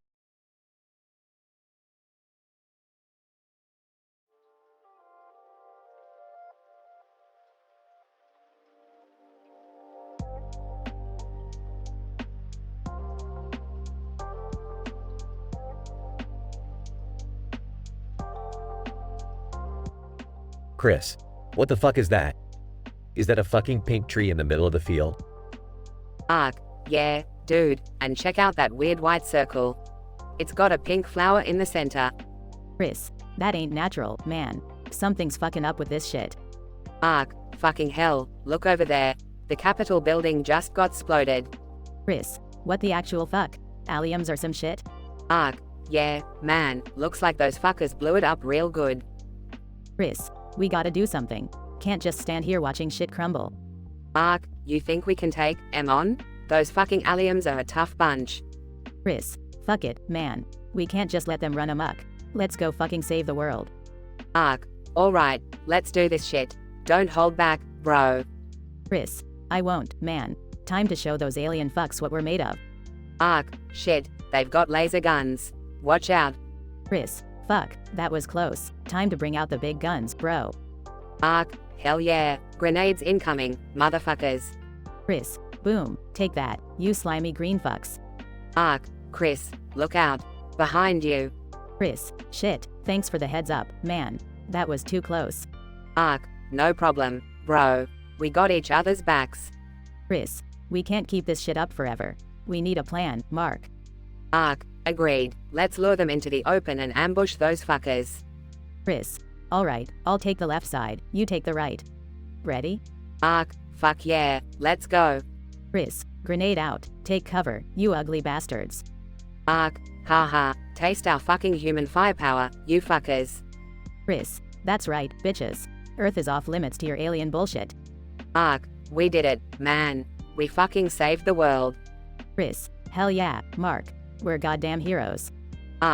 Who would have thought a pink tree and a blown up Capitol building would lead to this? Chris, life is fucking crazy, my friend. Let's grab a beer and celebrate our victory.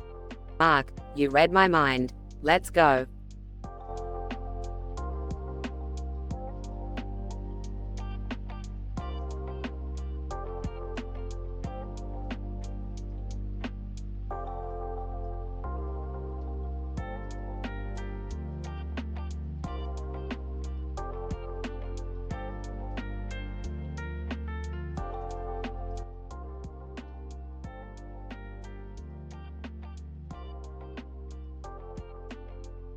Alright, Morty, buckle up. We've got another mind-bending adventure ahead of us. Oh, geez, Rick. I hope it's not too dangerous this time. Last time my spleen was on the line. Morty, spleens come and go, but science waits for no one. Hold on tight. Scene: Rick and Morty enter a parallel dimension where everything is purple, upside down, and filled with floating green cats with books. Whoa, Rick. What's up with these floating green cats? And why are they reading books? Do they even have thumbs? Morty, this is a dimension of infinite knowledge. These cats have evolved beyond the need for thumbs. That's crazy. But what do they do with all that knowledge? They use it to gossip, Morty. They know every dirty secret in the multiverse. Trust me, you don't want to get on their bad side. Oh, okay. So, what's our mission here, Rick? We're here to find a rare interdimensional artifact called the Cosmic Codex. It holds all the secrets of the universe. But be careful, Morty. Rumor has it that whoever possesses it gains ultimate power. Ultimate power? That sounds intense, Rick. I'm not sure we should mess with that. Don't worry, Morty, I've got a plan. We just need to distract these knowledgeable cats long enough to snatch the codex. Scene, Rick and Morty concoct an elaborate plan involving dance moves and Jerry dressed as a seductive cat. Wait, you want me to do what? Jerry, don't be such a prude. You're just gonna seduce these cats with your feline charm. You're a perfect fit for this role. Fine, but just remember, I'm not doing this for you, Rick. I'm doing this for the sake of the multiverse. Scene, Jerry seductively dances towards the Cosmic Codex, while Rick and Morty sneak behind the green cats. Morty, we're almost there. Just a few more steps. This is insane, Rick. I never thought I'd be involved in a heist with Jerry dressed as a cat. Life is full of surprises, Morty. Now, grab the codex. Got it, Rick. We did it. Scene, Rick, Morty, and Jerry escape with the Cosmic Codex, leaving the green cats baffled. Wow, Rick. That was intense. I can't believe we pulled it off. Of course we did, Morty. We're a well-oiled machine, even with Jerry's help. Hey, I did pretty great, didn't I? Sure, Jerry, you were splendid. Now, let's go home before these green cats figure out what happened. Scene, Rick, Morty, and Jerry teleport back to their dimension. Rick, I can't believe all the crazy stuff we go through. It's like a never-ending roller coaster. Life's a roller coaster, Morty, and we're just holding on for dear life. Now let's get some nachos. I'm starving. Can I get some nachos too? Sure, Jerry, just remember, you're dating the most brilliant mind in the universe. Deal with it.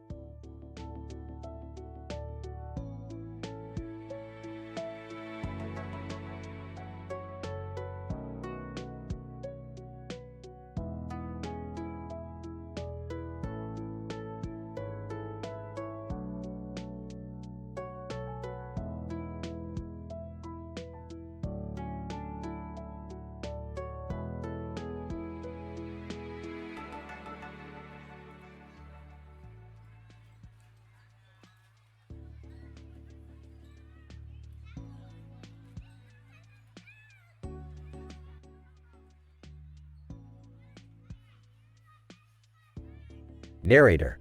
The scene opens with a beautifully decorated room, filled with an extravagant pile of money with a red umbrella in the background. In the foreground, a massive pile of other money sparkles and glistens. Willy Wonka, eccentric and mischievous, stands at the front of the room, wearing a top hat and a sly grin. Willy Wonka. Ladies and gentlemen, boys and girls, gather round. I present to you the latest creation from Wonka Industries. Behold, the gruesome gobstopper. Golden ticket winner, gruesome gobstopper? What on earth is that? Willy Wonka. It's a candy unlike any other, my dear ticket winner. Not quite ready for market, I might add. The gruesome gobstopper will take you on a wild, exhilarating, and, quite frankly, gut-wrenching journey. Golden ticket winner, gut-wrenching? That doesn't sound very appealing, Mr. Wonka. Willy Wonka. Ah, but that's the beauty of it. Life is full of surprises, isn't it? And what better way to experience it than through the gruesome gobstopper? Now, who's brave enough to give it a try? Golden ticket winner, well, consider me interested. I didn't win this golden ticket by being a coward. Willy Wonka. Excellent choice. Prepare yourself, my friend, for the delectable terror that awaits you. Golden ticket winner takes a bite of the gruesome gobstopper. Golden ticket winner, chewing, oh, this doesn't taste so bad. Wait, what's happening? Instantly, the golden ticket winner's body starts to expand and contort in unnatural ways. The room falls into chaos as everyone watches the horrifying transformation. Willy Wonka. Haha, fear not, my friends, it's all part of the experience. Golden ticket winner, screaming, what have you done to me, you madman? As the golden ticket winner screams, their body suddenly bursts, releasing a flurry of rainbow-colored goo and a cloud of foul-smelling mist. Willy Wonka. Oops, not quite ready yet, as I mentioned. But wasn't that exciting? The room falls silent, shocked at the grotesque spectacle they have just witnessed. Suddenly, the Oompa Loompas emerge from the shadows, ready to entertain and make light of the situation. Oompa Loompas, singing in unison. Oompa Loompa, Doompity Doo. We've got a tale to spin for you. Oompa Loompa, Doompuddy Dee. If you're greedy, you can't just flee. They continue singing, mocking the unfortunate demise of the golden ticket winner in hilarious and vulgar verses. Narrator. And so, with a raucous song echoing through the room, the Oompa Loompas roast the overly greedy golden ticket winner, leaving behind a lesson learned and wide eyes of the remaining audience. Life in the chocolate factory is truly unpredictable and dangerously sweet.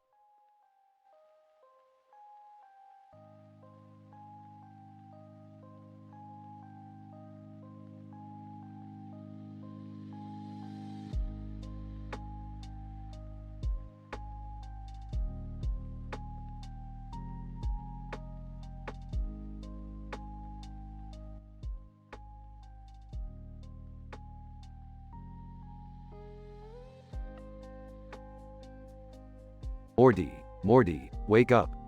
Huh? What's going on, Rick? Morty, it's urgent. Get up. We have a serious matter to attend to.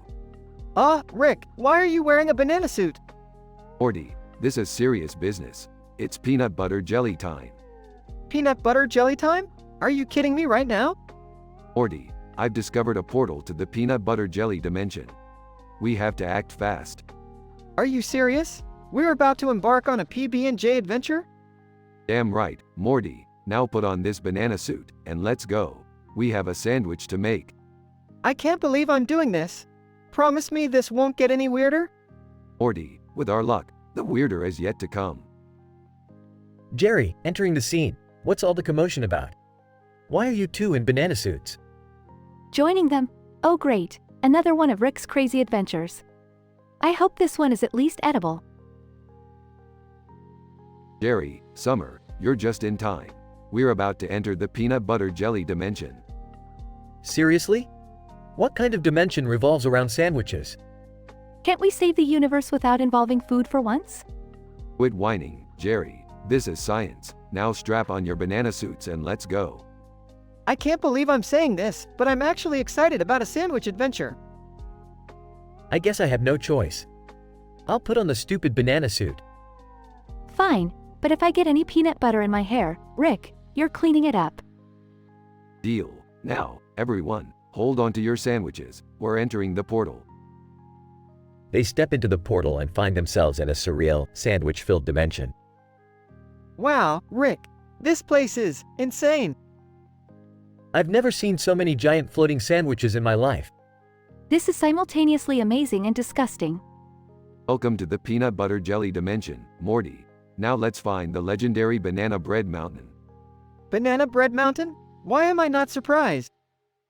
Can we just grab some sandwiches and leave? What's the hurry, Jerry?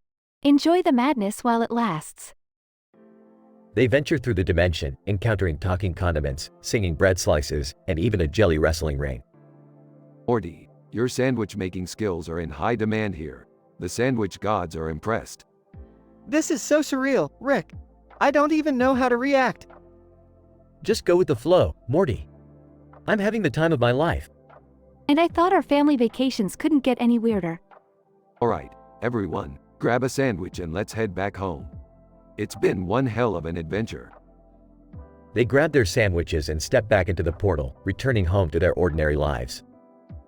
I can't believe that just happened. Back to reality, huh? I must say, that was the best sandwich I've ever had. Rick, can we keep the banana suits? They're surprisingly comfortable. Sure, Summer, banana suits for everyone. Just be grateful we didn't end up in the pickle dimension this time. The family laughs and enjoys their sandwiches, savoring the memory of their bizarre PB&J adventure.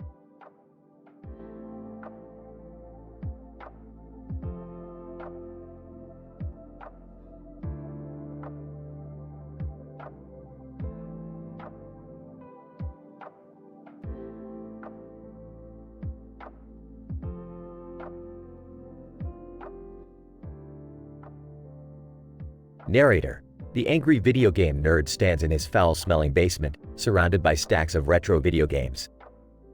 He grabs a controller and prepares to dive into the world of the worst games in history.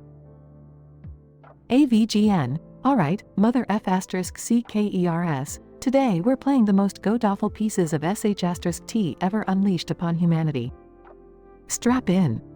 Aim 1. Toilet paper crisis on the Shush Tea Box 360. AVGN, what the F asterisk CK? Toilet paper crisis. This better not be some metaphoric SH asterisk T. Presses start. Aim 2, Barbecue Bros on the Cow Patty Station 2. AVGN, Barbecue Bros? What the F asterisk CK does this even mean? Sounds like a shish asterisk TTY backyard cookout. Inserts disc. Game 3. Explosive Diarrhea Derby on the Nintendo. AVGN, Explosive Diarrhea Derby? You've gotta be F asterisk C King kidding me. Slams cartridge into the console. Penguin Zero, yo, AVGN, what the F asterisk CK is going on here? I've never seen games this SH asterisk TTY. AVGN, Penguin Zero, my man, welcome to the abyss of gaming hell. Strap on your SH asterisk T stained goggles because we're diving in headfirst. Aim 1. Toilet paper crisis. AVGN, look at this SH asterisk T. The controls are about as tight as a constipated grizzly bear. And what's with all these goddamn glitches? It's like wiping your ass with sandpaper. Penguin Zero, I can't even get past level 2, man. This game is AF asterisk seeking rollercoaster of frustration. Aim 2, Barbecue Bros. AVGN, Barbecue Bros my ass. This game is about as fun as eating raw chicken at a barbecue joint. The graphics look like a pile of dog SH asterisk T on a hot summer day. Penguin Zero, dude, I can't even tell which one is the broccoli and which one is the burnt sausage. I'm gonna puke. Game 3. Explosive Diarrhea Derby. AVGN, Explosive Diarrhea Derby? Are the developers shish asterisk TTING me? This is AF asterisk C King travesty of design. The controls are like trying to steer a runaway dump truck on an icy road. Penguin Zero, I swear, if I see one more pixelated SH asterisk T explosion, I'm going to lose it. Who the F asterisk CK Green lit this garbage game? AVGN, alright, that's it. These games are AF asterisk C King waste of human existence. I'd rather gouge my eyes out with a rusty spoon than ever play these pieces of SH asterisk T again. Penguin Zero, couldn't agree more, man. These games give terrible a whole new meaning. The angry video game nerd and Penguin Zero throw the games into a roaring fire, watching them burn to ashes. As the ashes fly into the night sky, the angry video game nerd vows to continue his quest against abysmal gaming monstrosities. And Penguin Zero, forever scarred by the experience, promises to stick to more enjoyable games.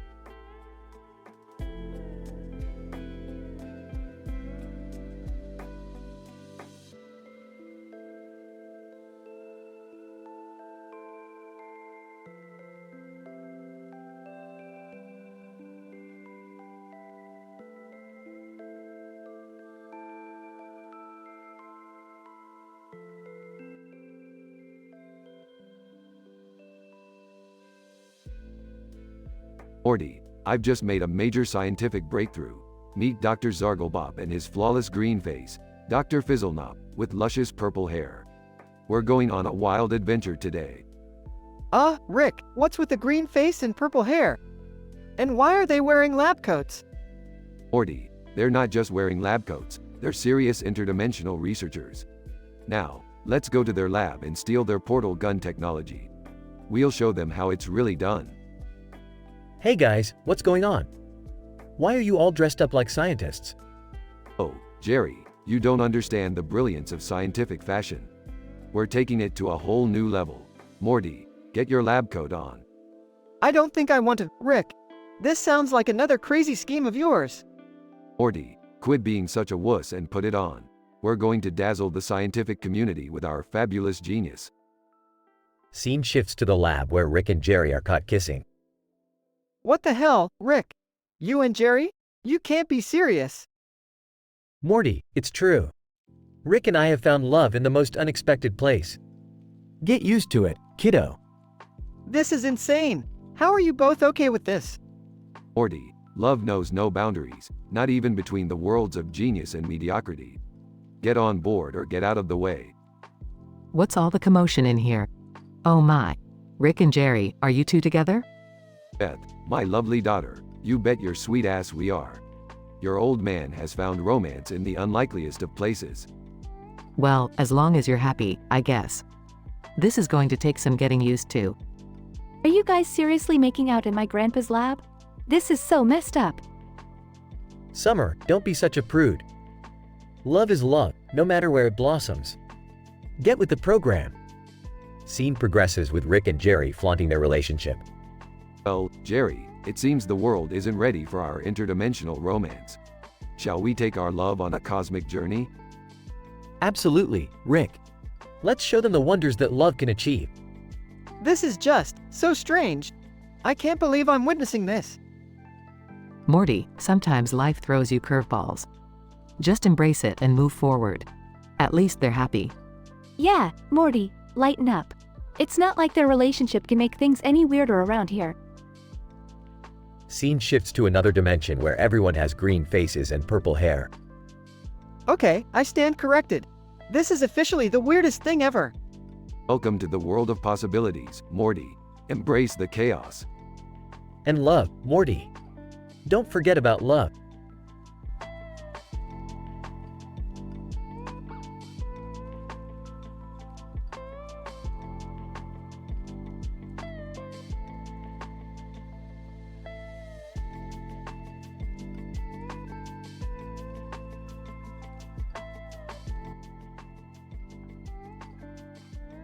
AVGN. Alright, motherfuckers, it's time for another episode of Angry Video Game Nerd.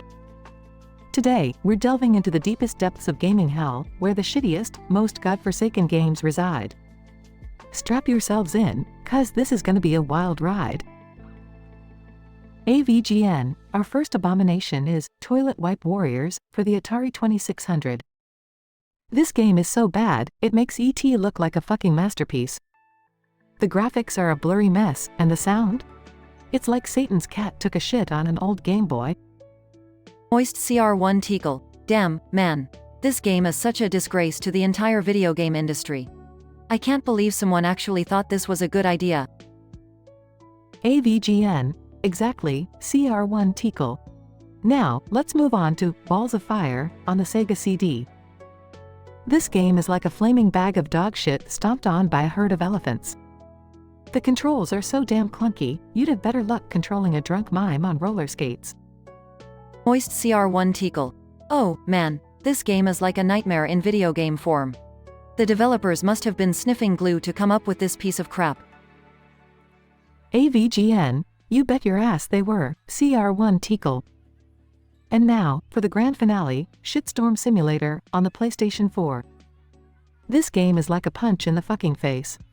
The graphics will make your eyes bleed, and the gameplay is so mind-numbingly boring, it's like watching paint dry on a snail race. Moist CR1 Teakle. Holy shit, man. This is hands down the worst game I've ever seen. It's a steaming pile of dog vomit wrapped in a turd-filled tortilla. AVGN. Couldn't have said it better myself, CR1 Teakle. These games are like a festering cesspool of gaming filth. I wouldn't even wish them upon my worst enemy. Moist CR1 Teakle. Yeah, man, it's like these games were designed solely to torment innocent gamers. They're a crime against humanity, if you ask me. AVGN. You're damn right, CR1 Teakle. These games are an abomination, and if you ever come across them, run for your fucking life. This was Angry Video Game Nerd with Moist CR1 Teakle, signing off until the next time we subject ourselves to video game torture. Stay angry, my friends.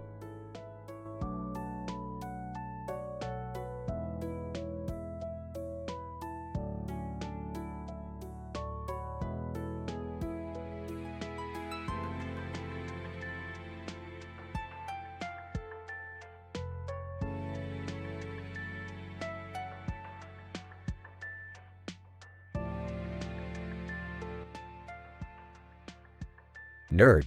Alright folks, welcome back to another episode of Angry Video Game Nerd. Today, we have something special for you. We're about to delve into the depths of gaming hell with not just one, but 3 god-awful games. So grab your popcorn and get ready for a wild ride. Nerd. Our first game is called The Wretched Wombat for the Sega Genesis. This abomination of a platformer features glitchy controls, horrendous level design, and enemies that can go fuck themselves with a rusty wrench.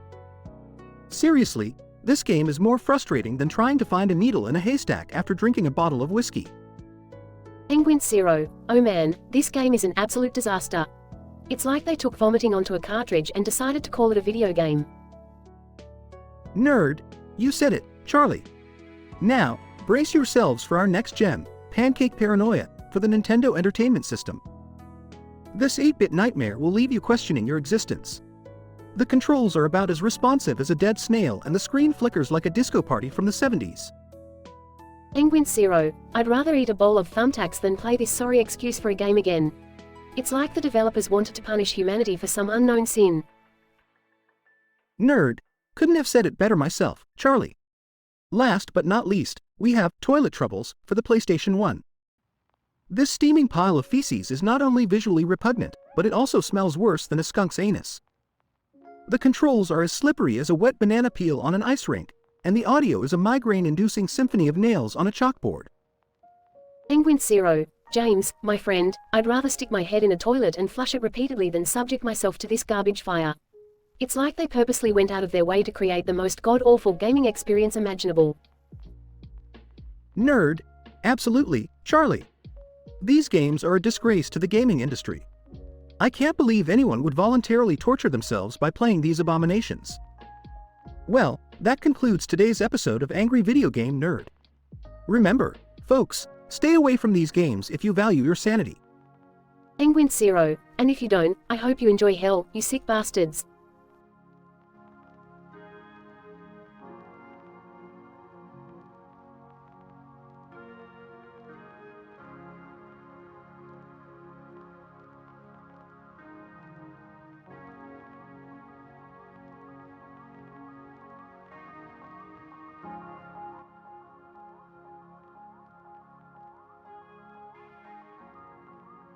Morty, what the hell are you doing with that shovel? Oh, Rick, I'm just digging in the dirt.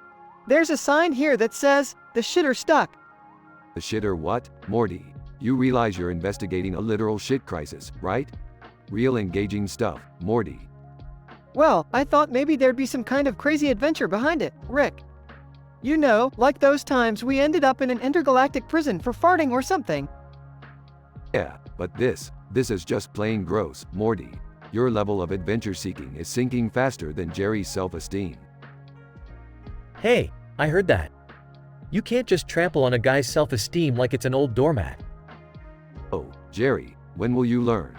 Your self-esteem is about as useful as a screen door on a submarine. You always have to bring me down, don't you, Rick? Can't you just once say something nice? Oh, sure, Jerry. I'll say something nice. You're a real expert at being a disappointment. Guys, can we focus here? I think I found something. Ah, Morty, always interrupting our classic banter with your newfound enthusiasm. Well, you'll be grateful this time, Rick. I've just unraveled the most statistically improbable mystery. Summer-made visible panty lines, VPL, a fashion trend. What, Morty, are you shitting me? No, Rick, I'm not shitting you. It's all over the fashion industry. Professor Lunatic even published a paper on it. I can't believe this, Morty. It's like the world has gone insane. I mean, more insane than usual. So now wearing granny panties is considered fashionable? Where does that leave me? Don't worry, Jerry. You can always count on your fashion sense to be just as invisible as your backbone. You guys, we need to do something about this. People are walking around with their underwear lines on display like it's the newest trend. You're right, Morty. We have to reverse the VPL trend before the whole universe starts wearing their underwear on the outside. Wait, so you're saying there's a chance I might become fashionable? Oh, Jerry, even the impossible has its limits. They embark on an adventure to stop the VPL trend, encountering absurd obstacles along the way. Finally, they manage to reverse the trend and return fashion to its normal, nonsensical state. Phew, that was a wild ride, Rick. I'm glad we could save the world from visible underwear lines. Yeah, Morty, it's just another day in the life of the multiverse's most dysfunctional fashion police. At least I can breathe easy now, knowing my embarrassing fashion choices won't be flaunted all over town. Don't worry, Jerry, you'll always find a way to embarrass yourself, VPL or not. They all share a chuckle, ending their bizarre adventure, and return home, leaving Jerry's self-esteem a little more crushed than before.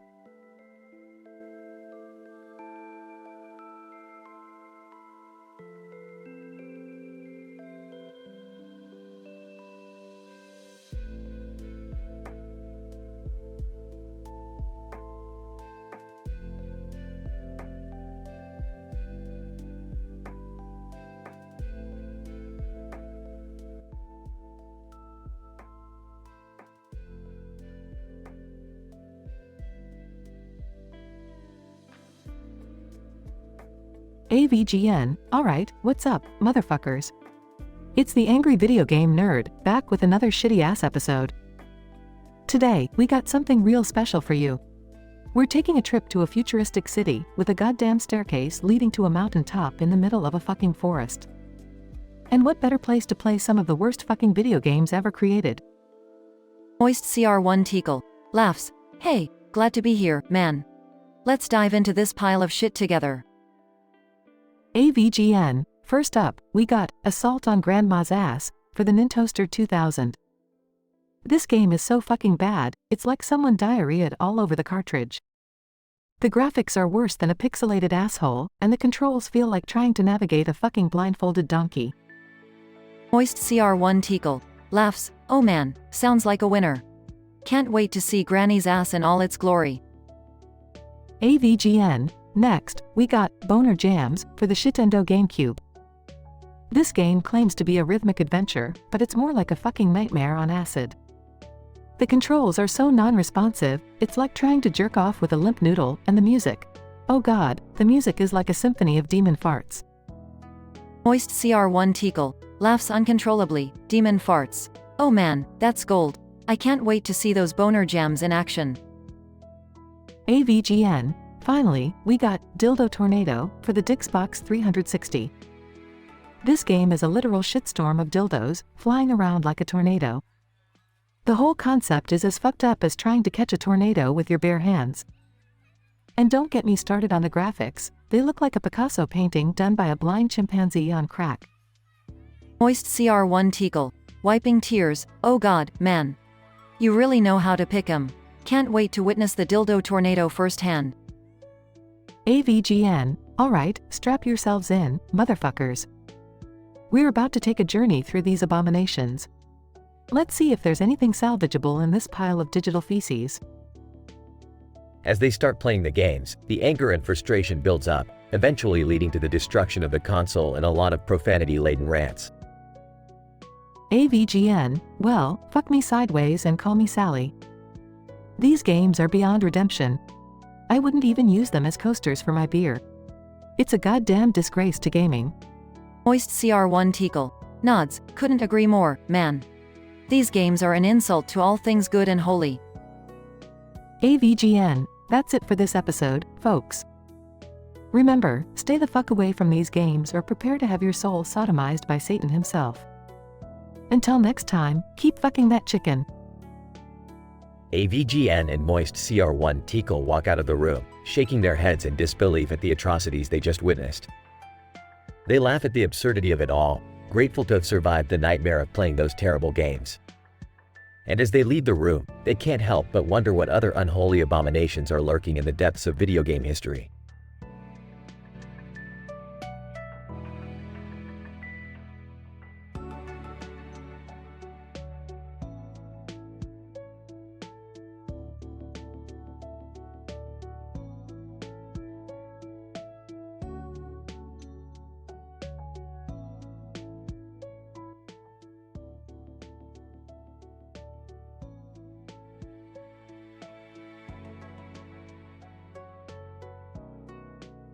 Peter, hey Lois, guess what I bought today at the store? Lois. Oh, I don't know, Peter. Knowing you, it's probably something ridiculous. Peter, you're gonna love this. I got a foam replica of everything. Lois. Rolls eyes. Seriously, Peter? A foam replica of everything? Peter, yeah, it's awesome. Look, here's a foam replica of the Eiffel Tower.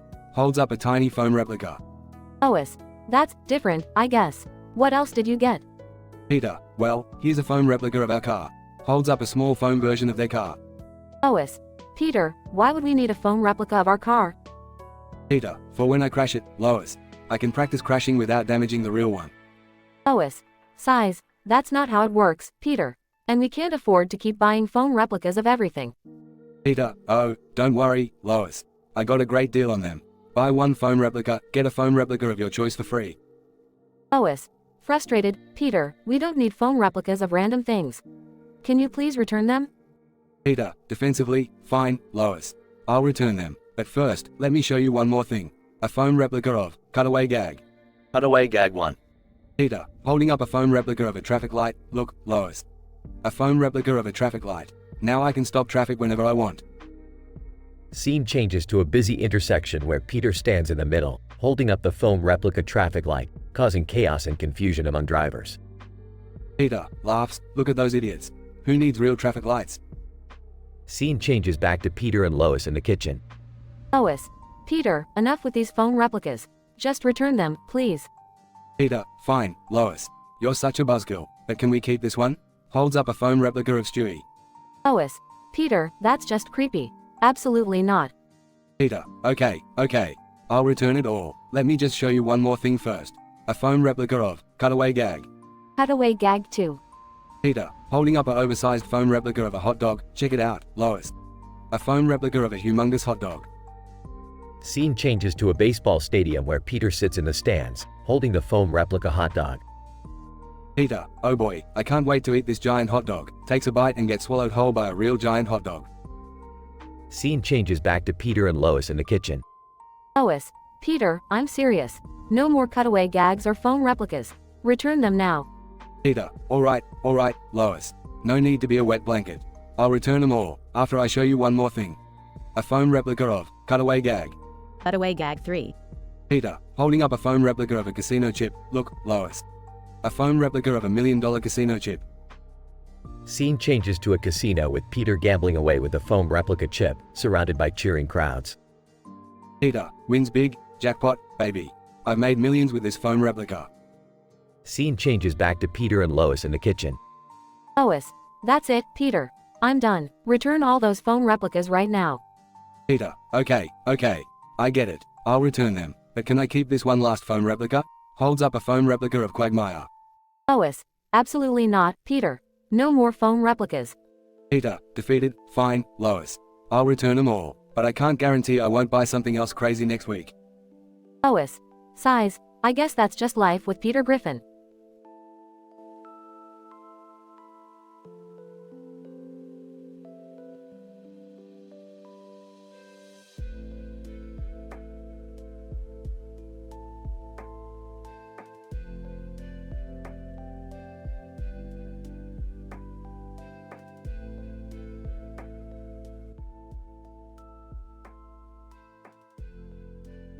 Peter, hey Lois, check out what I got. It's a foam replica of everything. Lois. Oh, not again, Peter. Last time you got something like this, it turned our house into a foam party disaster. Peter, yeah, but this time it's different. Look, they've even made a foam replica of Stewie. Stewie. Oh, splendid, father. Now I can have an exact duplicate of myself to plot world domination with. Meg. Dad, can you please not ruin dinner for once? Peter, oh, I won't ruin it, Meg. In fact, I think we should have a foam replica food fight. Brian, Peter, that's just ridiculous. We're trying to have a civilized meal here. Peter, come on, Brian. You're just jealous because you don't have a foam replica of anything. Although, they did say they were working on one of you. Stewie. Well, at least Brian has some self-respect unlike the rest of you buffoons. Cutaway Gag 1. Peter, holding a foam replica of Quahog. Look at this, you guys. Now we have our very own mini Quahog. Brian, Peter, it's just a foam replica. It doesn't actually do anything. Peter, oh yeah? Well, check this out. Throws the foam replica into the microwave. The foam replica explodes and creates chaos in the kitchen. Cutaway Gag 2. Stewie. Holding a foam replica of himself. I've always wondered what it would be like to have a twin. Stewie's foam replica. Oh Stewie, let's cause some mischief together. We could be unstoppable. Stewie and his foam replica go on a rampage, causing havoc in the neighborhood. Cutaway Gag 3. Peter, holding a foam replica of Lois. Look, Lois, now I can finally have two wives. Lois. Peter, that's not how it works. It's just foam. Peter, oh, right. Well, at least I can do this. Throws the foam replica off the roof. The foam replica of Lois gets stuck in a tree, creating a hilarious and embarrassing situation. Lois. I hope you're happy now, Peter. Peter, actually, I am. This foam replica thing turned out to be a lot of fun, despite the chaos it caused. Brian, well, I guess it's true what they say, Peter. You never know what to expect with you around. Stewie. Yes, Father, your idiocy knows no bounds. It's quite impressive, actually. Meg, can we please just finish dinner now? Peter, you got it, Meg. Foam replica or not, nothing beats a good old-fashioned Griffin family meal. The Griffins continue their dinner, surrounded by the aftermath of their foam replica adventures.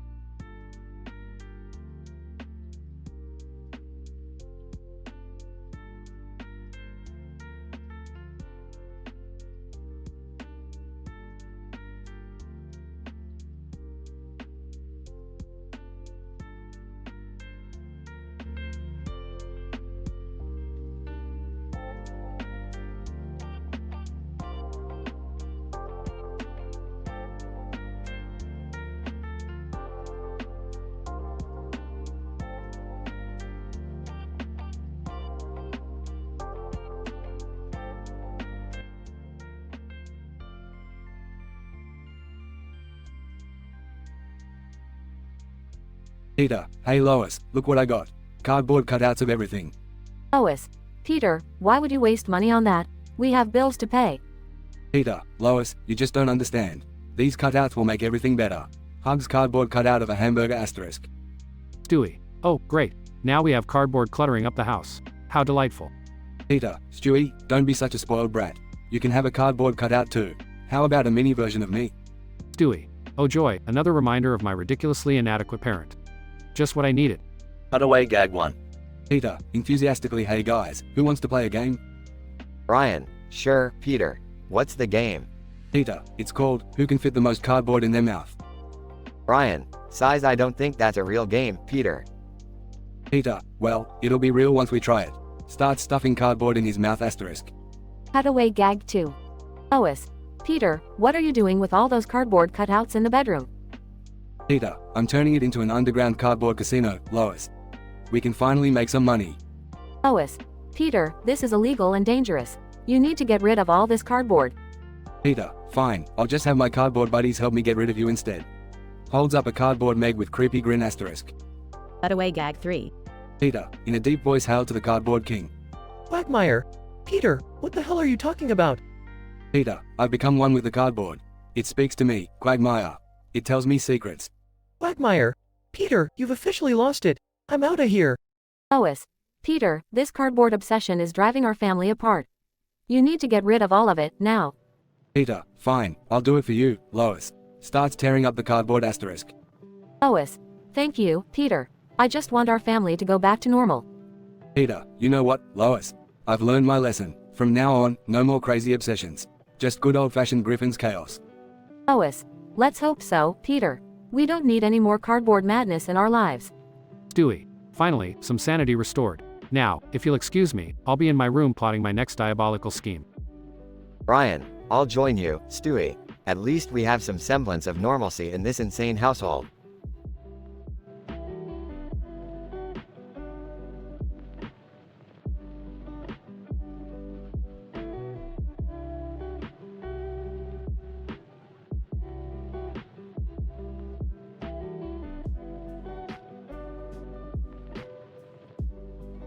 Title, The Cardboard Chaos.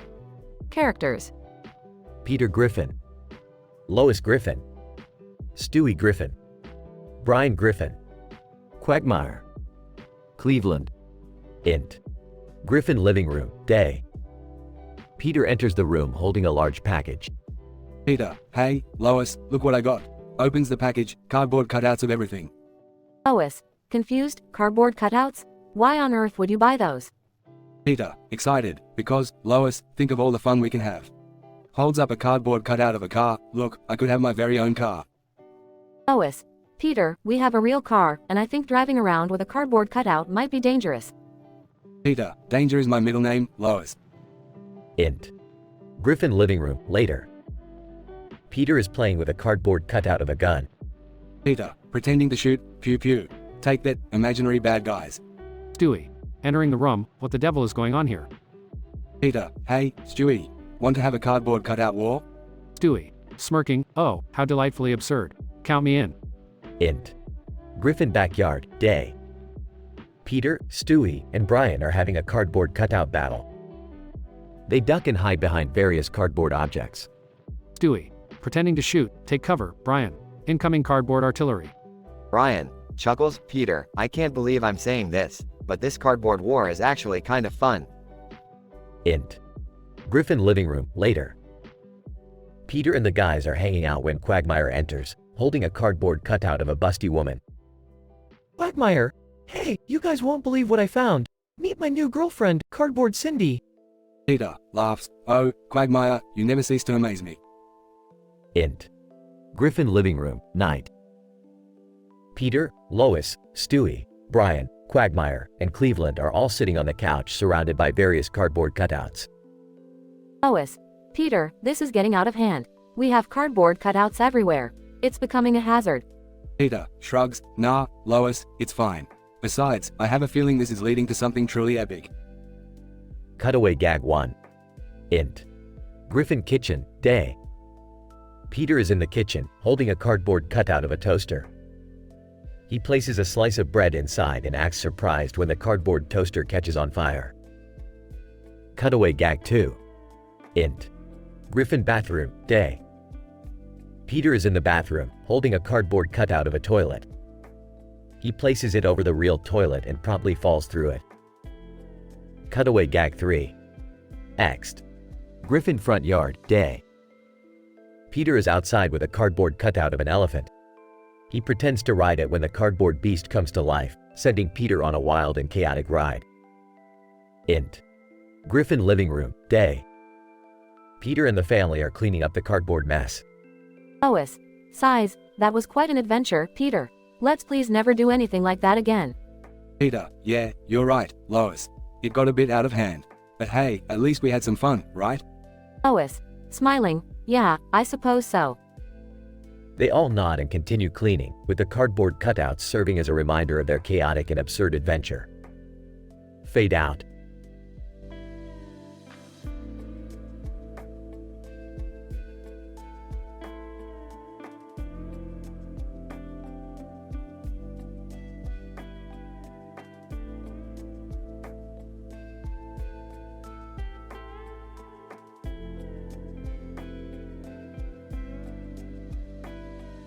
Int. Griffin living room, day. Peter, Lois, Meg, Chris, Stewie, and Brian are sitting on the couch, watching TV. Peter spots an advertisement for a pet rental service. Peter, hey, Lois, look. You can rent a pet kangaroo. We gotta get one. Lois. Peter, we have enough chaos in this house already. We don't need a kangaroo bouncing around. Peter, come on, Lois. Think about all the fun we could have with a kangaroo. Meg. Yeah, Mom, it could be like having our own personal zoo. Chris. Plus, kangaroos are totally badass. We'd be the coolest family ever. Stewie. Ah, yes. A kangaroo by our side, we shall be unstoppable. Count me in. Brian. Well, the chaos might be entertaining. I'm in too. Lois reluctantly agrees and they head to the pet rental store. Int. Pet rental store, day. The Griffins enter the store and meet the eccentric pet store owner. Pet store owner, welcome, welcome. I see you're interested in renting a kangaroo. They're quite popular these days. Now, I must warn you, they're not your average pet. Peter, that's what we're counting on. Pet store owner, very well. Here's your kangaroo. Make sure you follow the rules. Next. Griffin backyard, day. Griffins release the kangaroo into their backyard. Chaos ensues as the kangaroo begins bouncing around, knocking over furniture, and wreaking havoc. Cutaway gag. Peter trying to use the kangaroo's pouch as a beer cooler at a party. Int. Griffin kitchen, day. Lois tries to cook dinner while the kangaroo hops wildly around the kitchen, making a mess. Stewie finds a way to ride on its back, turning it into a makeshift amusement park ride. Cutaway gag. Meg using the kangaroo's pouch to smuggle snacks into a movie theater. Int. Griffin bedroom, night. Peter lies in bed, exhausted, as the kangaroo continues bouncing and making noise outside the window. Peter, Lois, maybe we should have thought this through. Lois, y'all think? They both share a laugh, realizing the chaotic mess they've gotten themselves into. Next. Griffin backyard, day. The Griffins say their goodbyes to the kangaroo, returning it to the pet rental store. Pet store owner, I hope you enjoyed your time with the kangaroo. They bring quite the adventure. Brian, that's an understatement. Stewie. Yes, although I must admit it was quite invigorating. Meg, can we rent something else next time? Like a gorilla, maybe? The family laughs and heads back inside, leaving behind the crazy kangaroo-filled day. Fade out.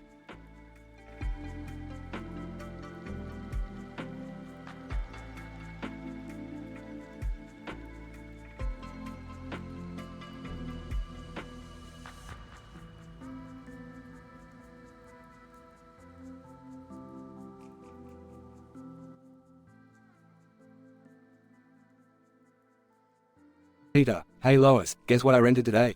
Lois. Oh no, what now, Peter? Peter, excitedly, a pet kangaroo. Lois. Size, Peter, we have enough chaos in this household already. Peter, oh come on, Lois. It'll be fun, like the time I rented that mechanical bull. Lois. Alright, fine. But you better take care of it. Cutaway gag. Peter riding a mechanical bull, getting launched off and crashing into multiple objects. Peter, look everyone, this is Kylie, our new furry friend. Stewie. Oh how delightful, we now have a giant rodent in our house. Kylie, kangaroo, crikey, mate. Let's have some bloody fun. Chris. Wow, a real kangaroo.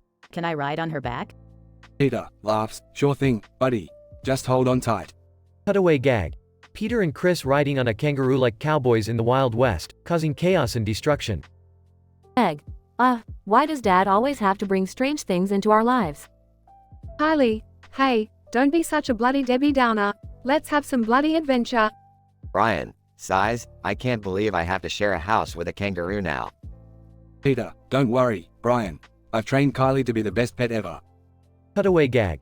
Peter dressed as a kangaroo trainer with a whip and a top hat, commanding a group of kangaroos to do tricks. Peter, alright everyone, gather around. It's time for the grand finale of my kangaroo antics. Lois, what are you planning now, Peter? Peter, prepare to be amazed. Watch as I jump into Kylie's pouch. Stewie. Oh, for God's sake, I can't believe I'm witnessing this idiocy. Peter, excitedly, here I go, Lois. Jumping into Kylie's pouch in 3.2.1. Kylie bends down, Peter jumps into the pouch. Cutaway gag. Peter inside Kylie's pouch, using it as his personal arcade room with video games and snacks. Lois. Peter, get out of there. That's not what a kangaroo's pouch is for. Peter, but Lois, it's so cozy in here. I've never had such a comfortable experience. Brian, Peter, you're exploiting that poor animal. Get out now. Peter, fine. I'll come out, but I'm gonna miss my little pouch paradise. Bye, Kylie. Cutaway gag. Peter wearing a kangaroo costume, hopping around town and causing confusion. Lois. Well, Peter, I hope you've learned your lesson about renting unusual animals. Peter, oh, Lois, you know me. I'll probably rent something even crazier next time. Lois. Facepalms, I don't know why I even bother.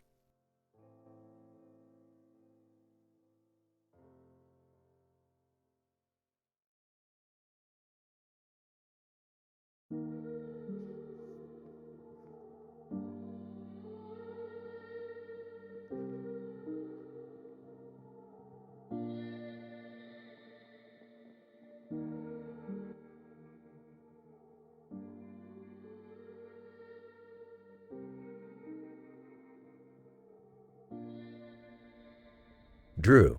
And now, ladies and gentlemen, welcome to Whose Line Is It Anyway?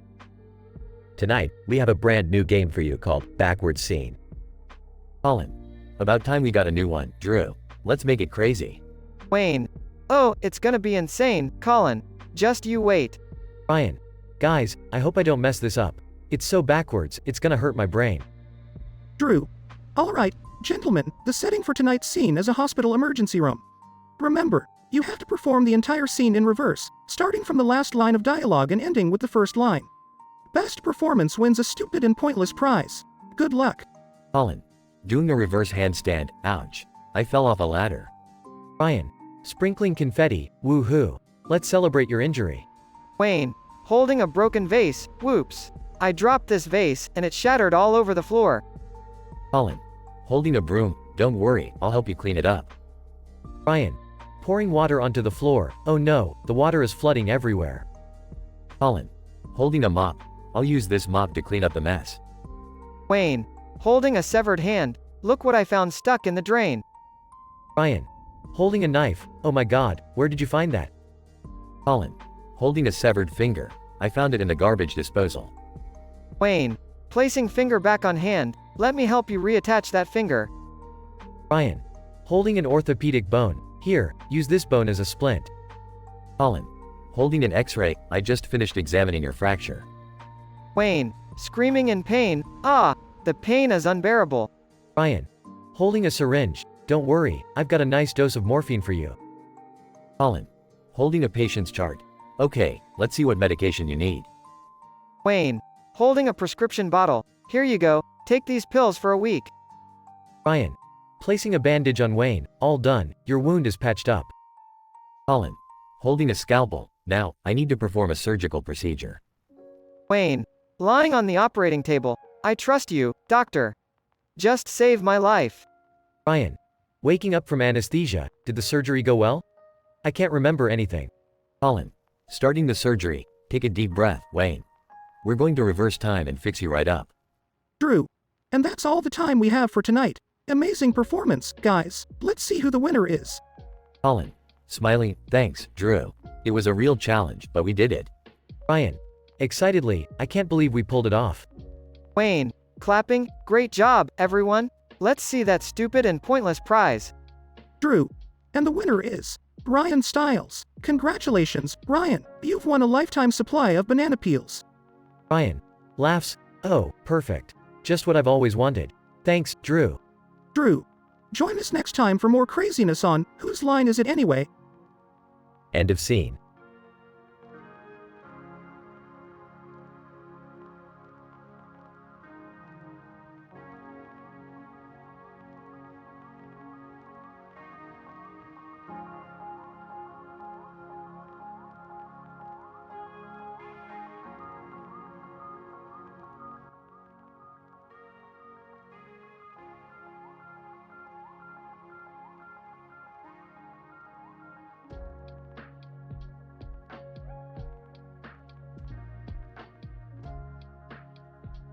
Morty, grab your seatbelt and prepare for another mind-bending adventure. Oh geez, Rick, can't we just have a normal day for once? Morty, you know damn well that normal is just a setting on the washing machine. Now buckle up and listen up, you little shit. Well, I guess I'll just sit here quietly and not cause any trouble. Gee, for once. Rolling her eyes. Oh Jerry, just shut up and try not to embarrass us again. Alright, listen up, everyone. Here's the plan. We're gonna infiltrate the dreams of this sleeping guy on the plane and steal his incredible dream energy. But, Rick, why would we do that? Because, Morty, this dude's dreams are so vivid and bizarre, I could power my spaceship for a year just off of one of them. Plus, I really need a fucking nap. Rick, is this another one of your crazy schemes? Crazy? You wanna talk about crazy, Beth? Last week, you bought a fucking blender that talks. Hey, that blender is a fantastic conversationalist. Thank you very much. Shut up, Jerry, Morty. Let's go dive into this sleeping idiot's head and see what we can loot. I don't know, Rick. This seems really invasive and morally wrong. Morally wrong? Morty, we once turned an entire planet into a giant amusement park for our own entertainment. Trust me, this will barely register on the ethical scale. Well, count me out. I'm not messing with anyone's dreams. I'll just stay here and, I don't know, eat peanuts or something. Suit yourself, Jerry. Come on, Morty, let's get this ridiculousness over with so we can all go back to our miserable lives. Rick and Morty enter a dreamlike realm, filled with neon colors and flying pigs. Alright, Morty, remember, we're here to gather dream energy, not to party with these flying bacon strips. Rick, this place is insane. How are we going to find the sleeping guy's dream? Simple, Morty, we just follow the trail of stripper unicorns. They always lead the way. Over the intercom. Rick, you better not be doing anything inappropriate in there. Beth, get off my intercom. Can a man gather some goddamn dream energy in peace? Morty and Rick stumble upon the sleeping guy's dream, which is a bizarre mix of flying tacos and talking hippos. Morty, grab that golden taco. It's dripping with pure dream energy. Rick, I can't believe we're stealing someone's dreams. This is seriously messed up. Messed up? Morty, this is gonna make that time we stole Santa Claus's sleigh look like child's play. Now grab the damn taco. A giant talking hippo approaches, demanding the return of the stolen taco. Hippo, you fools, that taco holds the key to the universe. Give it back or face the wrath of the hippos of doom. Rick, we should probably give it back. I don't want the wrath of any doom hippos. No chance, Morty. I'm not letting some wannabe aquatic horses ruin my dream energy collection. Stand back. Rick pulls out a laser gun and starts shooting at the hippos, causing a chaotic battle. Over the intercom. Rick, what the hell is going on in there? Beth, you just can't let me have one moment of peace, can you? As the chaos ensues, Morty manages to return the taco back to the sleeping guy's dream, restoring order. Geez, Rick, maybe we should think twice before meddling with people's dreams again. Morty, if I had a penny for every time I heard that, I wouldn't need to steal dream energy. Now, let's get out of this acid trip and resume our miserable lives. They exit the dream, back to the plane. So, did you guys have a happy little adventure in there? Shut up, Jerry. Just let me sleep, damn it. The plane continues on its journey as chaos and crazy adventures follow Rick and Morty wherever they go.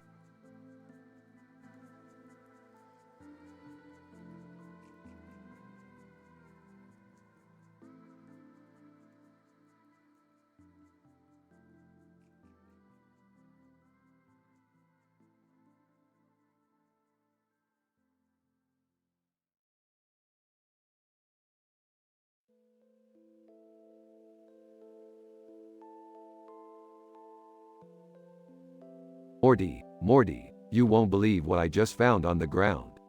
What is it, Rick? It's a baby, Morty, just sitting there next to a cup with strawberries and a straw. But listen, it gets weirder.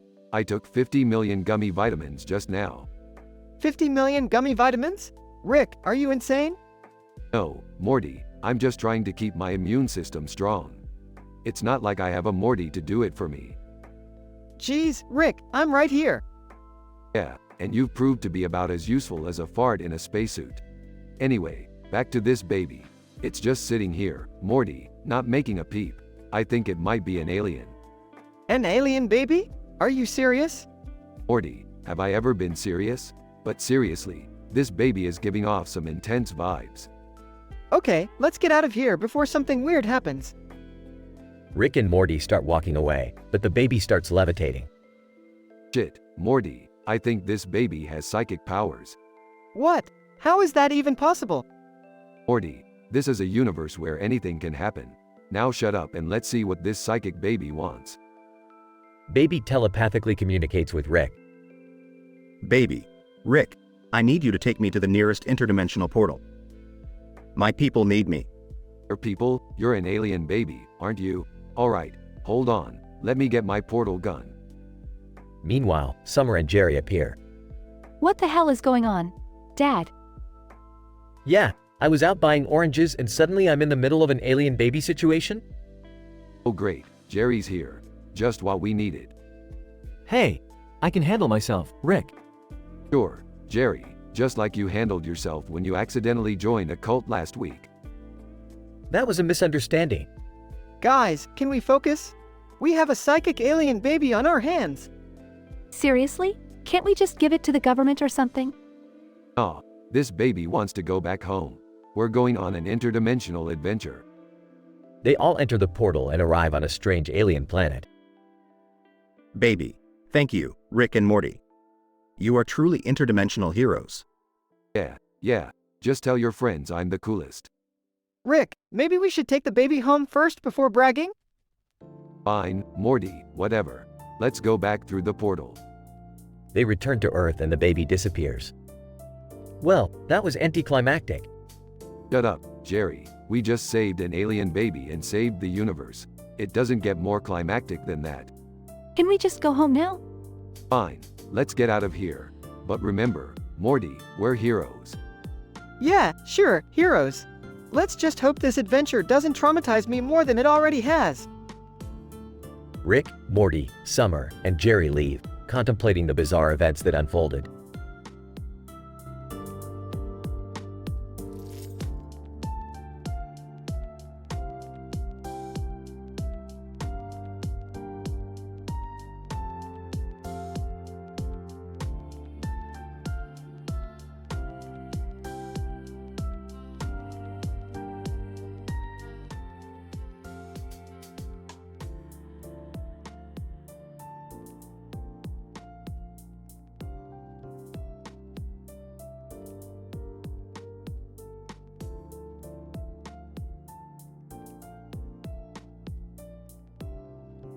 Fry.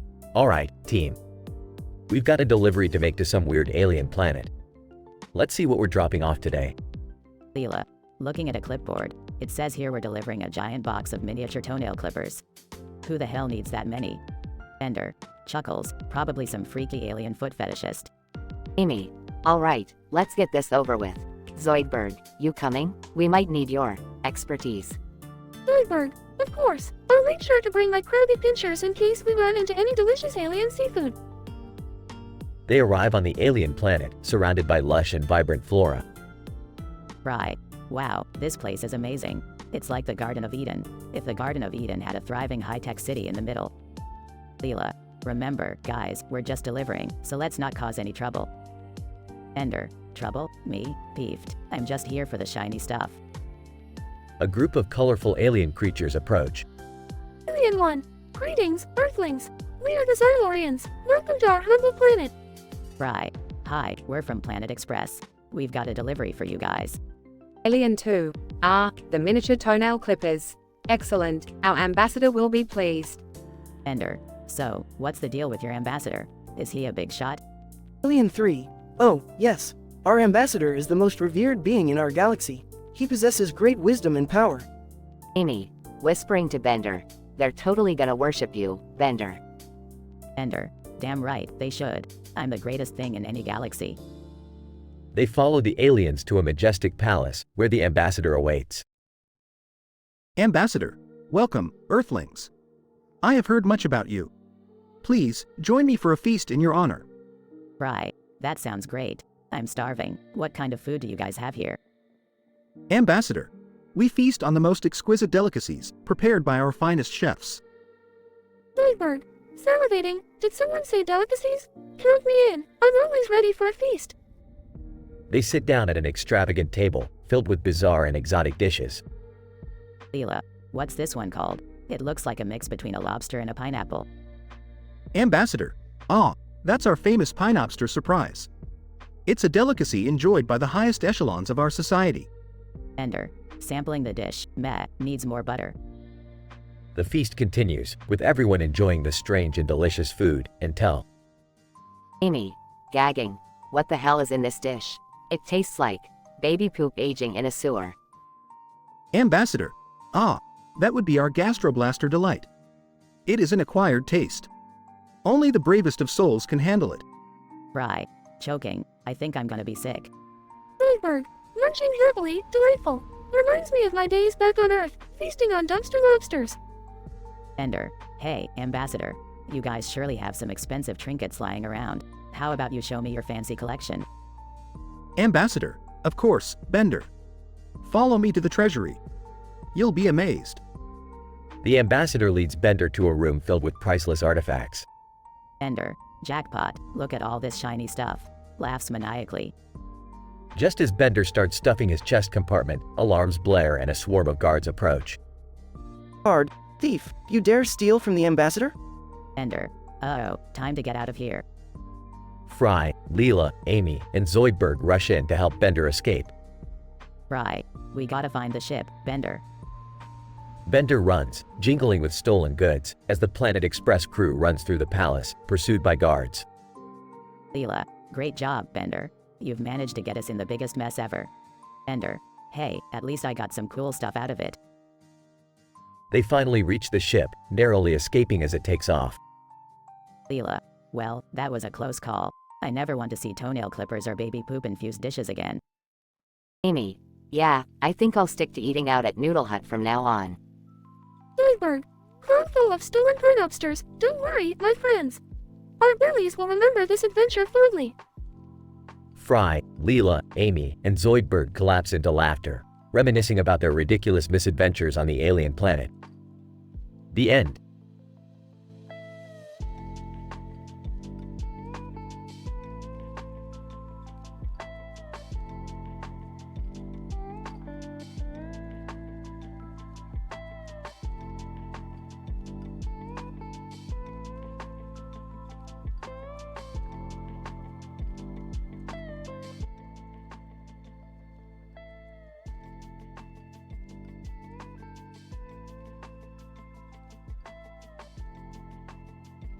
Hey Morty, grab the flask.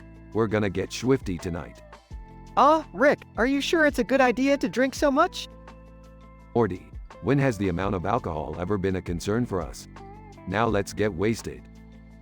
What's going on here? Are you guys planning another one of your crazy adventures? Jerry, just leave them alone. Let them have their fun. I'm sure they won't do anything too insane, right? Beth, when have we ever done anything that wasn't insanely awesome? Tonight, we're getting drunk and watching Waterworld. Waterworld? That movie was panned by critics. Rick, are you sure it's a good choice? Critics don't know *T, Morty. Waterworld is a masterpiece. Now, bottoms up. After a few drinks, Rick and Morty stumble out of the house and find themselves in a dimension filled with Dennis Hopper clones. Whoa, Rick, where are we? Morty, we've landed in the Dennis Hopper dimension. This is gonna get weird. Let's go. Drunken Rick and Morty encounter a Dennis Hopper clone on a boat in the middle of a river. Dennis Hopper clone. You boys looking for a wild ride? Hop in. Hell yeah, Dennis, let's cruise. Moments later, the boat speeds off, leaving a trail of chaos in its wake. Rick, this is insane. We're causing destruction everywhere we go. Morty, it's all about embracing the chaos. Just go with the flow. As the boat approaches a castle in the background, a dragon emerges from the moat. Dragon, who dares disturb my slumber? Hey, dragon, we're just here to party. You cool with that? Dragon, I suppose, as long as you bring enough booze. Morty hands the dragon a bottle of alcohol, and the dragon starts chugging it down. See, Morty, even the dragon wants to join the party.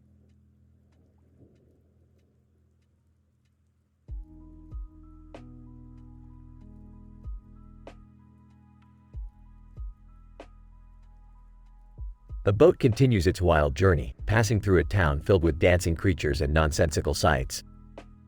Rick, I don't even know what's real anymore. Morty, reality is overrated. Let's just enjoy the ride.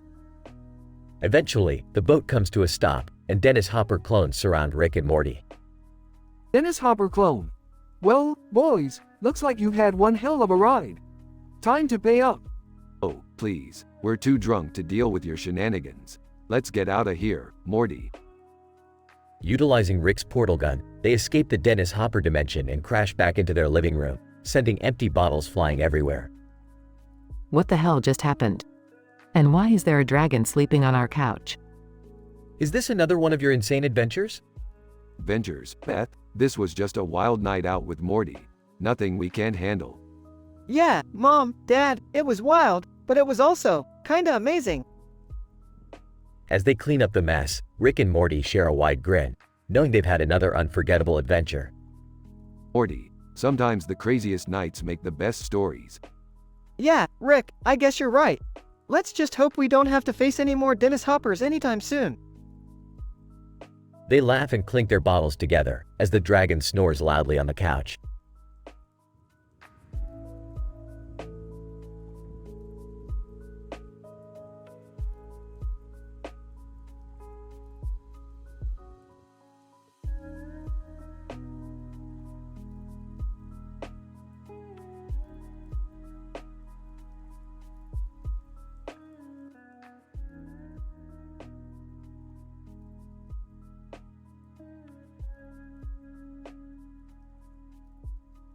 Alright, Morty, buckle up. We've got a super important mission today. Rick, why are we parked in front of a building with a sign that says, Clee BBBU, Castle Bravo? Oh Morty, it's just a cleverly hidden interdimensional portal. We're going on a wild ride, kid. Are you sure it's safe? Last time we went through one of these things, we ended up on a planet ruled by sentient butt cheeks. Relax, Morty. I've calibrated this portal to take us to the most statistically improbable and downright bizarre dimension imaginable. Prepare for some mind-bending craziness. Hey, what's going on? Why is the car parked in front of this? Whatever this is. Oh great, the comedic relief arrives. We're on a mission, Jerry. Just sit tight and try not to screw anything up, like always.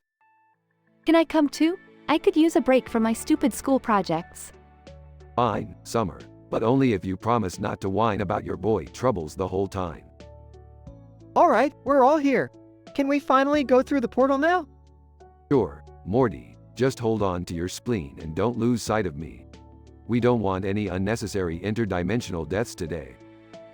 They step through the portal and find themselves in a dimension where everything is made of marshmallows. Wow! This dimension looks tasty. Jerry, put down that marshmallow tree. We need to stay focused. They hear distant laughter and follow it to find a group of alien clowns having a party. Ah, Rick, I didn't know there were alien clowns. No need to be afraid, Summer. These clowns aren't here to entertain kids. They're here to collect overdue taxes from intergalactic space criminals. This is insane. How do you come up with this stuff, Rick? Morty, I have a PhD in making shit up. Now, let's join the clown tax collectors and see if we can negotiate a deal with those slimy criminals. They approach the clowns with caution. Clown number 1. Well, look who came to join the party. What brings you here, Earthlings? We heard you guys are collecting taxes and thought maybe we could help. We could use some extra cash. Clown number 2. Oh, we could definitely use some Earth cash. But first, you'll have to pass the initiation. Initiation? What kind of initiation? Clown number 3. We need to see if you're funny enough to become honorary clown tax collectors. Tell us a joke. Morty freezes. Summer starts panicking. Alright, I'll handle this. Why did Jerry cross the road? Because he thought there was a job interview on the other side. The clowns burst into laughter. Clown number 1. Haha. You're hired. Welcome to the gang, Earthlings. I can't believe it. We're actual clown tax collectors now. I always knew my dad jokes would pay off. Can we please go home after this? Sure thing, Summer. But let's first find a way to smuggle some of these marshmallows back with us. I've got a few flavor experiments I've been dying to try. They all laugh as they begin their journey back home, covered in marshmallow fluff. End scene.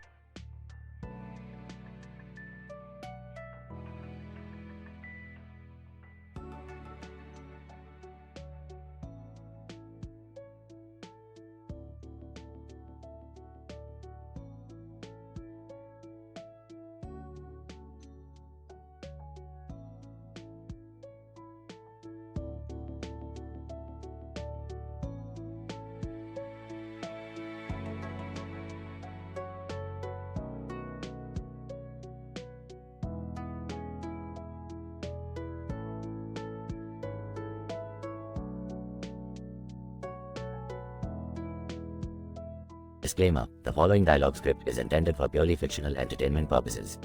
It contains explicit language, dark humor, and adult content. Reader discretion is advised. Hardman.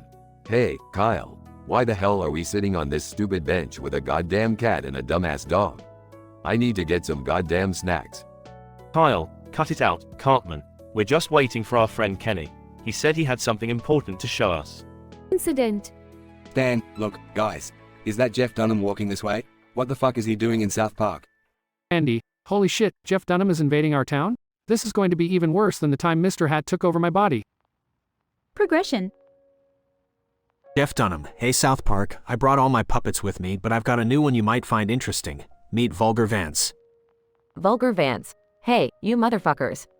I'm your new neighbor now, and I'm here to raise hell. Let's start by decapitating some baby cows and blowing up the goddamn school. Kyle, what the fuck is wrong with you, Vance? This is South Park. We're not into that kind of sick shit. Vulgar Vance. Oh, really? Well, how about I finger bang your grandma while wearing a condom made out of bacon? Dan, you crossed the fucking line, Vance. We don't need any more assholes around here. The South Park kids decide to take matters into their own hands and launch a ridiculous plan to get rid of Jeff Dunham and his outrageous puppet. With the help of Mr. Hanky, who flushes them away with a giant wave of feces, South Park returns to its typical absurdity, leaving the memory of Jeff Dunham's vulgar invasiveness behind.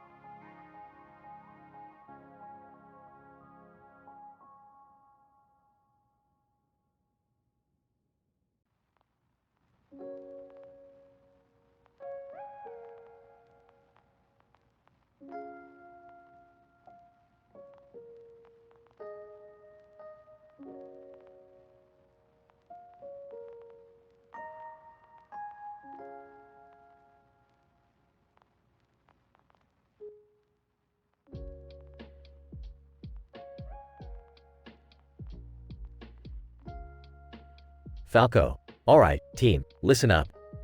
We've got a new mission today on the most revolting, vomit-inducing planet in the entire Lilat system, Barfopolis. Fox. Barfopolis? Seriously, Falco? Can't they come up with a less disgusting name? Falco, hey, I don't make the rules, hotshot. Our objective is to find the sacred snot rag of the nauseating nebula and bring it back to General Pepper. Slippy. Ew, that sounds gross. But hey, it's just another day in the life of Team Star Puke. Peppy, that's Team Star Fox. Slippy, get it right, son. Fox. Alright, team, let's get to it. Strap in and let's take this stinking, puke-infested planet head-on. Fox, Falco, Slippy, and Peppy enter their R-Wings and fly towards Barfopolis. Falco, ugh, would you look at this place? The surface is covered in a thick layer of slimy mucus. It's like walking through a giant snot bubble. Disgusting. Slippy, guys, watch out. I just got hit by a flying fart nugget. This planet is trying to kill us with bodily fluids. Peppy, keep your focus, team. We need to find that sacred snot rag before the stench becomes too unbearable. Fox. I've got a visual on the target. It's guarded by a gigantic, snarling booger beast. Brace yourselves, this is gonna get messy. Fox engages the booger beast in an epic dogfight, dodging streams of nasal discharge and launching lasers. Falco, nice shot, Fox. That booger beast is blowing mucus all over the place. Gotta love the smell of victory. Or is that just the smell of this planet? Peppy, almost there, team. Just a few more laser blasts and we'll have that sacred snot rag in our hands. Keep pushing. Slippy, I think I'm gonna hurl, guys. This place is way beyond my comfort zone. I swear, if I get any of this slime on my feathers. Fox. Focus, Slippy. We're almost there. Hold it together, team. With one final blast, Fox destroys the booger beast and retrieves the sacred snot rag. Falco, mission accomplished, boys. Let's get the heck out of this vomit-inducing hellhole and head back to General Pepper. Slippy, thank goodness. I can't wait to get back to my lab and scrub every inch of my body. I feel violated by this planet. Peppy, great job, team. Remember, the Lilat system depends on us. We may encounter more repulsive missions in the future, but together we can overcome anything. Fox. Team Star Fox. Defenders of the Lilat system, even in the face of the most absolutely revolting challenges. Let's head home. As they fly away from Barfopolis, the team dares to hope that they'll never have to return to such a foul, putrid place ever again.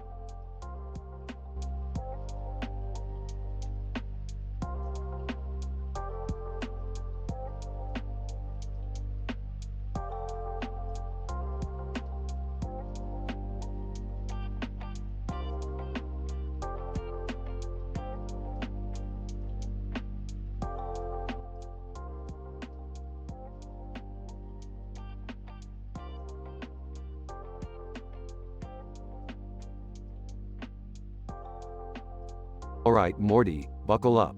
We're about to dive headfirst into Waterworld. What? Waterworld? Like the awful Kevin Costner movie? No, Morty, the totally original and not at all copyright infringing Waterworld. Get your head out of the gutter. Hey guys, mind if I jump in on the action? I heard Waterworld has a lot of water sports. Ah, Jerry, I don't think you're ready for this level of extreme. Stick to your inflatable kiddie pool. Alright, kiddos, let's get this show on the road. And Jerry, if you break the fourth wall and beg for money again, I'll drop you off in the middle of a reality show. Whoa, Rick, look over there. A man in a blue shirt and a woman in a yellow dress, both floating in the water with a yellow surfboard. Well, Morty, looks like we've stumbled upon a case of extreme water-based fashion choices. I wonder if they got any fashion tips for us. I don't know, Rick. Should we ask? Sarcastically, nah, Morty, let's just keep walking on by as if we haven't noticed the outrageous attire. Brilliant idea. Guys, forget about them. I just found a message in a bottle. It says, if you want to survive Waterworld, you'll need the power of the mythical Rick's flask. Good luck. Great, Jerry. Can you find anything useful for once? We're doomed. Don't worry, Summer, I've got a flask, and not one from some lame mythical legend. This bad boy is filled with enough booze to power a portal gun. But Rick, shouldn't we be focusing on finding a way out of here instead of getting wasted? Morty, You underestimate the power of liquid courage. Now let's find this mythical flask to save all the fashion disasters floating around here. Look, there it is. A giant floating flask in the distance. It's like a mirage. That's not a mirage, Jerry. That's just Rick's ego manifesting in the most ridiculous way possible. Enough with your banter, Summer. I'm tired of saving your ungrateful asses. Now, let's grab that flask and get the hell out of this watery nightmare. Wait, Rick, I just noticed something. The more time we spend here, the more our clothes are starting to resemble a weird aquatic-themed fashion line. Oh no, I can't go back to my normal life wearing this. Relax, Jerry, it's just a fashion statement. After all, you were never cool to begin with. Morty, let's grab that flask and make a quick exit before we drown in a sea of bad fashion choices and Jerry's pathetic cries for help. Agreed, Rick. This place is getting weirder by the second.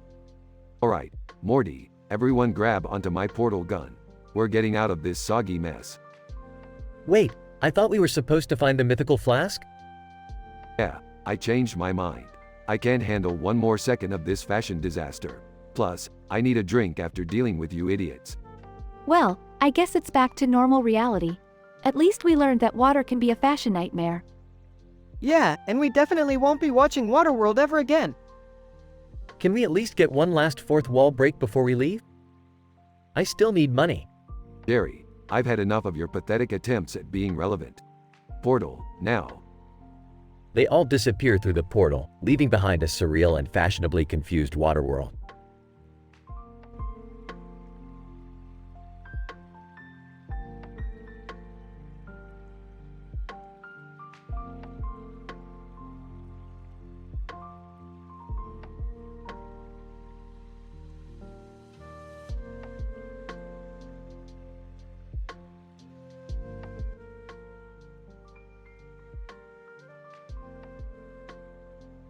Morty, buckle up. We're going on a wild ride today.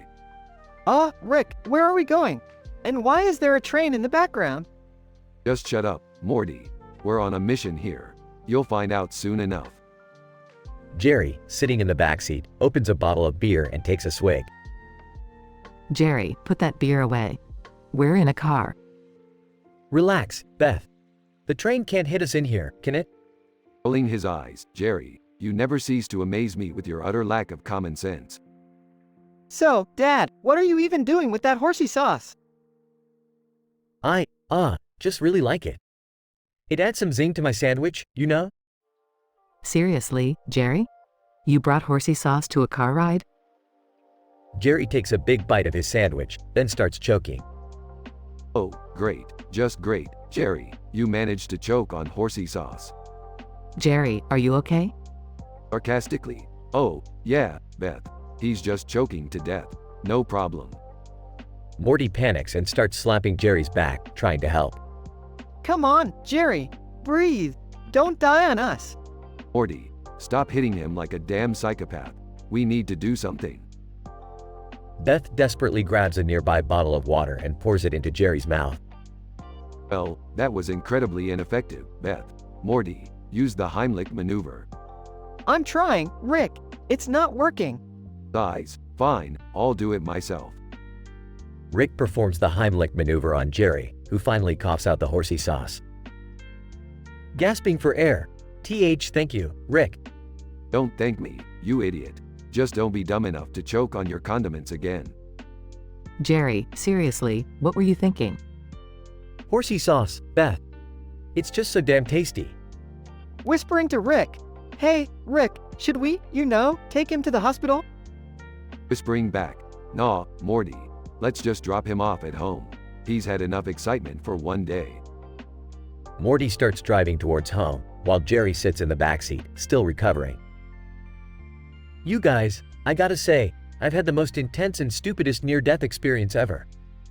You mean choking on horsey sauce? Yeah, it's up there on the stupidity scale, Jerry. Well, at least we can have a normal, non-life-threatening rest of the day now, right? Rick and Morty burst into uncontrollable laughter. I can't believe I married you, Jerry. Yeah, well, you must have seen something in me. Yeah, probably desperation.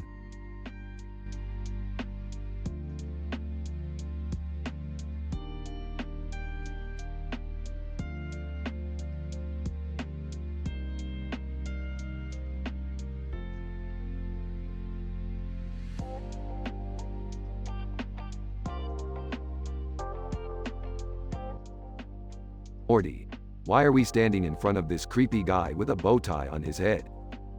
I don't know, Rick. I think the yellow background just adds to the weirdness. Creepy guy, greetings, Dimension Hoppers. I am the illustrious narrator, here to create chaos and entertainment. Oh great, another attention-seeking weirdo. What's your deal, narrator? Narrator. Today, I will subject Jerry to a series of cruel and hilarious misfortunes. Brace yourselves. Wait, what? Why me? This is some bull. Jerry, calm down. Let's see what kind of trouble you're about to get into. Incident. Narrator. Jerry, you're now trapped in a never-ending line at the DMV, surrounded by overly talkative senior citizens. No! Is this punishment for my terrible dad jokes? Progression. Narrator. Meanwhile, Morty and Rick discover a portal that leads to a planet where everyone communicates through interpretive dance. Morty, I've seen some dumb shit, but this takes the cake. Yeah, I guess we'll just have to learn the Macarena to survive here. Narrator. Back to Jerry. He's now stuck in a room with nothing but a 10-hour loop of Baby Shark, playing at maximum volume. I can't take it anymore. Make it stop. Hang in there, Jerry. It can't last forever. Narrator. Jerry has had enough and decides to break the fourth wall, seeking revenge on the cruel narrator. Hey, narrator. You think you're so clever, huh? Well, I've got a bone to pick with you. Jerry, you're going to cross the creator of this reality show. Not the smartest move, but hey, I'm rooting for you. I'll show them. I'll show them all. Oh, yeah, Dad. Good luck with that. Can we go back to our regular adventures now? Agreed. This whole scenario is just plain messed up. Narrator. Oh, Jerry, you're in for a wild ride. Let the revenge begin. Morty, time to find a way out of this mess. We've got a Jerry to rescue.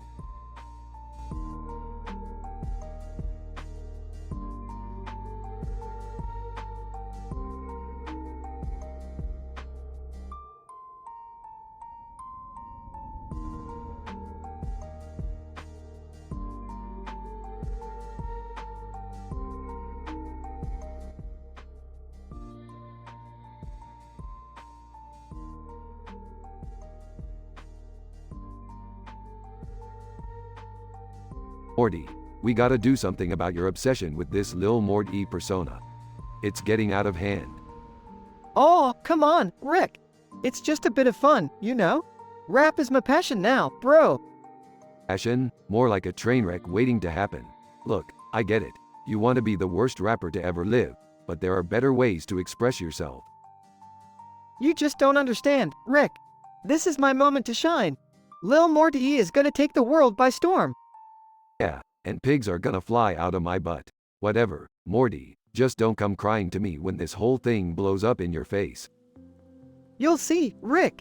I'll make it big, and then you'll be eating your words. Meanwhile, Beth and Summer are overhearing the conversation. Morty's really gone off the deep end this time, hasn't he? Yeah, I mean, trying to be the worst rapper? Isn't that like aiming for rock bottom? Back to Rick and Morty. Morty, I'm telling you, chasing this rap career isn't gonna end well. You're in way over your head. No way, Rick. I've got talent. I've even written a song called Rick, My Scienty Bitch. It's gonna be a hit. Morty, your talent for bad decisions never ceases to amaze me. Fine, go ahead, be the worst rapper in history. Just remember, I told you so. As Morty continues his journey as Lil Morty, he starts gaining a small following of ironic hipster fans. Lil Morty fan. Dude, have you heard this new rapper Lil Morty? He's so bad, he's actually kinda good, you know? Another fan. Yeah, he's like the Ed Wood of rap. Totally embracing the suck. Morty revels in the newfound attention, oblivious to the fact that his music is becoming a bizarre cult sensation. One day, while performing at a small dive bar, Lil Morty catches the attention of a record executive named Greasy Tony. Greasy Tony, kid, you got something special. I've never seen such commitment to being utterly awful. Sign with us, and we'll make you the king of bad rap. Morty is ecstatic, thinking he's finally made it. But Rick, ever the skeptic, remains unconvinced. Great, Morty, You've officially become a sellout in the most pathetic way possible. Congrats. Like you said, Rick, eating your words. The Lil Morty phenomenon reaches new heights of absurdity. His music becomes the soundtrack for a low-budget sci-fi movie produced by a washed-up director. Rick and Morty watch the movie in disbelief, surrounded by Lil Morty merchandise. Morty, even for you, this is a new level of messed up. Hey, at least I'm making people laugh, Rick. That's all that matters, right? Yeah, sure, Morty. Just don't quit your day job. Oh, wait, you don't have one. As the credits roll, viewers are left wondering how such a terrible rapper managed to captivate the world. Well, I never thought I'd say this, but Lil Morty actually brought people together in the weirdest way possible. Yeah, he's like a morbidly fascinating train wreck. You can't look away even if you want to. Kids these days, can't even aspire to be mediocre anymore. And so, Lil Morty's reign as the worst rapper to ever live continues, proving that sometimes, being terrible can be strangely entertaining.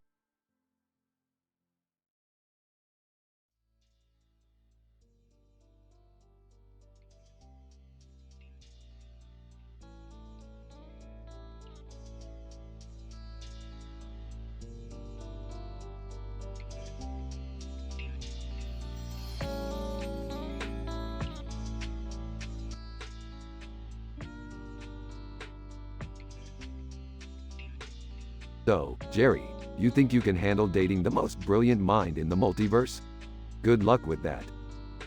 Oh, please, Rick. Don't act like you're some irresistible catch.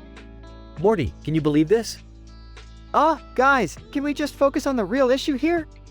Why are we all hanging out in this weird art gallery? Well, Morty, we're here because your grandpa had a sudden urge to buy 3 portraits of himself. Classic narcissism. Wait a minute, Rick. You bought these? Why do you need 3 pictures of yourself? Relax, Jerry. I just thought it would be nice to decorate the living room with my handsome face. Plus, they were on sale. You're unbelievable, Rick. But let's not forget the fact that you're dating my dad now. How did that even happen? Yeah, Rick. I can't believe you swept me off my feet with your genius and charm. Please, Jerry, it was a drunken mistake. And don't get too comfortable. I have a thing for redheads too. Did I hear my ex-husband is now dating my father? Oh, this is just fantastic. Who needs therapy when we have this dysfunctional mess? Seriously, guys, this is like the ultimate reality TV show. Can you imagine what the neighbors would say if they found out? You know what? I'm just going to embrace this whole situation. Rick, can you teach me some of your science stuff? Oh, Jerry, I guess I can show you some basic equations. You might actually learn something useful for once. Dad, Jerry, please don't ruin this art gallery. We're already attracting weird looks with our dysfunctional family drama. Oh, great. Now we're the talk of the art world. Let's just go back to saving the universe or something. Morty, always trying to escape reality, as if battling aliens and interdimensional beings isn't dramatic enough. You're right, Rick. Let's stick together, no matter how statistically improbable this situation is. Fine. Let's embrace this absurdity. We're the Smith family, after all. Nothing surprises us anymore. Yeah, let's show everyone that we can handle anything that life throws at us. Even if it's Rick and Jerry dating. I still can't believe this is happening, but I guess we've survived worse. Bring it on, multiverse drama. That's the spirit, Morty. Now, let's go home and continue our sci-fi adventures. And Jerry, stop trying to hold my hand. I can't help it, Rick. Your intelligence is so attractive. It's like Einstein with a hint of bad boy. I regret everything. Morty, grab my portal gun. We need to escape this madness. Goodbye, dysfunctional art gallery. Wait for me, Rick. I'm not ready to face the world of avant-garde paintings and family romance.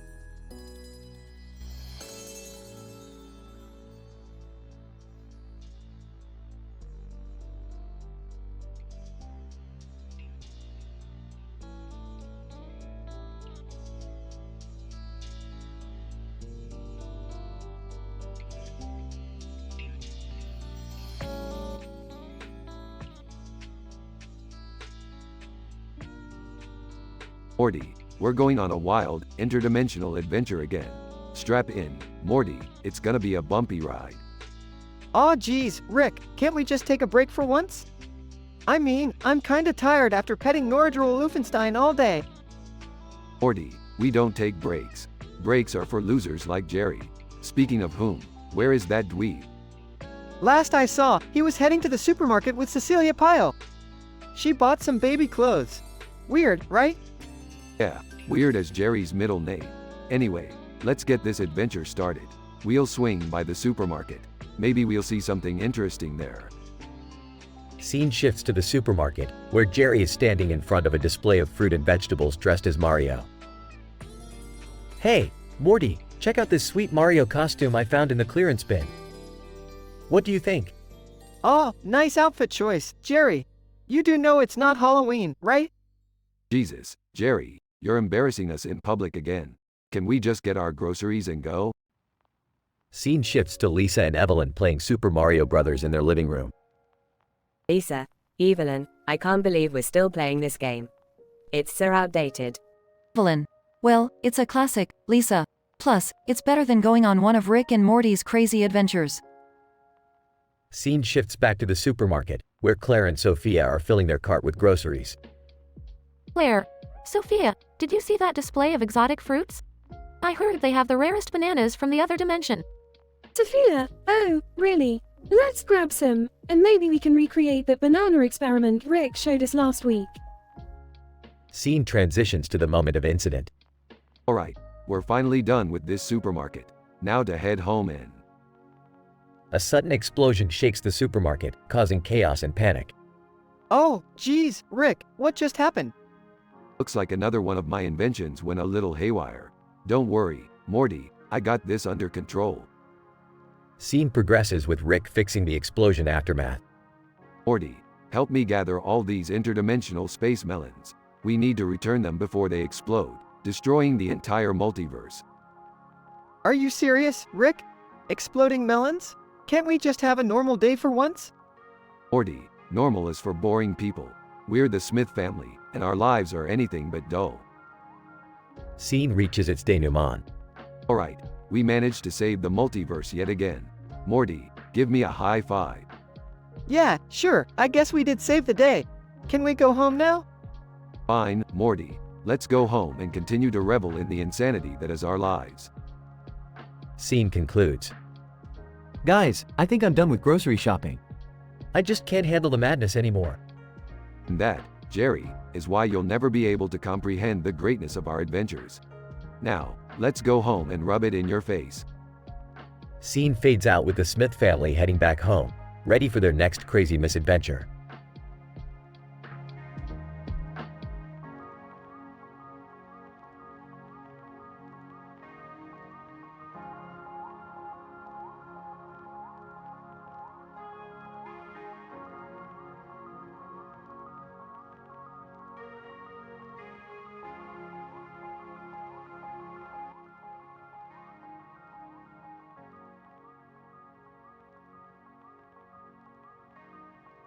Morty, we've got another clusterfudge on our hands. What's the problem this time, Rick? Bill Morty, that cartoon character with a blue skull, got his dumb ass beaten up by that Rickinator robot from another dimension. Jeez, Rick, that sounds brutal. You have no idea, Morty. This Rickinator is like a Terminator with a personal vendetta against all Mortys. It's vicious. Guys? Can I join the conversation here? Sure, Jerry, why not? Feel like getting your ass handed to you by a robot too? No, I just wanted to mention that I'm feeling a bit left out. Oh please, Dad, you couldn't handle even a fraction of the chaos that Rick deals with every day. Well, at least I can handle myself better than Lil Morty. Shut up, Jerry. Nobody asked for your opinion. Guys, let's not fight amongst ourselves. We need to find a way to beat the Rickinator. Morty's right, for once. I've got a plan. We're going to resurrect Elvis Rick from the dead and have an epic showdown between him and the Rickinator. Wait, you mean Elvis Rick is actually dead? No, he's just been hiding out on a planet filled with interdimensional groupies. But if we bring him back, it'll be the fight of the century. This is insane, Rick. I mean, it's Elvis fighting a robot version of you.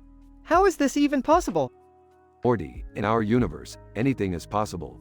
Now let's go get Elvis Rick and unleash some interdimensional ass-kicking. They arrive on the planet of interdimensional groupies. Hey, Elvis, we need you for an epic showdown against the Rickinator. Elvis, well, hell, boys. I've been itching for a good fight since I got here. Let's rock and roll. Back on Earth, the final battle commences. Alright, Elvis, show that metal son of a bitch who's boss. Elvis, you got it, Rick. Meanwhile, Lil Morty recuperates and watches the epic battle from his hospital bed. Oh, Morty. Damn, look at those old dudes go. I can't believe I got my ass kicked by a robot. Nurse, you should be grateful. You're about to become famous on interdimensional TV. Oh, Morty. Great, just what I needed. Morty, Summer, and Beth are gonna laugh their asses off. Rick and Elvis Rick join forces to defeat the Rickinator in an explosive showdown. Well, Morty, looks like our work here is done. Yeah, I can't believe we actually pulled it off. You guys are amazing. I guess I underestimated you. David, Jerry, you're still useless. Can we go home now? I'm tired of all this crazy stuff. Fine, spoil sport, let's get out of here. They all hop into the spaceship and warp away, leaving chaos and destruction behind.